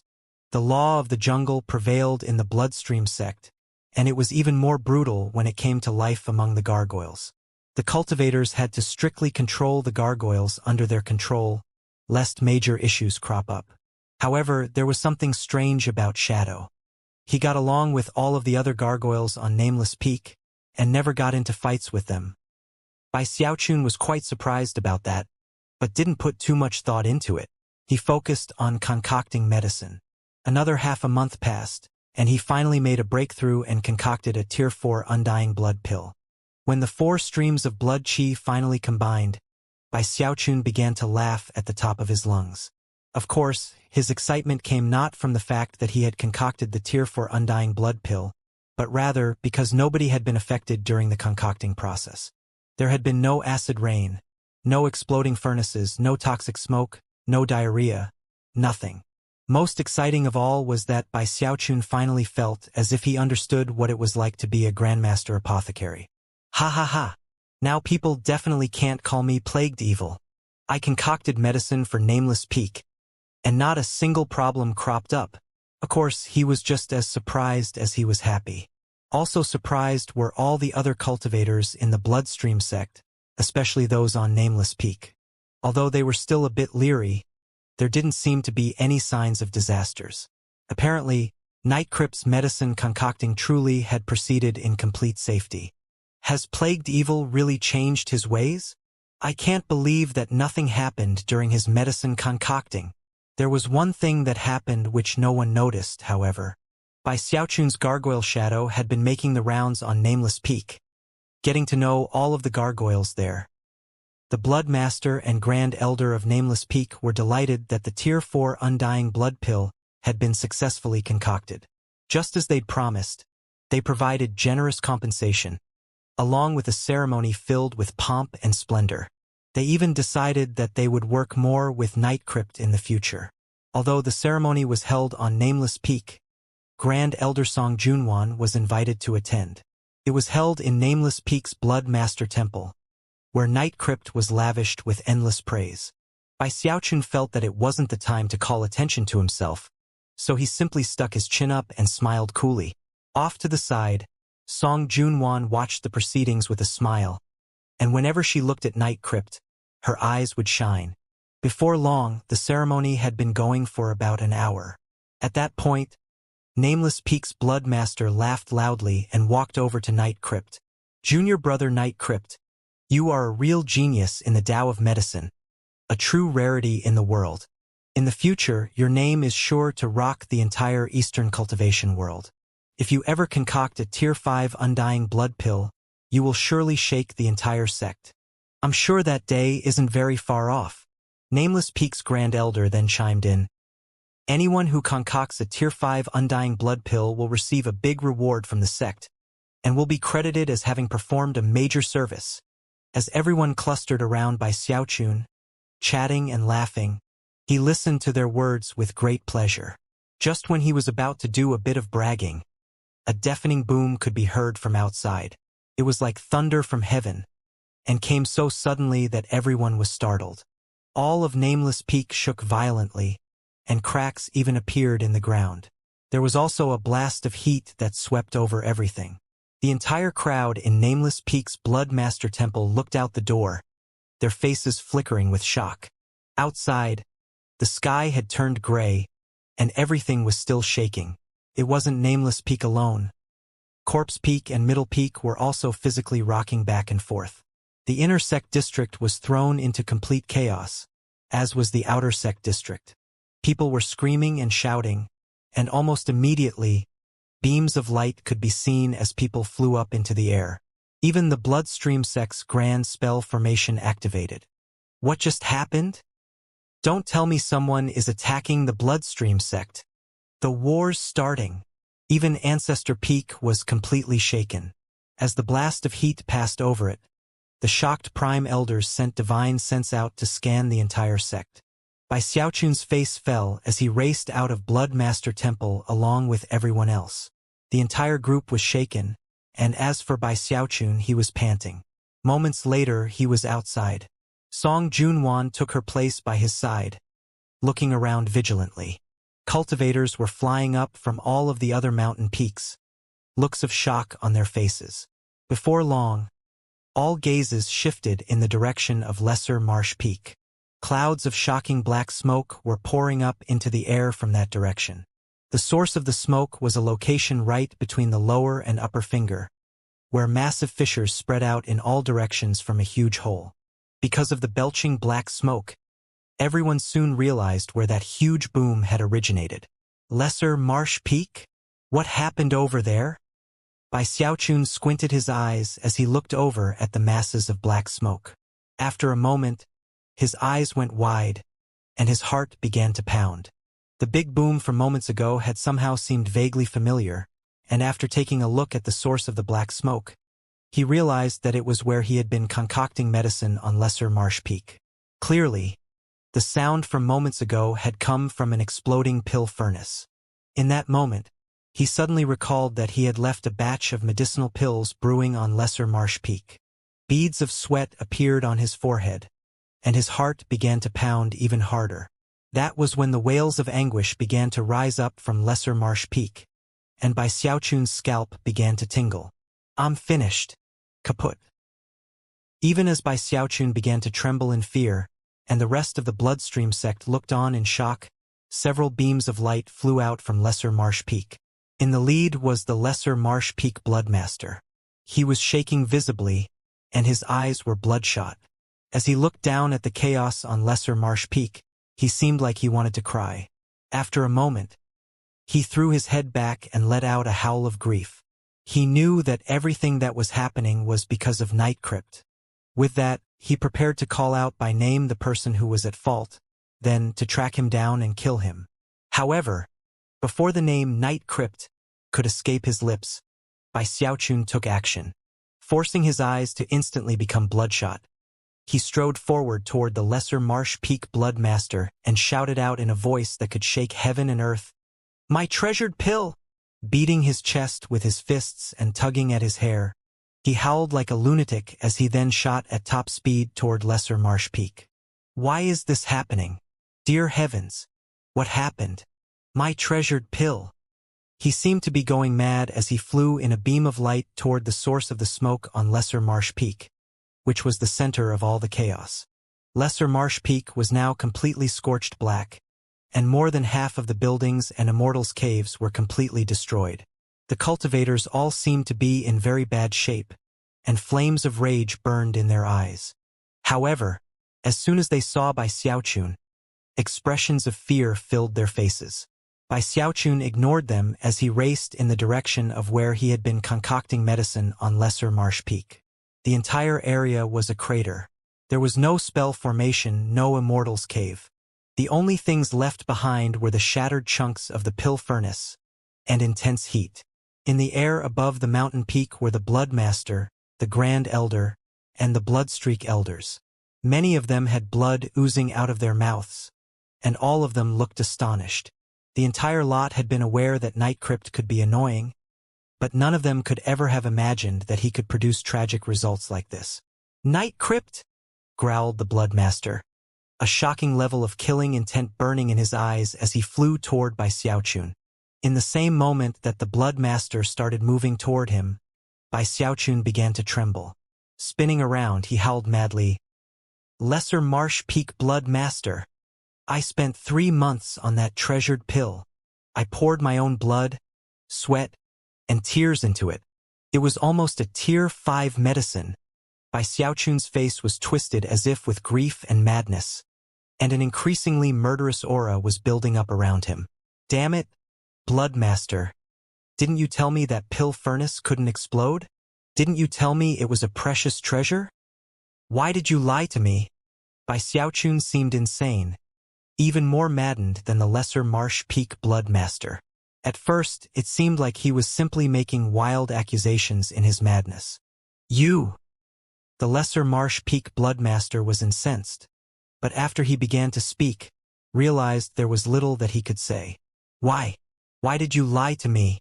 All of my hard work, all of my effort concocting that pill, was based on a lie. You said it was a precious treasure taken from the Pill Stream sect, that it wouldn't explode under any circumstances. If you had told me ahead of time that the pill furnace could blow up, then I would never have wasted so many precious medicinal plants. I could have just used ordinary concocting methods. Oh, my treasured pill! Do you know how much of my own blood, sweat, and tears I poured into this treasured pill?" Bai Xiaochun shouted hoarsely. "Damn it! Why didn't you tell me the truth instead of lying to me?" Crowds of Bloodstream sect cultivators were converging on the scene to watch, and the streams of divine sense from Ancestor Peak were focused on the area. "I told you not to get close to the pill furnace. Tell me, did you get close? Did you?" Bai Xiaochun finally began to chuckle bitterly, his face a mask of disappointment and sadness. There was no way for the Lesser Marsh Peak Bloodmaster and Grand Elder to offer a retort to Bai Xiaochun's words. The Bloodmaster truly had told Bai Xiaochun that the pill furnace couldn't explode, and had also promised to take responsibility for any situations which arose.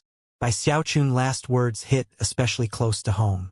The truth was that because the heat radiating from the pill furnace had continued to increase, slowly scorching everything on Lesser Marsh Peak, they actually had felt they had no other choice than to approach the furnace to take a look. They were in the wrong, and yet the losses sustained by Lesser Marsh Peak were so vast that they couldn't restrain their rage. The Blood Master gritted his teeth and said, "You jabbering troublemaker, Lesser Marsh Peak trusted you. We asked you to concoct medicine for us, and if you had, I would have taken responsibility. But I don't see any spirit medicine. You destroyed Lesser Marsh Peak, Night Crypt. I demand an explanation." Snorting coldly, the Blood Master took a step forward as if to grab Bai Xiaochun, and hopefully gain something from this disaster. "Hold on," Bai Xiaochun said. Looking very serious, he took a step forward and breathed in deeply through his nose. "Something's off here. That smell. Do you sense that medicinal aroma?" The Lesser Marsh Peak Bloodmaster frowned. Snorting coldly, he proceeded toward Bai Xiaochun, but even as he did, Bai Xiaochun flickered into motion, appearing a moment later next to a chunk that had once made up the wall of the pill furnace. Looking shaken and incredulous, he pulled the chunk off to the side, revealing a medicinal pill underneath, which glowed with 5-colored light. It also emanated a strong medicinal aroma which, combined with the 5-colored light, caused the eyes of everyone who could see it to go wide. Their minds began to spin, and many people even gasped or cried out in shock. "Is that a Tier 5 spirit medicine? I've never even seen a Tier 5 spirit medicine before. Even the pill stream sect only has a few people who can concoct them. Tier 5 spirit medicines are all priceless treasures. A 5-colored glow is one of the signs that appears when a Tier 5 spirit medicine is concocted. Heavens! I can't believe it's actually a Tier 5 spirit medicine." As the crowd erupted into pandemonium, Bai Xiaochun mustered his courage, reached out, and grabbed the pill. He had never imagined that he would end up concocting a Tier 5 spirit medicine, and wanted to simply take it and run. However, with so many people present, that wasn't possible. Bai Xiaochun wasn't the only shocked one. The Lesser Marsh Peak Bloodmaster stood off to the side, along with the Grand Elder and Bloodstreak Elders, and all of them were gasping. When he saw Bai Xiaochun pick up the spirit medicine, the Blood Master suddenly started laughing good-naturedly, and his murderous aura vanished. "A misunderstanding, that's all. A misunderstanding. Ha ha ha. I was pulling your leg just now, Grandmaster Night Crypt." The Blood Master hurried forward, his face filled with a sincere smile. Bai Xiaochun snorted coldly. However, he couldn't think of anything to say in response, and was already racking his brains as he tried to figure out what to do next. "How about this, Grandmaster Night Crypt? Lesser Marsh Peak would like to triple our previous offer of compensation." The Blood Master, the Grand Elder, and the Bloodstreak Elders all hurried forward to cluster around Bai Xiaochun. That was when Song Junwan, who had been standing off to the side the entire time, stepped forward and coolly said, "How dare you threaten one of my Middle Peak cultivators right in front of me?" The hearts of the elders began to pound, and an extremely unsightly expression appeared on the Blood Master's face. As the two parties faced off, an ancient voice suddenly rumbled out from Ancestor Peak. "Night Crypt has concocted a Tier 5 spirit medicine, and is a true chosen of the Bloodstream sect. Let him be appointed as a Bloodstreak Elder of Middle Peak." At the same time, a blurry figure appeared in midair, an old man wearing a blood-colored robe. The incredible pressure radiating off of him caused everyone in the area to feel shaken, and they spontaneously bowed their heads and clasped hands in formal greetings. "Regarding the pill, it belongs to Lesser Marsh Peak. However, Lesser Marsh Peak shall prepare the materials necessary, and personally craft the Bloodstreak battle robe for Night Crypt." That old man was none other than the Song Clan Patriarch. As soon as Bai Xiaochun realized who he was, he took a deep breath, then clasped hands and bowed. No one would dare to defy the orders of the Song clan patriarch. However, the Song clan patriarch wasn't finished speaking. His placid voice continued to echo out through the sect. It's good that everyone is gathered here, as I have 3 important announcements to make. First, in 8 days, the cultivators of the 4 mountain peaks will all sacrifice some of their blood chi to summon the bloodstream sect's Grand Lich. Second, in a month, the trial by fire for the position of Middle Peak Bloodmaster will begin. Third, we will be going to war soon. As the Song clan patriarch looked around at the gathered cultivators, gasps could be heard, and murderous auras began to build up. War! War! Everyone began howling at the tops of their lungs, causing the entire bloodstream sect to shake. Although Bai Xiaochun was yelling just like everyone else in the crowd, he was actually feeling very anxious inside. Very well, you're all dismissed. The Song clan patriarch looked at Night Crypt, smiled, and then turned and vanished. Excited at the prospect of the coming war, everyone returned to their various mountain peaks. Although Bai Xiaochun was reluctant to give up the Tier 5 spirit medicine, he had no choice but to hand it over to the lesser Marsh Peak Bloodmaster. Then, he left with Song Junwan to go back to Middle Peak. Song Junwan didn't say much on the way back to Middle Peak, but her eyes flashed with cold light. As for Bai Xiaochun, he was wrapped up in his own thoughts, and didn't feel like saying anything either. When they finally arrived, Song Junwan looked over at him and said, "Night Crypt, in the trial by fire for the position of Middle Peak Bloodmaster, I want you to stand as Dharma Protector for me, to help me win the title. The trial by fire will be dangerous, so you don't need to give me an answer right now. I'll be going into secluded meditation to prepare. You can inform me of your decision after I come out." She gave him a deep look and then headed toward the upper finger. Bai Xiaochun watched her leave, complex feelings twisting his heart. Eventually, he found himself back in his immortal's cave, sitting there cross-legged, more worried than ever. Based on what the Song clan patriarch had just said, Bai Xiaochun realized that all of the discussion amongst the Bloodstream sect patriarchs had led to a decision. The war with the Spirit Stream sect would happen, and in only a few months. The next 7 days passed relatively uneventfully. Early in the morning of the 8th day, the sound of tolling bells filled the Bloodstream sect. Bai Xiaochun took a deep breath and strode out of his immortal's cave to find that virtually all of the Foundation establishment cultivators from the 4 mountain peaks were flying through the air toward the upper fingers of each of their respective mountains. Then, 8 figures appeared, flying out from Ancestor Peak. They were like giants that caused rumbling sounds to fill the area, and shone with dazzling light that made it impossible to see anything more than their outlines. As soon as those 8 figures appeared, the cultivators all dropped to their knees to kowtow. "Greetings, patriarchs." Bai Xiaochun was immediately shaken. Those 8 figures were none other than the 8 patriarchs of the Bloodstream sect. Patriarch Limitless and the Song clan patriarch were among them. There was another among the group who wore a violet robe. He seemed to surpass all of the other patriarchs as he hovered there in midair like a brilliantly shining sun. Intense pressure immediately weighed down on the entire area. "Everyone, release your blood chi. Open the blood portal." The voice rang out to fill the entire hand that the Bloodstream sect rested on, shaking everything as a huge spell formation appeared. Blood chi exploded out, starting from Lesser Marsh Peak. As the blood chi streamed from the tip of the finger, it formed a blood-colored pillar of light that shot up into the sky. Next, the same thing happened on Nameless Peak, Middle Peak, Corpse Peak, and finally Ancestor Peak. Ru-Yu-Umble. 5 beams of blood-colored light shot up, staining the entire sky the color of blood, and creating an enormous vortex. The cultivators of the Bloodstream sect were shaken, and could feel their blood chi seething as they unleashed the power of their cultivation bases. At that point, one of the patriarchs stepped forward, a middle-aged man who was strikingly handsome. There was something entrancing about him that made anyone who looked at him want to admire and trust him. "I am Droughtflame, and I will take the lead in summoning the reserve powers of the Bloodstream sect. I need the help of 9 disciples to help refine the chi and blood."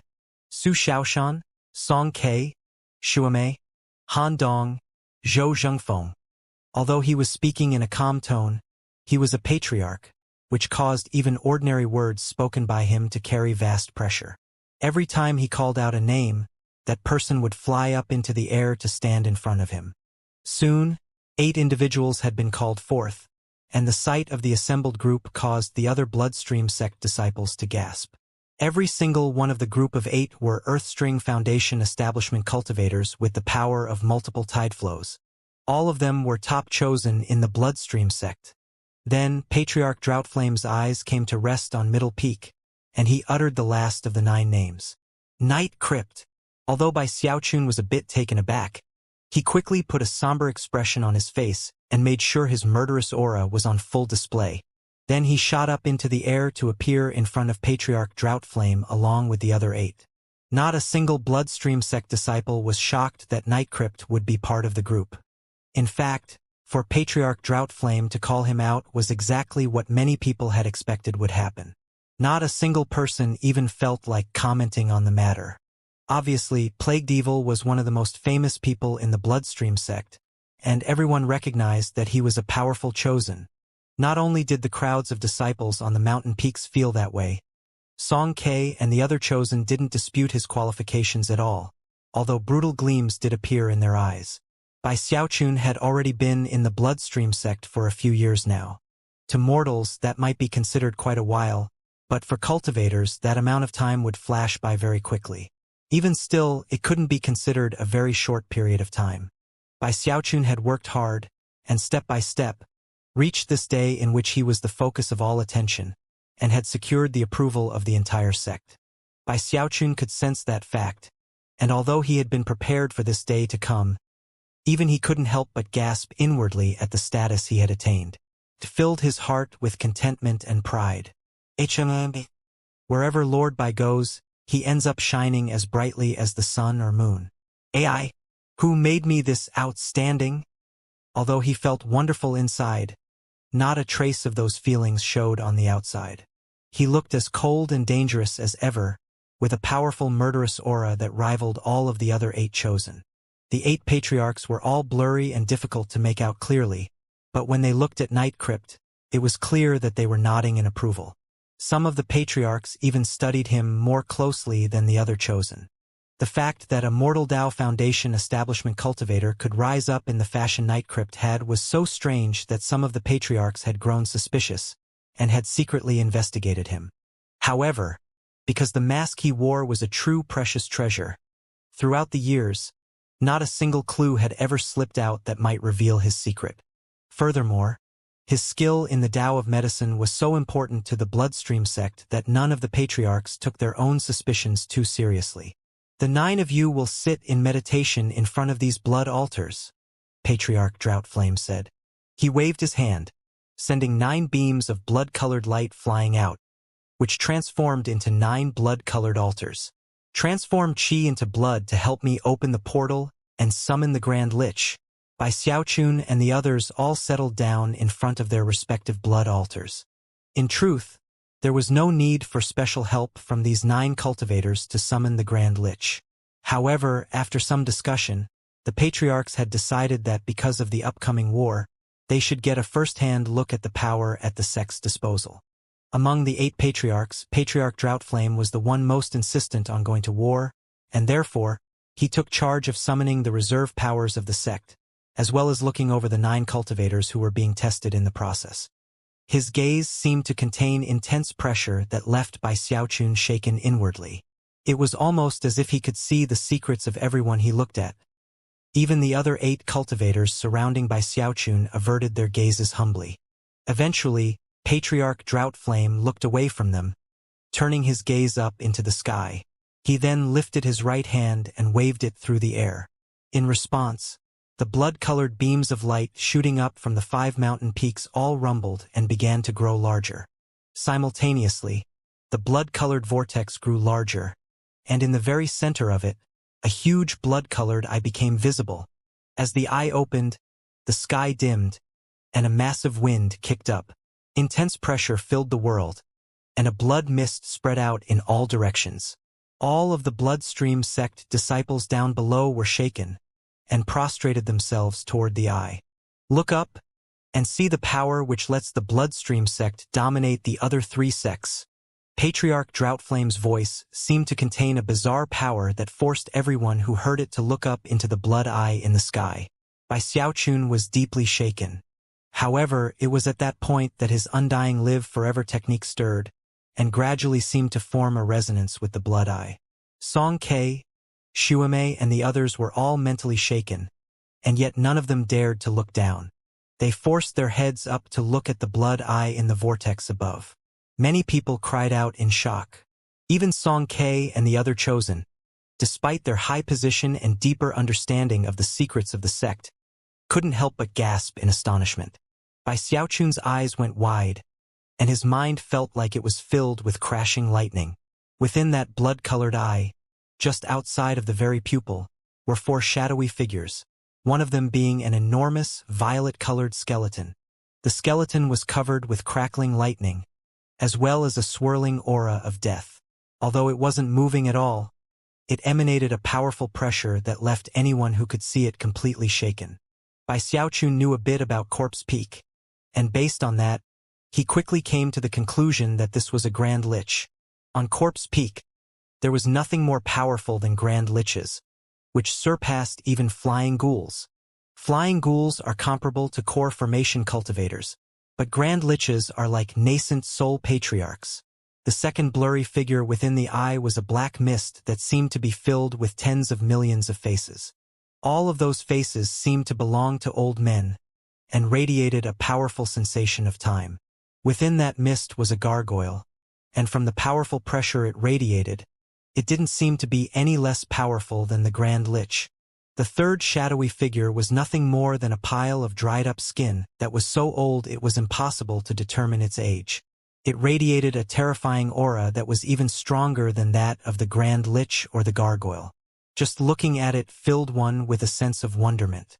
Many of the bloodstream sect cultivators who saw it were left gasping.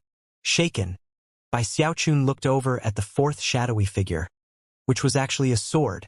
It was a blood-colored sword, upon which sat a crimson imp. The imp had no hair on its head, and although it was only about as big as a person's hand, it radiated an intense murderous aura that surpassed the other three shadowy figures.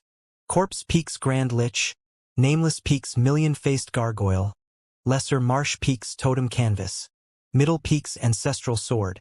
These are the signature relics of the Bloodstream sect, and they are actually defending what exists in the pupil of the Blood Eye, another of the Blood Ancestors' powerful reserve forces.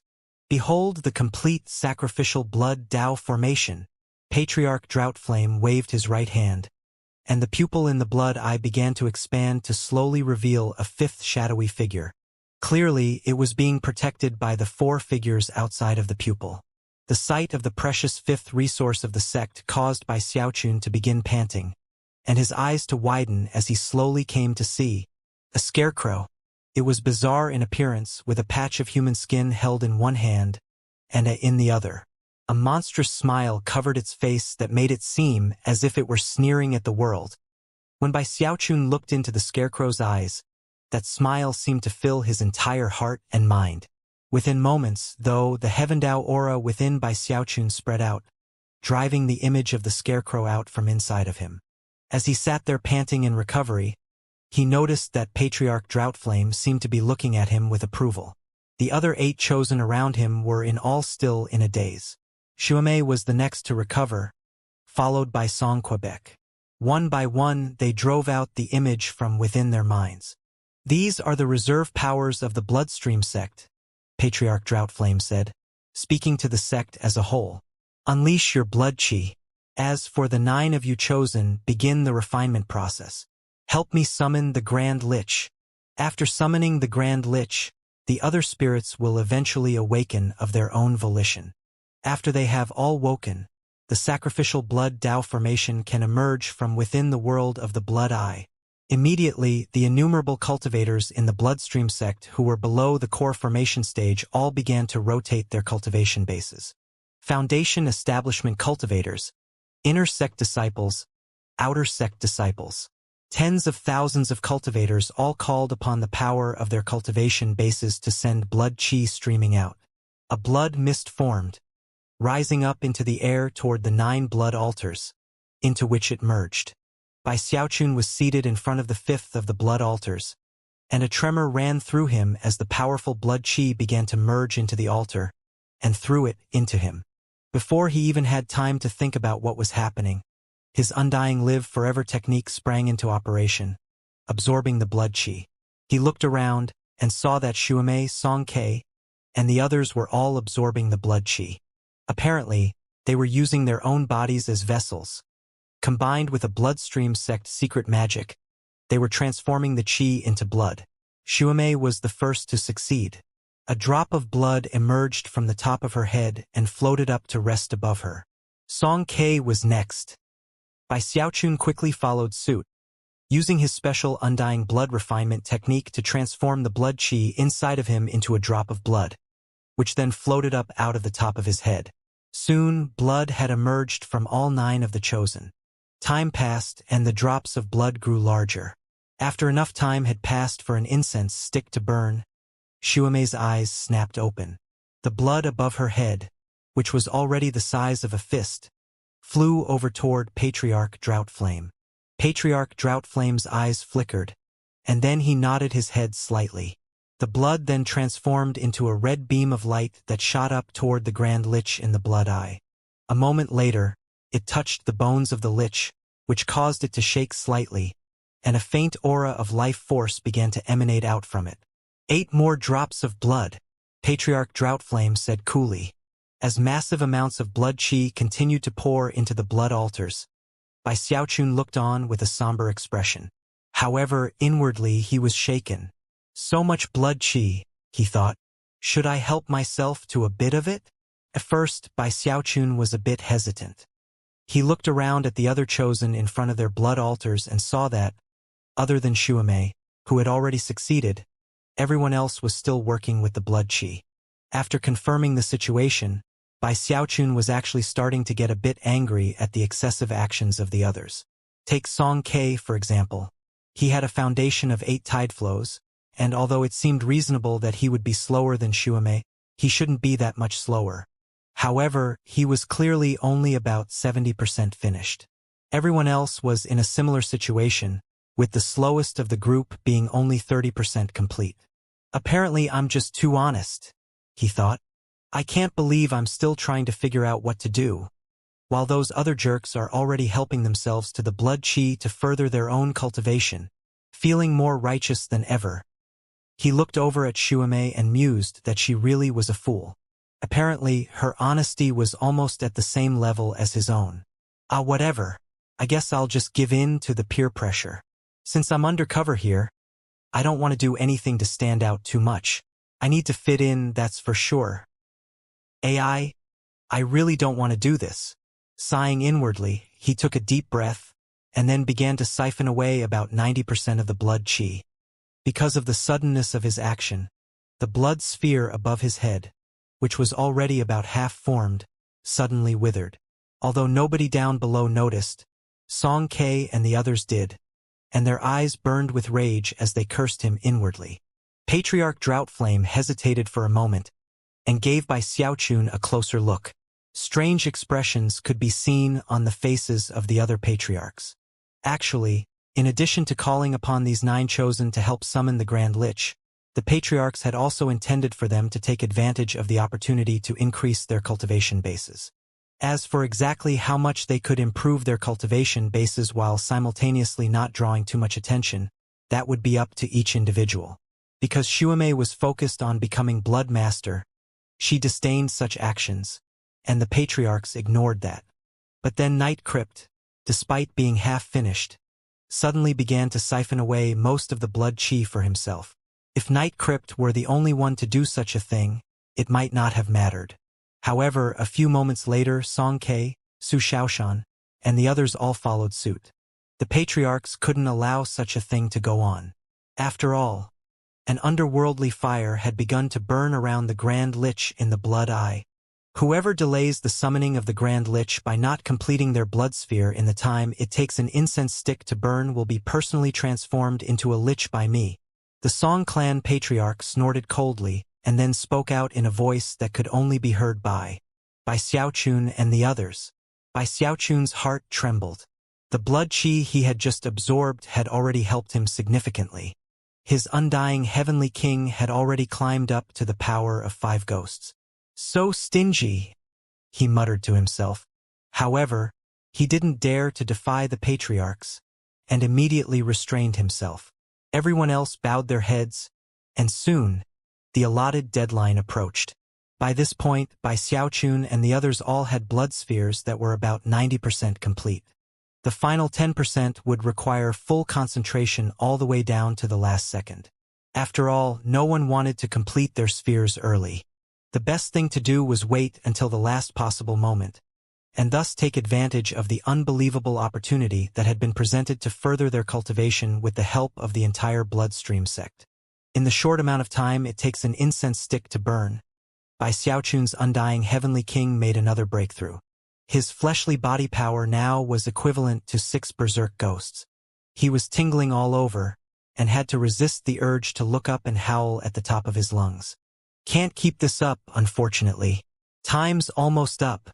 Although he was reluctant to stop, there was nothing else to do.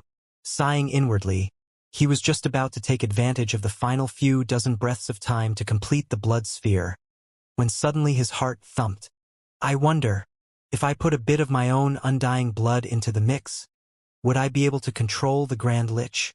The thought excited him, and if it actually worked, could be considered an incredible service for the Spirit Stream sect.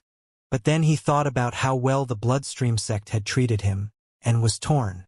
Song Junwan, the Song clan patriarch, as well as the other Grand Elders, have all treated me pretty well. Although they're a bit brutal, overall they're not bad. Sighing, he also considered the fact that with his current cultivation base, it didn't seem very likely that he would be able to control a Grand Lich. And yet, he still couldn't make a decision. Well, I might as well try. Whether I succeed or not will be up to the will of the heavens. Xiaochun's eyes flickered, and he looked down. As everyone continued to transform the qi into blood, he did the same.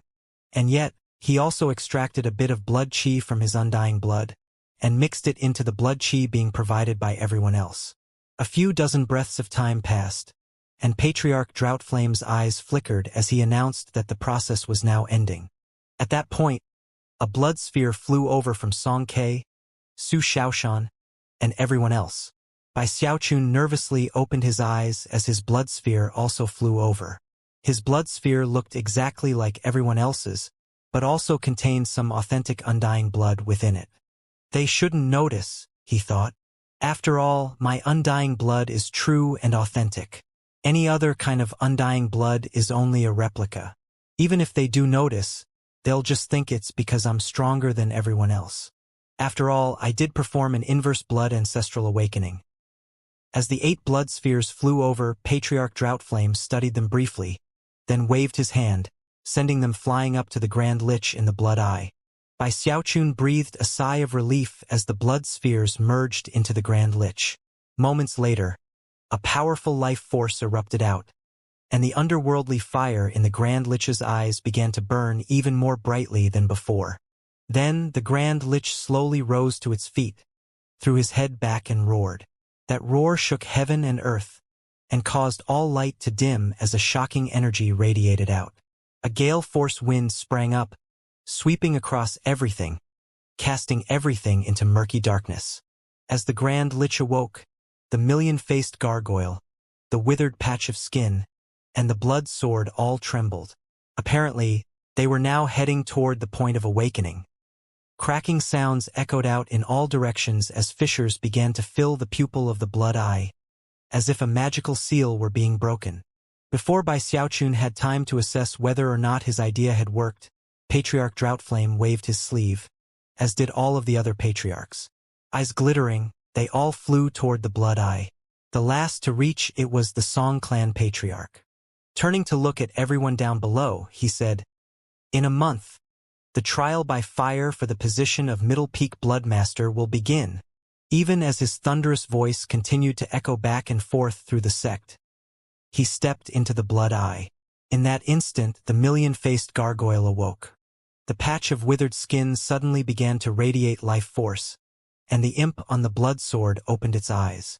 At the same time, more and more fissures spread out over the pupil, and it began to collapse. It was as if a door were being opened, that the 8 patriarchs of the bloodstream sect were now entering. Rumble! The sky suddenly seemed to fade, and the blood eye vanished. Down below, the cultivators of the bloodstream sect looked up from their meditation. The sect leader and the grand elders then dismissed the crowds. However, many questions remained in the minds of all present. They had all seen the reserve powers, and yet were unsure why the patriarchs had entered the blood eye. For some reason, no matter how they considered the matter, they couldn't help but assume it had something to do with the war. Xiaochun was more nervous than ever. In the end, he'd been unable to determine whether or not his idea had worked. He pondered the matter as he headed back to his immortal's cave, where he stabilized the increase in power of his fleshly body. In the blink of an eye, nearly an entire month passed. Soon, it was only 3 days before the appointed day mentioned by the Song clan patriarch, the trial by fire for the position of Middle Peak Bloodmaster.